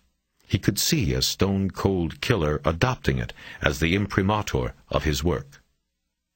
"Don't forget the cannoli," McCaleb said out loud. He suddenly thought of something, and a little jolt of electricity went through him. "Don't forget the cannoli," he said again. He quickly went to his leather bag and dug through it until he found the video from the James Cordell shooting. He went to the television and jammed the tape in and started playing it. After getting his bearings on where in the tape he was, he fast-forwarded to the moment of the shooting and hit play again. His eyes stayed on the masked man's mouth, and as the man began to speak on the silent tape, McCaleb spoke with him out loud. "Don't forget the cannoli." He backed the tape up and did it again, saying it again. His words matched the shooter's lips. He was sure it fit. He could feel excitement and adrenaline surging inside of him now. It was a feeling that only came when you had momentum, when you were making your own breaks, when you were getting close to the hidden truth. He pulled the tape of the Gloria Torres murder out, put it in the player, and repeated the process again. The words fit the lips of the shooter once again. There was no doubt. "Don't forget the cannoli," McCaleb said aloud again. He went to the cabinet next to the chart table and got the phone out. He still had not played the messages that had accumulated over the weekend, but he was too hyped to do it now. He punched in the number for Jay Winston. "Where have you been? And don't you ever check your machine? I've been trying to call you all weekend and all day to explain. It wasn't my—" "I know, it wasn't you, it was Hitchens. I'm not calling about that anyway. I know what the Bureau told you. I know what you've got, the connection to Donald Kenyon. You've got to bring me back in." "That's impossible. Hitchens already said I shouldn't even talk to you. How am I going to bring—" "I can help you." "How? With what?" "Just answer me this. See if I have this right. This morning, Gilbert Spencer and a couple of field agents, I'm guessing they were named Nevins and Ulig, come out and give you the news that the bullet you sent to Washington matched up with Kenyon, right?" "So far. But that's no great—" "I'm not done. Next, he tells you the Bureau would like to look into your case and the LAPD case, but that initially there seems to be no likely connection other than the weapon. He says, after all, Kenyon is a professional hit, and you guys are working 2 street robberies. Not only that, his shooter used a Devastator on Kenyon, and your guy used something else, Federals. That backs the Bureau theory that the professional shooter in the Kenyon case discarded his weapon somewhere, and the shooter from your 2 cases then came along and picked it up. End of connection. How am I doing so far?" "Dead on." "Okay. So you asked Spencer for information on the Kenyon killing just so you could do your own cross-checking, but that didn't go over so well." "He said the Kenyon case was at a, quote, sensitive point, and that he would rather us peons be on a need-to-know basis." "And Hitchens agreed to that?" "He went along for the ride." "And did anybody serve the cannoli?" "What?" McCaleb spent the next 5 minutes explaining the cannoli connection, reading her the transcript from the bugs in Kenyon's house and the conclusions of the cryptology report. Winston said these were all facts that Gilbert Spencer had not mentioned during the morning meeting. McCaleb knew that he would not have. McCaleb had been in the Bureau. He knew how it worked. Given the opportunity, you brush the locals aside and say that the Bureau will handle it from here. So the Connelly connection makes it clear this wasn't a throwaway gun that our guy happened to pick up, McCaleb said. It's the same shooter on all three. Kenyon, then Cordell, then Torres. Whether the Bureau people knew that going into your meeting, I don't know. But if you copied them the case file and the tapes, they know it now. The question is, how did these three killings fit together? Winston was silent for a moment before finally expressing her confusion. Man, I have no... Well, maybe they don't connect. Look, if it's a contract killer like the Bureau says, maybe they were three separate contracts, you know? Maybe there is no connection other than the same killer did all three on three separate jobs. McCaleb shook his head and said, It's possible, I guess, but nothing makes sense. I mean, what did Gloria Torres have that would make her a pro-hitter's target? She worked in the print shop at the newspaper. It could have been something she saw. Remember what you said Friday about there being some connection between the two, Torres and Cordell? Well, maybe it's still the same, only the connection is something they saw or something they knew. McCaleb nodded. What about the icons? The things taken from Cordell and Torres? He asked, more to himself than to Winston. I don't know. Maybe it's a hitter who likes to take souvenirs. Maybe he had to prove to his employer that he had hit the right people. Is there anything in the reports about anything being taken from Kenyon? Not that I've seen yet. His mind was a jumble of possibilities. Winston's question made him realize that in his excitement he had called her too soon. He still had a stack of unread Kenyon files. The connection he was looking for might be there. Terry? Yeah, sorry, I was just thinking.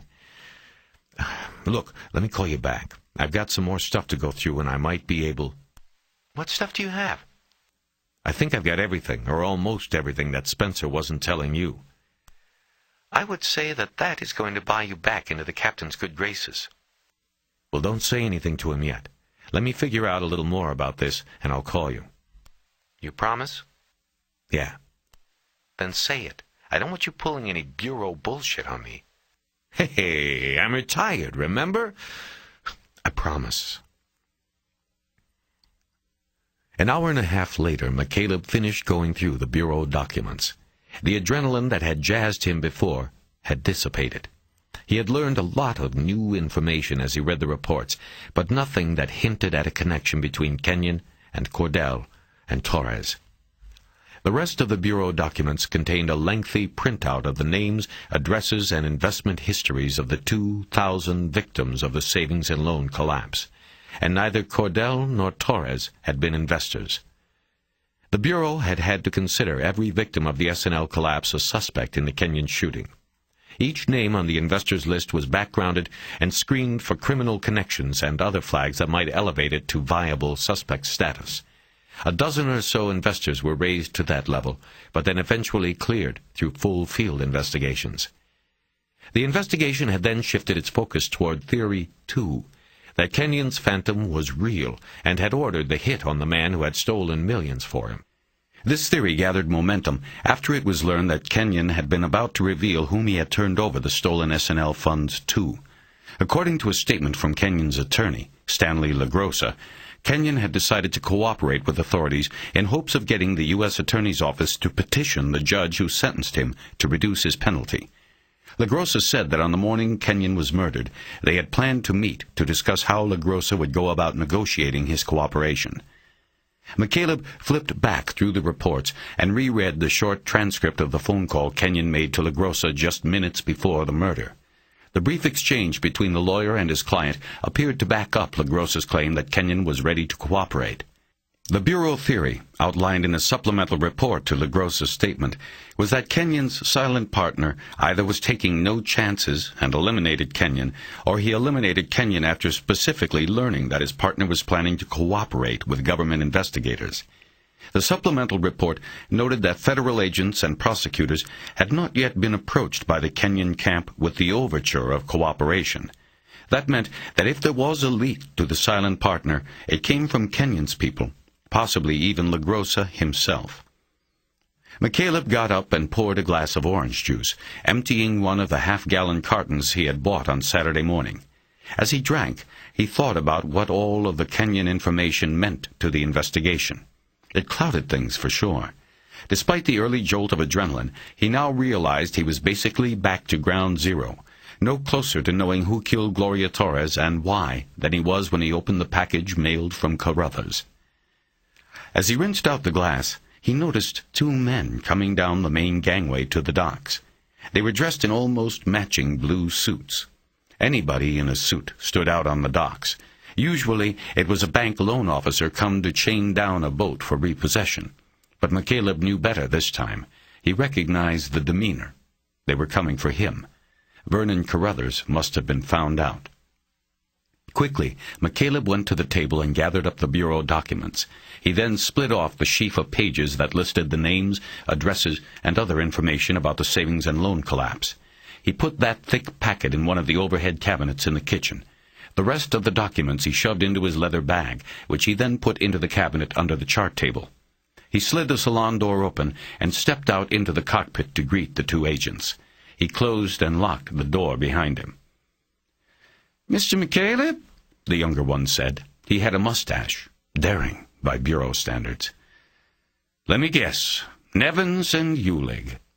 They didn't look happy about being identified. "Can we come aboard?" "Sure." The younger one was introduced as Nevins. Eulig, the senior agent, did most of the talking. "If you know who we are, then you know why we are here. We don't want this to get any messier than it has to be, especially taking into account your service to the Bureau. So if you give us the stolen files, it can all end right here." "Whoa!" McCaleb said, holding his hands up. "Stolen files?" "Mr. McCaleb," Eulig said, "it has come to our attention that you are in the possession of confidential FBI files. You are no longer an agent. You should not be in possession of these files. As I just said, if you want to make this a problem for you, we can make it a problem for you. But all we really want is the files back." McCaleb stepped over and sat on the gunnel. He was trying to think about how they knew, and it came back to Carruthers. It was the only way. Vernon must have gotten jammed up in Washington and had to give McCaleb up. But it was unlike his old friend to do that, no matter what pressure they put on him. He decided to trust his instincts and call the bluff. Nevins and Eulig knew Carruthers had run the ballistics laser comparison at McCaleb's request. That was no secret. They must have then assumed that Carruthers would have forwarded him copies of the computer files. "Forget it, guys," he finally said. "I don't have any files, stolen or otherwise. You got bad info." "Then how'd you know who we were?" Nevins asked. "Easy. I found out today when you guys went to the sheriff's office and told them to keep me out of the case." McCaleb folded his arms and looked past the two agents to Buddy Lockridge's boat. Buddy was sitting in the cockpit, sipping from a can of beer and watching the scene with the two suits on the following sea. "Well, we're going to have to take a look around then to make sure," Eulig said. "Not without a warrant, and I doubt you've got a warrant." "We didn't need one after you gave us permission to enter and search." Nevins stepped over to the salon door and tried to slide it open. He found it was locked. McCaleb smiled. "Only way you're getting in there is to break in, Nevins. And that won't look much like permission granted, you ask me. Besides, you don't want to do that with an uninvolved witness watching." Both agents started looking around the marina. Finally, they spotted Lockridge, who held his beer can up as a greeting. McCaleb watched as anger turned Eulig's jaw rigid. "Okay, McCaleb," the senior agent said. "Keep the files. But I'm telling you right now, smart guy, don't get in the way.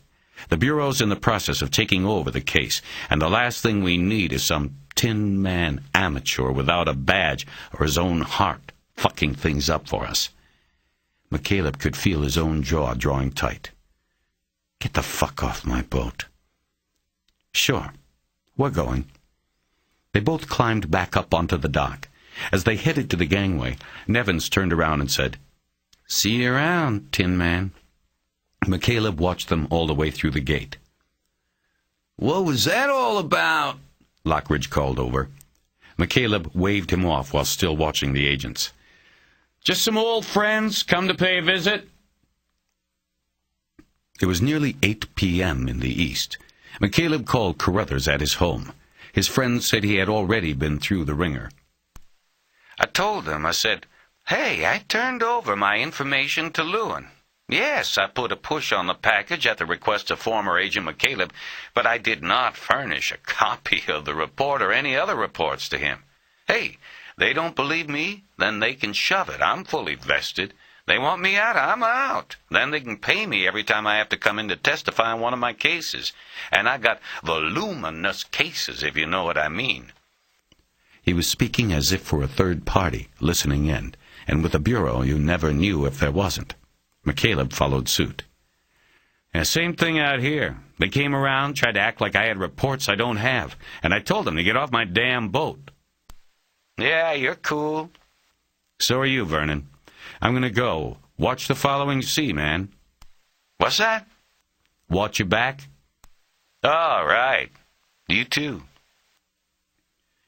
Winston picked up the call on a half ring. Where have you been? Busy. Nevins and Ulick just paid me a little visit. Did you copy them everything you copied to me last week?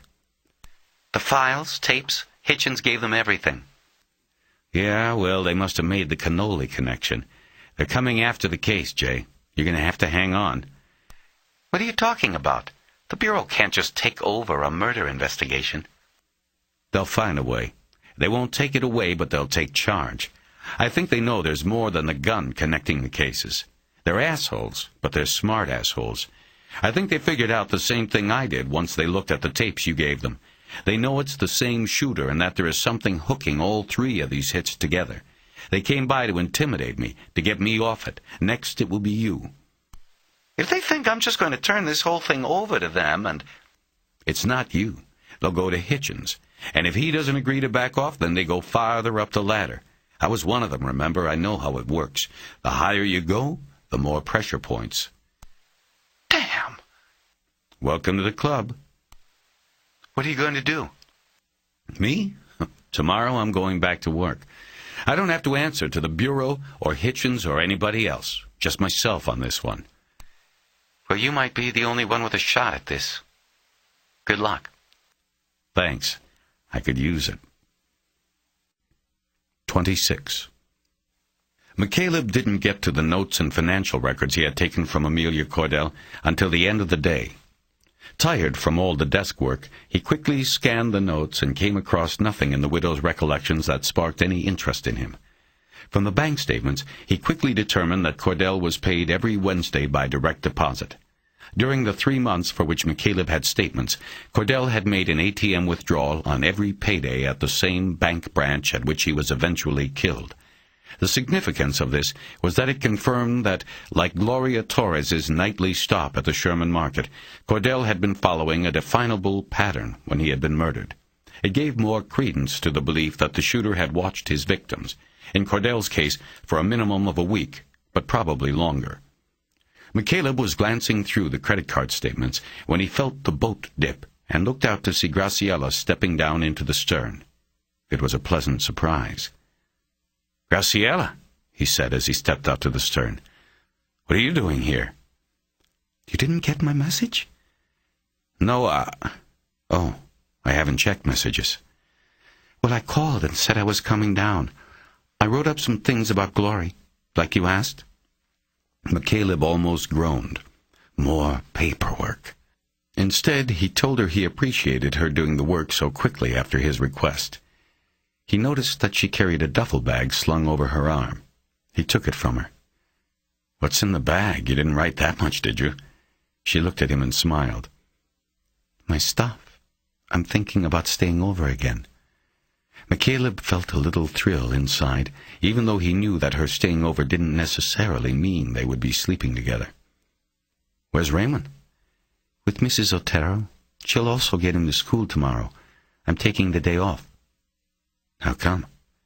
"So I can be your driver." "I already have somebody to drive me.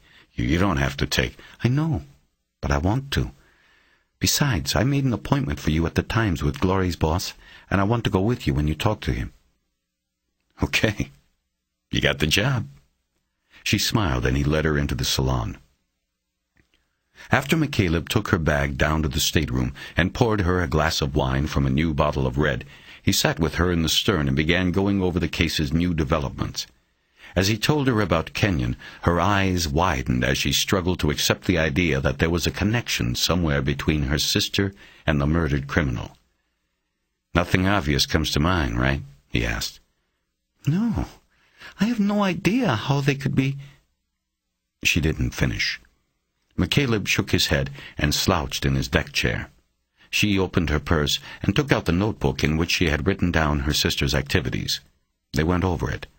Nothing she had written jumped out at McCaleb as being significant, but he told her the information could still be useful as the case continued to evolve.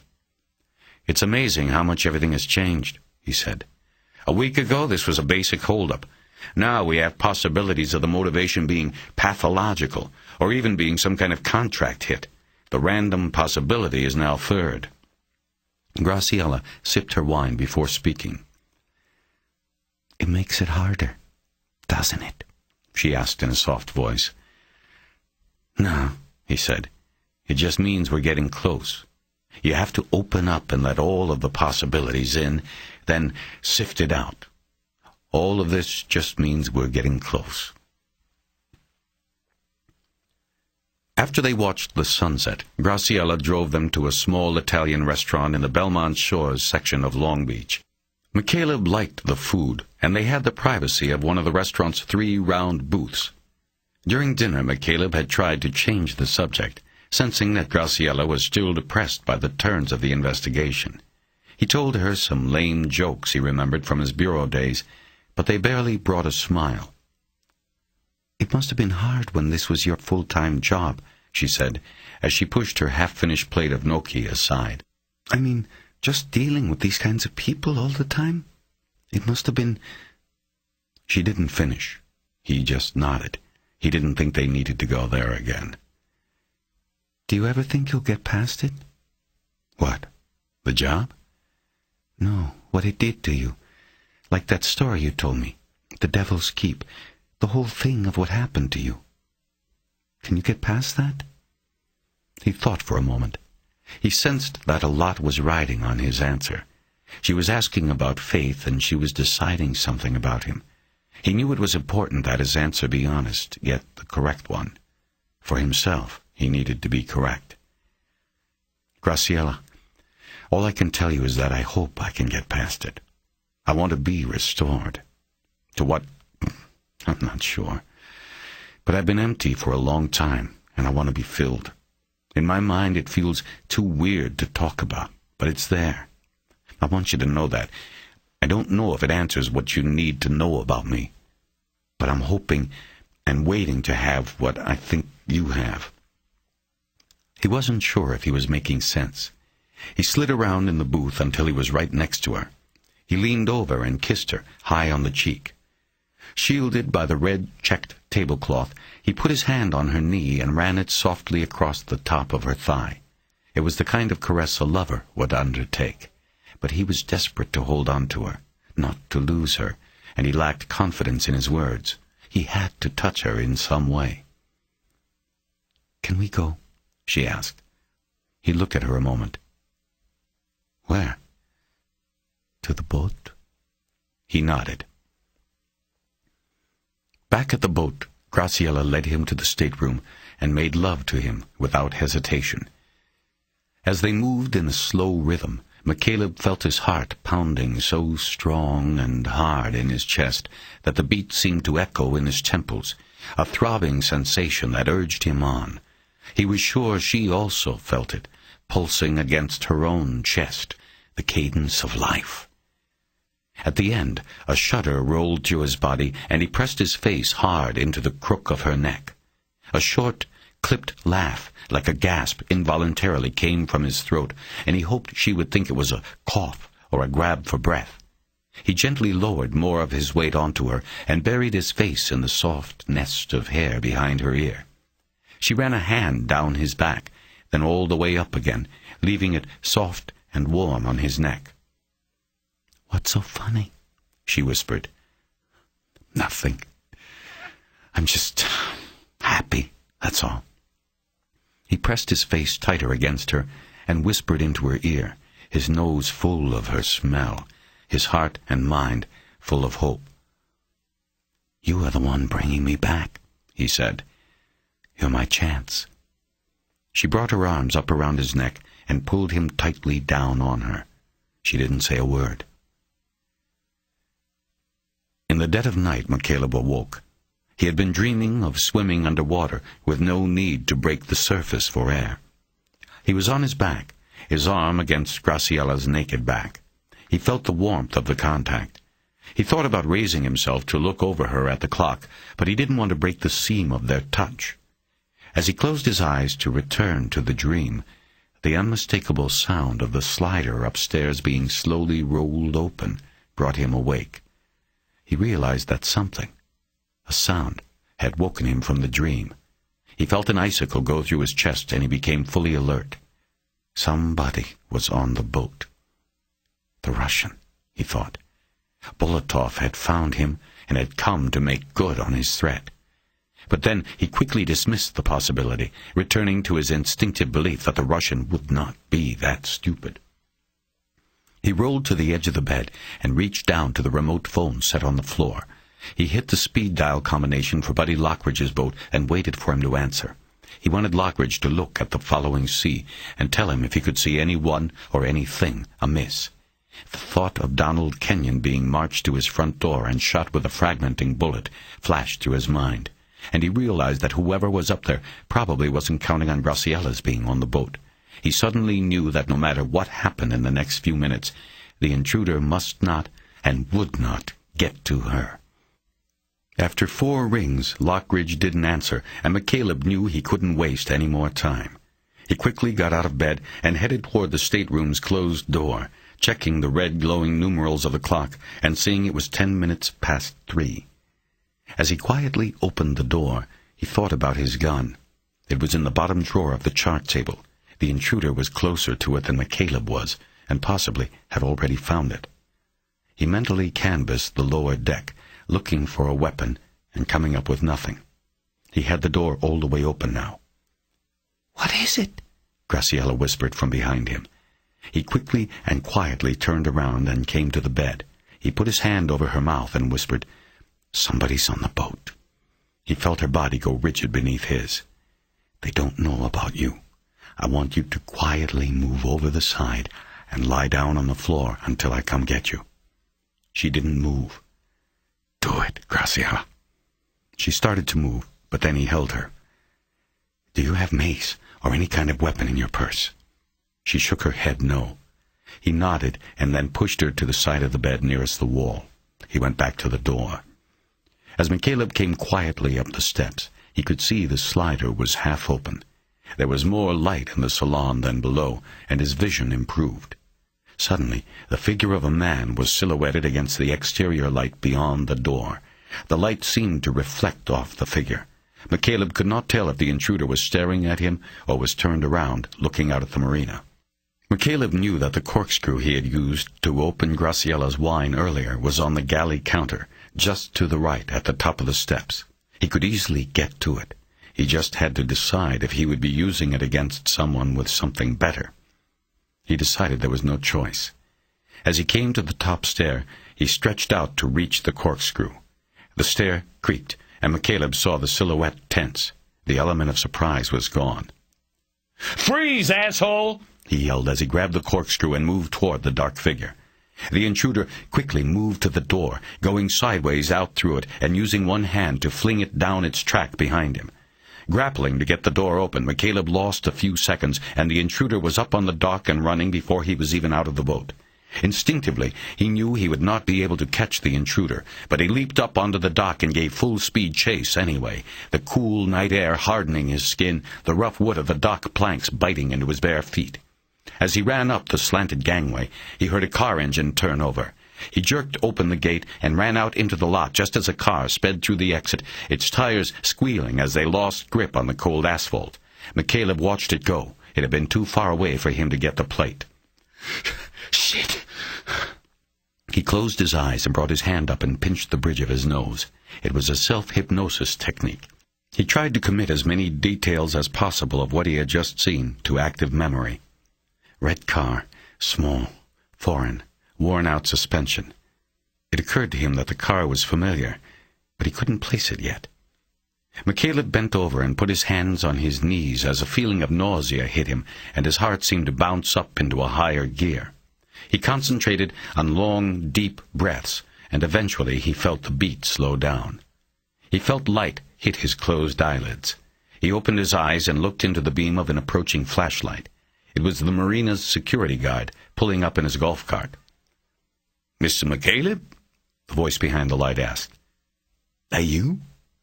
It was only then that McCaleb finally realized he was naked. Nothing was missing. Nothing was disturbed, at least as far as McCaleb could tell. Nothing appeared out of order. The contents of his leather bag, which he had left on the galley table, seemed to be as he remembered them. He found the thick sheaf of documents he had shoved into the galley cabinet earlier in the day to be where he had left it.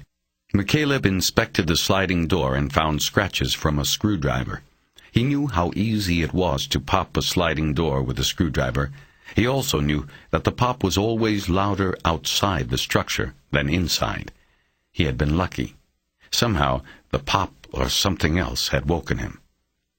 With the security guard, Shell Newby, watching, McCaleb finished checking every drawer and cabinet in the salon and found nothing amiss. "What about below?" Newby asked. "Not enough time," McCaleb said. "I heard him as soon as he opened the door. I guess I scared him off before he did whatever he was coming to do." McCaleb was silent as he thought about the possibility that the intruder had not come to steal anything. He thought about Bolotov again, but quickly dismissed it. The figure he had seen move sideways through the sliding door was too small to have been the Russian. "Can I come up? I could make some coffee." McCaleb turned to the stairs. Graciela was there. When he had returned to the stateroom to get dressed, he had told her it would be better if she stayed below. But here she was, wearing her pink nightshirt over a pair of baggy gray sweatpants she had taken from his closet. Her hair was a bit disheveled, and she couldn't have looked sexier. He stared at her silently for a moment before finally answering. "Well, we're about to wrap it up, I think." "Should I call Pacific Division?" Newby asked. McCaleb shook his head. "There was probably just some dock punk looking to rip off my Loran of the compass," he said, though he didn't believe it. "I don't want to drag the police in. We'll be up all night." "You sure?" "Yeah. Thanks for helping, Shell. I appreciate it." "Glad to. I guess I'll go back out, then. I'm going to have to write up an incident report. In the morning, they might want to make an LAPD report anyway." "Yeah, that's fine. I just don't feel like waiting up for them to get over here. That run took it out of me. Tomorrow will be fine." "Okay, then." Newby saluted and left. McCaleb waited a few moments and then looked at Graciela, who was still in the stairwell. "You okay?" "Yes. Scared is all." "Why don't you go back down? I'll be right down." She went back to the stateroom. McCaleb closed the slider and worked the lock to see if it was still operable. It was. He reached up to the overhead rod racks and took down the wooden gaff handle. He placed it in the door's track and used it as a wedge to hold the door closed. It would do for the night, but he knew he would have to rethink the boat's security. When he was finished with the door and reasonably assured of security, McCaleb looked down at his bare feet on the salon's Berber carpet. For the first time he realized that the rug was wet. He then remembered how the marina lights had shone off the body of the intruder as he had stood near the door. 27. On the drive up to the Times plant in the valley, McCaleb sat in the passenger seat of Graciela's Volkswagen and was mostly silent. His mind moved over the activities of the night like an anchor dragging across a sandy bottom, seeking but finding no purchase, nothing to grip. After he had noticed the wet spot on the carpet, he had retraced the chase to the parking lot and found the dock also was wet. It was a cool, crisp night, and too early for the morning moisture to have formed. The intruder had clearly been wet when he had broken into the boat. The shine of light on his body indicated he had probably been wearing a wetsuit. The question McCaleb could not answer now was, why? Before they had left, McCaleb had gone over to Buddy Lockridge's boat to see if his neighbor was there. He found Buddy, looking disheveled as usual, sitting in the cockpit reading a book called Hocus. McCaleb asked him if he had spent the night on the boat, and he said he had. When asked why he hadn't answered the phone, Buddy insisted that it was because it hadn't rung. McCaleb let it go, thinking either Lockridge had simply been passed out and hadn't heard his call, or McCaleb had pushed the wrong speed dial button. He told Lockridge that he didn't need him as a driver for the day, but that he wanted to hire him as a diver. "You want me to scrape your hull?" "No, I want you to search the hull, and the bottom, and all the piers around the boat." "Search? Search for what?" "I don't know. You'll know it when you see it." "Whatever you say. But I ripped my wetsuit again doing that Bertram. As soon as I sew it up, I'll go over and check it out." "Thanks. Put it on my tab." "You got it. Hey, is your lady friend going to be driving you now?" He was looking past McCaleb at Graciela standing in the stern of the following sea. McCaleb looked at her and then back at Lockridge. "No, buddy, just today. She's got to introduce me to some people. That okay?" "Sure, it's okay." In the car, McCaleb sipped from the mug of coffee he had brought with him and looked out the window, still bothered by Lockridge not having answered his call for help. They were in the Sepulveda Pass, going over the Santa Monica Mountains. Most of the traffic on the 405 was going the other way. "What are you thinking about?" Graciela asked. "Last night, I guess," he said. "Trying to figure it out. Buddy is going to take a dive under the boat today. Maybe find out what the guy was doing." "Well, are you sure you want to see this Times guy now? We could reschedule it." "Nah, we're already on our way. It can't hurt to talk to as many people as we can. We still don't know what any of this stuff from yesterday means. Until we do, we should keep plugging away." "Sounds good. He said we could talk to some of her friends who work there, too." McCaleb nodded and reached down to the leather bag on the floor. It had grown fat with all the documents and tapes he had accumulated. He had decided to leave nothing from the case behind on the boat in case of another break-in.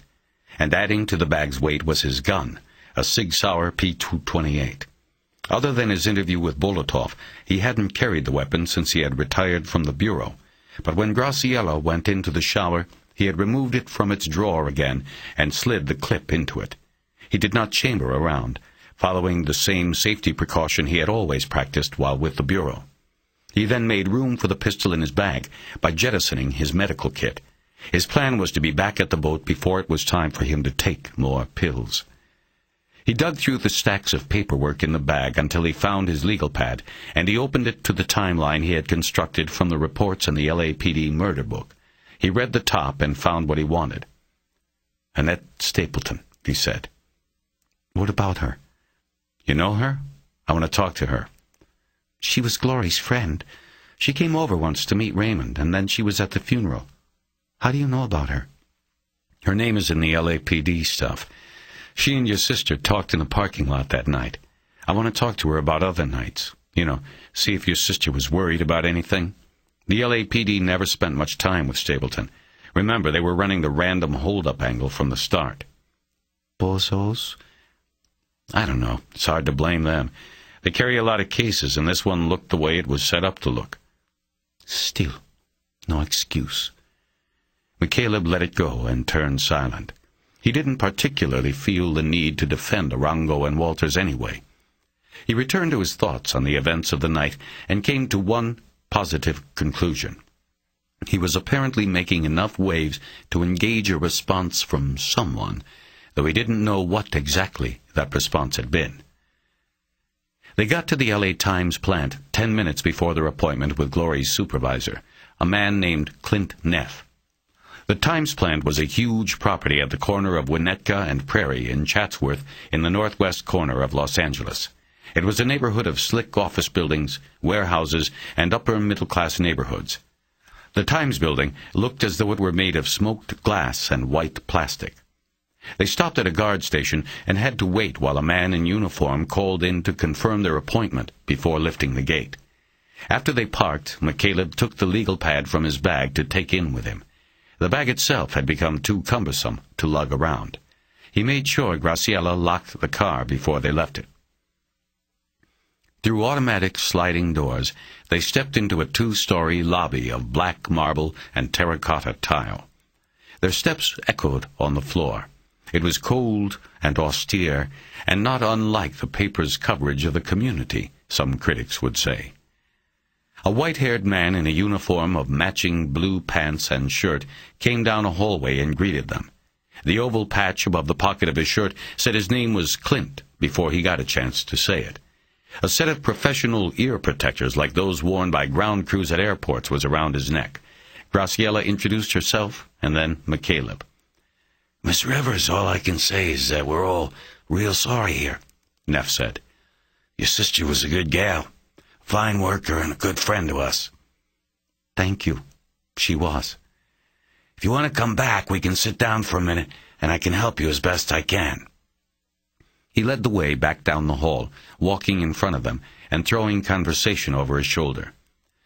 Your sister probably told you, but this is where we print all the papers for the Valley edition, and then most of the specials we insert in all of the editions. You know, the TV magazine and whatnot. Yes, I know, Graciela said. You know, I don't know what good I'll be to you. I told some of the crew you might want to talk to them too. They said it would be fine. They came to a set of stairs and went up. Is Annette Stapleton still on the night shift? McCaleb asked. Actually, no, Neff said. He was winded from the climb. Nettie got sort of spooked after what happened with Glory, and I don't blame her. Thing like that. So she's on days now. Neff headed down another hallway toward a set of double doors. She's here today? Sure is. You can talk to her if you... The only thing I ask is that you talk to these folks on their breaks. Like Nettie, for example. She goes to the break room at 10:30, and maybe we'll be done by then, so you can talk with her then. No problem, McCaleb said. After a few steps in silence, Neff turned around to look at McCaleb. So you were an FBI man, is that right? Right. That must have been pretty interesting. Sometimes. How come you quit? You look like a young man to me. I guess it got a little too interesting. McCaleb looked at Graciela and winked. She smiled. McCaleb was saved from further personal inquiry by the noise of the press room. They came to the thick double doors which barely contained the roar of the presses on the other side. From a dispenser attached to the wall next to the doors, Neff pulled 2 plastic packages containing disposable foam earplugs and handed them to McCaleb and Graciela. Better put these in while we walk through. We're running the whole line right now. Printing the book review, 1,000,002 copies. Those plugs will knock about 30 decibels off the sound. You still can't hear yourself think, though. As they opened the packages and put in the plugs, Neff pulled his ear protectors up and into place. He opened one of the doors and they walked along the line of presses. The sensory impact was tactile as much as it was auditory. The floor vibrated as if they had just stepped into a minor earthquake. The earplugs did little to soften the high-pitched keening of the presses. A heavy, thumping sound provided an underlying bass line. Neff led them to a door and into what was obviously the break room. There were long lunch tables and a variety of vending machines. The free spaces on the walls were taken up with corkboards cluttered with company and union announcements and safety-related warnings. The noise was greatly decreased when the door swung shut. They crossed the room and through another door entered Neff's small office. As Neff pulled his ear set down around his neck again, McCaleb and Graciela pulled their plugs.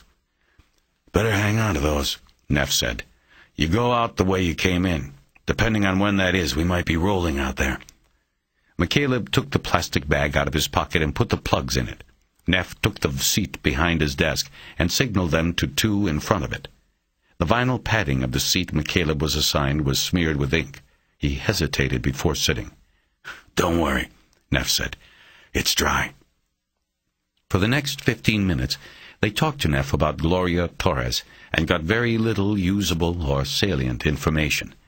It was clear that Neff liked Glory, but it was also clear that his relationship was typical of most supervisor-employee interaction. It was primarily job-focused, and there was little personal information passed back and forth. When asked if he knew of anything that could have been troubling Glory, Neff shook his head and said he wished he knew something that would help. Any disputes with fellow employees? Same shake of the head. Out of the blue, McCaleb asked him if he knew James Cordell. "Who's that?" Neff said. What about Donald Kenyon? "What, that savings and loan guy?" Neff smiled. "Yeah, we were pals at the country club. Milken and that guy Bulsky hung out with us too." McCaleb returned the smile and nodded. It was clear Neff was not going to be of much help. His mind drifted, and Graciela asked Neff questions about who Glory's friends were. McCaleb thought about the ink-stained chair upon which he sat.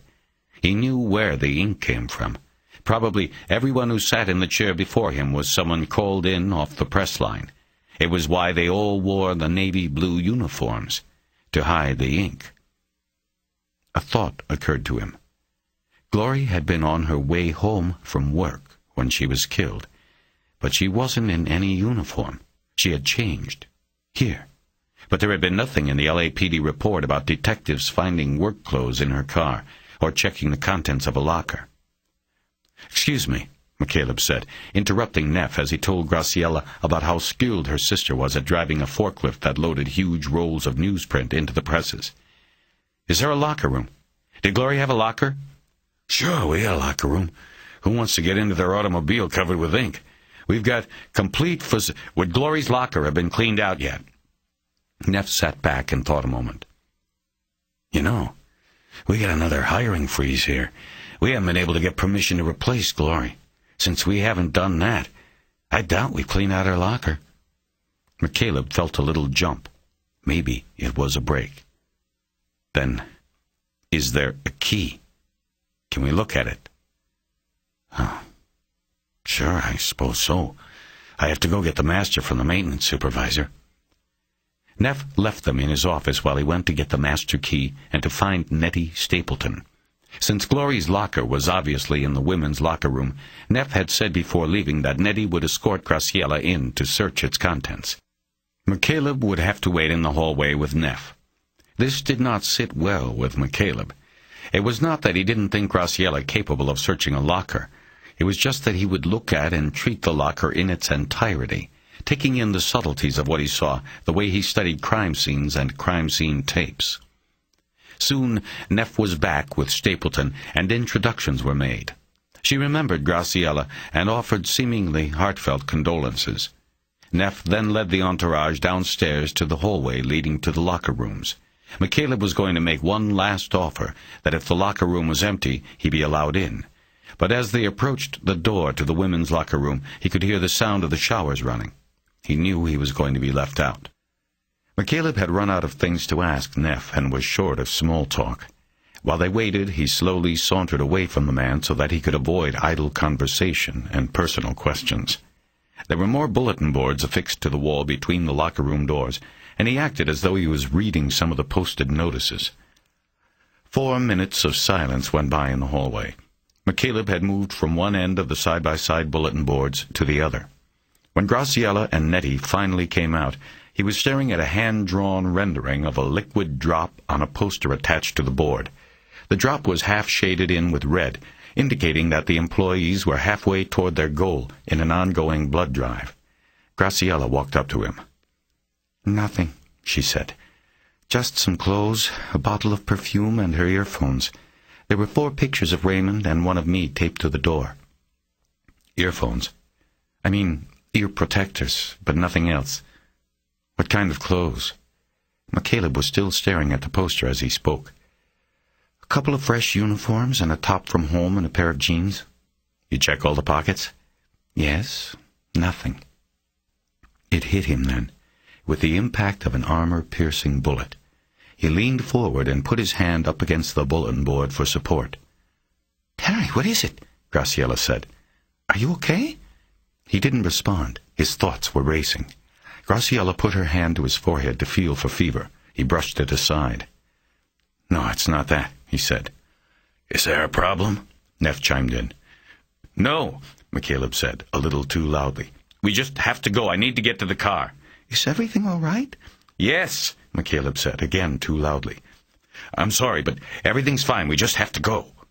McCaleb nodded his thanks to Annette Stapleton and headed down the hallway toward what he believed was the entrance lobby. Graciela followed, and Neff called after them, telling them to take their first left. 28. What was that about? What's going on? McCaleb was walking quickly toward the car.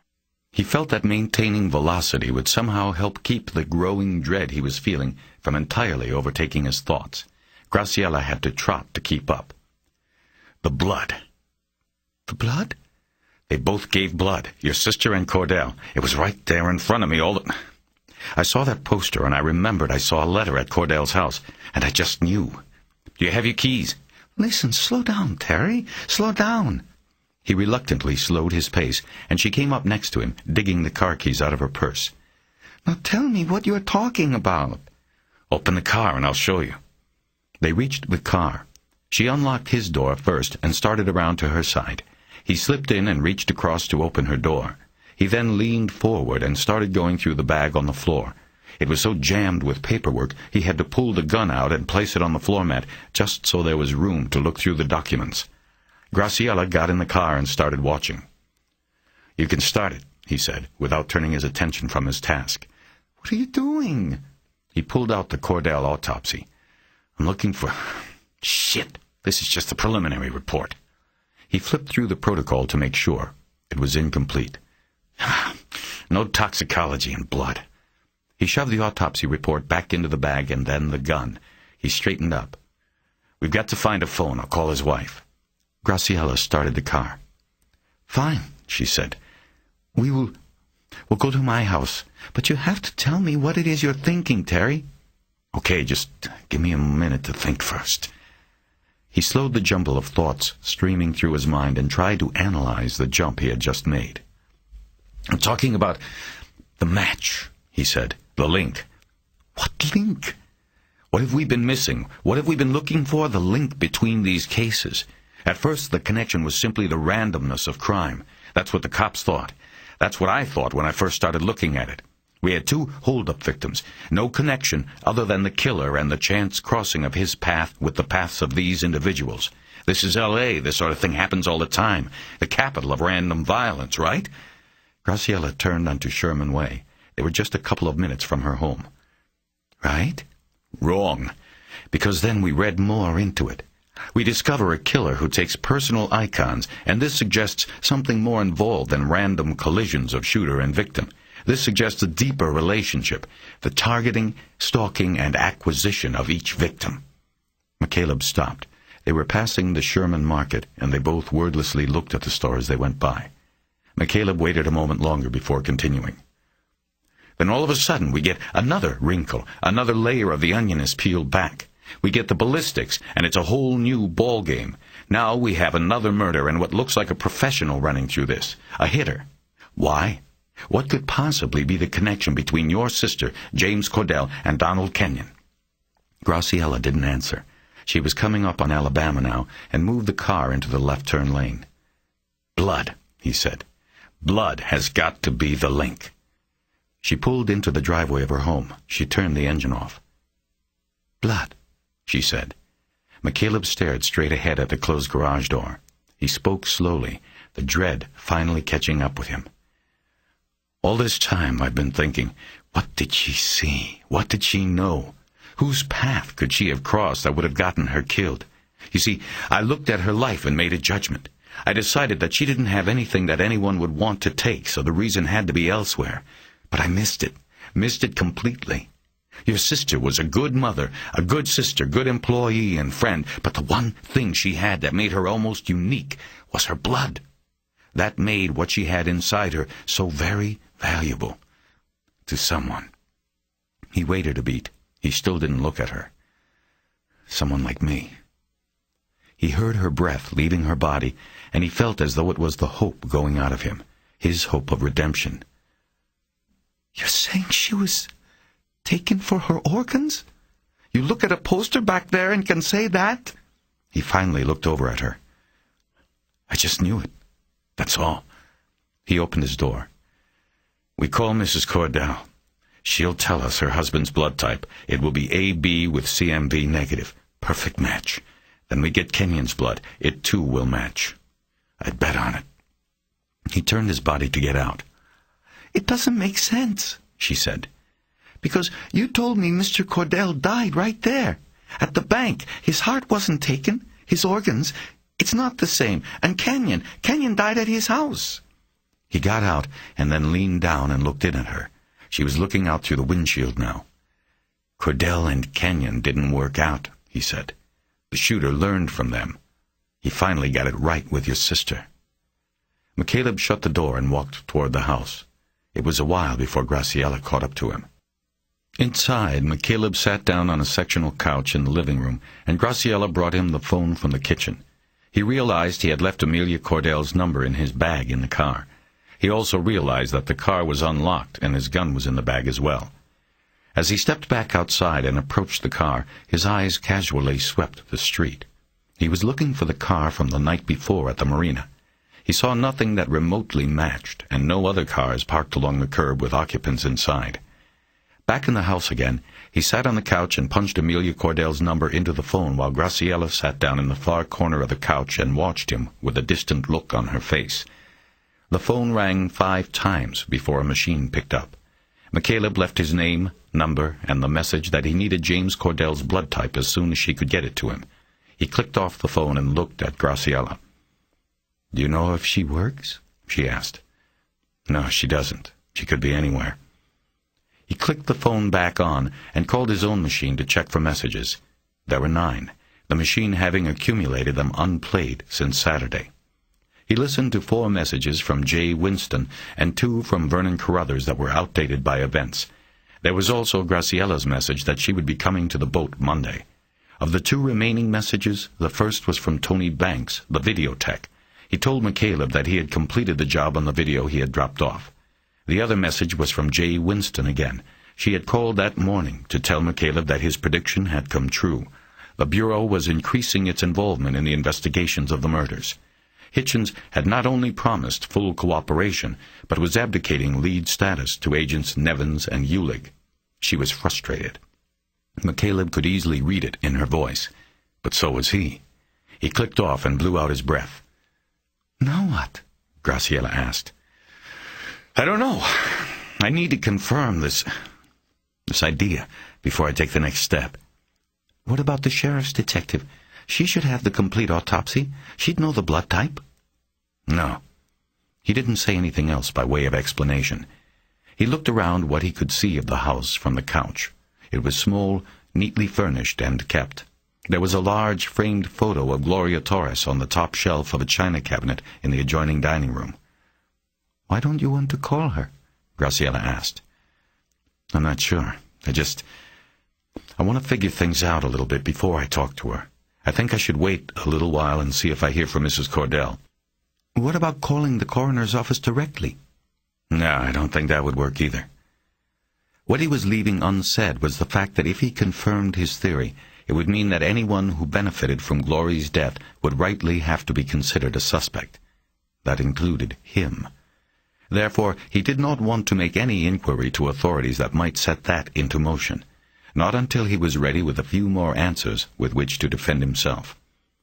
"I know," Graciela suddenly said. "The computer in the blood lab. I can probably confirm it there, unless his name's been deleted. But I doubt that. I remember coming across the name of a donor who had been dead 4 years, and he was still on there." What she was saying made little sense to McCaleb. "What are you talking about?" he asked. She looked at her watch and jumped up from her chair. "Let me change, and then we have to hurry. I'll explain everything on the way." She then disappeared down a hallway, and McCaleb heard a bedroom door close. 29. They got to Holy Cross shortly before noon. Graciela parked in the front lot, and they went into the hospital through the general admissions entrance. She did not want to go through the emergency room, since that was where she worked. She explained on the way over that she had been taking a lot of personal days off with little notice to be with Raymond since Gloria's death, but the patience of her supervisors was wearing thin. She didn't think it would be wise to take the day off on 1 day's notice and flaunt it by walking through the emergency room. Besides, what they were about to do could get her fired. The fewer people who saw her, the better. Once inside the hospital, Graciela, her nurse's uniform and her familiar face, got them where they needed to go. She was like an ambassador for whom all barriers were lifted. No one stopped them, no one questioned them. They took a staff elevator to the 4th floor, arriving a few minutes past 12. Graciela had told McCaleb her plan on the way over. She figured they could count on having 15 minutes to do what they had to do. That was the maximum. Just the time it would take for the blood supplies coordinator to go down to the hospital cafeteria, get her lunch, and then bring it back up to the pathology lab. The BSc actually had an hour lunch break, but it was routine in that job to eat lunch at your desk because there was no replacement while you were gone. The BSc was a nursing position, but because the job did not involve direct patient care, no one filled in the spot when the BSc went on break. As Graciela expected, they got to the path lab at 12:05 and found the BSc desk empty. McCaleb felt his pulse quicken a little bit as he looked at the flying toasters floating across the screen of the computer sitting on the desk. However, the desk sat in a large, open lab station. About 10 feet from the computer desk was another desk where a woman in a nurse's uniform sat. Graciela showed nothing but ease with the situation. "Hey, Patrice, what's the haps?" she said cheerfully. The woman turned from the files she was dealing with in front of her and smiled. She glanced at McCaleb, but then looked back at Graciela. "Graciela," she said, drawing each syllable out and overdoing the Latin inflection like a television news anchor. "Nothing's happening, girl. How about you?" "Nada. Who's the BSc, and where's the BSc?" "It's Patty Kirk for a few days. She went down to get a sandwich a couple minutes ago." Graciela said, as if it had just dawned on her. "Well, I'm going to make a quick connect." She came around the counter and headed toward the computer. "We've got an SCW down in emergency with rare blood. I have a feeling this guy's going to run through everything we got, and I want to see what's out there." "You could have just called up. I would have run it for you." "I know, but I'm showing my friend Terry how we do things around here. Terry, this is Patrice. Patrice, Terry. He's pre-med, UCLA. I'm seeing if I can't talk him out of it." Patrice looked at McCaleb and smiled again. Then her eyes studied him in an appraising way. He knew what she was thinking. "I know, it's kind of late," he said. "It's a midlife crisis sort of thing." "I should say so. Good luck during residency. I've seen 25-year-olds come out of that looking like they were 50. "I know. I'll be ready." They smiled at each other, and the conversation was finally over. Patrice went back to her files, and McCaleb looked at Graciela, who was seated in front of the computer. The toasters were gone, and the screen was awake. There was some sort of template with white boxes on it. "You can come around," she said. "Patrice won't bite you." Patrice laughed, but didn't say anything. McCaleb came around and stood behind her chair. She looked up at him and winked, knowing that he was blocking any view Patrice had of her. He winked back and smiled. Her coolness was impressive. He looked at his watch and then held his arm down so she could see it was now 7 after 12. She turned her attention to the computer. "Now, we're looking for type AB blood, okay? So what we do is log on here and connect with BOPRA. That's short for Blood and Organ Procurement and Request Agency. That's the big regional blood bank we deal with. Most hospitals around here do." "Right." She reached up and ran her finger beneath a small piece of paper taped to the monitor above the screen. There was a 6-digit number written on it. McCaleb knew this was the access code. On the drive over, Graciela had explained how little security was attached to the BOPRA system. The code to access the computer was changed monthly, but the BSc position at Holy Cross was not a full-time position, meaning that nurses assigned to it were put through on rotation. This rotation was also routinely disrupted because nurses who had colds, viruses, and any other maladies that did not require them to miss work, but required that they be kept away from patients, were often assigned to the BSc desk. Because of the high number of people working in the slot, the BOPRA code was simply taped to the monitor each month when it was changed. In 8 years as a nurse, Graciela had worked at 2 other hospitals in Los Angeles. She had said that this practice was the same at each of those hospitals as well. BOPRA had a security system in place that was circumvented in probably every hospital it served. Graciela typed in the code number, followed by the modem command, and McCaleb heard the computer dial and then connect to the Bopra computer. "Connecting to the mother station," Graciela said. McCaleb looked at his watch. They had 8 minutes at the most left. The screen went through some welcome templates before settling on an identification and request checklist. Graciela quickly typed in the needed information and continued to describe what she was doing. "Now we go to the blood request page. We type in what we are looking for, and then, hocus pocus, we wait." She held her hands in front of the screen and wiggled her fingers. "Graciela, how's Raymond doing?" Patrice asked from behind them. McCaleb turned and looked back, but Patrice was still working with her back to them. "He's good," Graciela answered. "It still breaks my heart, but he's doing good." "Ah, that's good. You gotta bring him in again." "I will, but he has school. Maybe spring break." The screen started printing out an inventory of the availability of type AB blood and the hospital or blood bank location of each pint. While Bopra was a blood bank itself, it also served as a coordinating agency for smaller banks and hospitals throughout the West. "Okay," Graciela said. "So now we see that there's a pretty good supply of this around. The doctor wants to have at least 6 units on standby in case our patient with a sucking chest wound needs more surgery. So we click on the order window and put the hold on 6. A hold only lasts 24 hours. If it's not updated by this time tomorrow, that blood is up for grabs." "Okay," McCaleb said, acting like the student he was supposed to be. "I'll have to remember to tell Patty to update this tomorrow." "What if you called this up and there was no blood?" On the drive over, she had told him to ask the question if there was anyone else in the nurse's station when they connected to Bopra. "Good question," she said, as she began moving the computer mouse. "This is what we do. We go to this icon with the blood droplet on it. We click, and that gets us to the donor's file. We wait again." A few seconds went by, and then the screen began filling with names, addresses, phone numbers, and other information.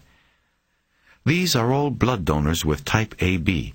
It shows where they are, how they can be contacted, and this other information shows when they gave blood last. You don't want to keep going to the same person all the time. You try to spread it out, and you try to find someone either near to us so they can just come in here, or near to a blood bank. You want it to be convenient for them." As she spoke, she ran her finger down the list of names. There were about 25 of them from all over the West. She stopped at her sister's name and tapped the screen with her fingernail. Then she kept going. Her finger reached the bottom without coming across the names James Cordell or Donald Kenyon. McCaleb loudly let out his breath in disappointment, but Graciela raised her finger in a "one moment" gesture. She then hit the screen up key, and a new screen of names appeared. There were maybe 15 more. The name James Cordell sat on top of the new list. She ran her finger down the screen and found Donald Kenyon's name second from the last. This time McCaleb's breath caught, and he just nodded. Graciela looked up at him, the somber look of confirmation in her eyes. McCaleb leaned close to the screen and read the information that followed the names. Cordell hadn't given blood for 9 months, and it had been more than 6 years since Kenyon had spared a drop. McCaleb noticed that the final notation after each name was the letter D, followed by an asterisk. Other names had one or the other, but only a few had the combination of both. McCaleb reached down and tapped the screen below the letter. "What's that? Deceased?" "No," Graciela said in a quiet voice. "The D means donor, organ donor. They signed papers, put it on their driver's licenses, all of that, so that if the time comes that they come into a hospital and die, they can take the organs." She looked at him the whole time she said this, and McCaleb found it hard to look back at her. He knew what the confirmation meant. "And the asterisk?" "I'm not sure." She scrolled the screen until she got back to the legend at the top. She ran her finger along the symbols until she got to the asterisk. "It means CMV negative," she said. "Most people carry a non-threatening blood virus called CMV. It's short for some big word. About a quarter of the population doesn't have it. It's something that has to be known to make a complete blood work match between donors and recipients." He nodded. It was information he already knew. "So that's today's lesson," Graciela said quietly. She moved the mouse, and McCaleb saw the arrow move to the disconnect icon at the top of the screen. He reached down and grabbed her hand before she could click the mouse button and sign off the Bopra system. Graciela looked back up at him, the question on her face. McCaleb looked back at Patrice. He couldn't talk. He looked around and saw a clipboard on the counter with some forms on it and a pencil connected to it with a string. He signaled with his hand to Graciela, pointing to Patrice and then back to her, and making a talking sign with his fingers. He then grabbed the clipboard and started to write. "Hey, Patrice, how's Charlie doing?" Graciela asked. "Oh, he's fine. Still an asshole." "Boy, you guys get along so good." "Yeah, we're real lovebirds." McCaleb held the clipboard in front of Graciela. He had written 3 questions. 1. Can you print out that list? 2. Can you call up your sister's file? 3. Who got her organs? Graciela hiked her shoulders and mouthed the words, "I don't know," to him. She then turned to the computer and went to work. First, she printed out the list of type AB donors. Thankfully, the computer was attached to a laser printer which did the job almost silently, and Patrice paid no notice. McCaleb quickly folded the list lengthwise and put it in his inside coat pocket. Next, Graciela went back to the original welcome screen and pulled down a window of commands.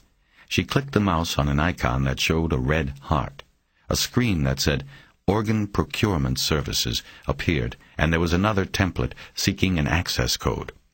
Graciela hiked her shoulders, looked up at the code taped above the screen, and typed it in again.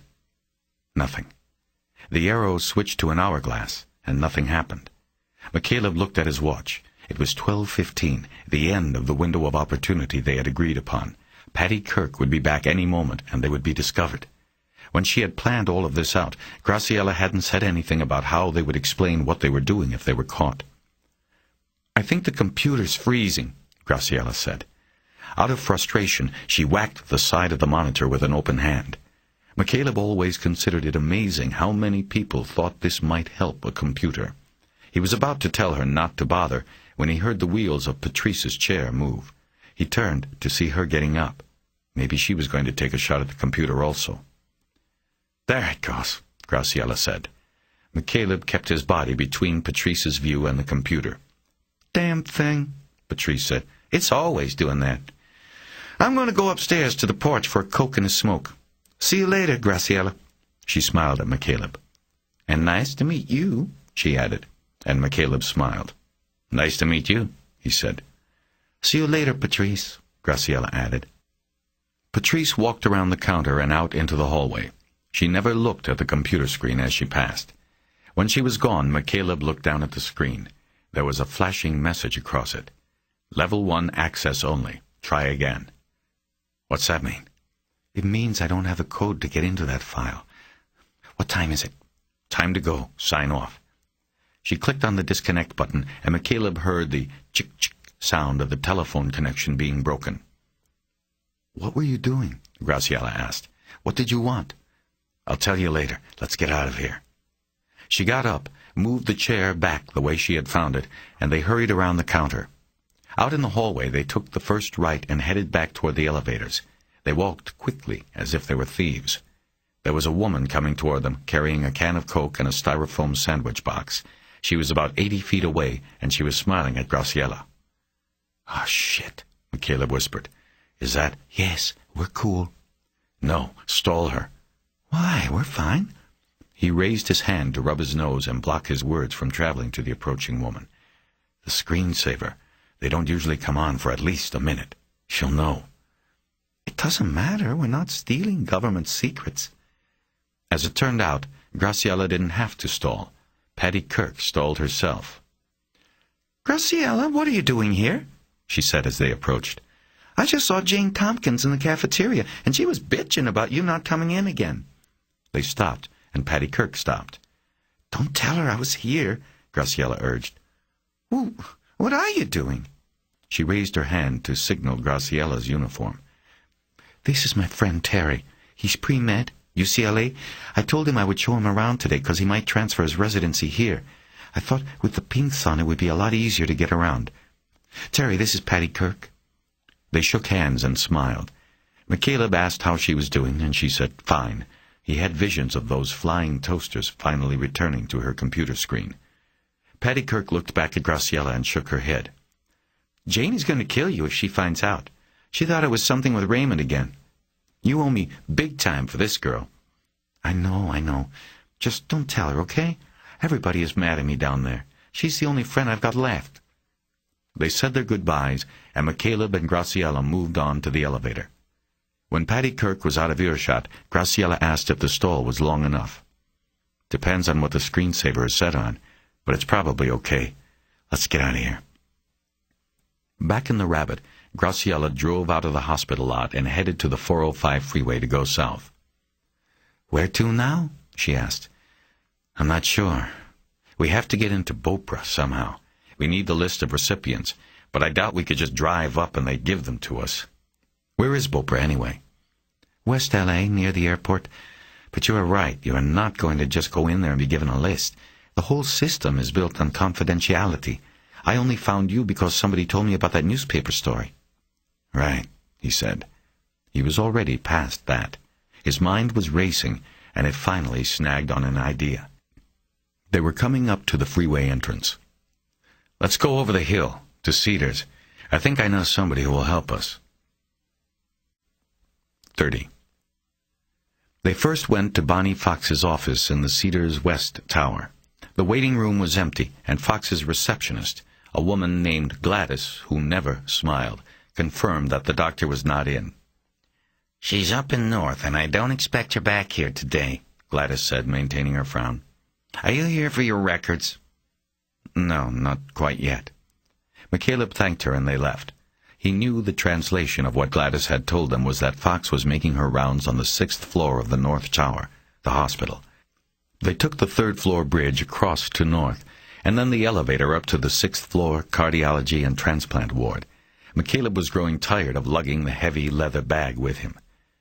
McCaleb had been on 6 often enough not to seem out of place. Graciela, still in her nursing uniform, fit in even better. McCaleb led the way down the hall to the left of the elevators to where the transplant waiting and recovery rooms were located, as well as the transplant nursing station. There was a good chance he would find Fox somewhere in the area. As they made their way down the long hallway, McCaleb looked through the doors that were open. He didn't see Fox, but he saw the frail forms of mostly older men on beds. These were the rooms for those who waited, hooked to machines, their time getting close and their chances dimming like the quieting of their hearts. As they passed one room, McCaleb saw the young boy he had seen before. The boy was sitting up on a bed, watching television. He appeared to be alone in the room. The wires and tubes snaked out of the sleeve of his hospital gown and ran to the machines and monitors. After he discerned that Fox was not in the room, McCaleb quickly looked away. The young ones were the hardest to take, to even acknowledge. Their organs so new, yet inexplicably failing them. A terrible and sometimes fatal life lesson learned for nothing that they had done. For a moment, McCaleb's mind flashed on the Everglades, the gathering of investigators on airboats at Devil's Keep, the black hole into which disappeared his belief that there is a good and valid reason for everything. They were in luck. As they made the turn to the nurse's station, McCaleb saw Bonnie Fox leaning over the counter and sliding a patient file out of a vertical rack. As she straightened up, she turned and saw them. "Terry? Hey, Doc. What's wrong? Are you—" No, everything's fine. He held his hands up in a calming gesture. "Then what are you doing up here? Your records are at my office." She seemed to notice Graciela then, and clearly didn't recognize her. This added to the confusion already growing on her face. "I'm not here about the records," McCaleb said. "Is there a room, an empty room that we can use for a few minutes? We need to talk to you." "Terry, I'm in the middle of checking on my patients here. It's not right for you to come in here and expect me to—" "It's important, Doctor. Very important. Give me 5 minutes, and I'm sure you'll agree. If you don't, we're out of here.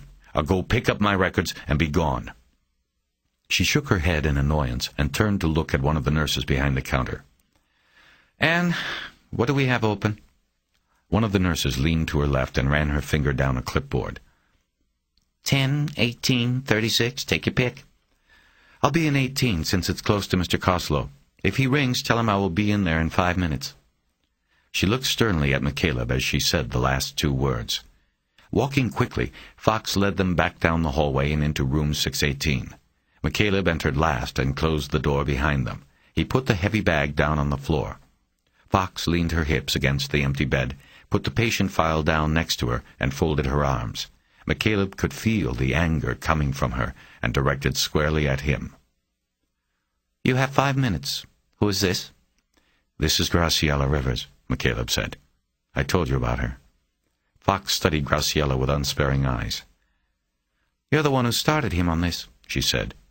"You know, he won't listen to me, but you're a nurse. You should know better. Look at him. His color, the lines under his eyes. A week ago he was fine. He was perfect, goddammit.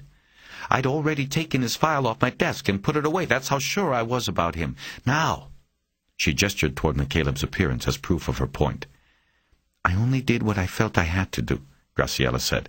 "I had to ask—" "It's been my choice," McCaleb interrupted. "Everything my choice." Fox dismissed their explanations with an annoyed shake of her head. She stepped away from the bed and signaled to McCaleb to sit down. "Take off your shirt and sit down. Start talking. You're down to about 4 minutes now." "I'm not taking off my shirt, Doctor. I want you to listen to what I have to say, not how many times my heart is beating." "Fine. Talk. You want to take me away from patients I need to see? Fine. Talk." She rapped her knuckles on the patient file on the bed. "Mr. Coslow here. He's in the same boat you were in a couple months ago. I'm trying to keep him alive until maybe a heart comes along. Then I've got a 13-year-old boy who—" "Are you going to let me tell you why we're here or not?" "I can't help it. I am so angry at you." "Well, listen to this, and maybe it will change how you feel." "I think that's impossible." "Can I tell it or not?" Fox held her hands up in surrender, pursed her lips, and bowed to him. Finally, McCaleb began the story. He took 10 minutes to summarize the story of his investigation, but that was all right. By the 5-minute mark, Fox was so transfixed that she wasn't noticing the time. She let him tell it without a single interruption. "That's it," he said when he was done. "That's why we are here." Fox's eyes moved back and forth between them for a few moments, while she tried to comprehend what McCaleb had just told her. She then began to move about the small space of the room as she recounted her understanding of the story. She wasn't pacing. It was more as though she needed to make room for the story in her mind, and was manifesting that need in small movements back and forth that expanded the personal space around her. "You are saying that you start off with a person who needs an organ, heart, lung, liver, kidney, whatever, but like you, they are of the rare blood group that is type AB with CMV negative. What that translates to is a long, possibly unsuccessful wait, because only maybe 1 in 200 people are in that group, meaning that likewise only 1 in 200, let's say, livers that come along would match this person. So if I got this right, you are saying this person decided to improve his odds by going out and shooting people who are in his group, because then their organs would become available for transplant?" She said it with too much sarcasm, and that annoyed McCaleb, but rather than object, he just nodded. "And that he got the names of these people in his group from a list of blood donors in the Beaupre computer?" "Right. But you don't know how he got it." "We don't know for sure, but we do know that Beaupre's security system is highly vulnerable to compromise." From his pocket, McCaleb took out the list that Graciela had printed at Holy Cross. He unfolded it and handed it to Fox. "I was able to get that today, and I don't know the first thing about hacking into computers." Fox took the page and waved it at Graciela. "But you had her to help." "We don't know who this person is, or who they had to help them. We have to assume that if this person has the connections and ability to hire a contract killer, then he or she could get into the Beaupre computer. The point is, it could be done." McCaleb pointed to the list. "Right there is all that's needed. Everybody on that list is in the group. He would pick one of the donors. He would pick somebody young, do some research. Kenyon was young and fit, a tennis player, equestrian. Cordell was young and strong. Anybody who watched him over some time would know he was fit. A surfer, skier, mountain biker, they both were perfect." "Then why kill them? As some sort of practice?" Fox asked. "No, not practice. It was the real thing. but each time things went wrong. With Kenyon, the shooter used a fragmenting bullet that pulped his brain, and he was dead before they could even get him to the hospital. The killer refined his method. He switched to a full metal jacket load that was fired across the front of the brain. A fatal injury, yes, but not instantaneous. A man who drove up called it in on a cellular phone. Cordell was alive, but the address got screwed up and the paramedics went to the wrong place. Meantime, time goes by, the victim dies at the scene. And again, the organs were never harvested, Fox said, understanding now. I hate that word, Graciela said, her first words in a long time. What? Fox asked. Harvested. I hate that. These organs aren't harvested. They're given by people who cared about other people. They aren't crops on a farm. Fox nodded and looked silently at Graciela, seemingly taking her measure all over again. It didn't work with Cordell, but it was not because of the method, McCaleb continued. So the shooter just went back to his list of potential donors. The list from the Boper computer. Right. He goes back to the list and picks Gloria Torres. The process starts again. He watches, knows her routine, also knows she is healthy and will do. McCaleb looked at Graciela as he said this, afraid the harshness of it would bring another response. She remained quiet. Fox spoke. And so now you want to follow this trail of harvested organs, and you think the killer, or the person who hired the killer, will have one of them. Do you realize what this sounds like? I know how it sounds, McCaleb said quickly before she could build on her doubts. But there is no other explanation. We need your help with Bopra. I don't know. Think about it. What are the odds that it could be just a coincidence that the same man, a contract killer most likely, just happens to gun down 3 different people from the exact same 1 in 200 blood group? You couldn't figure those odds with a computer, because it can't be coincidence. It's the blood work. The blood work is the connection. The blood work is the motive. Fox walked away from them and to the window. McCaleb followed and stood next to her. The room looked down on Beverly Boulevard. He saw the string of businesses across the street, the mystery bookshop and the deli with the Get Well Soon sign on the roof. He looked at Fox, and it looked as though she was staring at her own reflection in the window. I have patients waiting, she said. We need your help. What exactly can I do? I'm not sure, but I think you stand a better chance of getting information out of Bopra than us. Why don't you just go to the police? They have the best chance. Why are you involving me? I can't go to them, not yet. I go to them and I'm out of it, off the case. Think about what I just told you. I'm a suspect. That's crazy. I know that, but they won't. Besides, that doesn't matter. This is personal. I owe it to Gloria Torres, and I owe it to Graciela. I'm not going to sit on the sidelines on this one. A small bit of silence slipped by. Doctor? Graciela had come up behind them. They turned to her. You have to help. If you don't, then all of this, everything you do here, means nothing. If you can't protect the integrity of the system you work in, then you have no system. The 2 women stared at each other for a long moment, and then Fox smiled sadly and nodded. Go to my office and wait for me, she said. I have to see Mr. Kozlow and 1 other patient. It will take me a half hour at the most. After that, I'll come to the office and make the call. 31. The coordinator's office. Glenn Leopold, please. This is Bonnie Fox calling. They were in Fox's office with the door closed. Fox had the phone speaker on so McCaleb and Graciela could listen. They had waited for her a half hour before she had come in. Her demeanor was different. She was still going to help, but McCaleb noticed that she was more agitated than she had appeared when they had gathered in the empty patient room in the North Tower. They had gone over a plan McCaleb came up with while waiting. Fox had taken a couple of notes to refer to, and then placed the call. Bonnie! Hi, Glenn. How are you? I'm fine. What can I do for you? I've got about 10 minutes before our meeting. This shouldn't take long. I've got a slight problem here, Glenn, and I think you might be able to help me. Tell me. I performed a transplant here February 9th. It was Bopra file number 9836, and a complication has come up. What I'd like to do is speak with the surgeons who perform transplants with the donor's other organs. There was a brief silence before Leopold's voice came up on the speaker again. Let's see. I mean, this is kind of unusual. What sort of complication are we talking about, Bonnie? Well, I know you have your meeting. To make it as brief as possible, the recipient's blood group was type AB with CMV negative. The organ we received through Bopra matched that, according to the protocol. But now, 9 weeks or so post-op, our recipient has developed CMV virus, and we are showing rejection in the blood work from the latest biopsy. I'm trying to isolate how this has happened.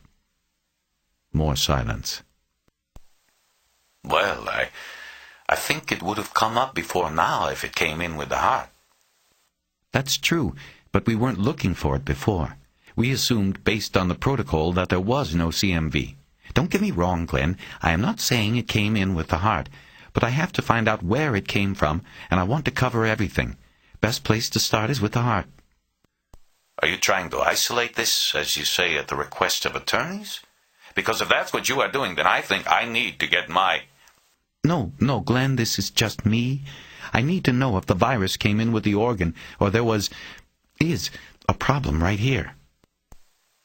Well, what blood did you use? That's just it. We only used the patient's own blood. I have the file right here. He stored 8 units long before surgery. We only used 6. And are you sure you used his 6? Leopold's voice was now showing some agitation. Fox was looking at McCaleb as she answered, and he saw how uncomfortable it was for her to be deceitful with the Bopra organ coordinator. All I can say is that we followed procedures, and I personally double-checked the bag labels before surgery. They were his labels. I have to assume it was his blood. What do you want from us, Bonnie? A list. What organ went to what patient, and the attending surgeon I can call? I don't know. I think maybe I should... Glenn, listen, it is nothing personal, but my patient is having this problem, and I need to check this out for myself. I have to be satisfied myself. I will keep it contained if that's what you are worried about. No one is talking about lawyers or malpractice. We just need to find out how this happened. For all we know, you are right. It's a blood mix-up. But I am sure you would agree that the place to start with something like this is with the new tissue that's been introduced to the patient. McCaleb held his breath. They were at the pivotal point. Fox needed to get the names herself. She couldn't let Leopold say he would check it out himself and get back to her. I suppose. Leopold trailed off, and Fox leaned forward, folded her arms on the desk, and put her head down. In the silence, McCaleb heard a sound from the phone that he identified as computer keys being tapped. He felt a slight charge as he realized that Leopold was probably calling up the file on his computer. McCaleb stood up and leaned over the desk and gently tapped Fox on the elbow. She looked up at him, and he made a circular motion with his hand, signaling her to keep going. "Glenn," she said, "what do you think?" I'm looking at it right now. Harvest occurred at Holy Cross. There's nothing here on the donor file indicating CMV. Nothing. This person was a long-time blood donor. I think it would have come up before if she... That's probably true, but I need to double-check, even if just for my own peace of mind. I understand. More sounds of the computer keyboard being played. Let's see. Transportation was by Medic Air. The liver was transplanted right there with the heart at Cedars. Do you know Dr. Spivak, Daniel Spivak? No. McCaleb grabbed a legal pad from his bag and started writing. Well, he did that one. Let's see. The lungs... I'll call Spivak, Fox interrupted. What's the patient's name? I'm really going to have to ask you to keep all of this in the strictest confidence, Bonnie. Absolutely. It was a female, Gladys Wynne. McCaleb wrote it down. Okay, Fox said. You were on to the lungs. Yes, lungs. No takers without the heart. Your patient got the heart. Right. What about bone marrow transfer? Well, you want everything, I guess. The marrow, Romero we did not do well with. We missed the window. The tissue was flown to San Francisco, but by the time Medicare got up there, they had a weather delay.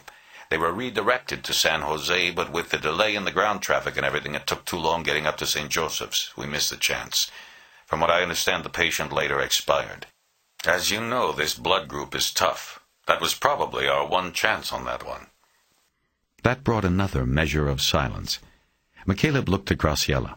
Her eyes were downcast, and he couldn't read her. For the first time he considered what she was going through.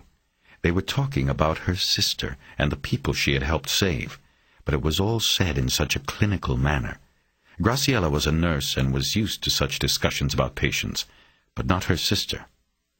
McCaleb wrote bone marrow on the page and then drew a line through the words. He then made the keep it rolling hand motion to Fox again. "What about kidneys?" she asked. The kidneys were split. Let's see what we've got on the kidneys. Over the next 4 minutes, Leopold went down the list of items mined from the body of Gloria Torres and redistributed to living patients.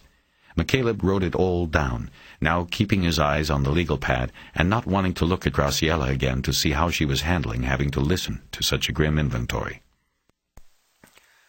That's it, Leopold finally said.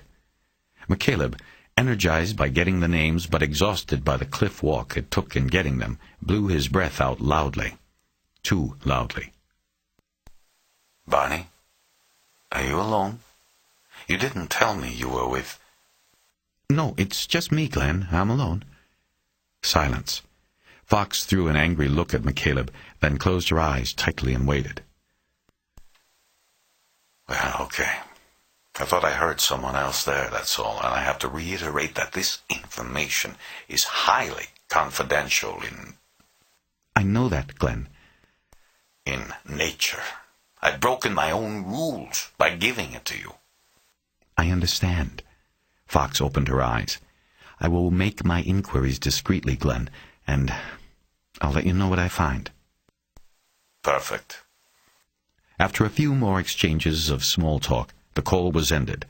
Fox pushed the phone's disconnect button and brought her head back down on her folded arms. God, I can't believe what I just did. I lied to this man. Lied to a colleague. When he finds out, he's... She didn't finish. She just shook her head on the cradle of her arms. Doctor, McCaleb tried, you did the right thing. There is no harm to him, and he'll probably never know what was done with the information. Tomorrow you can call him and say you isolated the CMV problem and it wasn't from the donor. Tell him you destroyed the notes on the other recipients. Fox brought her head up and looked at him. It doesn't matter. I was deceitful. I hate having to be deceitful. If he finds out, he'll never trust me again. McCaleb just looked at her. He had no answer to that. You have to promise me one thing, Fox said. That if your theory proves out that if you are right, then you get whoever did this. That will be the only way I'll be able to accept this. It will be my only defense. McCaleb nodded. He came around the desk and leaned down and hugged Fox. Thank you, Graciela said softly. You did good. Fox smiled weakly at her and nodded. One last thing, McCaleb said. Do you have a copying machine? 32. The elevator down was packed and silent except for the music piped in, which McCaleb identified as an old Louis Jordan recording of Knock Me a Kiss. As they stepped out, McCaleb pointed Graciela in the direction of the doors leading to the tramway that would take her to the parking garage. You go that way. Why? Where are you going? I'm just going to take a cab back to the boat. Well, what are you going to do? I want to go with you. He pulled her to the side of the busy elevator lobby. You've got to go back home to Raymond and your job. In fact, Raymond, he is your job. This is my job. This is what you asked me to do. I know, but I want to help. You did help. You are helping. But you've got to go to Raymond. I'm going out to the emergency room. There are always cabs down there. She frowned. He could tell by her expression that she knew he was right, but it didn't sit well. He reached into his pocket and pulled out the photocopy of the list he had made in Fox's office. Here, Take this. If something happens to me, you have a copy. Give it to J. Winston at the sheriff's office." "What do you mean? If something happens?" Her voice was almost shrill, and McCaleb immediately regretted his choice of words. He moved her into a little alcove where there were payphones. No one was using the phones, and they had a small measure of privacy. He put the bag on the floor between his feet and leaned forward so his eyes were close to hers. "Don't worry. Nothing is going to happen," he said. "It's just that all this work I've done, ever since you came to the boat that day, it all has led to this. The name's on this paper. I just think it's better if we both have a copy of it, that's all." "Do you really think the killer's name is on there?" "I don't know. That's what I'm going to think about and work on when I get to the boat." "I can help you." "I know you can, Graciela. You already have. But right now you have to pull back a little bit and be with Raymond. You don't have to worry. I am going to be on the phone telling you everything that happens. Remember, I'm working for you." She tried a half-smile. "No, you're not. All I had to do was tell you about Glory, and after that you were doing what your heart told you." "Maybe." "How about if I take you and just drop you off at the boat?" "No way. That will take you into rush hour and you'll be driving for 2 hours. Go now while you can. Go be with Raymond." She finally nodded. Still leaning down into her face, McCaleb brought his hands up to her shoulders and gently pulled her into a kiss. "Graciela." "What?" "There's something else, too." "What is it?" "I want you to think about this. Think about if I'm right. I have to think about this." "What do you mean?" "If I'm right, if somebody killed Glory for something she had inside, then in a way they killed her for me as well. I got a part of her too. If that's true, then can we—" He didn't finish the question, and she didn't say anything for a long moment. Her eyes dropped their focus to his chest. "I know that," she finally said. "But you didn't do anything. You didn't cause this." "Well, I want you to think about it and just be sure." She nodded. "It's God's way of making something good out of something so bad." McCaleb leaned his forehead against hers. He didn't say anything. "I know what you told me, and I know that story about Aubrey Lynn. It's all the more reason to believe. I wish you would try." He pulled her into an embrace and whispered into her ear, "Okay, I'll try." A man with a thick briefcase stepped into the alcove and went to one of the phones. He glanced at them and did a double-take when he saw Graciela's nursing uniform. He obviously believed it was a Cedars nurse engaging in some form of unprofessional conduct. It ended the moment for McCaleb. He broke the embrace and looked into Graciela's face. "You be careful and say hello to Raymond for me. Tell him I want to go fishing again." She smiled and nodded. "You be careful, too. And call me?" "I will." She leaned forward and kissed him quickly, and then headed off in the direction of the parking garage. McCaleb glanced at the man on the phone, and then walked away in the opposite direction. 33. There were no taxicabs waiting at the curb outside the emergency room. McCaleb decided to change his plan. He hadn't eaten anything since breakfast and was growing weak with hunger. He felt a low-grade migraine beginning to throb at the base of his skull, and knew if he didn't refuel, it would soon crawl over the top of him and encase his whole head. He decided to call Buddy Lockridge to come get him, then have a turkey and coleslaw sandwich from across the street at Jerry's Deli while he waited. The more he thought about the good sandwiches they made over there, the hungrier he got. Once Buddy arrived, they could drive over to Video Graphics Consultants in Hollywood to pick up the tape and the hard copy of the frame Tony Banks had enhanced for him. He quickly stepped back into the ER lobby and over to the payphone alcove. There was a young woman on one of the phones, tearfully telling someone about somebody else who was apparently being treated in the ER. McCaleb noticed that one nostril and her lower lip were pierced with silver hoops, connected by a chain of safety pins. "He didn't know me? He didn't know Danny?" she wailed. "He's totally fucked up, and they're also calling the cops." Momentarily distracted by the safety pins and wondering what would happen if the woman yawned, McCaleb picked up the phone furthest from her and tried to tune her out. He was about to give up on Lockridge after 6 rings. On a boat like the Double Down, you can't be more than 4 rings away. When Buddy finally picked up. "Yo, Buddy, ready to go to work?" Terry? Before McCaleb could answer, Lockridge's voice dropped to a whisper. Man, where you at? "Cedars, I need you to pick me up. What's the matter?" Well, I'll pick you up, but I'm not sure you want to come back here. Buddy, listen to me. Skip the bullshit and tell me exactly what is going on. I'm not sure, man, but you got people all over your boat. What people? Well, 2 of them are those 2 guys in the suits who were here yesterday. Nevins and Ulick. They are inside my boat? Yeah, inside. Also, they pulled the cover off your Cherokee and have a tow truck out there. I think they're going to take it. I went over there to see what was going on, and they almost put me down on the boards. Showed me their badges and a search warrant and told me to get lost. They weren't nice about it. They're searching the boat. Shit. McCaleb looked over and saw that his outburst had drawn the attention of the crying woman. He turned his back toward her. Buddy, where are you, up top or below? Below? Can you see my boat right now? Sure, I'm looking at the galley window. How many people you see? Oh, some are inside, but altogether I think there are 4 or 5 of them over there.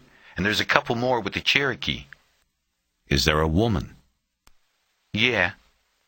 McCaleb described Jay Winston as best he could, and Lockridge confirmed that a woman matching the description was on the boat.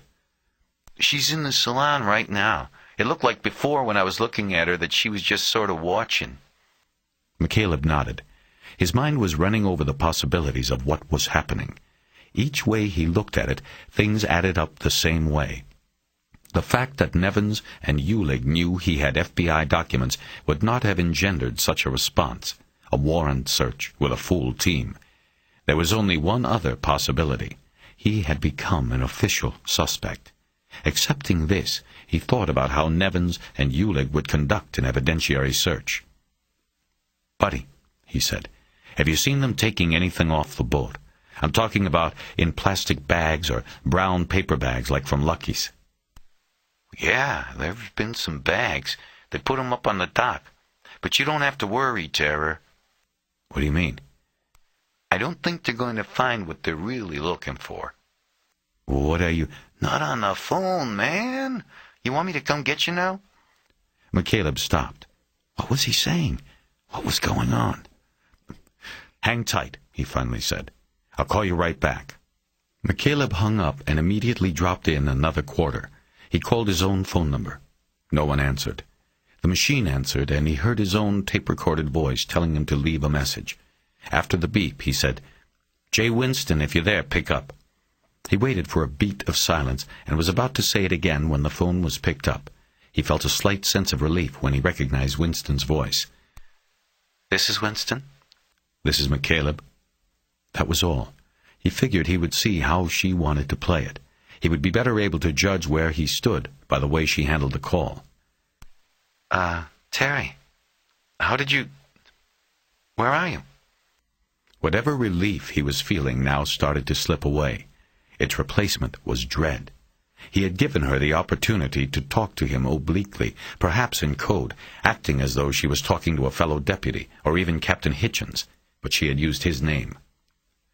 "Doesn't matter where I am," he said. "What are you doing on my boat?" "Why don't you come here and we'll talk about it?" "No, I want to talk about it now. I'm a suspect? That's what this is about?" "Look, Terry, don't make this more complicated than it has to be. Why don't you..." "Is there an arrest warrant? Just answer me that." "No, Terry, there isn't." "But I am a suspect."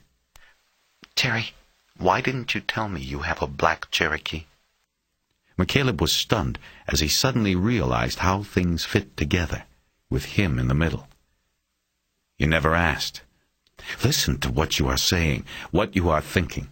Would I get involved in all of this? The investigation, bring the Bureau in, all of it. If I was the shooter, are you serious?" "You got to our only witness." "What?" "You got to Noon. You got inside the investigation and got to the only witness. You hypnotized him, Terry. Now he's no good to us. The one person who might have been able to make the ID, and we lost him. She stopped as there was a click as another phone was picked up. McCaleb? This is Nevins. What's your location? Nevins, I'm not talking to you. You've got your head up your ass. I'm only... Listen to me, I'm trying to be civil. We can do this easy and quiet, or we can go big time. You decide, my friend. You have to come in and we'll talk about it and let the chips fall. McCaleb's mind quickly went over the facts. Nevins and the others had come to the same conclusion that he had come to. They had made the blood work connection. The fact that McCaleb was a direct beneficiary of the Torres killing made him a suspect. He imagined them running his name on the computer and coming up with the registration of the Cherokee. It was probably the piece that sent them over the top. They got a search warrant and went to the boat. McCaleb felt the cold hand of fear clasp his neck. The intruder from the night before. It began to dawn on him that it wasn't a question of what he had wanted. It was what had he planted. He thought about what Buddy had said moments before about the agents not finding what they were looking for, and the picture was taking form. Nevins, I'll come in, but you tell me first. What have you got there? What have you found? No, Terry, we don't play it like that. You come in, and then we talk about all of this. I'm hanging up, Nevins. Last chance. Don't go in any post offices, McCaleb. Your picture's going to be on the wall as soon as we get the package together. McCaleb hung up, held his hand on the phone, and leaned his forehead against it. He wasn't sure what was going on or what to do. What had they found? What had the intruder hidden in the boat? You okay? He jerked around, and it was the girl with the pierced nose and lip. Fine. You? I am now. I just had to talk to somebody. I know the feeling. She left the phone alcove then, and McCaleb picked up the receiver again and dropped another quarter. Buddy picked up on half a ring. All right, listen, McCaleb said. I want you to come get me, but you're not going to be able to just walk out of there. Well, how come? It's a free... Because I just talked to them, and they know someone tipped me that they were there. So this is what I want you to do. Take off your shoes and put your keys and wallet inside them. Then get your laundry basket and stick your shoes in it and cover them up with clothes. Then carry the basket out of there and make... I don't have any laundry in the basket, Terry. I did laundry this morning before any of these people showed up. Fine, buddy. Take some clothes, clean clothes, and put them in the basket so it looks like you've got dirty clothes. Hide your shoes. Make it look like you are only going over to the laundry. Don't close the hatch on your boat, and make sure you are carrying 4 quarters in your hand. They'll stop you, but if you play it right, they'll believe you and let you go. Then get in your car and come get me. They might follow me. No, they probably won't even watch you once they let you go to the laundry. Maybe you should go to the laundry first, then to your car. Okay, so, where do I find you? McCaleb didn't hesitate. He had grown to trust Lockridge. Besides, he knew he could take precautions on his end. After hanging up, McCaleb called Tony Banks and told him that he would be coming by. Banks said he would be there. McCaleb walked into Jerry's famous deli and ordered a turkey sandwich with coleslaw and Russian dressing to go. He also ordered a sliced pickle and a can of Coke. After he paid for the sandwich, he took it out and crossed Beverly Boulevard back to Cedars. He had spent so many days and nights in the medical center, he knew its layout by rote. He took the elevator to the 3rd-floor maternity ward, where he knew of a waiting room that looked out across the helipad to Beverly Boulevard and Jerry's. It was not unusual to see an expectant father wolfing down a deli sandwich in the waiting room. McCaleb knew he could sit up there and eat and wait and watch for Buddy Lockridge. The sandwich lasted less than 5 minutes, but the wait for Buddy Lockridge went on for an hour, with no sighting of Lockridge. McCaleb watched 2 helicopters come in with deliveries of transplant organs packed in red coolers. He was about to call the double down to see if the agents had held Lockridge up when he finally saw Buddy's familiar Taurus pull up to the front of the deli.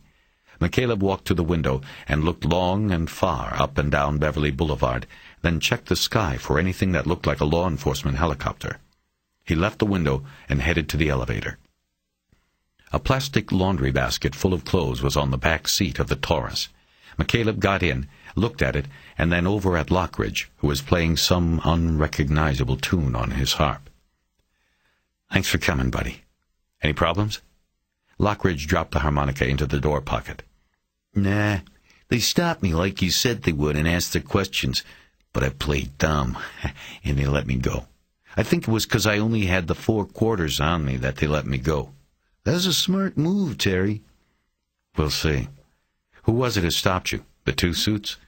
"No, it was 2 other guys, and they were cops, not agents. At least they said so, but they didn't give me their names." "Was one a big, wide guy, Latino, with maybe a toothpick in his mouth?" "Oh, you got it. That's him." Arango. McCaleb found a little bit of satisfaction in putting one past the pompous jerk. "So, where to?" Buddy asked. McCaleb had thought about this while he waited, and he knew he had to get to work on the list of transplant recipients. He had to get on it quickly. But before he did that, he wanted to make sure he had all his ducks in a row. He had come to look at investigations as being similar to the extension ladders on fire trucks. You kept extending the reach further, and the further out you went, the more wobbly it was out on the end. You could not neglect the base, the start of the investigation. Every loose detail that could be nailed down had to be put in its exact place. And so, he felt now, he had to finish the timeline. He had to answer the questions that he himself had raised before going on to the end of the ladder. It was his philosophy as well as instinct that told him to do this. He was playing out a hunch that within the contradictions he would find a truth. "Hollywood," he told Lockridge. "That video place we went before?" "You got it. We go to Hollywood first, then up to the valley." Lockridge headed a few short blocks up to Melrose Boulevard before turning east toward Hollywood. "All right, let's hear it," McCaleb said.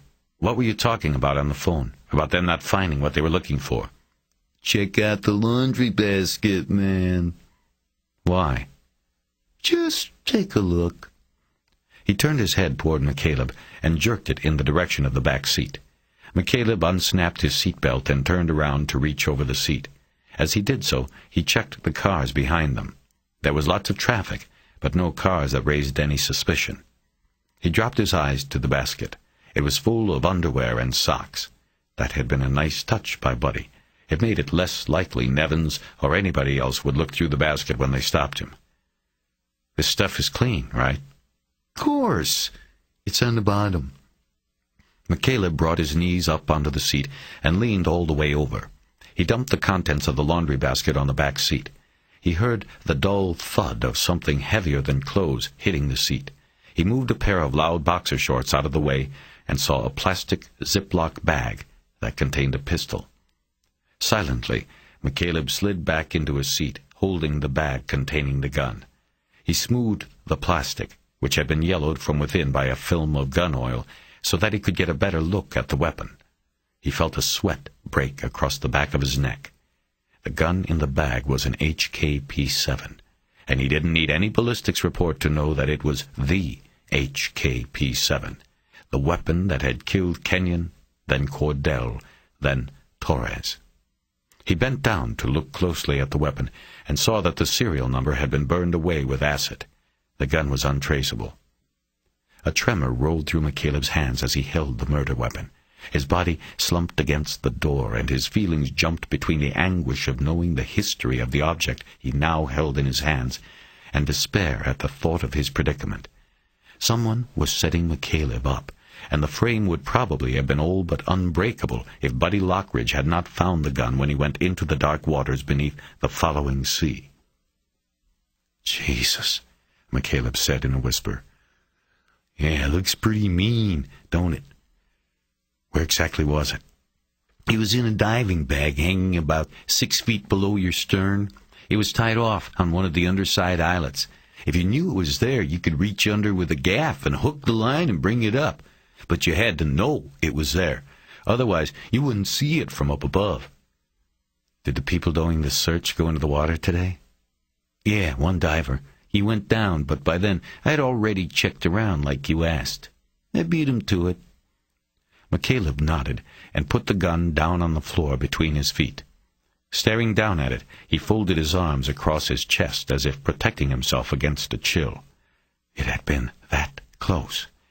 And though he was sitting next to the man who had saved him for the time being, an overwhelming sense of isolation came over him. He felt completely alone, and he felt the flickering onset of something he had only read about before, the fight-or-flight syndrome. He felt an almost violent urge to forget about everything and run, just cut and run and get as far away from all of this as he could. "I'm in big trouble, buddy," he said. "Yeah, I kind of figured that," his driver replied. 34. McCaleb had composed himself and was resolved by the time they reached videographics consultants. On the way, he had examined the possibility of flight and then quickly discarded it. Fight was the only choice.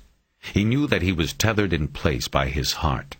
To flee was to die, for he needed a carefully set post-op drug therapy to prevent his body from rejecting his new heart.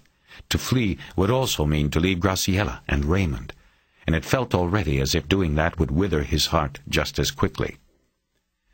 Lockridge dropped him off out front and waited in a red zone. The door was locked, but Tony Banks had told him to ring the delivery buzzer if he arrived after closing.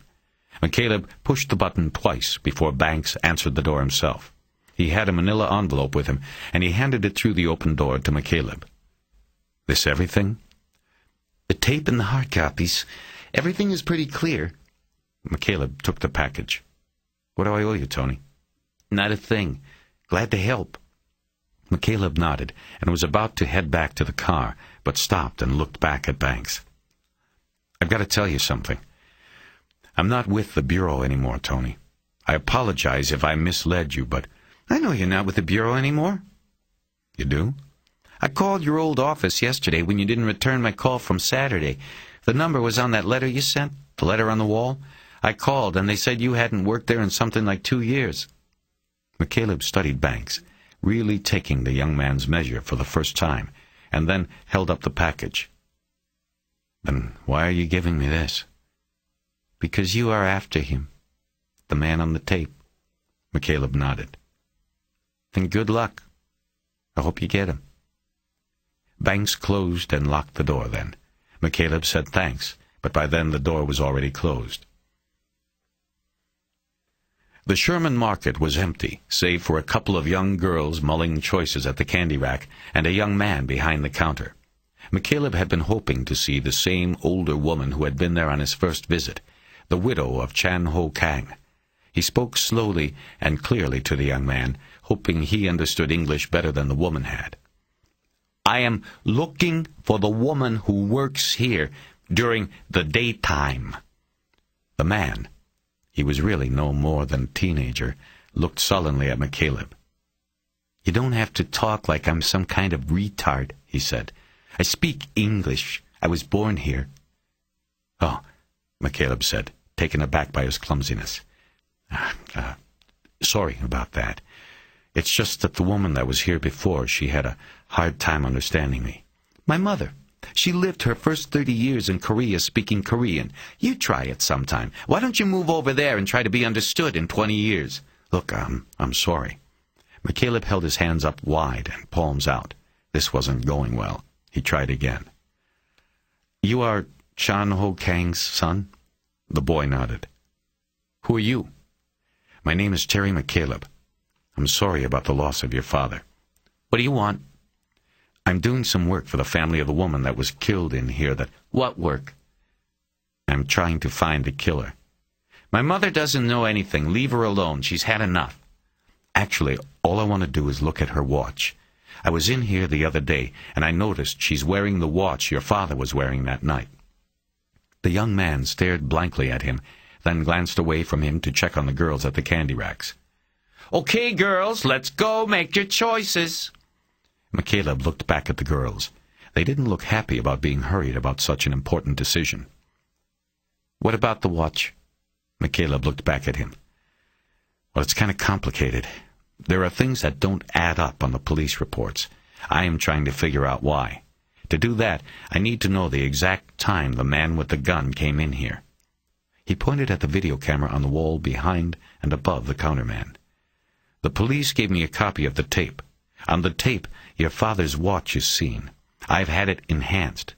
If your mother has not reset the watch since she started wearing it, then there is a way I can get the time I need." "You don't need the watch. The time is on the tape. You said you had the tape." "The police say the time on the tape is wrong. That's what I'm trying to find out. Will you call your mother for me?" The girls came over to the counter then.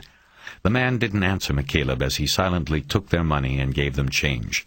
He watched them walk out before looking back at McCaleb. "I don't understand this. It makes no sense to me what you want." McCaleb blew out his breath. "I am trying to help you." "Do you want the man who killed your father to be caught?" "Of course. But this watch business, what does it have to do with anything?" "I could explain it all to you if you had about a half hour, but I'm not going anywhere." McCaleb looked at him a moment and decided that it was going to be the only way to go. He nodded and told him to wait while he got a photo out of the car. The young man's name was Steve Kang. Riding in the front passenger seat, he directed Buddy Lockridge into a neighborhood just a few blocks from where Graciela Rivers and Raymond Torres lived.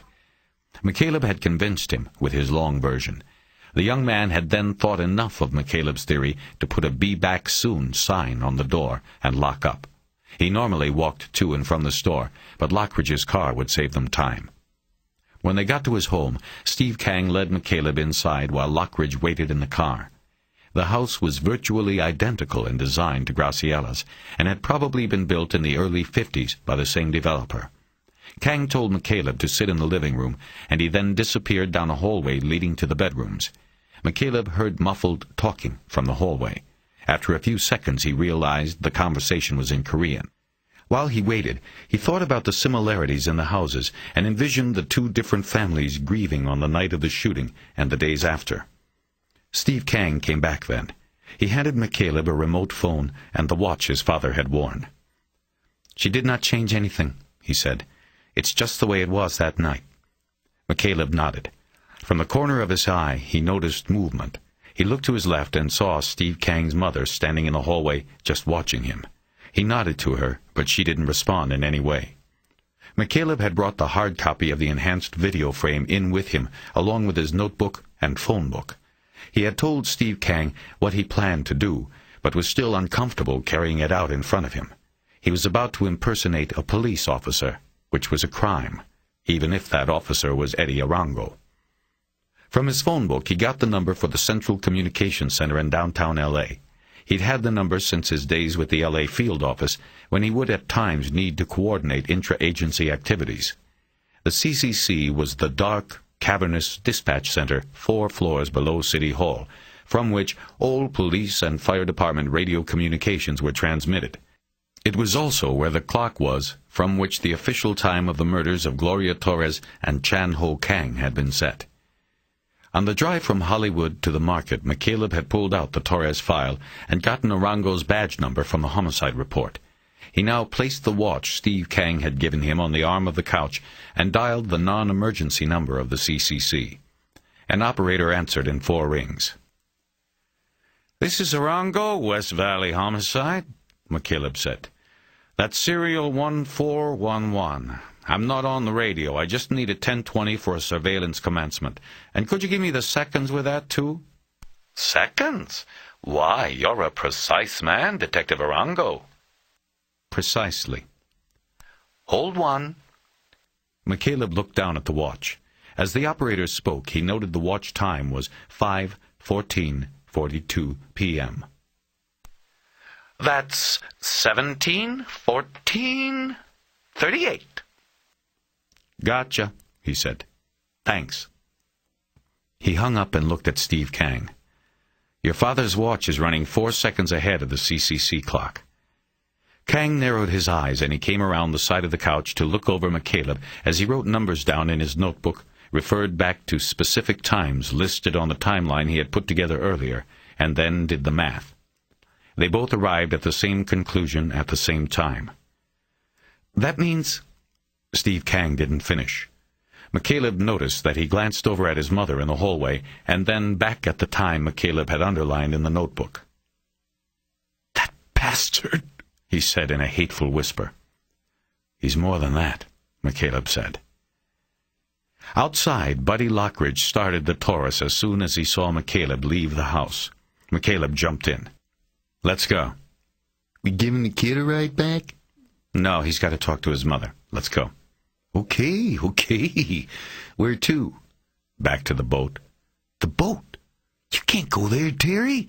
Those people might still be there, or they might be watching it. It doesn't matter. I have no choice. 35. Lockridge dropped McCaleb off at the curb on Cabrillo Way, about half a mile from the marina.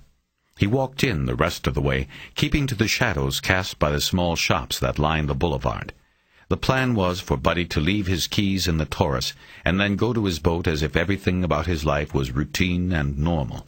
If he saw anything unusual, anyone hanging around the marina who wasn't recognizable, he was to flick on the mast light on the double-down. McCaleb would be able to see the light from a good distance away, and he would keep clear. When the marina came into sight, McCaleb's eyes scanned the points of the dozens of masts. It was dark now, and he saw no lights. Things looked good. He glanced around and spotted a payphone outside a mini-market and went to it to call Lockridge anyway. It also gave him a chance to put the heavy leather bag down for a spell. Buddy picked up the phone right away. "Is it safe?" McCaleb asked, remembering the line from a movie he had enjoyed some years before. Think so. I don't see anyone, and nobody grabbed me on the way in. I didn't see anything that looked like an unmarked cop car out in the lot, either. "What's my boat look like?" There was a silence while Buddy took a look. But it's still there. Looks like they got yellow tape strung between the piers, like you're not supposed to go on it or something. "Okay, Bud, I'm coming in. I'm going to go into the laundry first and stick my bag in one of the dryers. If I go to the boat and get jumped by them, you come get the bag and sit on it until I get out. You okay with that?" Sure. "Okay, listen. If everything goes okay on the boat, I won't be staying long, so I'm going to say this now. Thanks for everything, buddy. You've been a big help." No sweat, man. I don't care about what these bastards are trying to do to you. I know you're cool. McCaleb thanked him again and hung up, then picked up his bag and started carrying it under his arm as he headed toward the marina. He first ducked into the laundry and found an empty dryer in which to stow the bag. He then made it all the way to the boat without problem. Before unlocking the slider, he took one last look around the marina and saw nothing amiss, nothing that raised an alarm. He noticed the dark form of Buddy Lockridge sitting in the cockpit of the double-down. He heard a wah-wah tremolo from a harmonica, and he nodded toward the shadow figure. He then slid open the door. The boat smelled stuffy and stale, but there was still a lingering scent of perfume. He guessed Jay Winston had left it behind. He didn't turn on a light, but rather reached for the flashlight clamped on the underside of the chart table. He flicked it on and held the light down at his side and pointing at the floor. He headed below, knowing he had to move quickly. He just wanted to grab enough clothes, drugs, and medical supplies to last him a few days. He figured one way or the other it would be all the time he would get. He opened one of the hallway hatches and got out the large duffel bag. He then went into the master's stateroom and gathered the clothes he would need. Doing it surreptitiously by flashlight slowed the process down, but finally he had what he needed. When he was done, he carried the bag across the hallway to the head to gather drugs, medical supplies, and his clipboard. He put the open bag on the sink and was about to begin laying in the pharmaceutical boxes and vials when he realized something. When he had crossed the hallway, there had been a light on topside.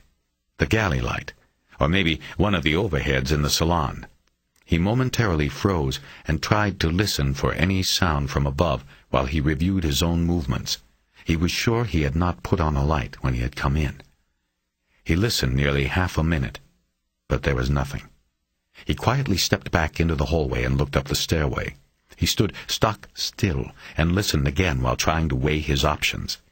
The only way out, besides going back up the stairs, was the deck hatch in the roof of the forward stateroom. But it would be foolish to think that whoever was topside didn't have that escape route covered. "Buddy?" he called. "Is that you?" The answer came after a long beat of silence. No, Terry. It's not Buddy. A female voice. McCaleb recognized it. Jay? Why don't you come on up? He looked back into the head. The flashlight was inside the duffel bag, illuminating little else but its contents. Otherwise, he was in the dark. I'm coming up. She was sitting on the cushioned swivel chair near the teak coffee table. He had apparently gone right past her in the dark. He slid into the matching chair on the other side of the salon. Hello, Jay. How's it going? I've had better days. Same here. I was going to call you in the morning. Well, I'm here now. And where are your friends? They're not my friends. And they definitely aren't your friends, Terry. Didn't sound like it. So, what's going on? How come you're here and they're not? Because every now and then one of us dopey locals turns out to be smarter than the bureau boys. McCaleb smiled without humor. You knew I'd have to come back for my medicine. She returned the smile and nodded. They figure you're already halfway to Mexico if you're not there already. But I saw that cabinet full of drugs and knew you had to come back. It was like a leash. So now you get to take me in and get the bust and get the glory. Not necessarily. He did not respond at first. He thought about her words, wondering how she was playing this. What are you saying, Jay? I'm saying my gut is telling me one thing, the evidence something else. I usually trust my gut. Me too. What evidence are you talking about? What did you people find in here today? Nothing much. Just a baseball hat with the CI logo on it. We figured out it means Catalina Island, and it matches the description James Noon gave of the cap the driver of the Cherokee was wearing. Then nothing else, until we opened up the top drawer of that chart table. McCaleb looked over at the chart table.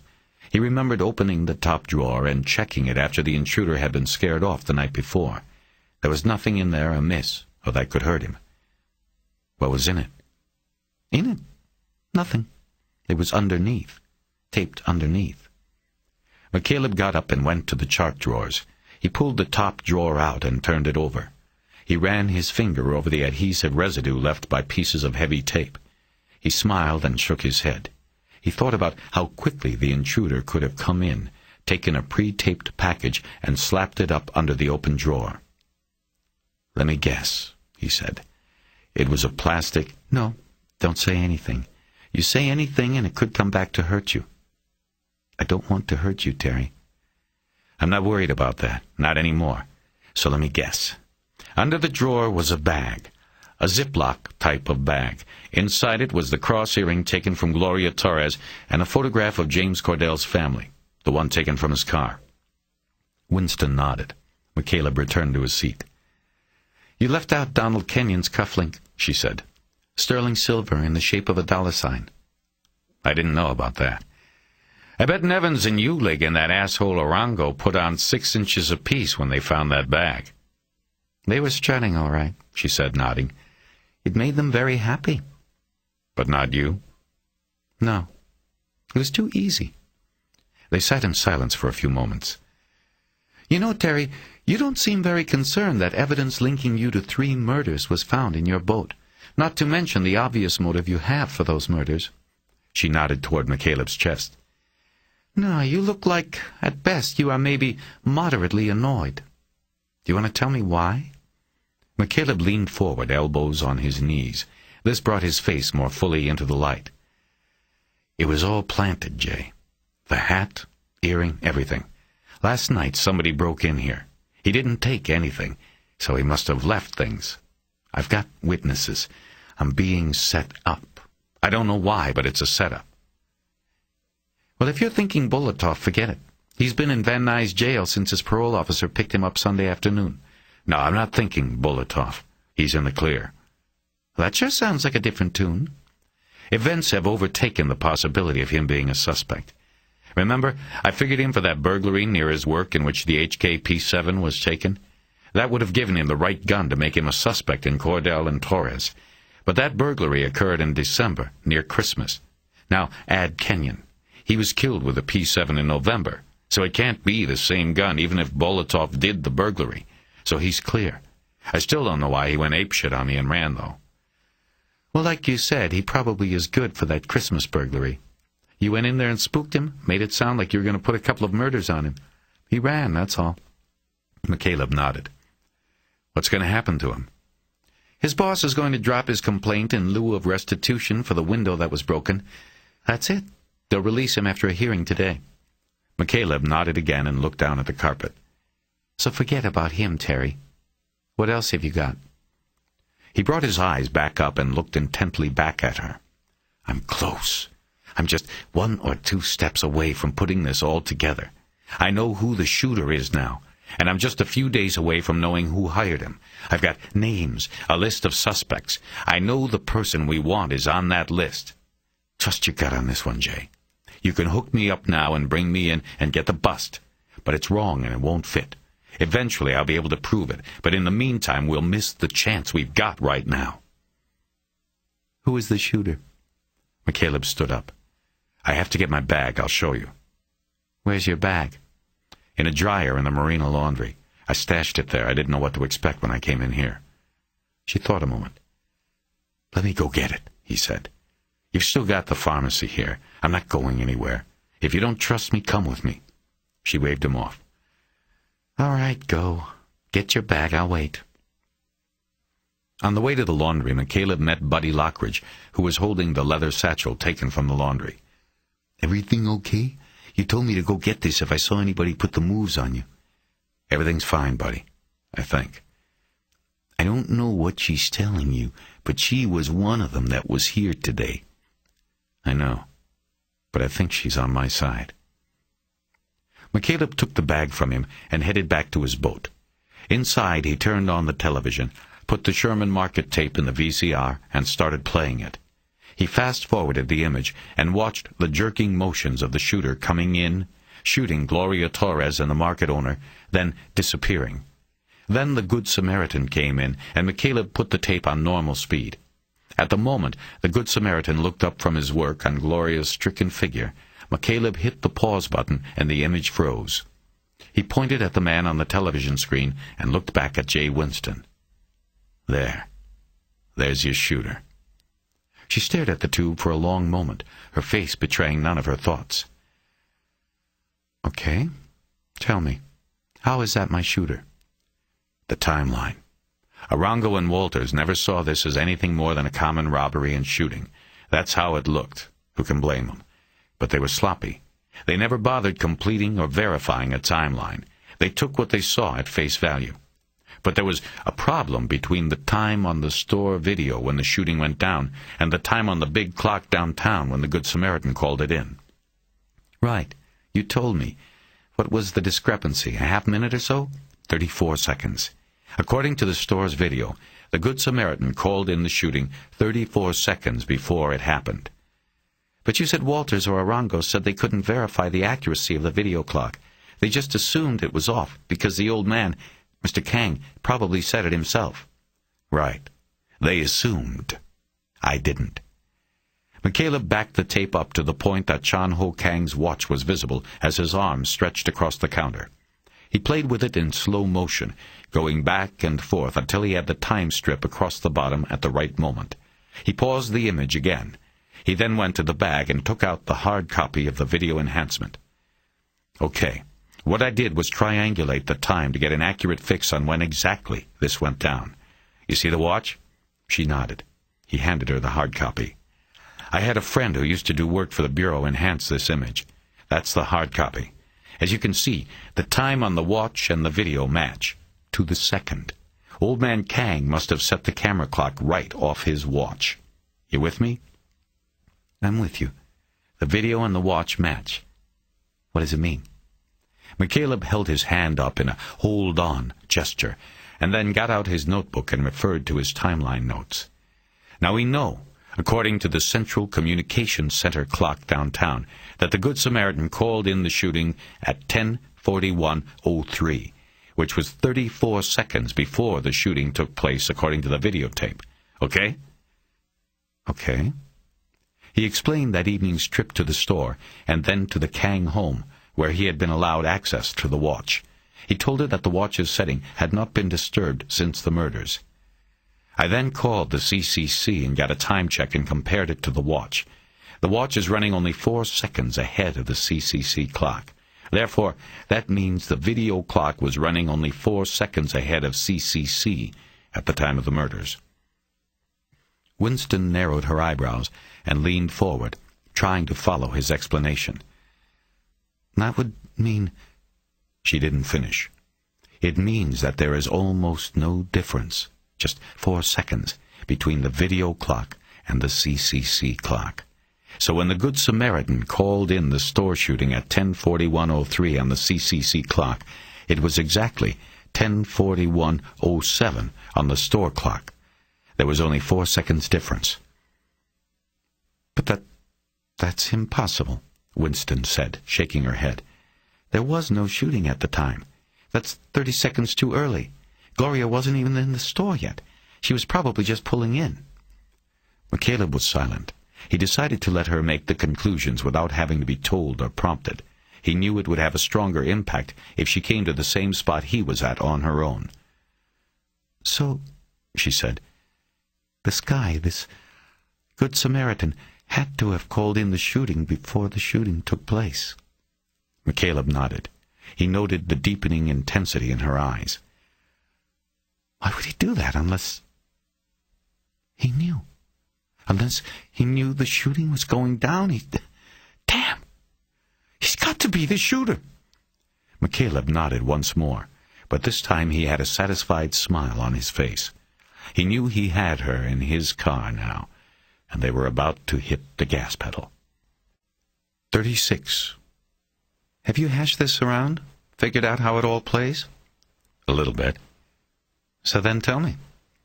McCaleb was standing in the galley now, pouring himself a glass of orange juice. Winston had passed on a drink, but was standing in the galley also. Her adrenaline would not allow her to sit. McCaleb knew that feeling. Wait a second, he said. He gulped down the orange juice in one tilt. Sorry. I messed with my blood sugar today, I think. Ate too late. Are you all right? Fine. He put the glass in the sink, turned and leaned against the counter. Okay, this is how I see it. You start with Mr. X, somebody someplace that we'll assume to be a man for now. This person needs something, a new part, kidney, liver, maybe bone marrow, possibly corneas, but that might be stretching it. It has to be something worth killing for, something that he might die without, or in the case of the cornea, possibly go blind and become non-functioning without. What about a heart? That would be on the list, but see, I got the heart. So scratch the heart, unless you are Nevins and Ulick and Arango and the rest of them who think I'm Mr. X, okay? Okay, go on. This guy, X, he's got money and access, enough to be able to contact and hire a shooter. With OC connections. Maybe, but not necessarily. What about don't forget the cannoli?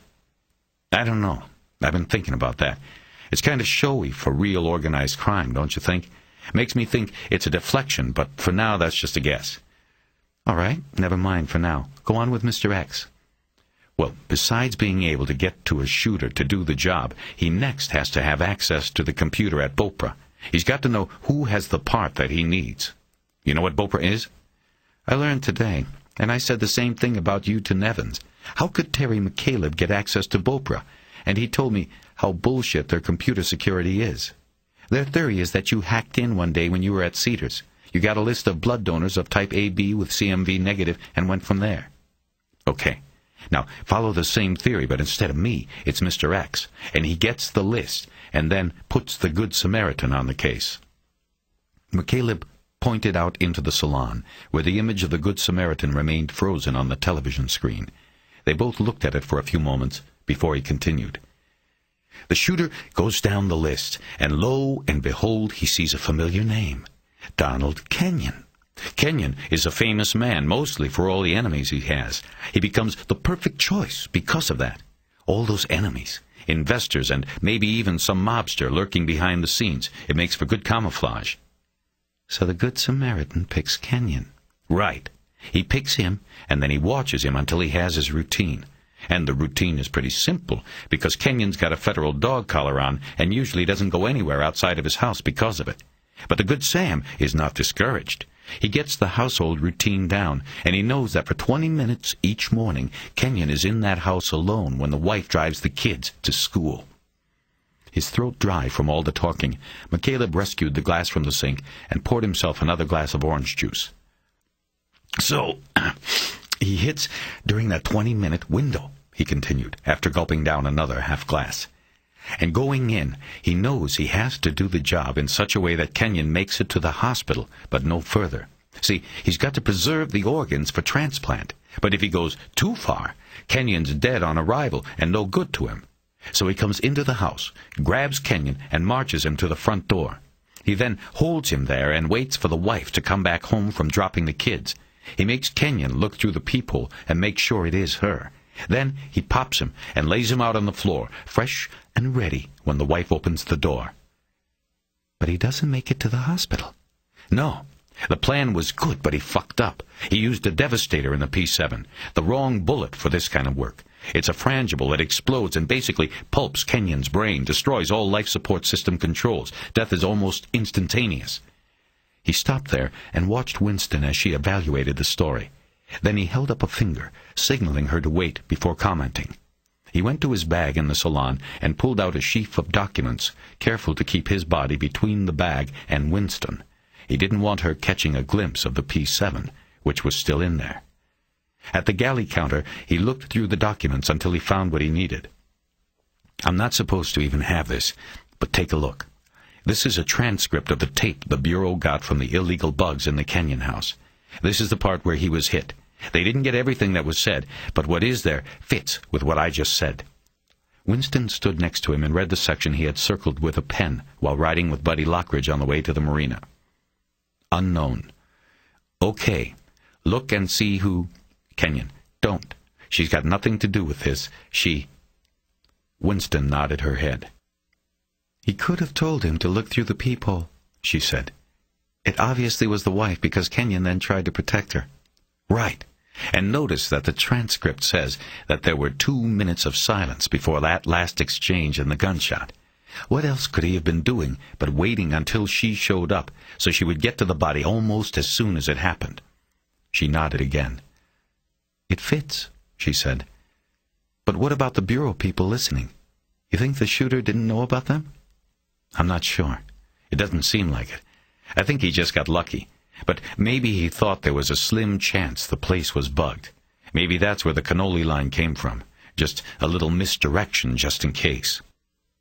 McCaleb finished his orange juice and put the glass back into the sink. Okay, so he blew it, Winston said, and it was back to the drawing board.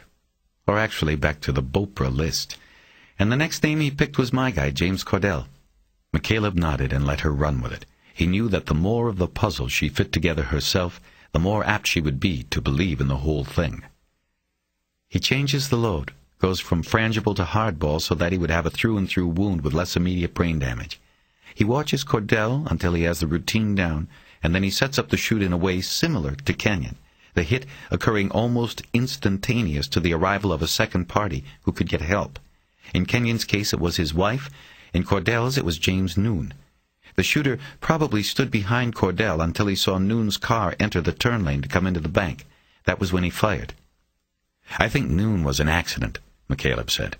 There's no way the shooter could have planned on a witness showing up. He was probably going to shoot Cordell and then call 911 himself on the payphone out at the curb. On the crime scene tape, you can see the payphone right there. But Noon came along, and that forced him to just get the hell out of there. He probably thought the witness would make the call on the payphone, a legitimate call for help. The bad break for him was that Noon made the call on a cell phone, and the address was messed up, resulting in a terminal delay for Cordell. Winston nodded her agreement. Cordell was DOA, she said. Another one goes to shit. He goes back to the list, and it's Gloria Torres this time. Only this time he's not taking a single chance. He calls the shooting in before it even happens. Right, to get the paramedics rolling. He knew her routine. He was probably standing at that payphone waiting. When he saw her car pulling in, he made the 911 call. He then goes in, does the job, and splits. Outside, he pulls off the mask and the jumpsuit, and he becomes a good Samaritan. He goes in, wraps her up, and gets the hell out of there. This time it works. It is perfect. It was a learning process. He learned from the mistakes of the first two, perfected it on the third. McCaleb folded his arms and waited for Winston to make the next jump. "So we have to follow the harvest now," she said. "One of the people who received one of the organs will be Mr. X. We have to go to Bopra and get the—" "Wait, you said you had a list of names?" He nodded. "From Bopra?" "From Bopra." He went back to his bag and found the list Bonnie Fox had given him. He turned around and almost bumped into Winston, who had moved out of the galley. He handed her the sheet. "There's a list." She studied it intently, as if she was expecting to see that one of the names on it would actually be Mr. X, or in some other way be readily identifiable as him. "How did you get this?" "Can't say." She looked up at him. "For the time being, I have to protect the source, but it's legit. Those people got organs from Gloria Torres." "Are you giving me this?" "If you're going to do something with it." "I will. I'll start tomorrow." McCaleb was fully aware of what he was giving her. Of course, it might be the key to his exoneration and the capture of the worst kind of killer, but he was also handing her an e-ticket ride. If she was successful in breaking the case while the Bureau and the LAPD were heading down the wrong road, her professional future would have no bounds. "How are you going to run them down?" he asked. "Any way I can. I'll look for money, criminal records, anything that stands out. You know, the usual things, the full background." "What are you going to be doing?" McCaleb glanced over at his bag. It was bulging with documents, tapes, and the guns. "I don't know yet." "Will you tell me something? How did this all turn on me? What pointed all you people at me?" Winston folded the list into a neat square and slid it into the pocket of her blazer. "The Bureau. Nevins told me they got a tip. He wouldn't say from where. The tip was suspect-specific, though. He did tell me that. The source said you killed Gloria Torres for her heart. They took it from there. They checked the autopsies of all 3 victims and found the blood matches. From there it was easy. Everything fell into place. I have to admit, they had me going. At the time, it all seemed to fit." "How?" McCaleb asked angrily, his voice rising. "None of this would have even happened if I hadn't started looking into it. The ballistics match to Kenyon was made because of me. That brought the Bureau in. You think that is what a guilty man would do? That's crazy." He was angrily pointing at his own chest. "All of that was considered. We sat around and hashed it out this morning. The theory that emerged was that you had this woman, the sister, who had come to you, and you figured she wasn't going to let this go. So you decided you better take the case before somebody else did. You took it and proceeded to sabotage it. You came up with this Bulletov goose chase. You hypnotized the only real witness, and now he's lost to us as far as court goes. Yes, the ballistics match was made because of you, but maybe that was a surprise. Maybe you were expecting it to come up empty, since a Devastator had been used the first time." McCaleb shook his head. He wouldn't allow himself to see their side of it. He still couldn't believe they had turned the focus on him. "Look, we weren't sold on it 100%, Winston said. "We felt there was enough to get and justify a warrant for the search, and there was. We felt the search was make or break. We would find evidence and go further with it, or we would drop it. But then we find out you drive a black Cherokee, and then, sitting under that drawer, are 3 very damning pieces of evidence. The only thing that could have been worse for you would have been to find the gun." McCaleb thought of the gun sitting in his bag 5 feet away from them. Again, he knew how lucky he had been. "But like you said, it was too easy." "For me, it was. The others didn't see it that way. Like I said before, they started strutting. They saw the headlines." McCaleb shook his head. The discussion had sapped his strength. He stepped over to the galley table and slid into the booth. "I am being set up," he said. Winston came over. "I believe you," she said. "And whoever he is, he's done a good job of it. Have you thought at all about why it's you that's been set up?" McCaleb nodded as he drew a design in a spray of sugar that had been spilled on the table. "When I look at it from the shooter's view, I see why. He brushed the sugar off the table with his palm. After Kenyon didn't work out, and the shooter knew he had to go back to the list, he also knew he was doubling the risk. He knew there was an off chance that the cases might be connected through the blood. He knew he had to lay the groundwork for a deflection. He picked me. If he was in the Bopra computer, then he knew I was next on the list for a heart. He probably backgrounded me like the others. He knew about the Cherokee I drove and used one himself. He took souvenirs from the victims so that he could plant them, if needed, here. Then it was probably him who made the tip call to Nevins when everything was set. McCaleb sat silently for a long moment, brooding about his situation. Then he slowly slid back out of the booth.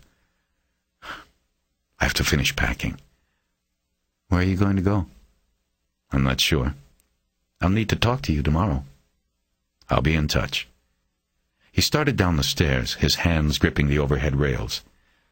Terry? He stopped and turned to look back at her. I'm taking a big chance.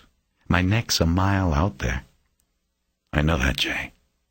Thanks. With that, he disappeared into the darkness below. 37. McCaleb's Cherokee had been impounded during the search earlier in the day. He borrowed Lockridge's Taurus and drove it north on the 405. When he reached the 10 interchange, he went west to the Pacific and then continued north again on the Coast Highway. He was in no hurry, and he was tired of freeways. He'd decided to drive along the ocean and then cut up to the valley through Topanga Canyon. He knew Topanga was desolate enough for him to be able to tell if he was being followed by Winston or anybody else. It was 9:30 by the time he reached the shore and was skirting along the black water, intermittently broken by the froth of crashing waves. The night fog was coming in heavy and pushing across the highway, butting into the sheer bluffs that guarded the Palisades. It carried with it the strong scent and feel of the sea, and it reminded McCaleb of night fishing with his father when he was a boy. It always scared him when his father throttled down and killed the engines so they could drift in the dark. His breath held tight at the end of the night when the old man turned the key to restart. He had nightmares as a boy about drifting alone in the dark in a dead boat. He never told his father about those dreams. He never told him he didn't want to go night fishing. He always held his fears to himself. McCaleb looked out to his left to try to find the line where ocean met sky, but he couldn't see it. Two shades of darkness blending somewhere out there, the moon hidden in cloud cover. It seemed to fit his mood. He turned on the radio and fished around for some blues, but gave up and turned it off. He remembered Buddy's collection of harmonicas and reached into the door pocket for one.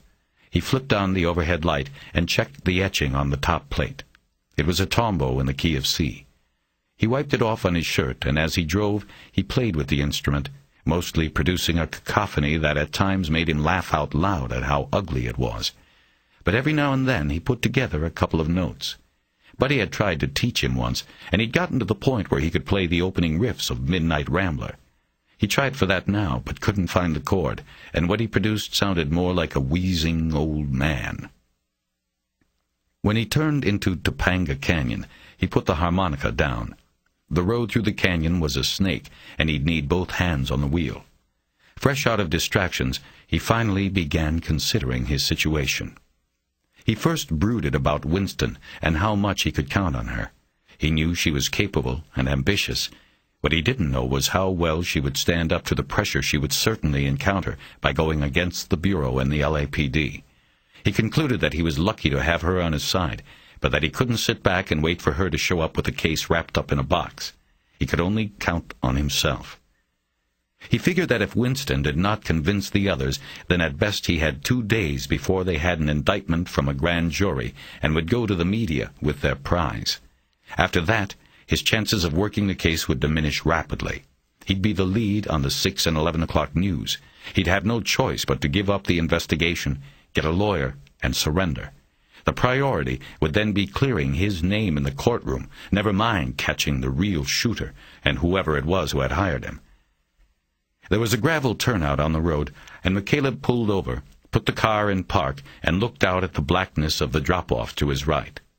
Far off he saw the square lights of a house deep in the canyon, and he wondered what it would be like to be there. He reached over to the seat next to him for the harmonica, but it was gone, slipped over the side during one of the turns of the snaking road. 3 minutes went by, and no car passed him. He dropped the car back into drive and continued on his way. Once he crested the mountain, the road straightened out some and dropped down into woodland hills. He stayed on Topanga Canyon Boulevard until he reached Sherman Way, and then he cut east into Canoga Park. 5 minutes later, he stopped in front of Graciella's home and watched the windows for a few minutes. He thought about what he would say to her. He wasn't sure what he had started with her, but it felt strong and right to him. Before he even opened the door to the car, he was mourning the possibility that it might already be over. She opened the front door before he reached it, and he wondered if she had been watching him sitting in the car. "Terry, is everything all right? Why are you driving?" "I had to." Come in. She stepped back and allowed him in. They went to the living room and took the same seats on the sectional sofa that they had taken before. A small color television on a wooden stand played softly in the corner. The 10 o'clock news on Channel 5 was just starting. Graciella used a remote to turn it off. McCaleb put his heavy bag down between his feet. He had left the duffel in the car, unwilling to presume that he would be asked to stay. "Tell me," she said, "what is happening?" "They think it was me. The FBI, LAPD, all of them but one sheriff's detective. They think I killed your sister for her heart." McCaleb looked at her face and then glanced away like a guilty man. He winced at the thought of what this must show to her, but he knew deep down that he was guilty. He was the beneficiary, even if he had nothing to do with the actual crime. He was alive now because Glory was dead.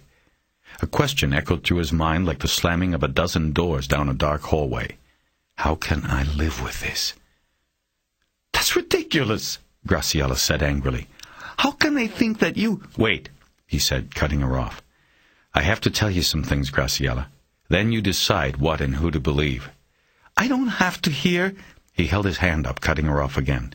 "Just listen to me, okay? Where's Raymond?" "He's asleep. It's a school night." He nodded and leaned forward, elbows on his knees, hands clasped together. "They searched my boat. While I was with you, they were searching my boat. They had made the same connection we made, the blood work, but they're looking at me for it. They found things on my boat. I wanted to tell you before you heard it from them or saw it on TV or the paper." "What things, Terry?" "Hidden under a drawer. They found your sister's earring, the cross the shooter took." He watched her a moment before continuing. Her eyes dropped from his to the glass-topped coffee table as she thought about his words. "They also found the photo from Cordell's car, and they found a cufflink that was taken from Donald Kenyon. They found all the icons the killer took, Graciella. My source, the sheriff's detective, she tells me they're going to go to a grand jury and indict me. I can't go back to my boat now." She glanced at him and then away. She stood up and walked to the window, even though the curtain was closed. She shook her head. "You want me to leave?" he said to her back. "No, I don't want you to leave. This makes no sense. How can they—" "Did you tell the detective about the intruder? He's the one who must have done this, who put those things in the drawer. He's the killer. Oh, my God! We were that close to my sisters." She didn't finish. McCaleb got up and went to her, relief coursing through him. She didn't believe it. None of it. He put his arms around her from behind and pushed his face into her hair.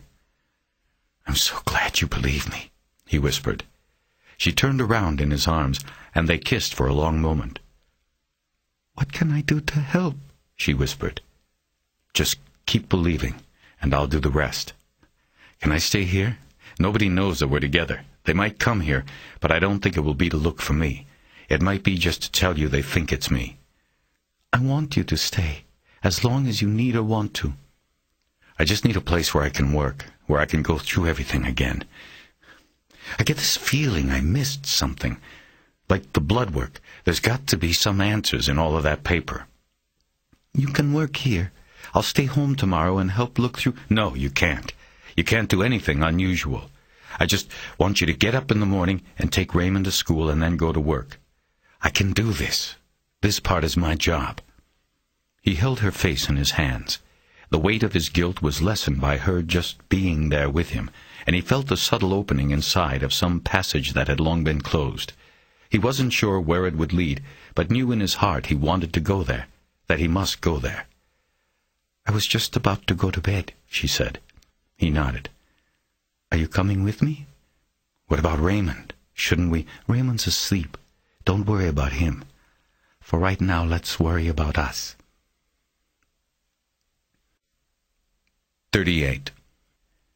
In the morning, after Graciela and Raymond were gone and the house was quiet, McCaleb opened his leather bag and spread all of the accumulated paperwork in 6 stacks across the coffee table. While contemplating it all, he drank a glass of orange juice and ate 2 untoasted blueberry Pop-Tarts that he guessed were meant for Raymond. When he was done, he set to work, hoping his involvement in the paper would keep his mind off things beyond his control, mainly J. Winston's investigation of the names on the list. Despite that distraction, McCaleb could feel the flow of adrenaline start to kick in. He was looking for the tell, the piece of the puzzle that didn't fit before, but would make sense now, that would tell him the story. He had survived in the Bureau largely by following gut instincts. He was following one now. He knew that the larger the case file was, the larger the accumulation of facts, the easier it was for the tell to be hidden. He would go hunting for it now, in a sense looking for the perfect red apple in the stack at the grocery store, the one that, when pulled, brings the whole pile down and bouncing across the floor. But as jazzed as McCaleb had been at 8:30 in the morning, his spirits were immolated by late afternoon.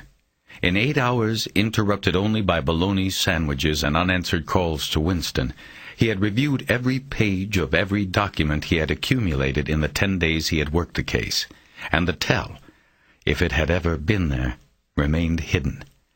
The feelings of paranoia and isolation were creeping back up on him.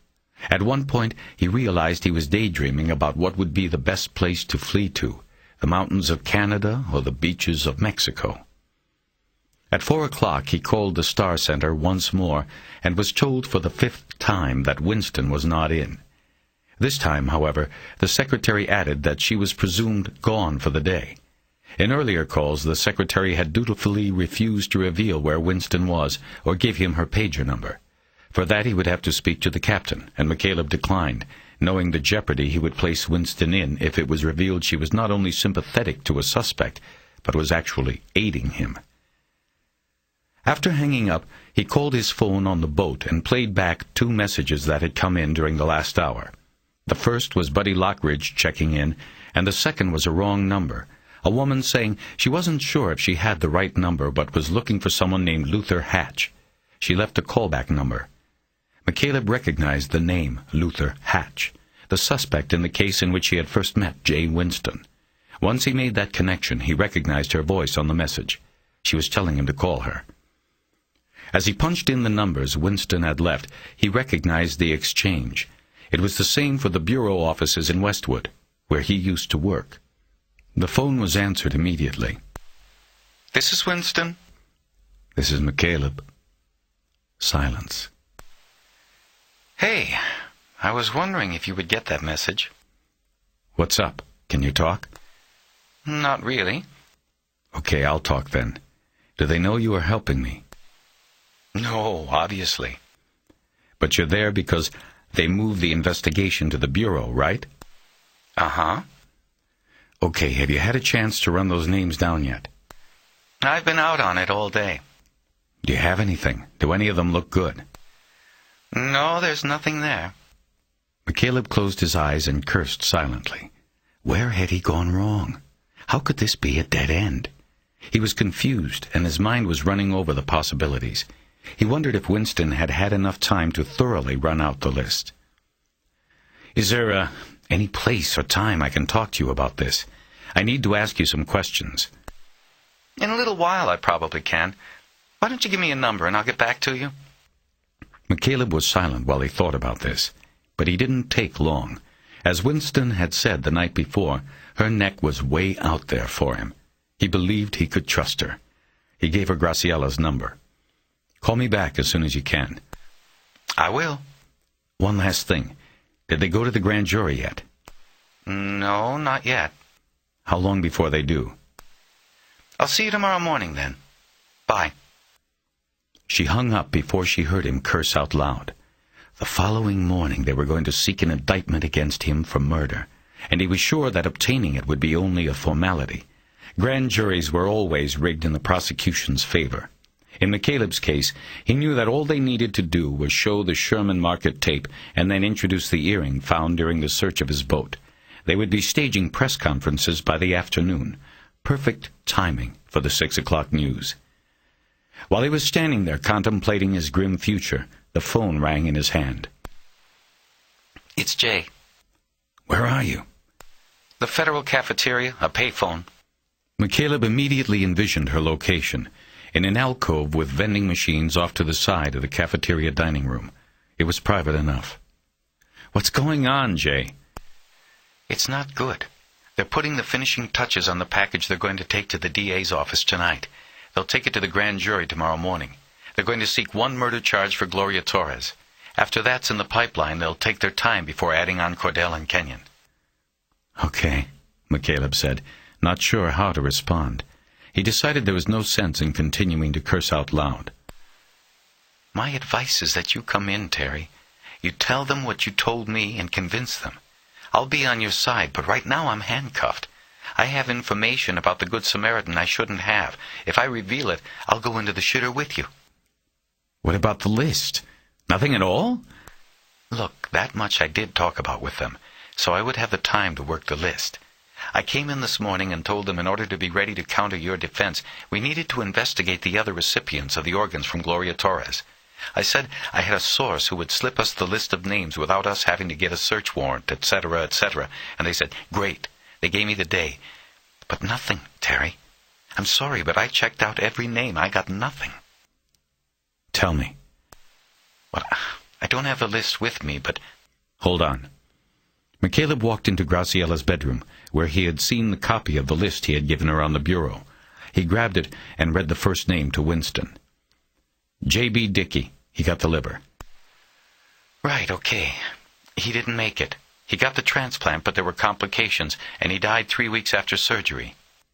But that doesn't mean it wasn't him. I know that, but I talked to the surgeon at St. Joseph's. It was a charity case. The guy was on Medi-Cal, and the hospital picked up the rest. This wasn't a guy with money or connections to a hitman, Terry. Come on. Okay. Next. Tammy Dumiki, one of the kidneys? Right. She's a school teacher. She's 28, married to a carpenter, and has 2 kids. She doesn't fit either. It just wasn't... William Farley, the other kidney. Retired chippy from Bakersfield. He's been in a wheelchair for 12 years, since he took a bullet in the spine during a routine traffic pullover on the Grapevine. They never caught the guy either. California Highway Patrol, McCaleb mused out loud. He could have friends who could have pulled this off for him. Winston was silent for a long moment before responding. It seems unlikely, Terry. I mean, listen to what you're... I know. Never mind. What about the eyes? Christine Foy got the corneas. Right. She sells books for a living and just got out of college. It's not her either. Look, Terry, we were hoping that one of these people would be some millionaire or a politician or anybody with the juice to do this. Somebody obvious, but it's just not there. I'm sorry. So I'm still the best and only suspect. Unfortunately. Thanks, Jay. You've been a big help. I've got to go. Wait! And don't get mad at me. I've been the only one who has listened to you, remember? I know. I'm sorry. Well, there was one other thing I was thinking. I wasn't going to tell you until I had some time to check it out. I'm going to start on it tomorrow. I'm working on a warrant for information right now. What? Tell me, I need something right now. Well, you were only thinking in terms of who got the organs that became available after the death of Gloria Torres, right? Right. Cordell's and Kenyon's were not harvested. I know, I'm not talking about that. But there is always a waiting list, right? Yeah, always. I waited almost 2 years because of the blood type.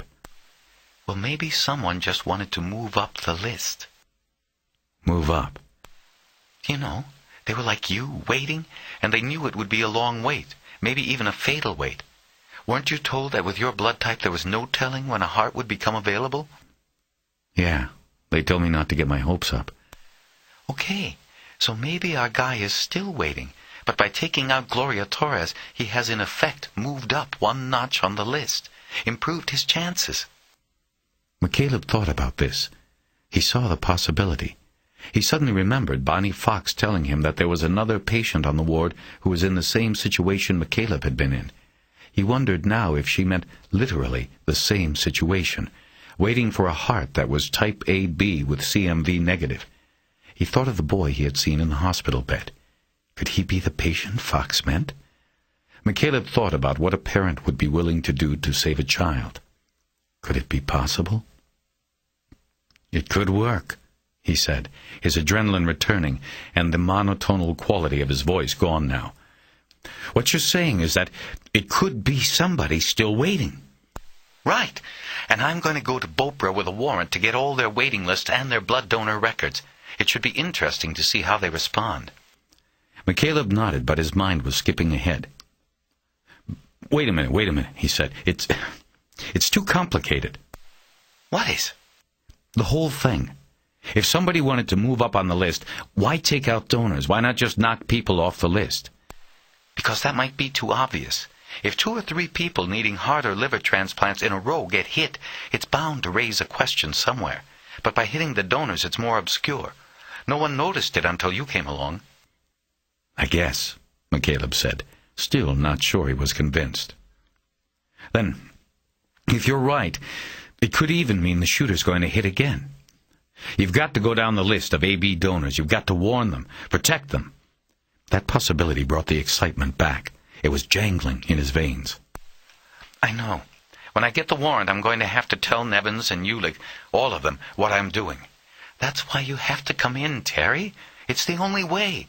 You have to come in with a lawyer and lay this all out. Then take your chances. Nevins, Ulick, these are smart people. They'll see where they went wrong. McCaleb didn't respond. He saw the logic in what she was saying, but was hesitant to agree because it would be putting his fate in the hands of others. He would rather rely on himself. Do you have a lawyer, Terry? No, I don't have a lawyer. Why would I have a lawyer? I haven't done anything wrong. He cringed. He had heard countless guilty individuals make the same statement before. Winston probably had too. I meant, do you know a lawyer who could help you? If you don't, then I can suggest a few. Michael Haller, Jr. would be a good choice. I know lawyers in case I need one. I have to think about this.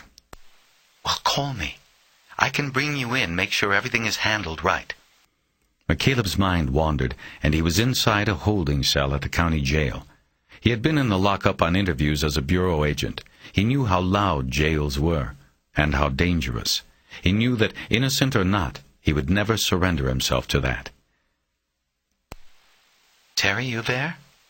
Yeah, sorry. I was just thinking about something. How can I reach you to arrange this? I'll give you my pager and my home. I'll be here until probably 6, but after that I'm heading home. Call me anywhere, anytime. She gave him the numbers, and McCaleb wrote them down in his notebook. He then put it away and shook his head. I can't believe this. I'm sitting here talking about turning myself in for something I didn't do. I know that, but the truth is a powerful thing. It will work out. Just make sure you call me, Terry, when you decide. I'll call you. He hung up. 39. Bonnie Fox's receptionist, the frowner, told McCaleb that the doctor had been in transplant surgery all afternoon and would probably not be available for another 2 to 3 hours. McCaleb almost cursed out loud, but instead left Graciella's number and told the frowner to write down that he needed Fox to call back as soon as possible, no matter what the hour. He was about to hang up when he thought of something.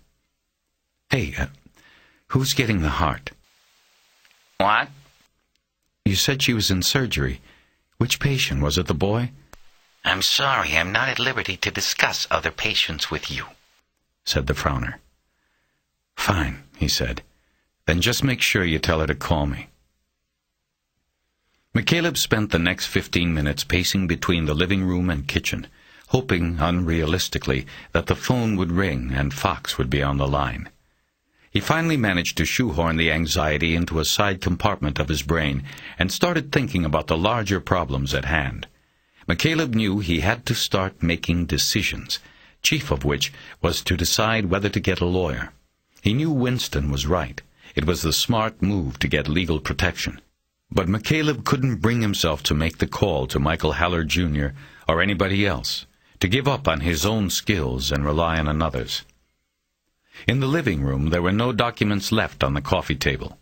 As he had gone through the pages, he had returned them to the leather bag until all that was on the table was the stack of videotapes. Desperate for a diversion from his thoughts about what exactly Fox had said to him about the other patient, he picked up the video cassette on top of the stack and walked it over to the television. He popped it into the VCR without looking to see which tape it was. It didn't matter. He just wanted something else to think about for a while. But as he dropped back onto the couch, he immediately ignored the tape that was playing. Michael Haller, Jr., he thought. Yes, he would be a good attorney. Not as good as his old man, the legendary Mickey Haller, but the legend was long dead, and Jr. had taken his place as one of the most visible and successful defense attorneys in Los Angeles. Jr. would get him out of this, McCaleb knew. But, of course, that would be after the reputation-destroying media blitz, the looting of his savings, and the selling of the following C. And even when it was over, and he was clear, he would still carry the stigma of suspicion and guilt with him. Forever. McCaleb squinted his eyes and wondered what it was he was staring at on the TV. The camera was focused on the legs and feet of someone standing on a table. Then he recognized his own walking boots and placed what he was seeing. The hypnosis session. The camera had been running when McCaleb climbed onto the table to remove some of the overhead lighting tubes. James Noon appeared in the frame and reached up as one of the long fluorescent light tubes was handed down to him. McCaleb grabbed the TV remote off the arm of the couch and hit the fast-forward button. Interested, because he had forgotten to review the hypnosis session as he had promised Captain Hitchens he would, McCaleb decided to skip through the preliminaries. He moved the tape past the initial interview and relaxation exercises to the actual questioning of Noon under hypnosis. He wanted to hear James Noon's recounting of the details of the shooting and the killer's getaway. McCaleb watched with total concentration and quickly found himself suffering the same physical effects of frustration he had felt during the actual session. Noon had been a perfect subject. It was rare that he had hypnotized a witness who could recall such detail. The cutting frustration was that he simply hadn't gotten a good look at the driver, and the Cherokee's license plates had been covered. "Damn!" McCaleb cursed out loud as the taped session drew to a close. He reached for the remote, deciding to rewind and run the interview button again, when he suddenly froze, his finger poised over the remote button.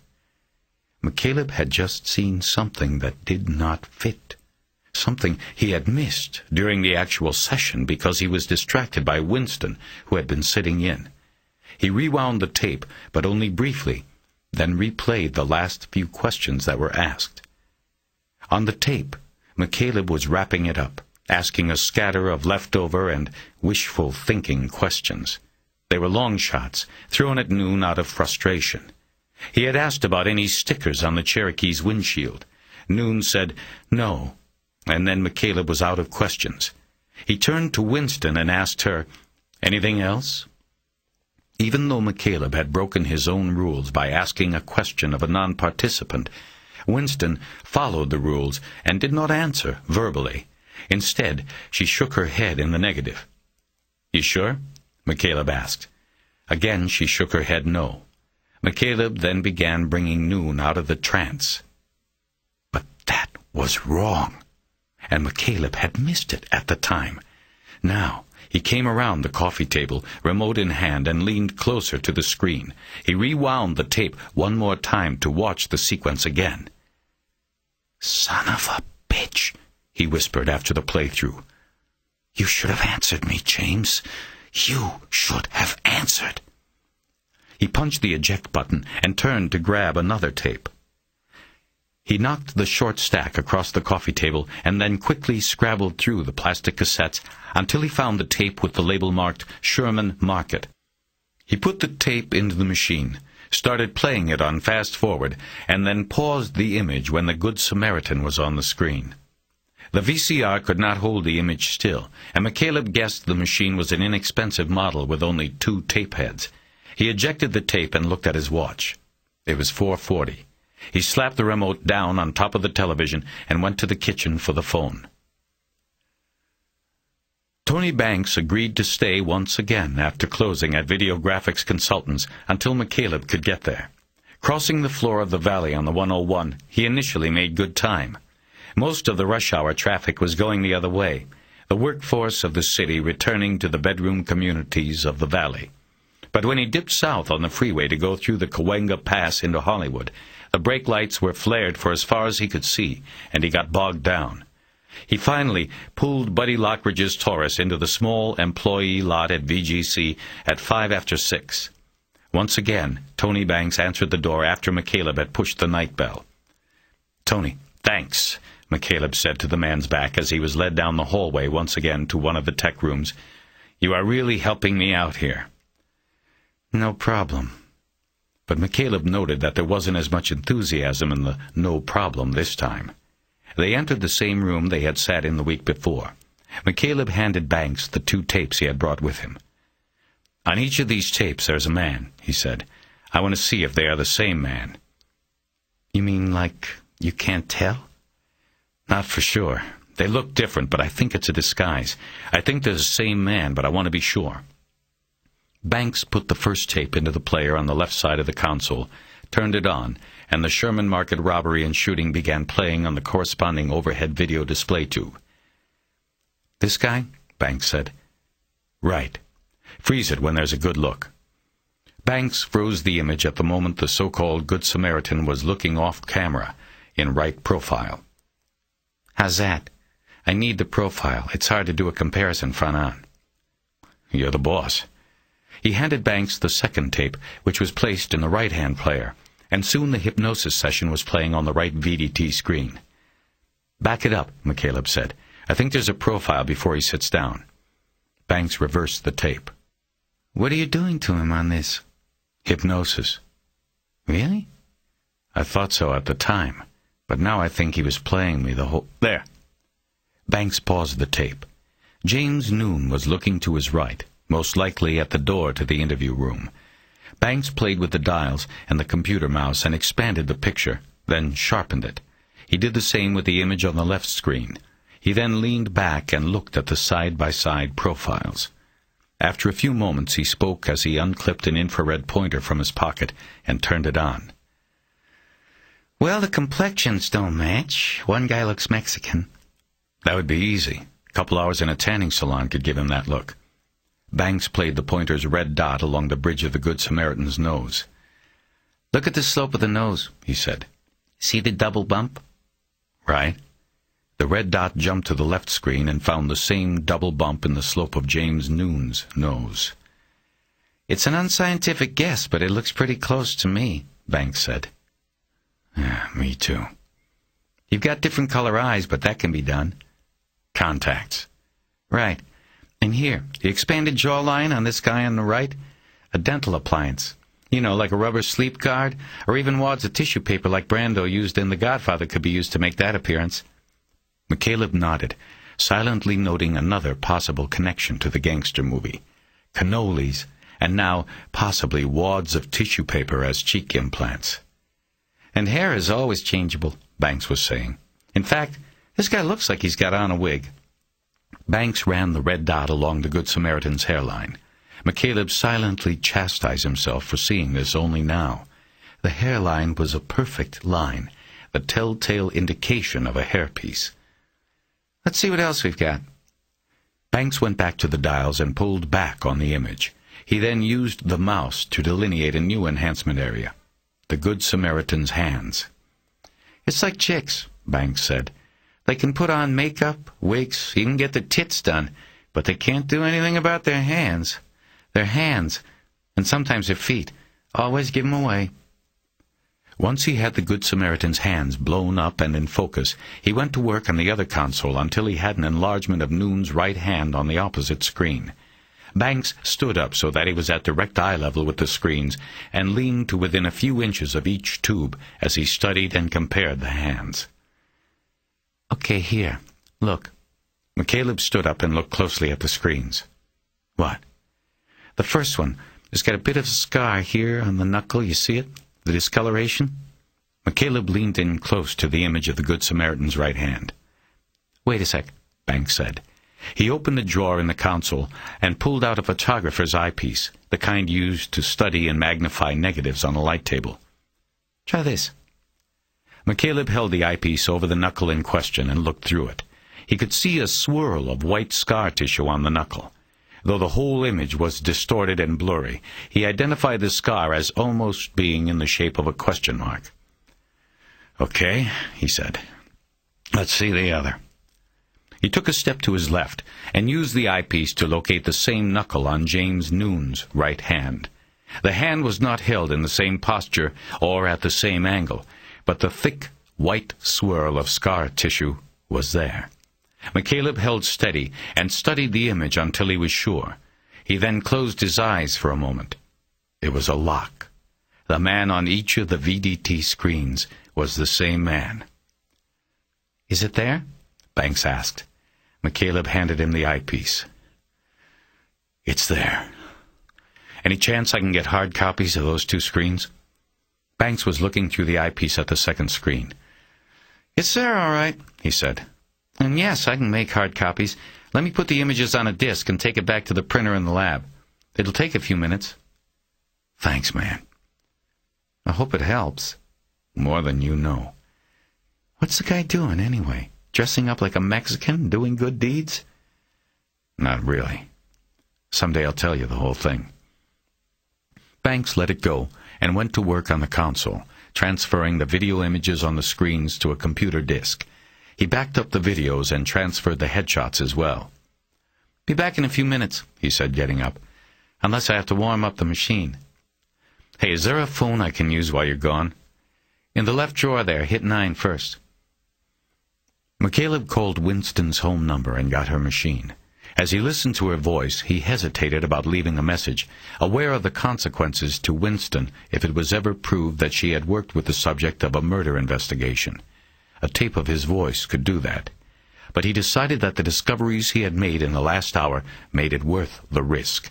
He didn't want to page Winston because he didn't want to wait around for her to call. He had to move. He hatched a quick plan and left a message after the beep. "Jay, it's me. I'll explain all of this when I see you, but for now, just trust me. I know who the shooter is. It's Noon. James Noon. I'm heading to his address now, the address on the witness report. Meet me there if you can. I'll run it all down for you then." He hung up and called her pager number. He then punched in her home phone number and hung up. With any luck, he thought, Winston would get the message and soon be heading toward Noon's address to back him up. McCaleb pulled his leather bag onto his lap and opened the zippered center pouch. The two guns were there, his own Sig Sauer P228 and the HK-P7 he now knew James Noon had planted under his boat. McCaleb reached into the bag and took his own weapon out. He checked the action and tucked the pistol into the waistband of his jeans at the small of his back. He pulled his jacket down over it. 40. When questioned on the night of James Cordell's murder, James Noon had provided deputies with a single address for both his home and workplace. Until McCaleb got there, the address on Atoll Avenue in North Hollywood defied identification as an apartment or an office. That area of the valley was a hodgepodge mixture of residential, commercial, and even industrial zoning. He slowly crawled north on the 101, back through the Cahuenga Pass, and finally picked up some speed as he switched to the 134 north. He exited on Victory and drove west until he found Atoll Avenue. The neighborhood he turned into was decidedly industrial. He could smell a bakery, and he passed a fenced yard where slabs of jagged granite were stacked and pointing at the sky. There were warehouses without names on them. There was a pool chemical supply wholesaler and an industrial waste recycling center. Just where a toll dead-ended at an old railroad spur with tall weeds poking up between the rails, McCaleb turned the Taurus down a driveway bordered on both sides by a long row of small, single garage bay warehouses. Each unit was a separate small business or storage lockup. Some had the names of businesses painted over the aluminum roll-up doors. Some had no identifying marks at all and were either unrented or used anonymously for storage. McCaleb stopped the car in front of the rusting door marked with the address James Noon had given deputies 3 months before. There were no other markings on the door but the address. He killed the car's engine and got out. It was a black night. No moon. No stars. The row of warehouses was dark, save for a single floodlight down at the entrance. McCaleb looked around. He heard the tinny sound of music. Jimi Hendrix singing, "Let Me Stand Next to Your Fire," from somewhere seemingly far away. And further down the drive, 6 warehouses away, the door to one of the garages had been pulled down unevenly until it jammed, offering a 3-foot slice of the warehouse's interior that looked like a crooked smile, blacker than the sky. He checked Noon's unit, dropping to a crouch to study the line where the garage door met the concrete pavement. He wasn't sure, but there appeared to be a dim light emanating from within the warehouse. He stepped closer and could make out the padlock that attached a steel ring on the door to a matching ring embedded in the concrete. He stood up and banged the door with an open palm. The noise was loud, and he heard it reverberate inside. He stepped back and looked around again. Other than the sound of the music, there was only silence. The air was still. The night wind had not found its way down to the space between the rows of garages. McCaleb got back in the car, started it, and backed it up at an angle so that the headlights were at least partially focused on Noon's garage. He then killed the engine, but left the lights on, got out, and went to the trunk. After lifting up the trunk mat, he found the jack assembly intact. He removed the jack handle and came around the car to the garage door. He looked up and down the drive once more, and then bent down to the padlock. As a bureau agent, McCaleb had never once been involved in an illegal break-in. He knew that they were a matter of routine, but he had somehow avoided the ethical dilemma himself. But he felt no dilemma now as he worked the iron bar into the hasp of the lock. He wasn't carrying the badge anymore, and, above that, this was personal. Noon was a killer, and worse yet, he had sought to pin his work on McCaleb. McCaleb didn't give a second thought to Noon's rights to protection from unlawful search and seizure. Holding the jack handle on the far end for leverage, he slowly began pulling the steel bar in a clockwise motion. The padlock hasp remained strong, but the steel ring attached to the door groaned under the pressure and then snapped off, its solder points giving way. McCaleb straightened up and looked around and listened. Nothing. Just Hendrix covering Bob Dylan's All Along the Watchtower. He quickly moved back to the Taurus and returned the jack handle to the spare tire kit, pulled the trunk mat back over it, and closed the trunk lid. As he came around the car, he bent over next to the front tire and ran 2 fingers along the wheel rim, picking up a good amount of black carbon dust that had built up from the brake pads. He stepped over to the garage door and, squatting down by the lock, he smeared the carbon over the break points of the solder so that it would appear as though the ring had been broken off the door some time ago, and the break points had been exposed to the elements. He then rubbed the rest of the dirt off his fingers onto one of his black socks. When he was ready, he gripped the door's pull handle with his right hand. With his left, he reached behind him and under his coat. He brought it back, gripping his pistol, which he held at shoulder height, pointing skyward. With one move, he stood and jerked the door up with him, using its momentum to keep it moving up until it was above his head. His eyes quickly scanned the dim confines of the garage, his gun now pointed in the direction his eyes moved. The car's headlights illuminated about a third of the room. He could see an unmade cot and a stack of cardboard boxes against the left wall. Scanning right, he saw the outline of a desk and file cabinets. There was a computer on the desk, the monitor's screen apparently on and facing the rear wall, throwing a violet glow against it. McCaleb noticed the 6-foot-long light hanging from the ceiling. In the shadowy light, his eyes traced the aluminum conduit from the junction box along the ceiling and down the wall to a switch near the cot. He stepped sideways and reached for the switch without looking at it. A fluorescent bulb blinked once, buzzed, and then lit the garage with its severe light.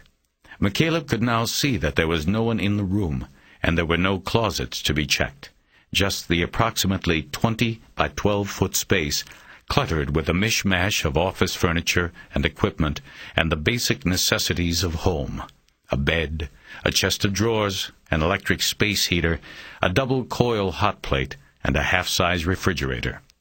No sink and no bathroom. McCaleb stepped backward and then around the car. He reached in through the open window and shut off the lights. He then slipped the pistol back into his waistband, this time in the front for easier access. Finally, he stepped into the garage. If the air had been still outside, then on the inside it seemed stagnant. McCaleb moved slowly around the old steel government desk and looked at the computer. The monitor was lit, and a screensaver glowed on the screen.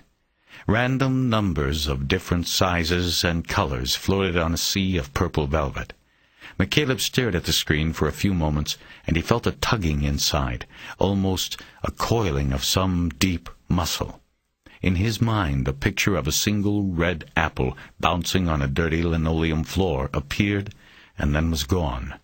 A tremble climbed the ladder of his spine. "Shit," he whispered. He looked away from the computer screen, noticing that also on the desk was a collection of books clasped between brass bookends. Most were reference books on accessing and using the Internet. There were 2 volumes containing Internet addresses and 2 biographies of well-known computer hackers.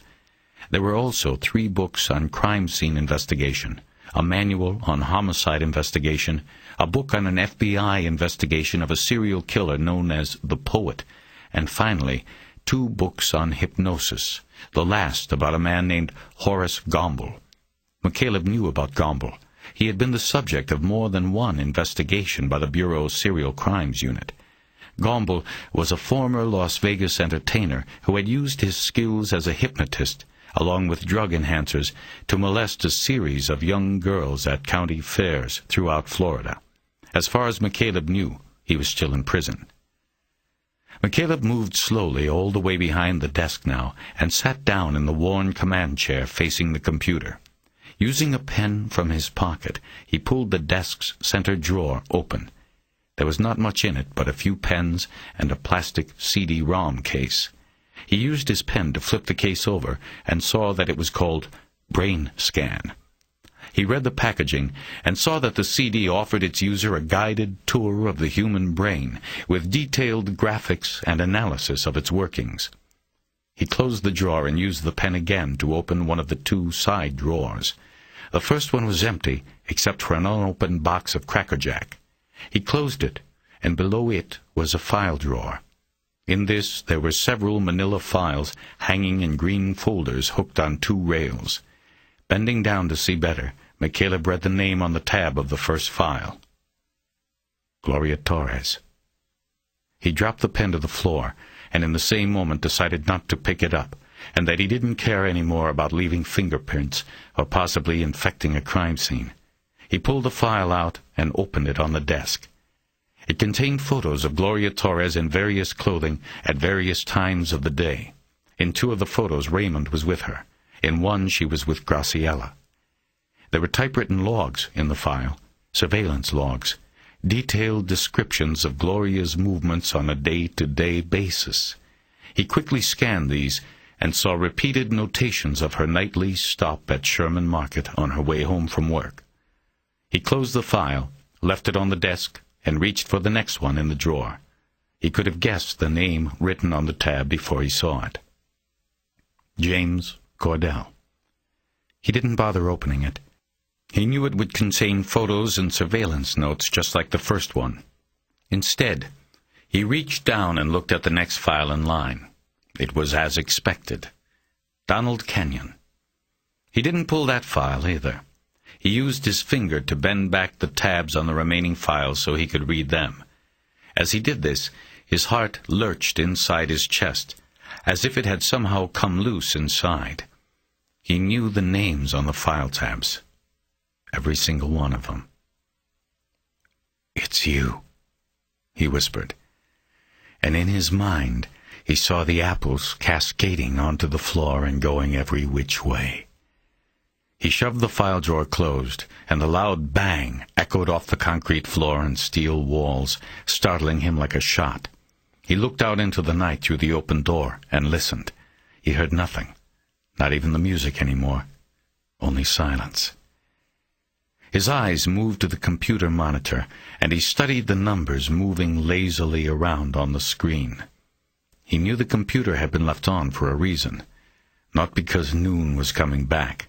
McCaleb knew he was long gone. No, it had been left on for him. McCaleb had been expected here. He knew this now.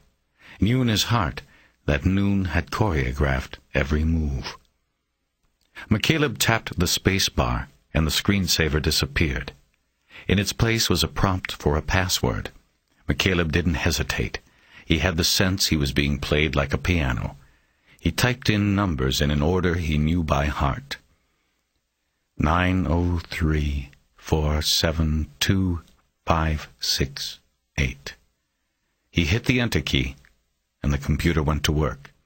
In a few moments, the password was accepted, and the screen flashed to the Program Manager template, a white screen with various icons spread across the field. McCaleb studied these quickly. Most were for accessing games. There also were icons for accessing America Online and Word for Windows. The last symbol he looked at was a tiny file cabinet, and he guessed that was the computer's file manager icon. He found the electric mouse on the side of the computer and used it to move the computer arrow to the file cabinet. He double-clicked, and the screen flashed to the file manager.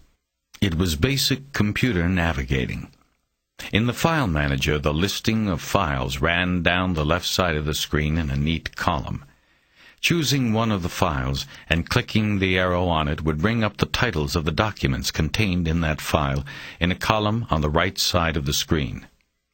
Using the mouse, McCaleb ran the arrow down the files column, studying each one. Most were software files for the operation of various icon programs, such as America Online, the Las Vegas casino game, and others. But eventually, he came to a file titled Code. He clicked the mouse, and several document titles appeared on the right side of the screen. He read through these quickly and realized they corresponded with the names on the file tabs in the desk drawer. All except for one document. McCaleb stared at it for a long moment, his finger raised and poised over the mouse button. McCaleb.doc. He clicked the mouse, and the document quickly filled the screen. McCaleb began to read it like a man reading his own obituary. The words filled him with dread, for he knew that they unalterably changed his life. They stripped his soul from him, took any meaning from his accomplishments, and made a horrible mockery of them. Hello, Agent McCaleb. It is you out there, I would hope. I will assume so. I will assume that you have lived up to that wonderful reputation you carried so nobly. I wonder, are you alone? Are you running from them now as a wanted man? But, of course, now you have what you need to save yourself from them. But I am asking about before now. How did it feel to be the hunted one? I wanted you to know that feeling. My feelings. A terrible thing to live with fear. No? Fear never sleeps. Most of all, what I wanted was a place in your heart, Agent McCaleb. I wanted always to be with you. Cain and Abel, Kennedy and Oswald, darkness and light. Two worthy opponents chained together through time. I could have killed you. I had that power and opportunity. But it would have been too easy, don't you think? The man on the dock asking directions. Your morning walk. The man on the rock jetty with the fishing pole. Do you remember me? Now you do. I was there. But it would have been too easy. Don't you agree? Too easy. You see, I needed something more than vengeance or the vanquishing of a foe. Those are the goals of fools. I wanted... No. I needed and craved something different. To test you first by turning you into me. The villain. The hunted one. Then, when you emerged from that fire, your skin scorched but your body whole, to reveal myself as your most ardent benefactor. Yes, it was me. I followed her. I studied her. I chose her for you. She was my Valentine to you. You are mine forever, Agent McCaleb. Every breath you take belongs to me.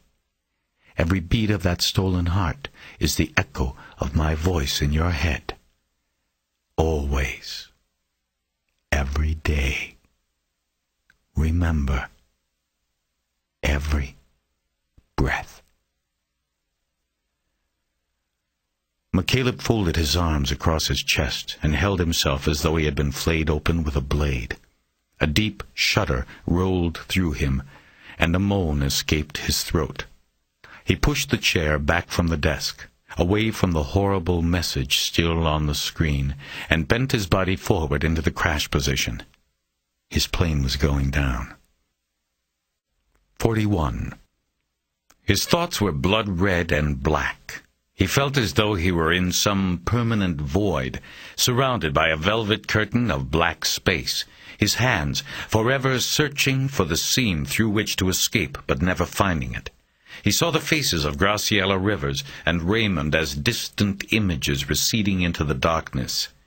Suddenly, he felt a cold hand on his neck, and he jumped, a shriek escaping from his throat like a prisoner going over the wall. He sat up. It was Winston. His reaction had scared her as much as she had scared him. "Terry, are you okay?" "Yes. No. It's him. Noon is the code killer. He killed all of them. The last 3 for me. He did it until he got it right. He killed Gloria Torres for her heart. For me. So that I would live and be the testament to his glory." The coincidence of the name and Noon's purpose suddenly struck McCaleb. "Wait a minute," Winston said. "Slow down. What are you talking about?" "It's him. It's all here. Check the files, the computer. He killed those others. He then decided to save me. To kill for me." He pointed to the computer screen, where the message to McCaleb was still displayed. He waited while she read it, but finally couldn't contain himself. "All the pieces, they were right there, all the time." "What pieces?" "The code. It was so simple. He used every digit but the number 1. No one. Get it? I am no one. Noon. That's all he was saying. "Terry, let's talk about this later. Tell me how you got here. How did you know it was Noon?" "The tape. The session we did with him." "The hypnosis? What about it?" "Remember how I told you not to speak so the subject would not be confused?" "Right. You said only you should ask questions of Noon. Anything between us should be signals or written down. But at the end, when I knew it was all going to shit, I got frustrated. I said to you, 'Anything else?' And you shook your head no.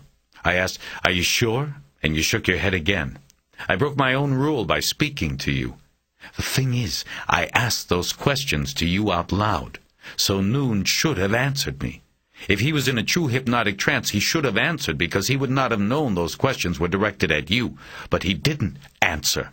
It shows cognizance of the situation. He knew, either by the direction of my voice or its inflection, that I was talking to you instead of him. He shouldn't have known that. Not in a true trance. He should have answered every question spoken in that room unless it was specifically addressed to someone else.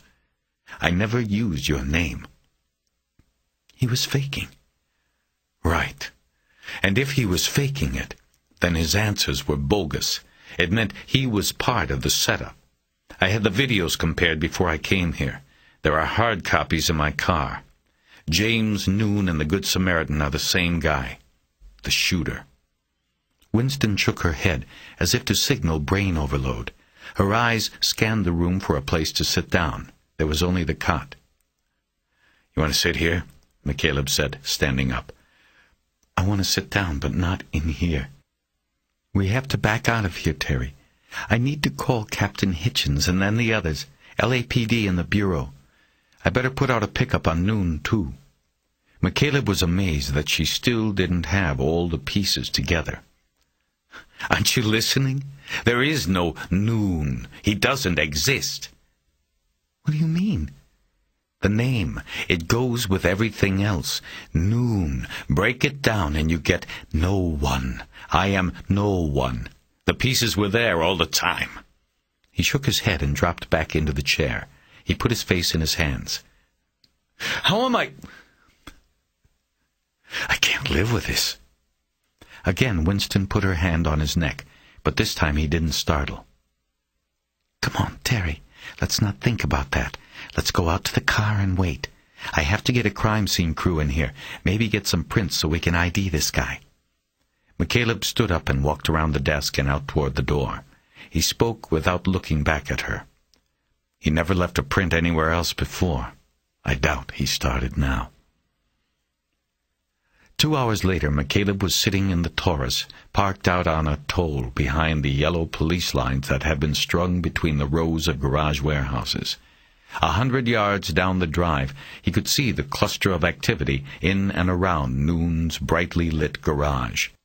There were several detectives, some McCaleb recognized from the Code Killer Task Force, technicians, videographers from at least 2 of the agencies involved, and a half-dozen uniformed officers standing by. Moths to the flame, he thought. He watched it all with a strange detachment. His thoughts were on other things. Graciela and Raymond and Noon. He couldn't stop thinking about the man who called himself Noon. He had been in the same room with him. He had been that close. He needed a drink, wanted the burning taste of whiskey in his throat, but he knew to take that taste would be the same as putting a gun to his head. He knew that despite the pain cutting through him, he would not give Noon, or whoever he was, that satisfaction. He decided in the darkness of the car that he would live. Despite it all, he would live. He didn't notice the men walking down the drive toward him until they were almost to the Taurus. He flicked on the lights and identified them as Nevins and Ulick and Arango. He turned the lights off and waited. They opened the doors of the car and got in, Nevins in the front, the other 2 in the back, with Arango directly behind McCaleb. "Got any heat in this thing?" Nevins asked. "It's getting cold out here." McCaleb started the car, but waited to turn the heater on until the engine got warm. He looked in the rear-view mirror at Arango. It was too dark to see if he had a toothpick in his mouth. "Where's Walters?" "Busy." "Okay," Nevin said. We came down to tell you it looks like we were wrong about you, McCaleb. I'm sorry. We're sorry. Looks like Noon is the guy. You did good work." McCaleb only nodded. It was a half-assed apology, but he didn't care about that. What he had found out in order to clear his name would be harder to live with than if he had been publicly accused of the murders. Apologies meant nothing to him.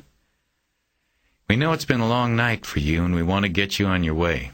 I was thinking we could just kind of get your rundown on how all of this shakes out, and then maybe tomorrow you come in and give a formal statement. What do you think?" "Fine. As far as the formal statement goes, I'll give it to Winston, not you guys." "Fair enough. I can understand that. But for now, why don't you tell us how, in your view, how this whole thing works? Can you do that?" McCaleb leaned forward and switched on the heater. He composed his thoughts for a few moments before beginning. "I'll call him Noon because that's all we have, and maybe all we'll ever have. It begins with the code killer. That was Noon. At that time, I was the Bureau's point man on the task force. By agreement with the LAPD, I became the media spokesman on the case. I led the briefings. Requests for interviews went to me. For 10 months, my face became synonymous on TV with the code killer, and so Noon fixated on me. As we got closer to him, he fixated on me. He sent letters to me. In his mind, I was the nemesis. I was the embodiment of the task force that was hunting him." "Aren't you taking a lot of the credit for yourself?" Arango asked. "I mean, you weren't the only—" "Shut up and listen, Arango. You might learn something." McCaleb stared at him in the rear view, and Arango stared back. McCaleb saw Nevins hold a hand up in a calming motion directed at Arango. "He gave me the credit," McCaleb said. "I didn't take it." "Eventually, when he knew the risks were too great, he dropped out. The killings stopped. The code killer disappeared. About that same time, I went down with my problems. I needed the transplant, and it became news because I had been a face in the news. Noon saw this. He could have easily been aware of this, and he hatched what he would consider his grandest scheme. He decided that rather than kill you, he would save you," Ulig said. McCaleb nodded. "It would give him the ultimate victory, because it would last and last. To simply eliminate me, kill me, would bring only a fleeting sense of fulfillment. But by saving me, now, there was something unique, something that would get him into the Hall of Fame, and he'd always have me around as a reminder of how smart and powerful he is. Do you understand?" "I understand," Nevin said. "But that's the psychological side. What I want to know is how he did it. How did he get the names? How did he know about Kenyon and Cordell and then Torres?" "His computer. Your techs are going to have to take that thing apart." "We've got Bob Clearmountain coming in," Nevin said. "You remember him?" McCaleb nodded. Clearmountain was the L.A. field office's resident computer expert, a hacker extraordinary in his own right. "Good. Then he'll be able to answer that question better than me. Eventually. My guess is that you'll find a hacking program in that computer. Noon got into Bopra, and from there got the names. He chose his targets based on age, physical fitness, and proximity. And he went to work. With Kenyon and Cordell, things went wrong. They went right with Torres. That is, according to Noon's view." "And he planned all along to lay it on you?" "All I think is that he wanted me to follow the trail and find out for myself what he had done. He knew that would happen if I became a suspect, because then I would have to look into it myself. But then that didn't happen at first because the case investigators missed the clues." He looked at Arango in the mirror as he said this. He could see the detective's eyes turn dark with anger. He was about to explode. "Arango, the fact is you treated it as an everyday stop and rob with the addition of shots fired, nothing more and nothing less. You missed it. So Noon jump-started the whole thing." "How?" Ulig and Nevins asked in unison. "My involvement came about because of an article in the Times. That article was prompted by a letter from a reader. Whatever name was on that letter, I bet it was Noon." He stopped there, waiting for disagreement. None came. "The letter prompts the article. The article prompts Graciela Rivers. Graciela Rivers prompts me. Like dominoes." A thought suddenly occurred to him. He remembered the man in the old foreign car watching from across the street the first time he visited the Sherman Market. He realized the car matched the one he had seen speeding from the marina lot the night he chased the intruder. "I think Noon was watching me all along," he said, "watching his plan unfold. He knew when it was time to get into my boat and plant the evidence. He knew when to call you." He looked at Nevins, whose eyes shifted away and out the windshield. "You got an anonymous call? What was said?" "Actually, it was an anonymous message, taken down by the overnight person. It just said, 'Check the blood.' McCaleb has their blood. That was it. Yeah, Fitz. That was him. Just another move in the game. They were silent for a while. The windows were beginning to fog with the heat and their breath. "Well, I don't know how much of this we'll ever confirm," Nevin said. "Certainly a lot of maybes." McCaleb nodded. He doubted any of it would ever be confirmed because he doubted Noon would ever be identified or found.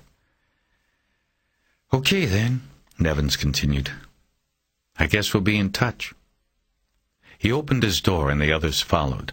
Before he got out, Ulig reached over the seat and tapped McCaleb's shoulder with a harmonica. "It was on the floor back here," he said. As Orongo stepped out onto the asphalt, McCaleb lowered his window and looked up at him. "You know, you could have busted it. It was all there in the book. It was waiting for you." "Fuck you, McCaleb." He walked away, following the two agents back toward Noon's garage.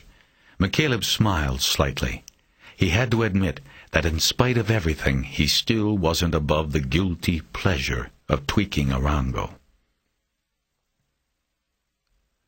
McCaleb sat in the car for a few more minutes before leaving. It was late, past 10 o'clock, and he was wondering where to go.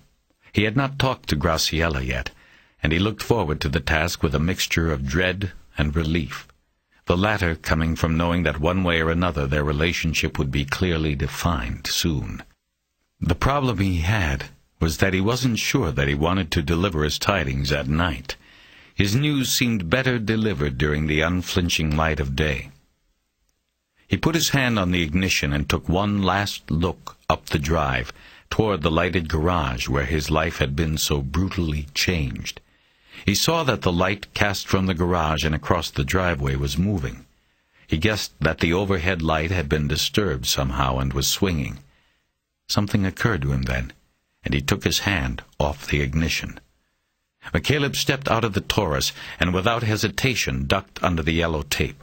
The uniform officer in charge of entry to the crime scene said nothing. He had probably inferred, wrongly, that McCaleb was a detective, having watched 3 of the lead investigators walk down and sit in the car with him. He walked to the periphery of the light and waited until he could catch Jay Winston's eye. She was standing with a clipboard and writing down descriptions of the warehouse's contents. Every item in the place was being tagged and taken. When Winston stepped out of the way of one of the technicians, she glanced out into the darkness, and McCaleb caught her attention with a wave. She walked out of the garage and over to him. She had a cautious smile on her face. "I thought you were clear. Why aren't you gone?" "I'm going. Just wanted to say thanks for everything. You getting anything in there?" She frowned and shook her head. "You were right. Place is clean. Layton's guys haven't even found a smudge. There are prints on the computer, but my guess is that they are yours. I don't know how we're going to track this guy. It's like he was never here." He signaled her closer when he noticed Orongo step out of the garage and put a cigarette in his mouth. "I think he made a mistake," he said quietly. "Get your best Layton's man and go to the Star Center. Have him laser the light tubes in the ceiling of the interview room. When I was setting up the hypnosis session, I took down some lights and handed them to Noon. He had to take them from me or he might have given himself away. There might be prints."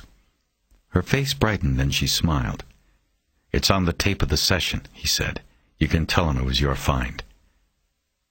"Thanks, Terry." She clapped him gently on the shoulder. He nodded and started walking back to the car. She called after him and he looked back. "Are you all right?" He nodded. "I don't know where you are going, but good luck."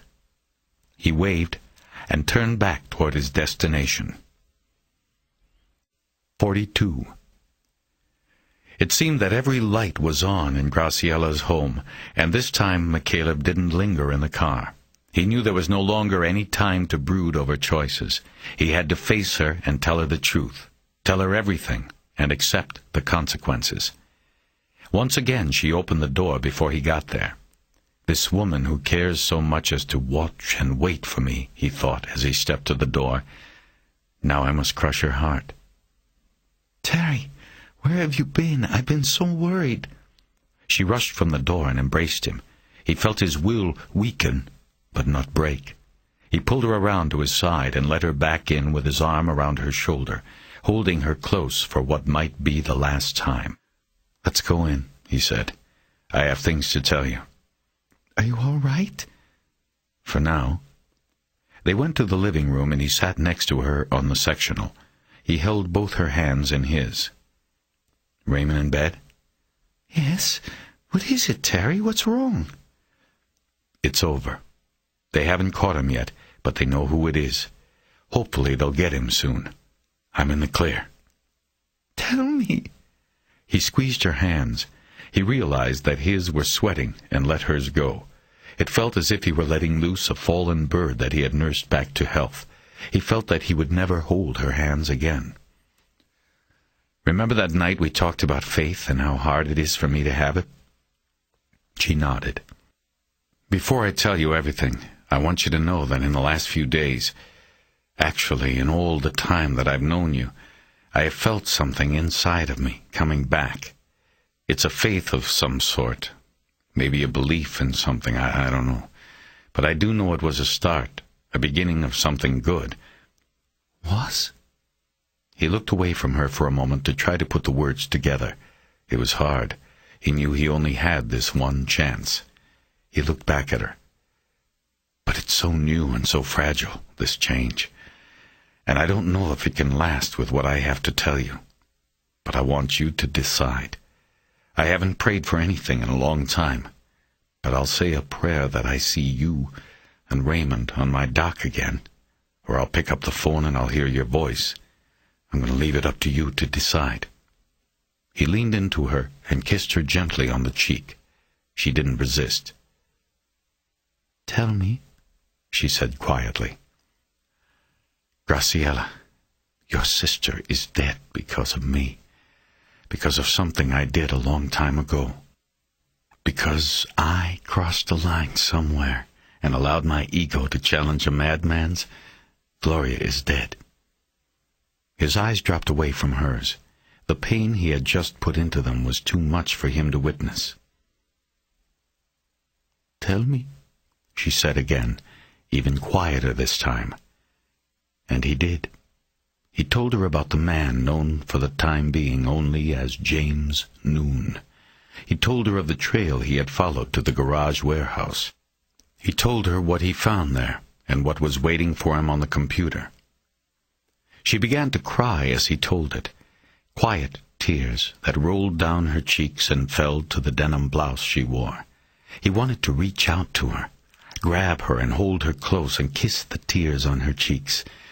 But he couldn't. He knew he was out of her world at that moment.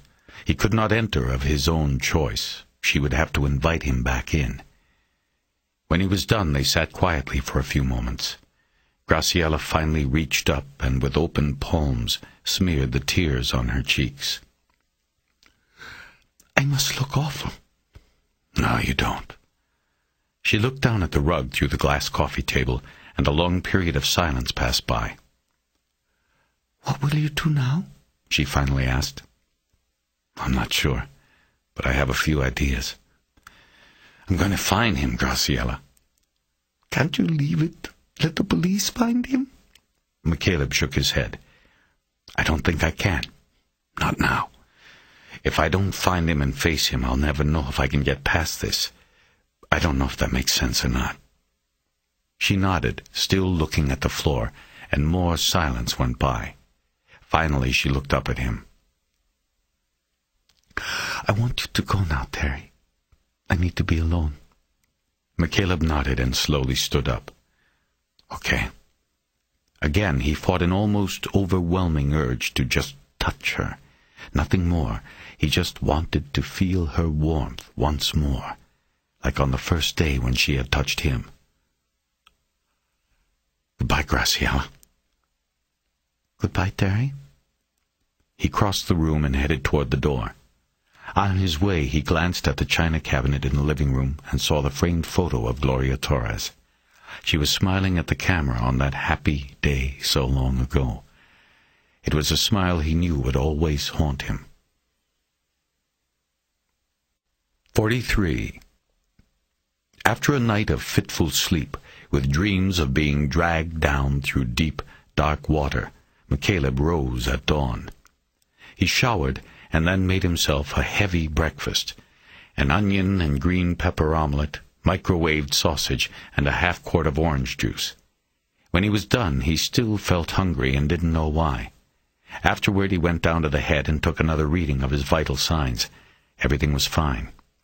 At 7:05, he called Jay Winston's office number. She was there, and he could tell by her voice that she had worked straight through the night. "Two things," McCaleb said. "When do you want to do this formal statement, and when do I get my car back?" Well, the Cherokee you can have any time. I just have to call over to release it. Where is it? Right here, our impound lot. I suppose I have to come get it? Well, you've got to come out here anyway to give me a statement. Why don't you do both at the same time?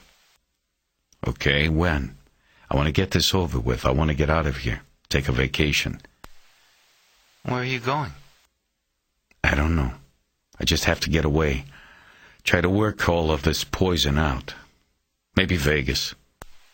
Now, that's a great place for mental rehabilitation. McCaleb ignored her sarcasm. I know. So when can we meet?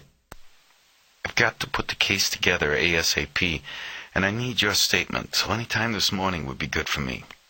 I'll just make room for you. Then I'm on my way. Buddy Lockridge was sleeping on the cockpit bench. McCaleb rousted him, and he woke with a start. Hey, Terror, you're back, man. Yeah, I'm back. How's my car, man? It's still running. Listen, get up. I've got one more trip to make, and I need you to drop me off. Lockridge slowly pulled himself up into a sitting position. He had been lying under a sleeping bag. He gathered it around him and rubbed his eyes. Hey, what time is it? It's 7:30. Oh, fuck, man. I know, but this will be the last time. Everything okay? Yeah, everything's fine. I just need you to drop me at the sheriff's office so I can get my car. I need to go by a bank on the way. They're not open this early. They'll be open by the time we get out to Whittier. So if I'm driving you out to pick your car up, who's going to drive it back here? Me. Let's go. But you said you weren't supposed to be driving, man. Especially a car with an airbag. Don't worry about it, buddy. They were on the way a half hour later. McCaleb brought a duffel bag with a change of clothes and everything else he would need for his trip. He also brought a thermos of coffee and 2 cups. He poured coffee and filled Buddy in on the case and all that had happened while they drove. Buddy asked questions for most of the drive. I guess I'll have to buy a paper tomorrow, he said. It will probably be on TV, too. Hey, is it going to be a book? Will I be in it? I don't know. The story will probably hit the news today. I guess it depends on how big a story it is before anybody decides on a book. Do they pay you to use your name like that? In a book, I mean? Or like in a movie? I don't know. I guess you could ask for something. You were an important part. You came up with that missing picture in Cordell's car. That's right, I did. Lockridge seemed proud of his part and the prospect of possibly making some money from it. In the gun. I found the gun that prick hid under the boat. McCaleb frowned. You know what, buddy? If there's ever a book or if any reporters or cops come around, I would like it a lot better if you never mention that gun. That would help me a lot. Lockridge glanced over at him and then back at the road. No problem, then. I won't say a word. Good. Unless I tell you otherwise. And if anybody comes to me about a book, I'll be sure to tell them to talk to you. Thanks, man. It was after 9 by the time they fought through all the traffic to Whittier. McCaleb had Lockridge stop by a Bank of America branch while he went in and wrote a check for $1,000, taking the cash in 20s and 10s. A few minutes later, the Taurus pulled into the Star Center parking lot. McCaleb counted out $250 and handed it to Lockridge. What's this for? That's for letting me use the car and for the ride today. Also, I'm going to be away for a few days. Will you keep an eye on the boat for me? Will do, man. Where you going? Not sure yet. And I don't know when I'll be back. Well, that's okay. $250 goes a long way. Remember that woman who visited me? The pretty one? Sure. I'm hoping she'll come by the boat looking for me. Watch for her? Okay. What do I do if she shows up? McCaleb thought a moment. Just tell her I'm still gone, but that I was hoping she'd come by. McCaleb opened the car door. Before getting out, he shook Lockridge's hand and told him again that he had been a lot of help. Okay, I'm out of here. Sure thing, man. Have a good one. Oh, hey, you know what? I'll probably be doing a lot of driving. You mind if I borrow one of those harps you got? Take your pick. He fished around in the door storage pocket and came out with 3 harmonicas. McCaleb picked the one he had been playing during the drive the other night along the coast highway. That's a good one. You start with the key of C. Thanks, buddy. You sure took your sweet-ass time, Winston said as McCaleb walked up to her desk. I've been wondering where the hell you've been. I've been dicking around at the impound yard for an hour, McCaleb responded. I can't believe you people. You take my car on a bullshit warrant, and I have to pay towing and impound fees. $180. There is no justice in this world, Jay. Look, just be lucky they didn't lose it, and you got it back in one piece. Have a seat. I'm not quite ready. Then what are you complaining about me being late for? She didn't answer.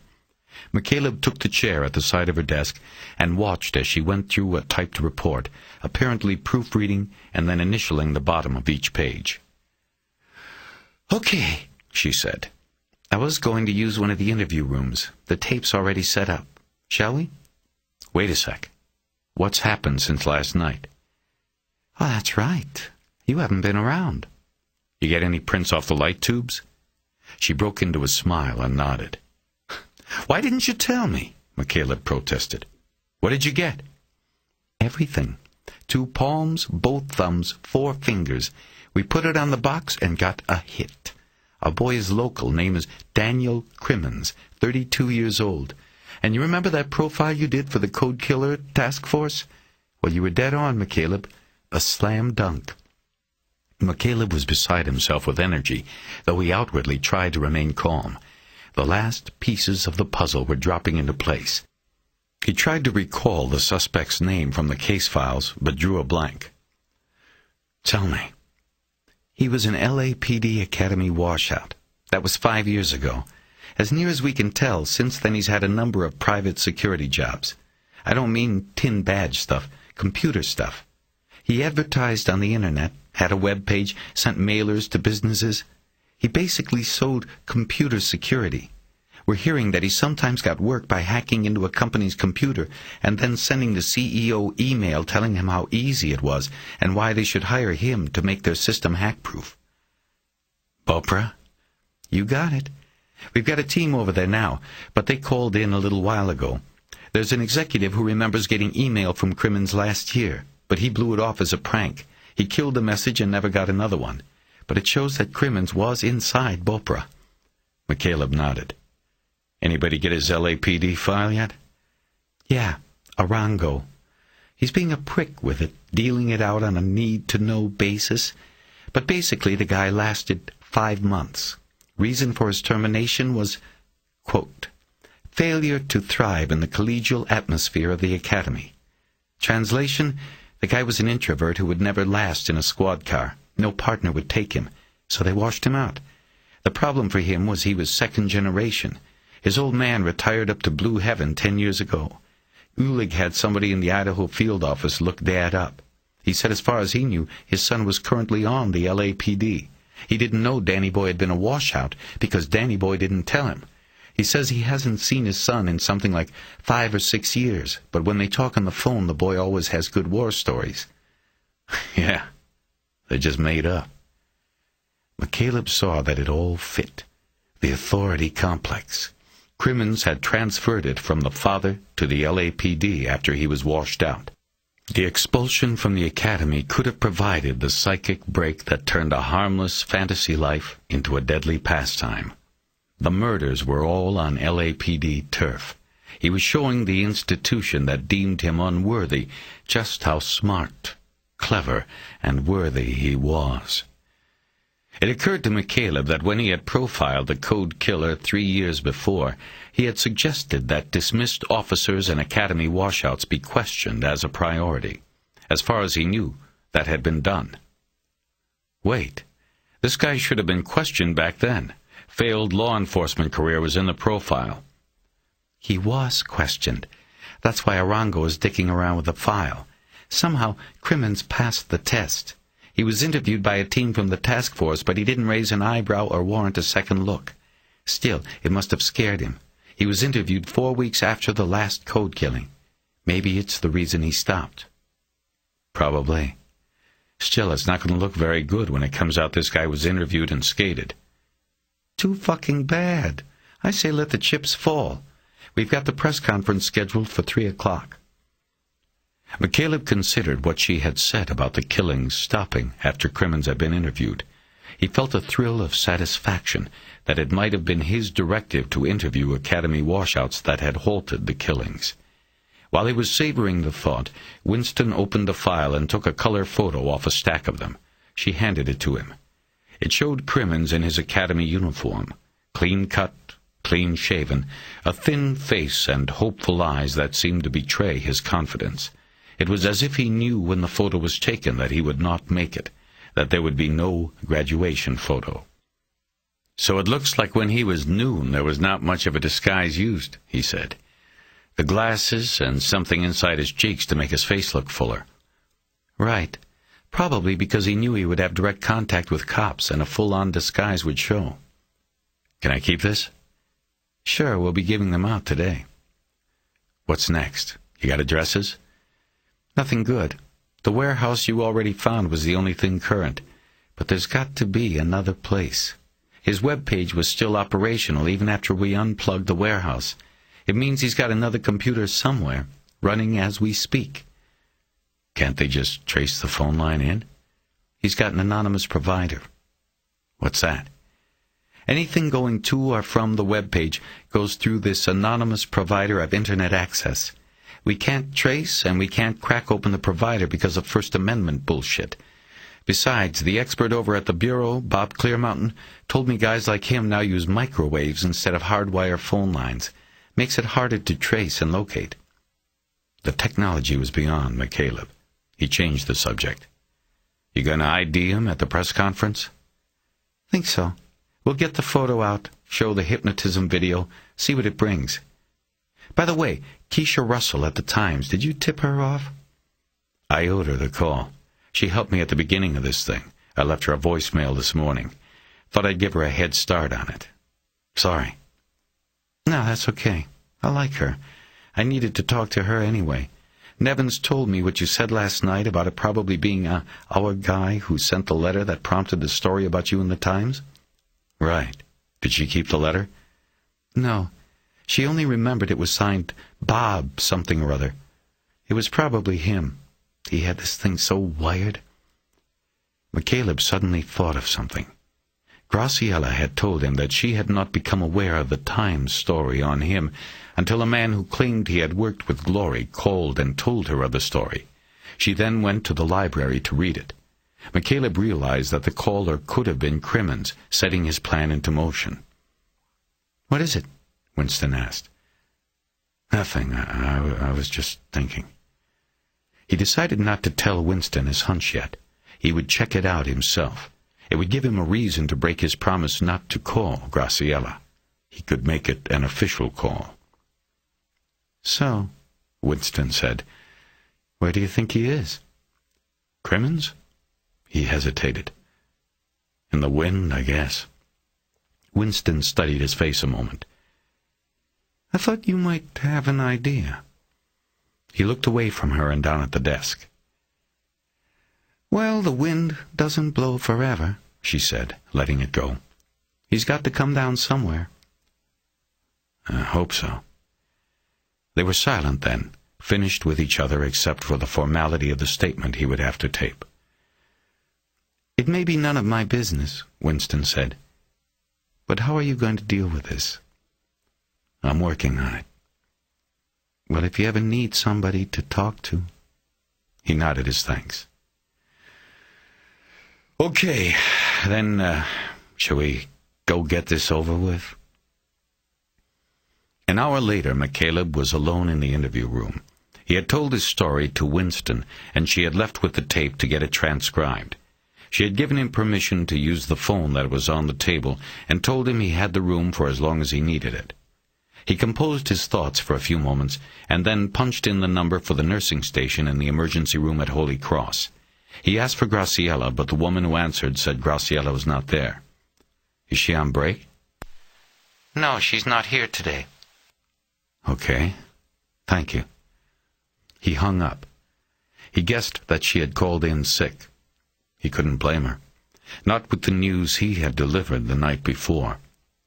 He punched in her home number, but after 5 rings the call was picked up by an answering machine. After the beep, he fumbled through the message he wanted to leave. Graciela, it's me, Terry. You there?" He waited a long moment, and then continued. I just wanted... They told me you weren't at work, and I wanted to say hello, and there's a couple of questions I need to ask you about things. Loose ends, mostly, but it would help to... Anyway, I'm going to go, and I'll probably try to call you later on. I'll probably be on the road, so you don't have to worry about calling me back. He wished he could erase the message and start over. He cursed to himself and hung up, then wondered if the curse had been recorded. He shook his head, got up, and left the room. 44. It took him 2 days to find the picture that Daniel Crimmins, as James Noon, had drawn during the hypnosis session. McCaleb started at Rosarita Beach and then worked his way south. He found it between La Fonda and Ensenada on a remote stretch of the coast. Playa Grande was a small village on a 2-tiered rock flow overlooking the sea. The village mostly consisted of a motel with 6 small detached bungalows, a pottery store, a small restaurant and market, and a Pemex station. There was also a small stable for renting horses to ride down on the beach.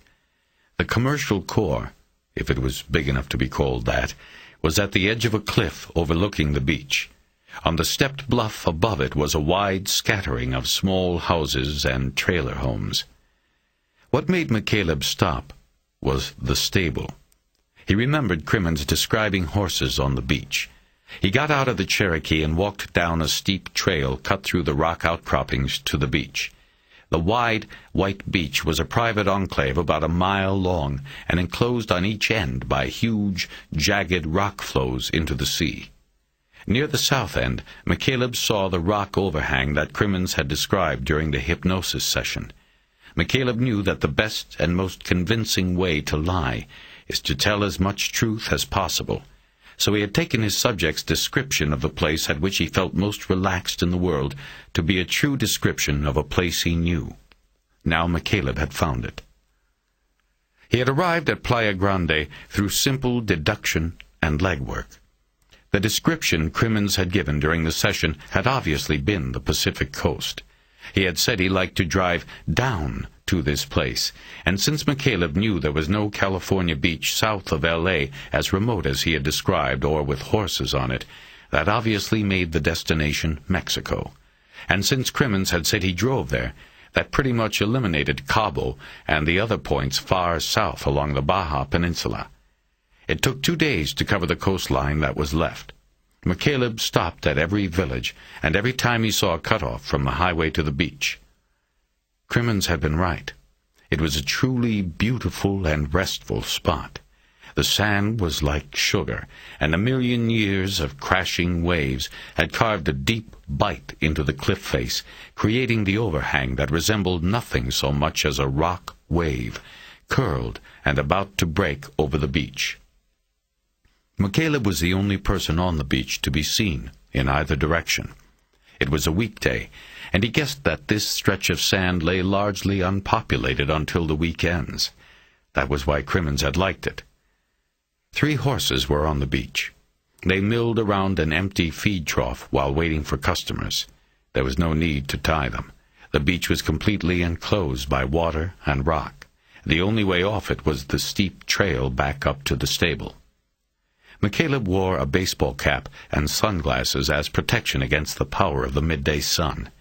He wore long pants and a windbreaker as well, but, entranced by the beauty of the spot, he remained on the beach long after he determined Daniel Crimmins was nowhere to be seen. After a while, a teenager wearing shorts and a sweatshirt with no sleeves came down the trail and approached. "You would like horse ride?" "No, gracias." From the pocket of his coat, McCaleb pulled the folded photos Tony Banks had made from videotapes. He showed them to the boy. "You seen? This man I want to find." The boy stared at the photos and made no indication he understood. Finally, he just shook his head. "No, not find." He turned and headed back to the trail. McCaleb returned the photos to his jacket, and after a few minutes headed back up the steep incline himself. He stopped twice on the way up, but the climb still left him exhausted. McCaleb ate lobster enchiladas at the restaurant for lunch. It cost him the equivalent of $5 American. He showed the photos a few more times, but got no takers. He walked to the Pemex station after lunch and used the payphone there to check the machine on his boat for messages. There were none. He then called Graciella's number for the 4th time while he had been on the road, and once again got her machine. He didn't leave a message this time. If she was ignoring his calls, it was probably because she simply no longer wanted to talk to him. McCaleb checked into the Playa Grande motel, paying cash and using a phony name. As an afterthought, he showed the photos to the man behind the counter in the small office and got another negative response. His bungalow had a partial view of the beach below and a wide view of the Pacific. He checked what he could see of the beach, and it was still empty except for the horses. He took off his windbreaker and decided to take a nap. It had been a wearying 2 days of driving bad roads, walking on sand and climbing steep trails. Before lying down, he opened his duffel bag on the bed, put his toothbrush and toothpaste in the bathroom, and then arranged the plastic vials containing his medicines and the box of disposable thermometer strips on the bed table. He took the Sig Sauer out of the bag and put it on the table as well. It was always a marginal risk taking weapons across the border, but at the crossing, as expected, McCaleb had been simply waved through by the bored Mexican federales. As he dropped off to sleep with his head between 2 musty pillows, he decided he would try the beach again at sunset. Crimmins had described the sunset during the hypnosis session. Maybe he would be on the beach then. If not, McCaleb decided he would begin looking for Crimmins in the scattered neighborhood above the village. McCaleb was confident he would find him. He felt no doubt that he had found the place Crimmins had described. He dreamed in colors for the first time in months, his eyes darting under tight eyelids. He was on a runaway horse, a huge Appaloosa, the same color as the wet sand, galloping down the beach. He was being chased, but his unsteady mount prevented him from turning to see who it was behind him. He only knew that he must run, that if he stopped, he would perish. The animal's hooves were throwing great clods of wet sand in the air as it galloped. The rhythmic cadence of the horse's gallop was replaced by the pounding sound of his own heart. McCaleb came awake and tried to calm his body. After a few moments, he decided he should check his temperature. As he sat up and put his feet down on the carpet, his eyes checked the bed table by habit. He was looking for the clock that was on the table next to his own bed on the boat, but there was no clock here. He looked away, and then his eyes darted back to the table as he realized the gun was gone. McCaleb quickly stood up and looked around the room, an eerie feeling of dislocation coming over him. He knew he had placed the gun on the table before sleeping. Someone had been in the room while he slept. Crimmins. He had no doubt. Crimmins had been in the room. He hastily checked the windbreaker and duffel bag and found nothing else missing. He scanned the room again, and his eyes came across a fishing pole standing in the corner of the room next to the door. He went to the corner and grabbed it. It was the same model rod and reel combination he had bought for Raymond. As he turned it in his hands and studied it, he found the initials RT had been cut into the cork hand grip. Raymond had marked the pole as his, or someone had marked it for him. Regardless, the message was clear. Crimmins had Raymond. McCaleb was fully alert now, his chest filling with the constricting ache of dread. He punched his fists into the arms of the windbreaker as he put it on, and then left the bungalow after studying the door and finding no sign that the lock had been tampered with. He moved quickly to the motel office, the bell ringing loudly overhead as he shoved the door open.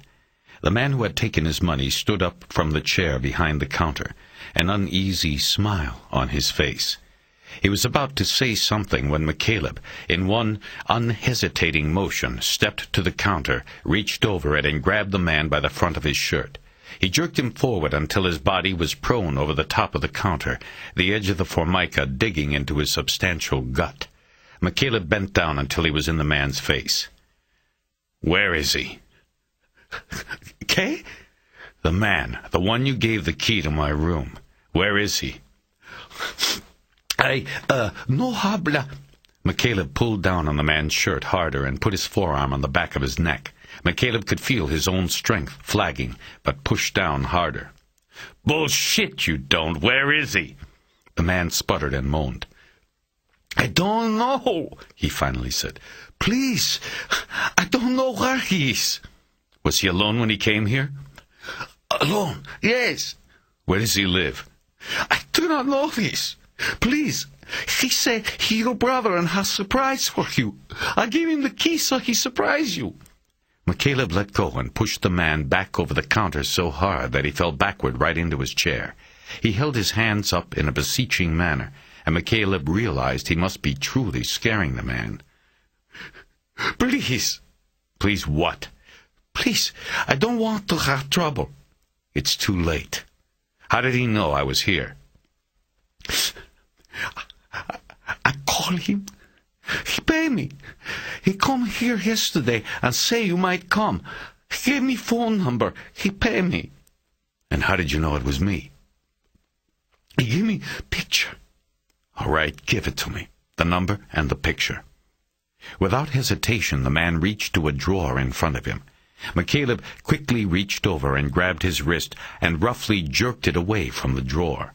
He opened the drawer himself, and his eyes held on a photograph sitting on top of a clutter of paperwork. It was a photo of McCaleb walking along the rock jetty near the marina with Graciela and Raymond. McCaleb could feel his face turning red as the anger pushed hot blood into the tightened muscles of his jaw. He held the photo up and studied the back. There was a phone number written on the back. "Please," the motel man said. "You take the money, $100 American. I don't want trouble for you." He was reaching into his shirt pocket. "No," McCaleb said. "You keep it. You earned it." He yanked the door open then, hitting the overhead bell so hard that the twine it hung from snapped, and the bell bounced into the corner of the office. He went through the gravel parking lot and over to the phone at the Pemex station. He dialed the number on the back of the photograph and listened as there were a series of clicks on the line as the call went through at least 2 call-forwarding circuits. McCaleb cursed to himself. He would not be able to trace the number to an address, even if he could get someone in local authority to do it for him. Finally, the call reached the last circuit and started ringing. McCaleb held his breath and waited, but the call was not picked up by human or machine. After 12 rings, he crashed the receiver down onto its hook, but it bounced off and dropped, swinging erratically back and forth beneath the phone.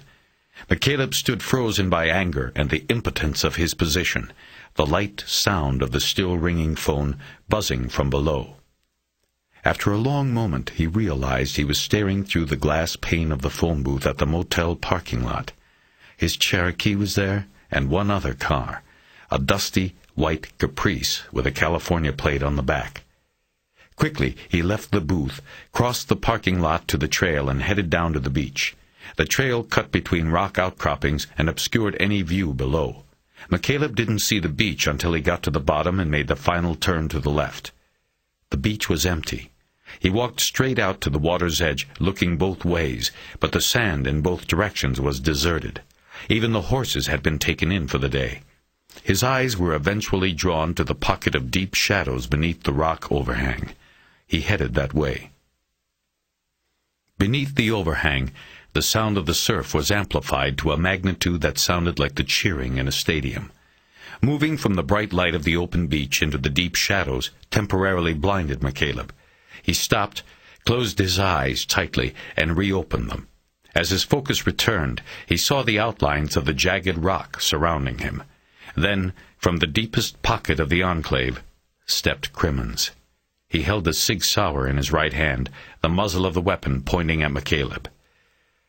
"I don't want to hurt you," he said, "but you know I will if I have to." He spoke loudly so that his voice would carry above the din and echo of waves. "Where is he, Cribbins? Where's Raymond? Don't you mean, where are they?" McCaleb had assumed as much, but the confirmed knowledge of the terror Graciela and Raymond were feeling at that moment, if they were still alive, cut into him. He took a step toward Crimmins, but then stopped when Crimmins raised the aim of the weapon to his chest. "Easy now. Let's be calm. They are safe and sound, Agent McCaleb. Not to worry about that. Their safety, in fact, is in your hands, not mine." McCaleb made a quick study of Crimmins. He had jet-black hair and a mustache now. He was growing a beard, or needed a shave. He wore pointed-toe boots, black jeans, and a denim cowboy shirt with double pockets and a design seam across the chest. His current look put him somewhere between the Good Samaritan and James Noon. "What do you want?" McCaleb demanded. Crimmins ignored the question. He spoke in a calm voice.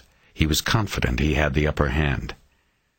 "I knew if anyone would come, it would be you. I had to take precautions. I said, what do you want? You want me, is that it?" Crimmins stared wistfully out past McCaleb and shook his head. McCaleb studied the weapon. He could see the safety was off, but the hammer was not cocked back.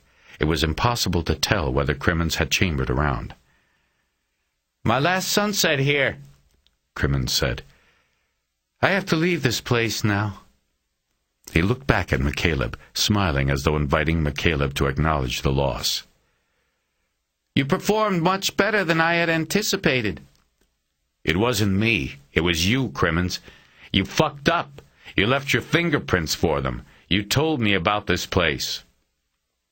Crimmins frowned and nodded, acknowledging the mistakes. A long beat of silence went by.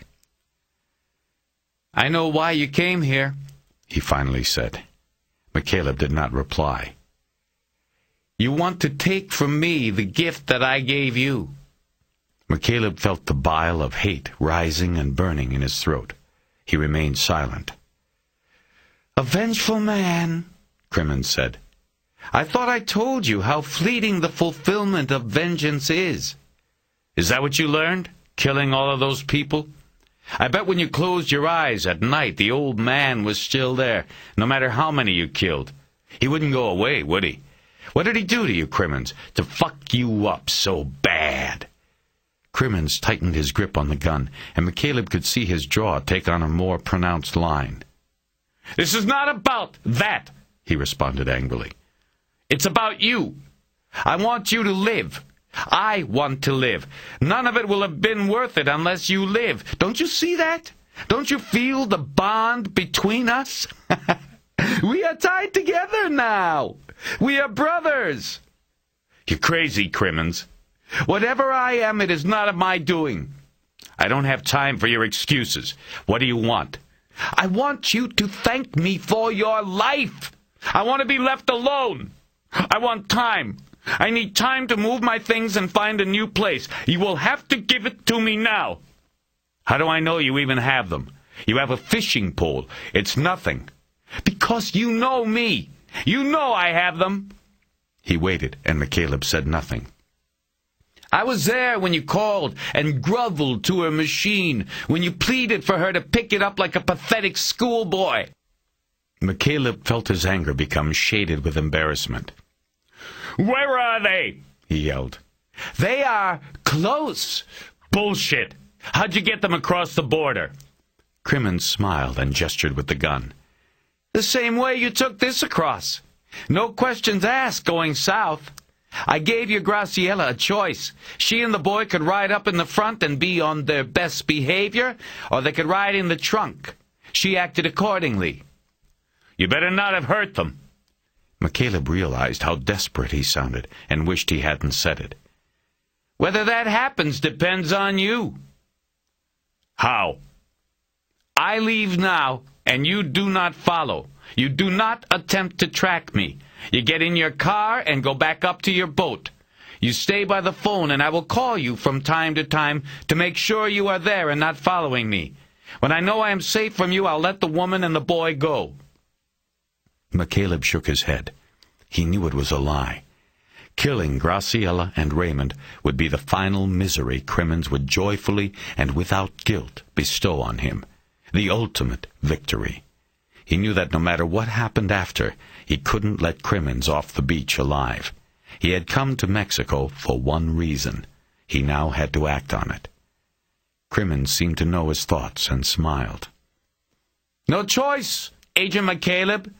I walk away from here, or they die alone in a black hole. You kill me and no one will find them, not in time. Starvation, darkness. Whoa, it is an awful thing. Besides, you forget something. He held the gun up again and waited a beat for McCaleb to reply, but there was nothing. I hope you think of me often, Crimmins said, as I shall think of you. He started walking toward the light. Crimmins, McCaleb said, you have nothing. Crimmins turned, and his eyes dropped to the gun, now in McCaleb's hand. McCaleb took 2 steps toward him and raised the muzzle of the P7 to his chest. You should have checked the duffel bag. Crimmins countered by raising the Sig Sauer to McCaleb's chest. Your gun's empty, Crimmins. McCaleb saw doubt flick through the other man's eyes. It went by fast, but he caught it. He knew then that Crimmins had not checked the gun. He didn't know that it contained a full clip, but no round had been chambered. But this one isn't. They stood there, each man holding the muzzle of his gun a foot from the other's heart. Crimmins looked down at the P7, then up to McCaleb's eyes. He stared intently, as if trying to read something. In that moment, McCaleb thought about the photo in the newspaper article, the piercing eyes that showed no mercy. He knew then that he had those eyes again. Crimmins pulled the trigger of the Sig Sauer. The hammer snapped on an empty chamber. McCaleb fired the P7 and watched as Crimmins jerked backward and fell flat on his back on the sand, his arms outstretched at 90-degree angles, his mouth open in surprise. McCaleb moved over him and quickly grabbed away the Sig Sauer. He then used his shirt to wipe off the P7 and dropped it on the sand, just out of the dying man's reach. McCaleb got down on his knees and leaned over Crimmins, careful not to get blood on himself. Crimmins, I don't know if I believe in a God, but I'll hear your confession. Tell me where they are. Help me save them. Finish it with something good. Fuck you, Crimmins said forcefully, his mouth wet with blood. They die, and that's on you. He raised a hand and pointed a finger at McCaleb. He then dropped it to the sand and seemed drained by the outburst.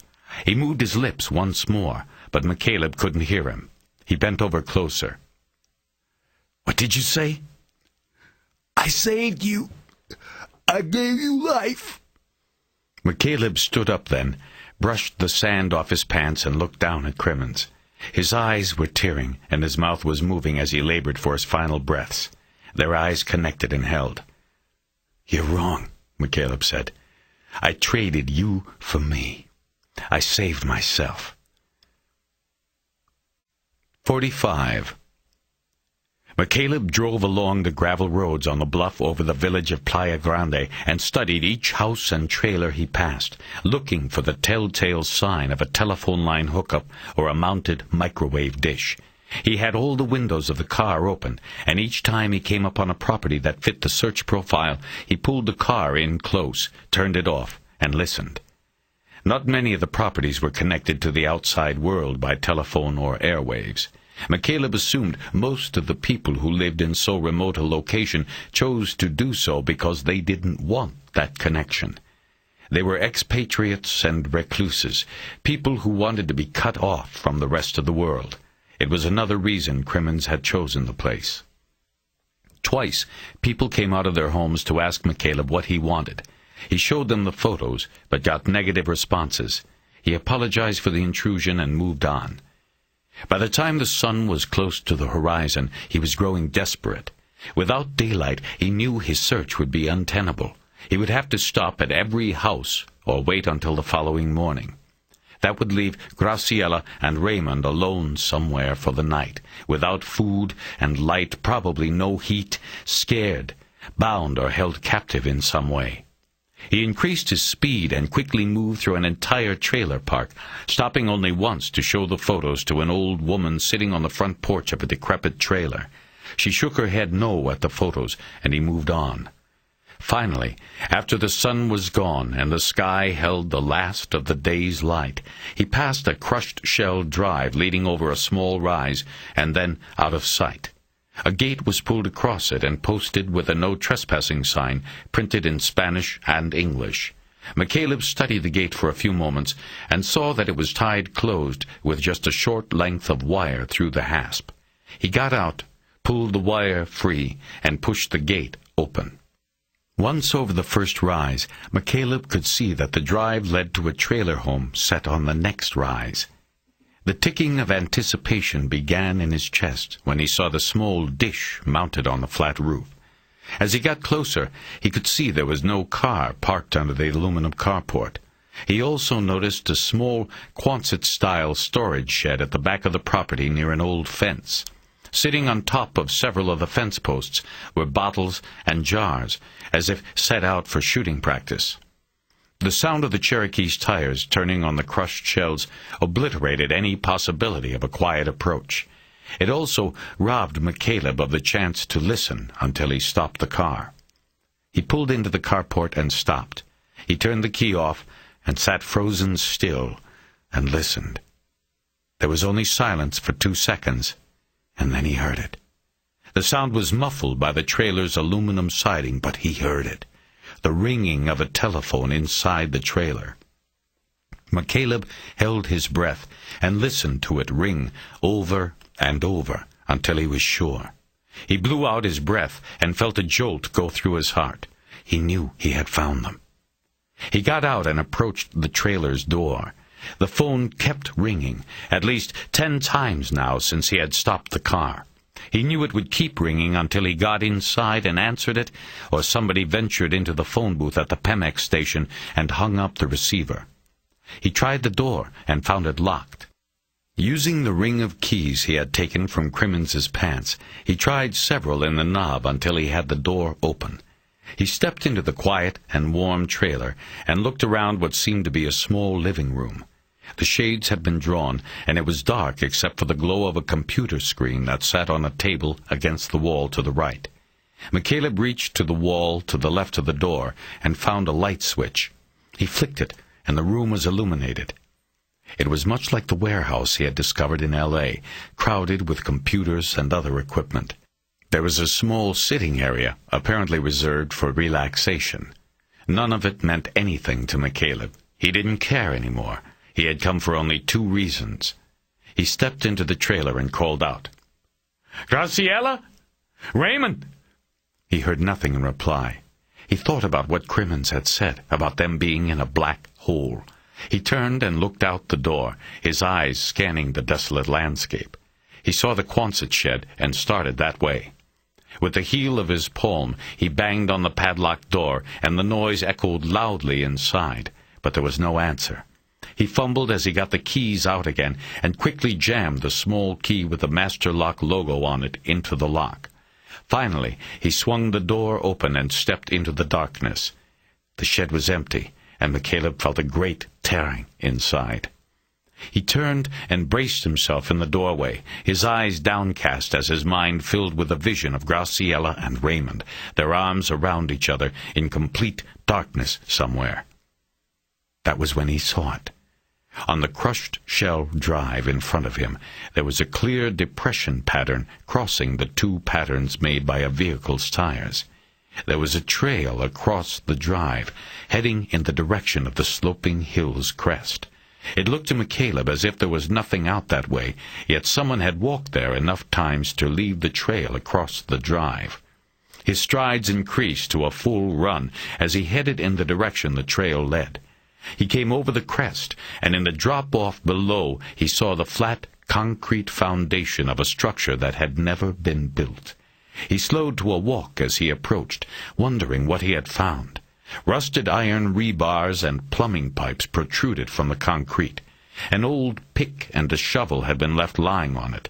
There was a step up onto the slab at the spot where a door obviously was to be placed, but never was.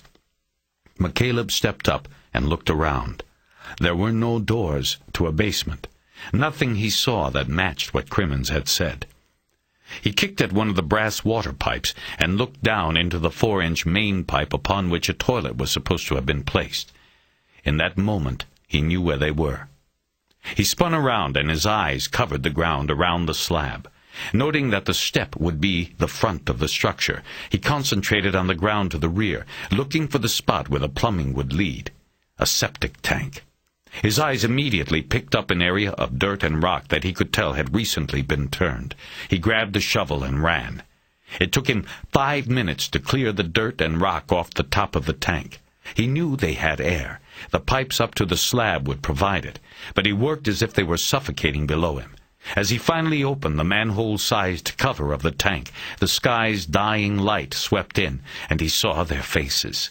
They were scared, but alive. McCaleb felt a great lifting of weight off him as he reached down to them. He helped them out of the darkness, their eyes crinkled against even the weak, early evening light. Then he held them so tight he thought that he might hurt them. Graciela was crying, her body shaking against his. "It's all right," he said. "It's over now." She pulled her head back and looked in his eyes. "It's over now," he repeated. "He won't hurt anybody ever again." 46. The bilge was a claustrophobic crawl space full of the dizzying fumes of gasoline. McCaleb had an old T-shirt wrapped around his face like a bandit, but still the fumes filled his lungs. There were 9 bolts that held the fuel filter he was changing in place. He had 3 in and tightened down. He was struggling with the 4th, angling his face forward in a vain effort to keep the sweat from running into his eyes, when he heard her voice above him. "Hello? Anybody home?" McCaleb dropped what he was doing and jerked the shirt from around his face. He crawled to the open hatch and came up. Jay Winston was standing on the dock waiting for him. "Jay! Hey, what's up? Come on aboard." "No, I'm on the run. I just wanted to stop by and let you know they found him. I'm on my way down to Mexico." McCaleb raised his eyebrows. "He's not alive. He killed himself." "Really?" "We're dealing with the Baja Judicial Police, so nothing is for sure until I get down there. But they found him washed up on the beach in a place called Playa Grande, down on the coast. Shot himself in the heart. A boy who takes care of horses on the beach found him. That was 2 days ago. We just got the news." McCaleb looked around. He saw a man in a white shirt and tie loitering near the gate to the gangway. Her partner, he assumed. "Are they sure it was him?" "They say so. The description is close. Plus, they tracked him back to a trailer off the beach. They found computers, photos, all kinds of stuff. Looks like our guy. Plus, he left a goodbye note on the computer screen. What did he say? Well, this is all second-hand, but essentially he took responsibility for his actions and said he deserved to die for them. It was short and sweet. They find a weapon? Not yet, but they're sweeping the beach with metal detectors today. If they find it, it will probably be our HKP-7. The bullet taken during the autopsy was a federal FMJ. We'll see if we can borrow it for comparison to our cases up here. McCaleb nodded. So, how are they playing it out? Pretty simple. The guy knows we're on to him, gets an attack of remorse, writes his note and goes down to the beach where he puts one in his heart. The tide took him into the rocks there, and the body gets hung up. That's why it wasn't carried out to sea. We're going down to have a look at things, and to get prints.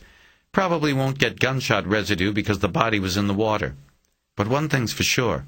We're not going to close it unless we're absolutely sure it was Crimmins. Yeah, that's a good idea. I just want to make sure because it just didn't seem like it was heading toward a suicide. Know what I mean? She was looking at him intently. Well, you never know. She nodded, and for the first time she looked away from him.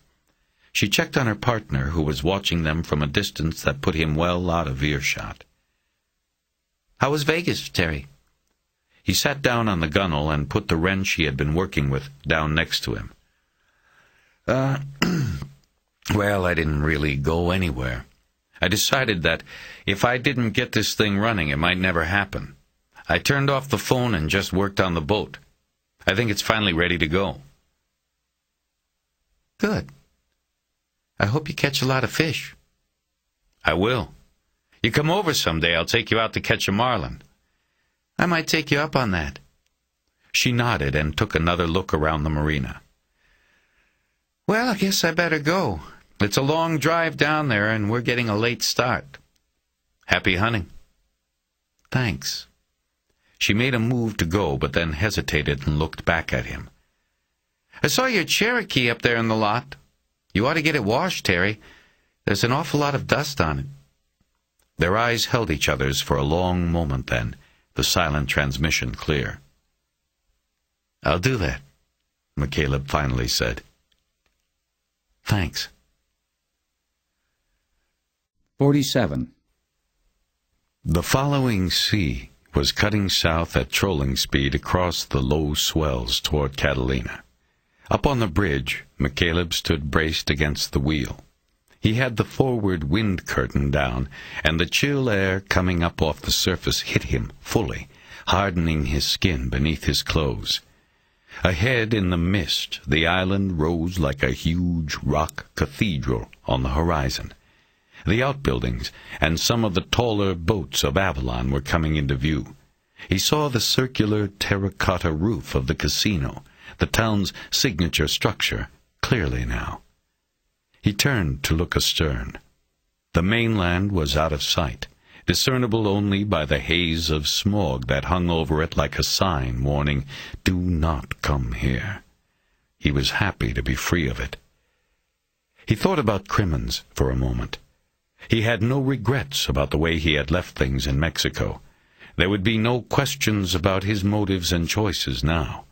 But he was protecting more than himself. Gloria and Raymond had spent 36 hours with Crimmins. Though he had not physically harmed them, they still needed private time to heal, to put the ordeal behind them. McCaleb couldn't see how bringing more cops and questions into their lives could help with that. Graciela had agreed. From the bridge he looked down into the cockpit and secretly watched the two of them. Raymond was in the fighting chair, his small hands grasping the trolling set. Graciela stood next to him, holding the chair for support. If McCaleb could, he would have willed a big, black marlin onto the line for the boy. But he wasn't worried. There would be plenty of time to catch fish. Graciela seemed to sense his gaze, and she looked up at him. They shared a smile of intimacy. McCaleb could feel his heart seize when she smiled at him that way. It made him so happy that it hurt. The boat trip was a test, not only for the boat, but for the two of them. That was what she had called it, a test to see if they could overcome the thing between them, the painful knowledge of what had happened and what he had done, of why he was here and others were not, especially Gloria. They would see if they could put that behind them too, or at least to the side, to be taken out and looked at only when needed. It was all McCaleb could hope for. It was all he wanted. Just the chance. The fact that it was now in his grasp made his faith in her feel requited, fulfilled. For the first time in a long time, he was feeling as though there was purpose.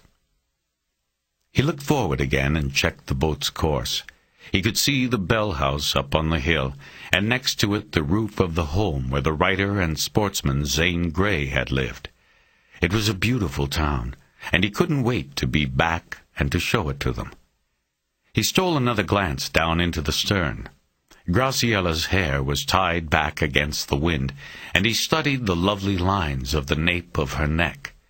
He had been feeling something almost like faith lately, and was confused by where it would lead him now.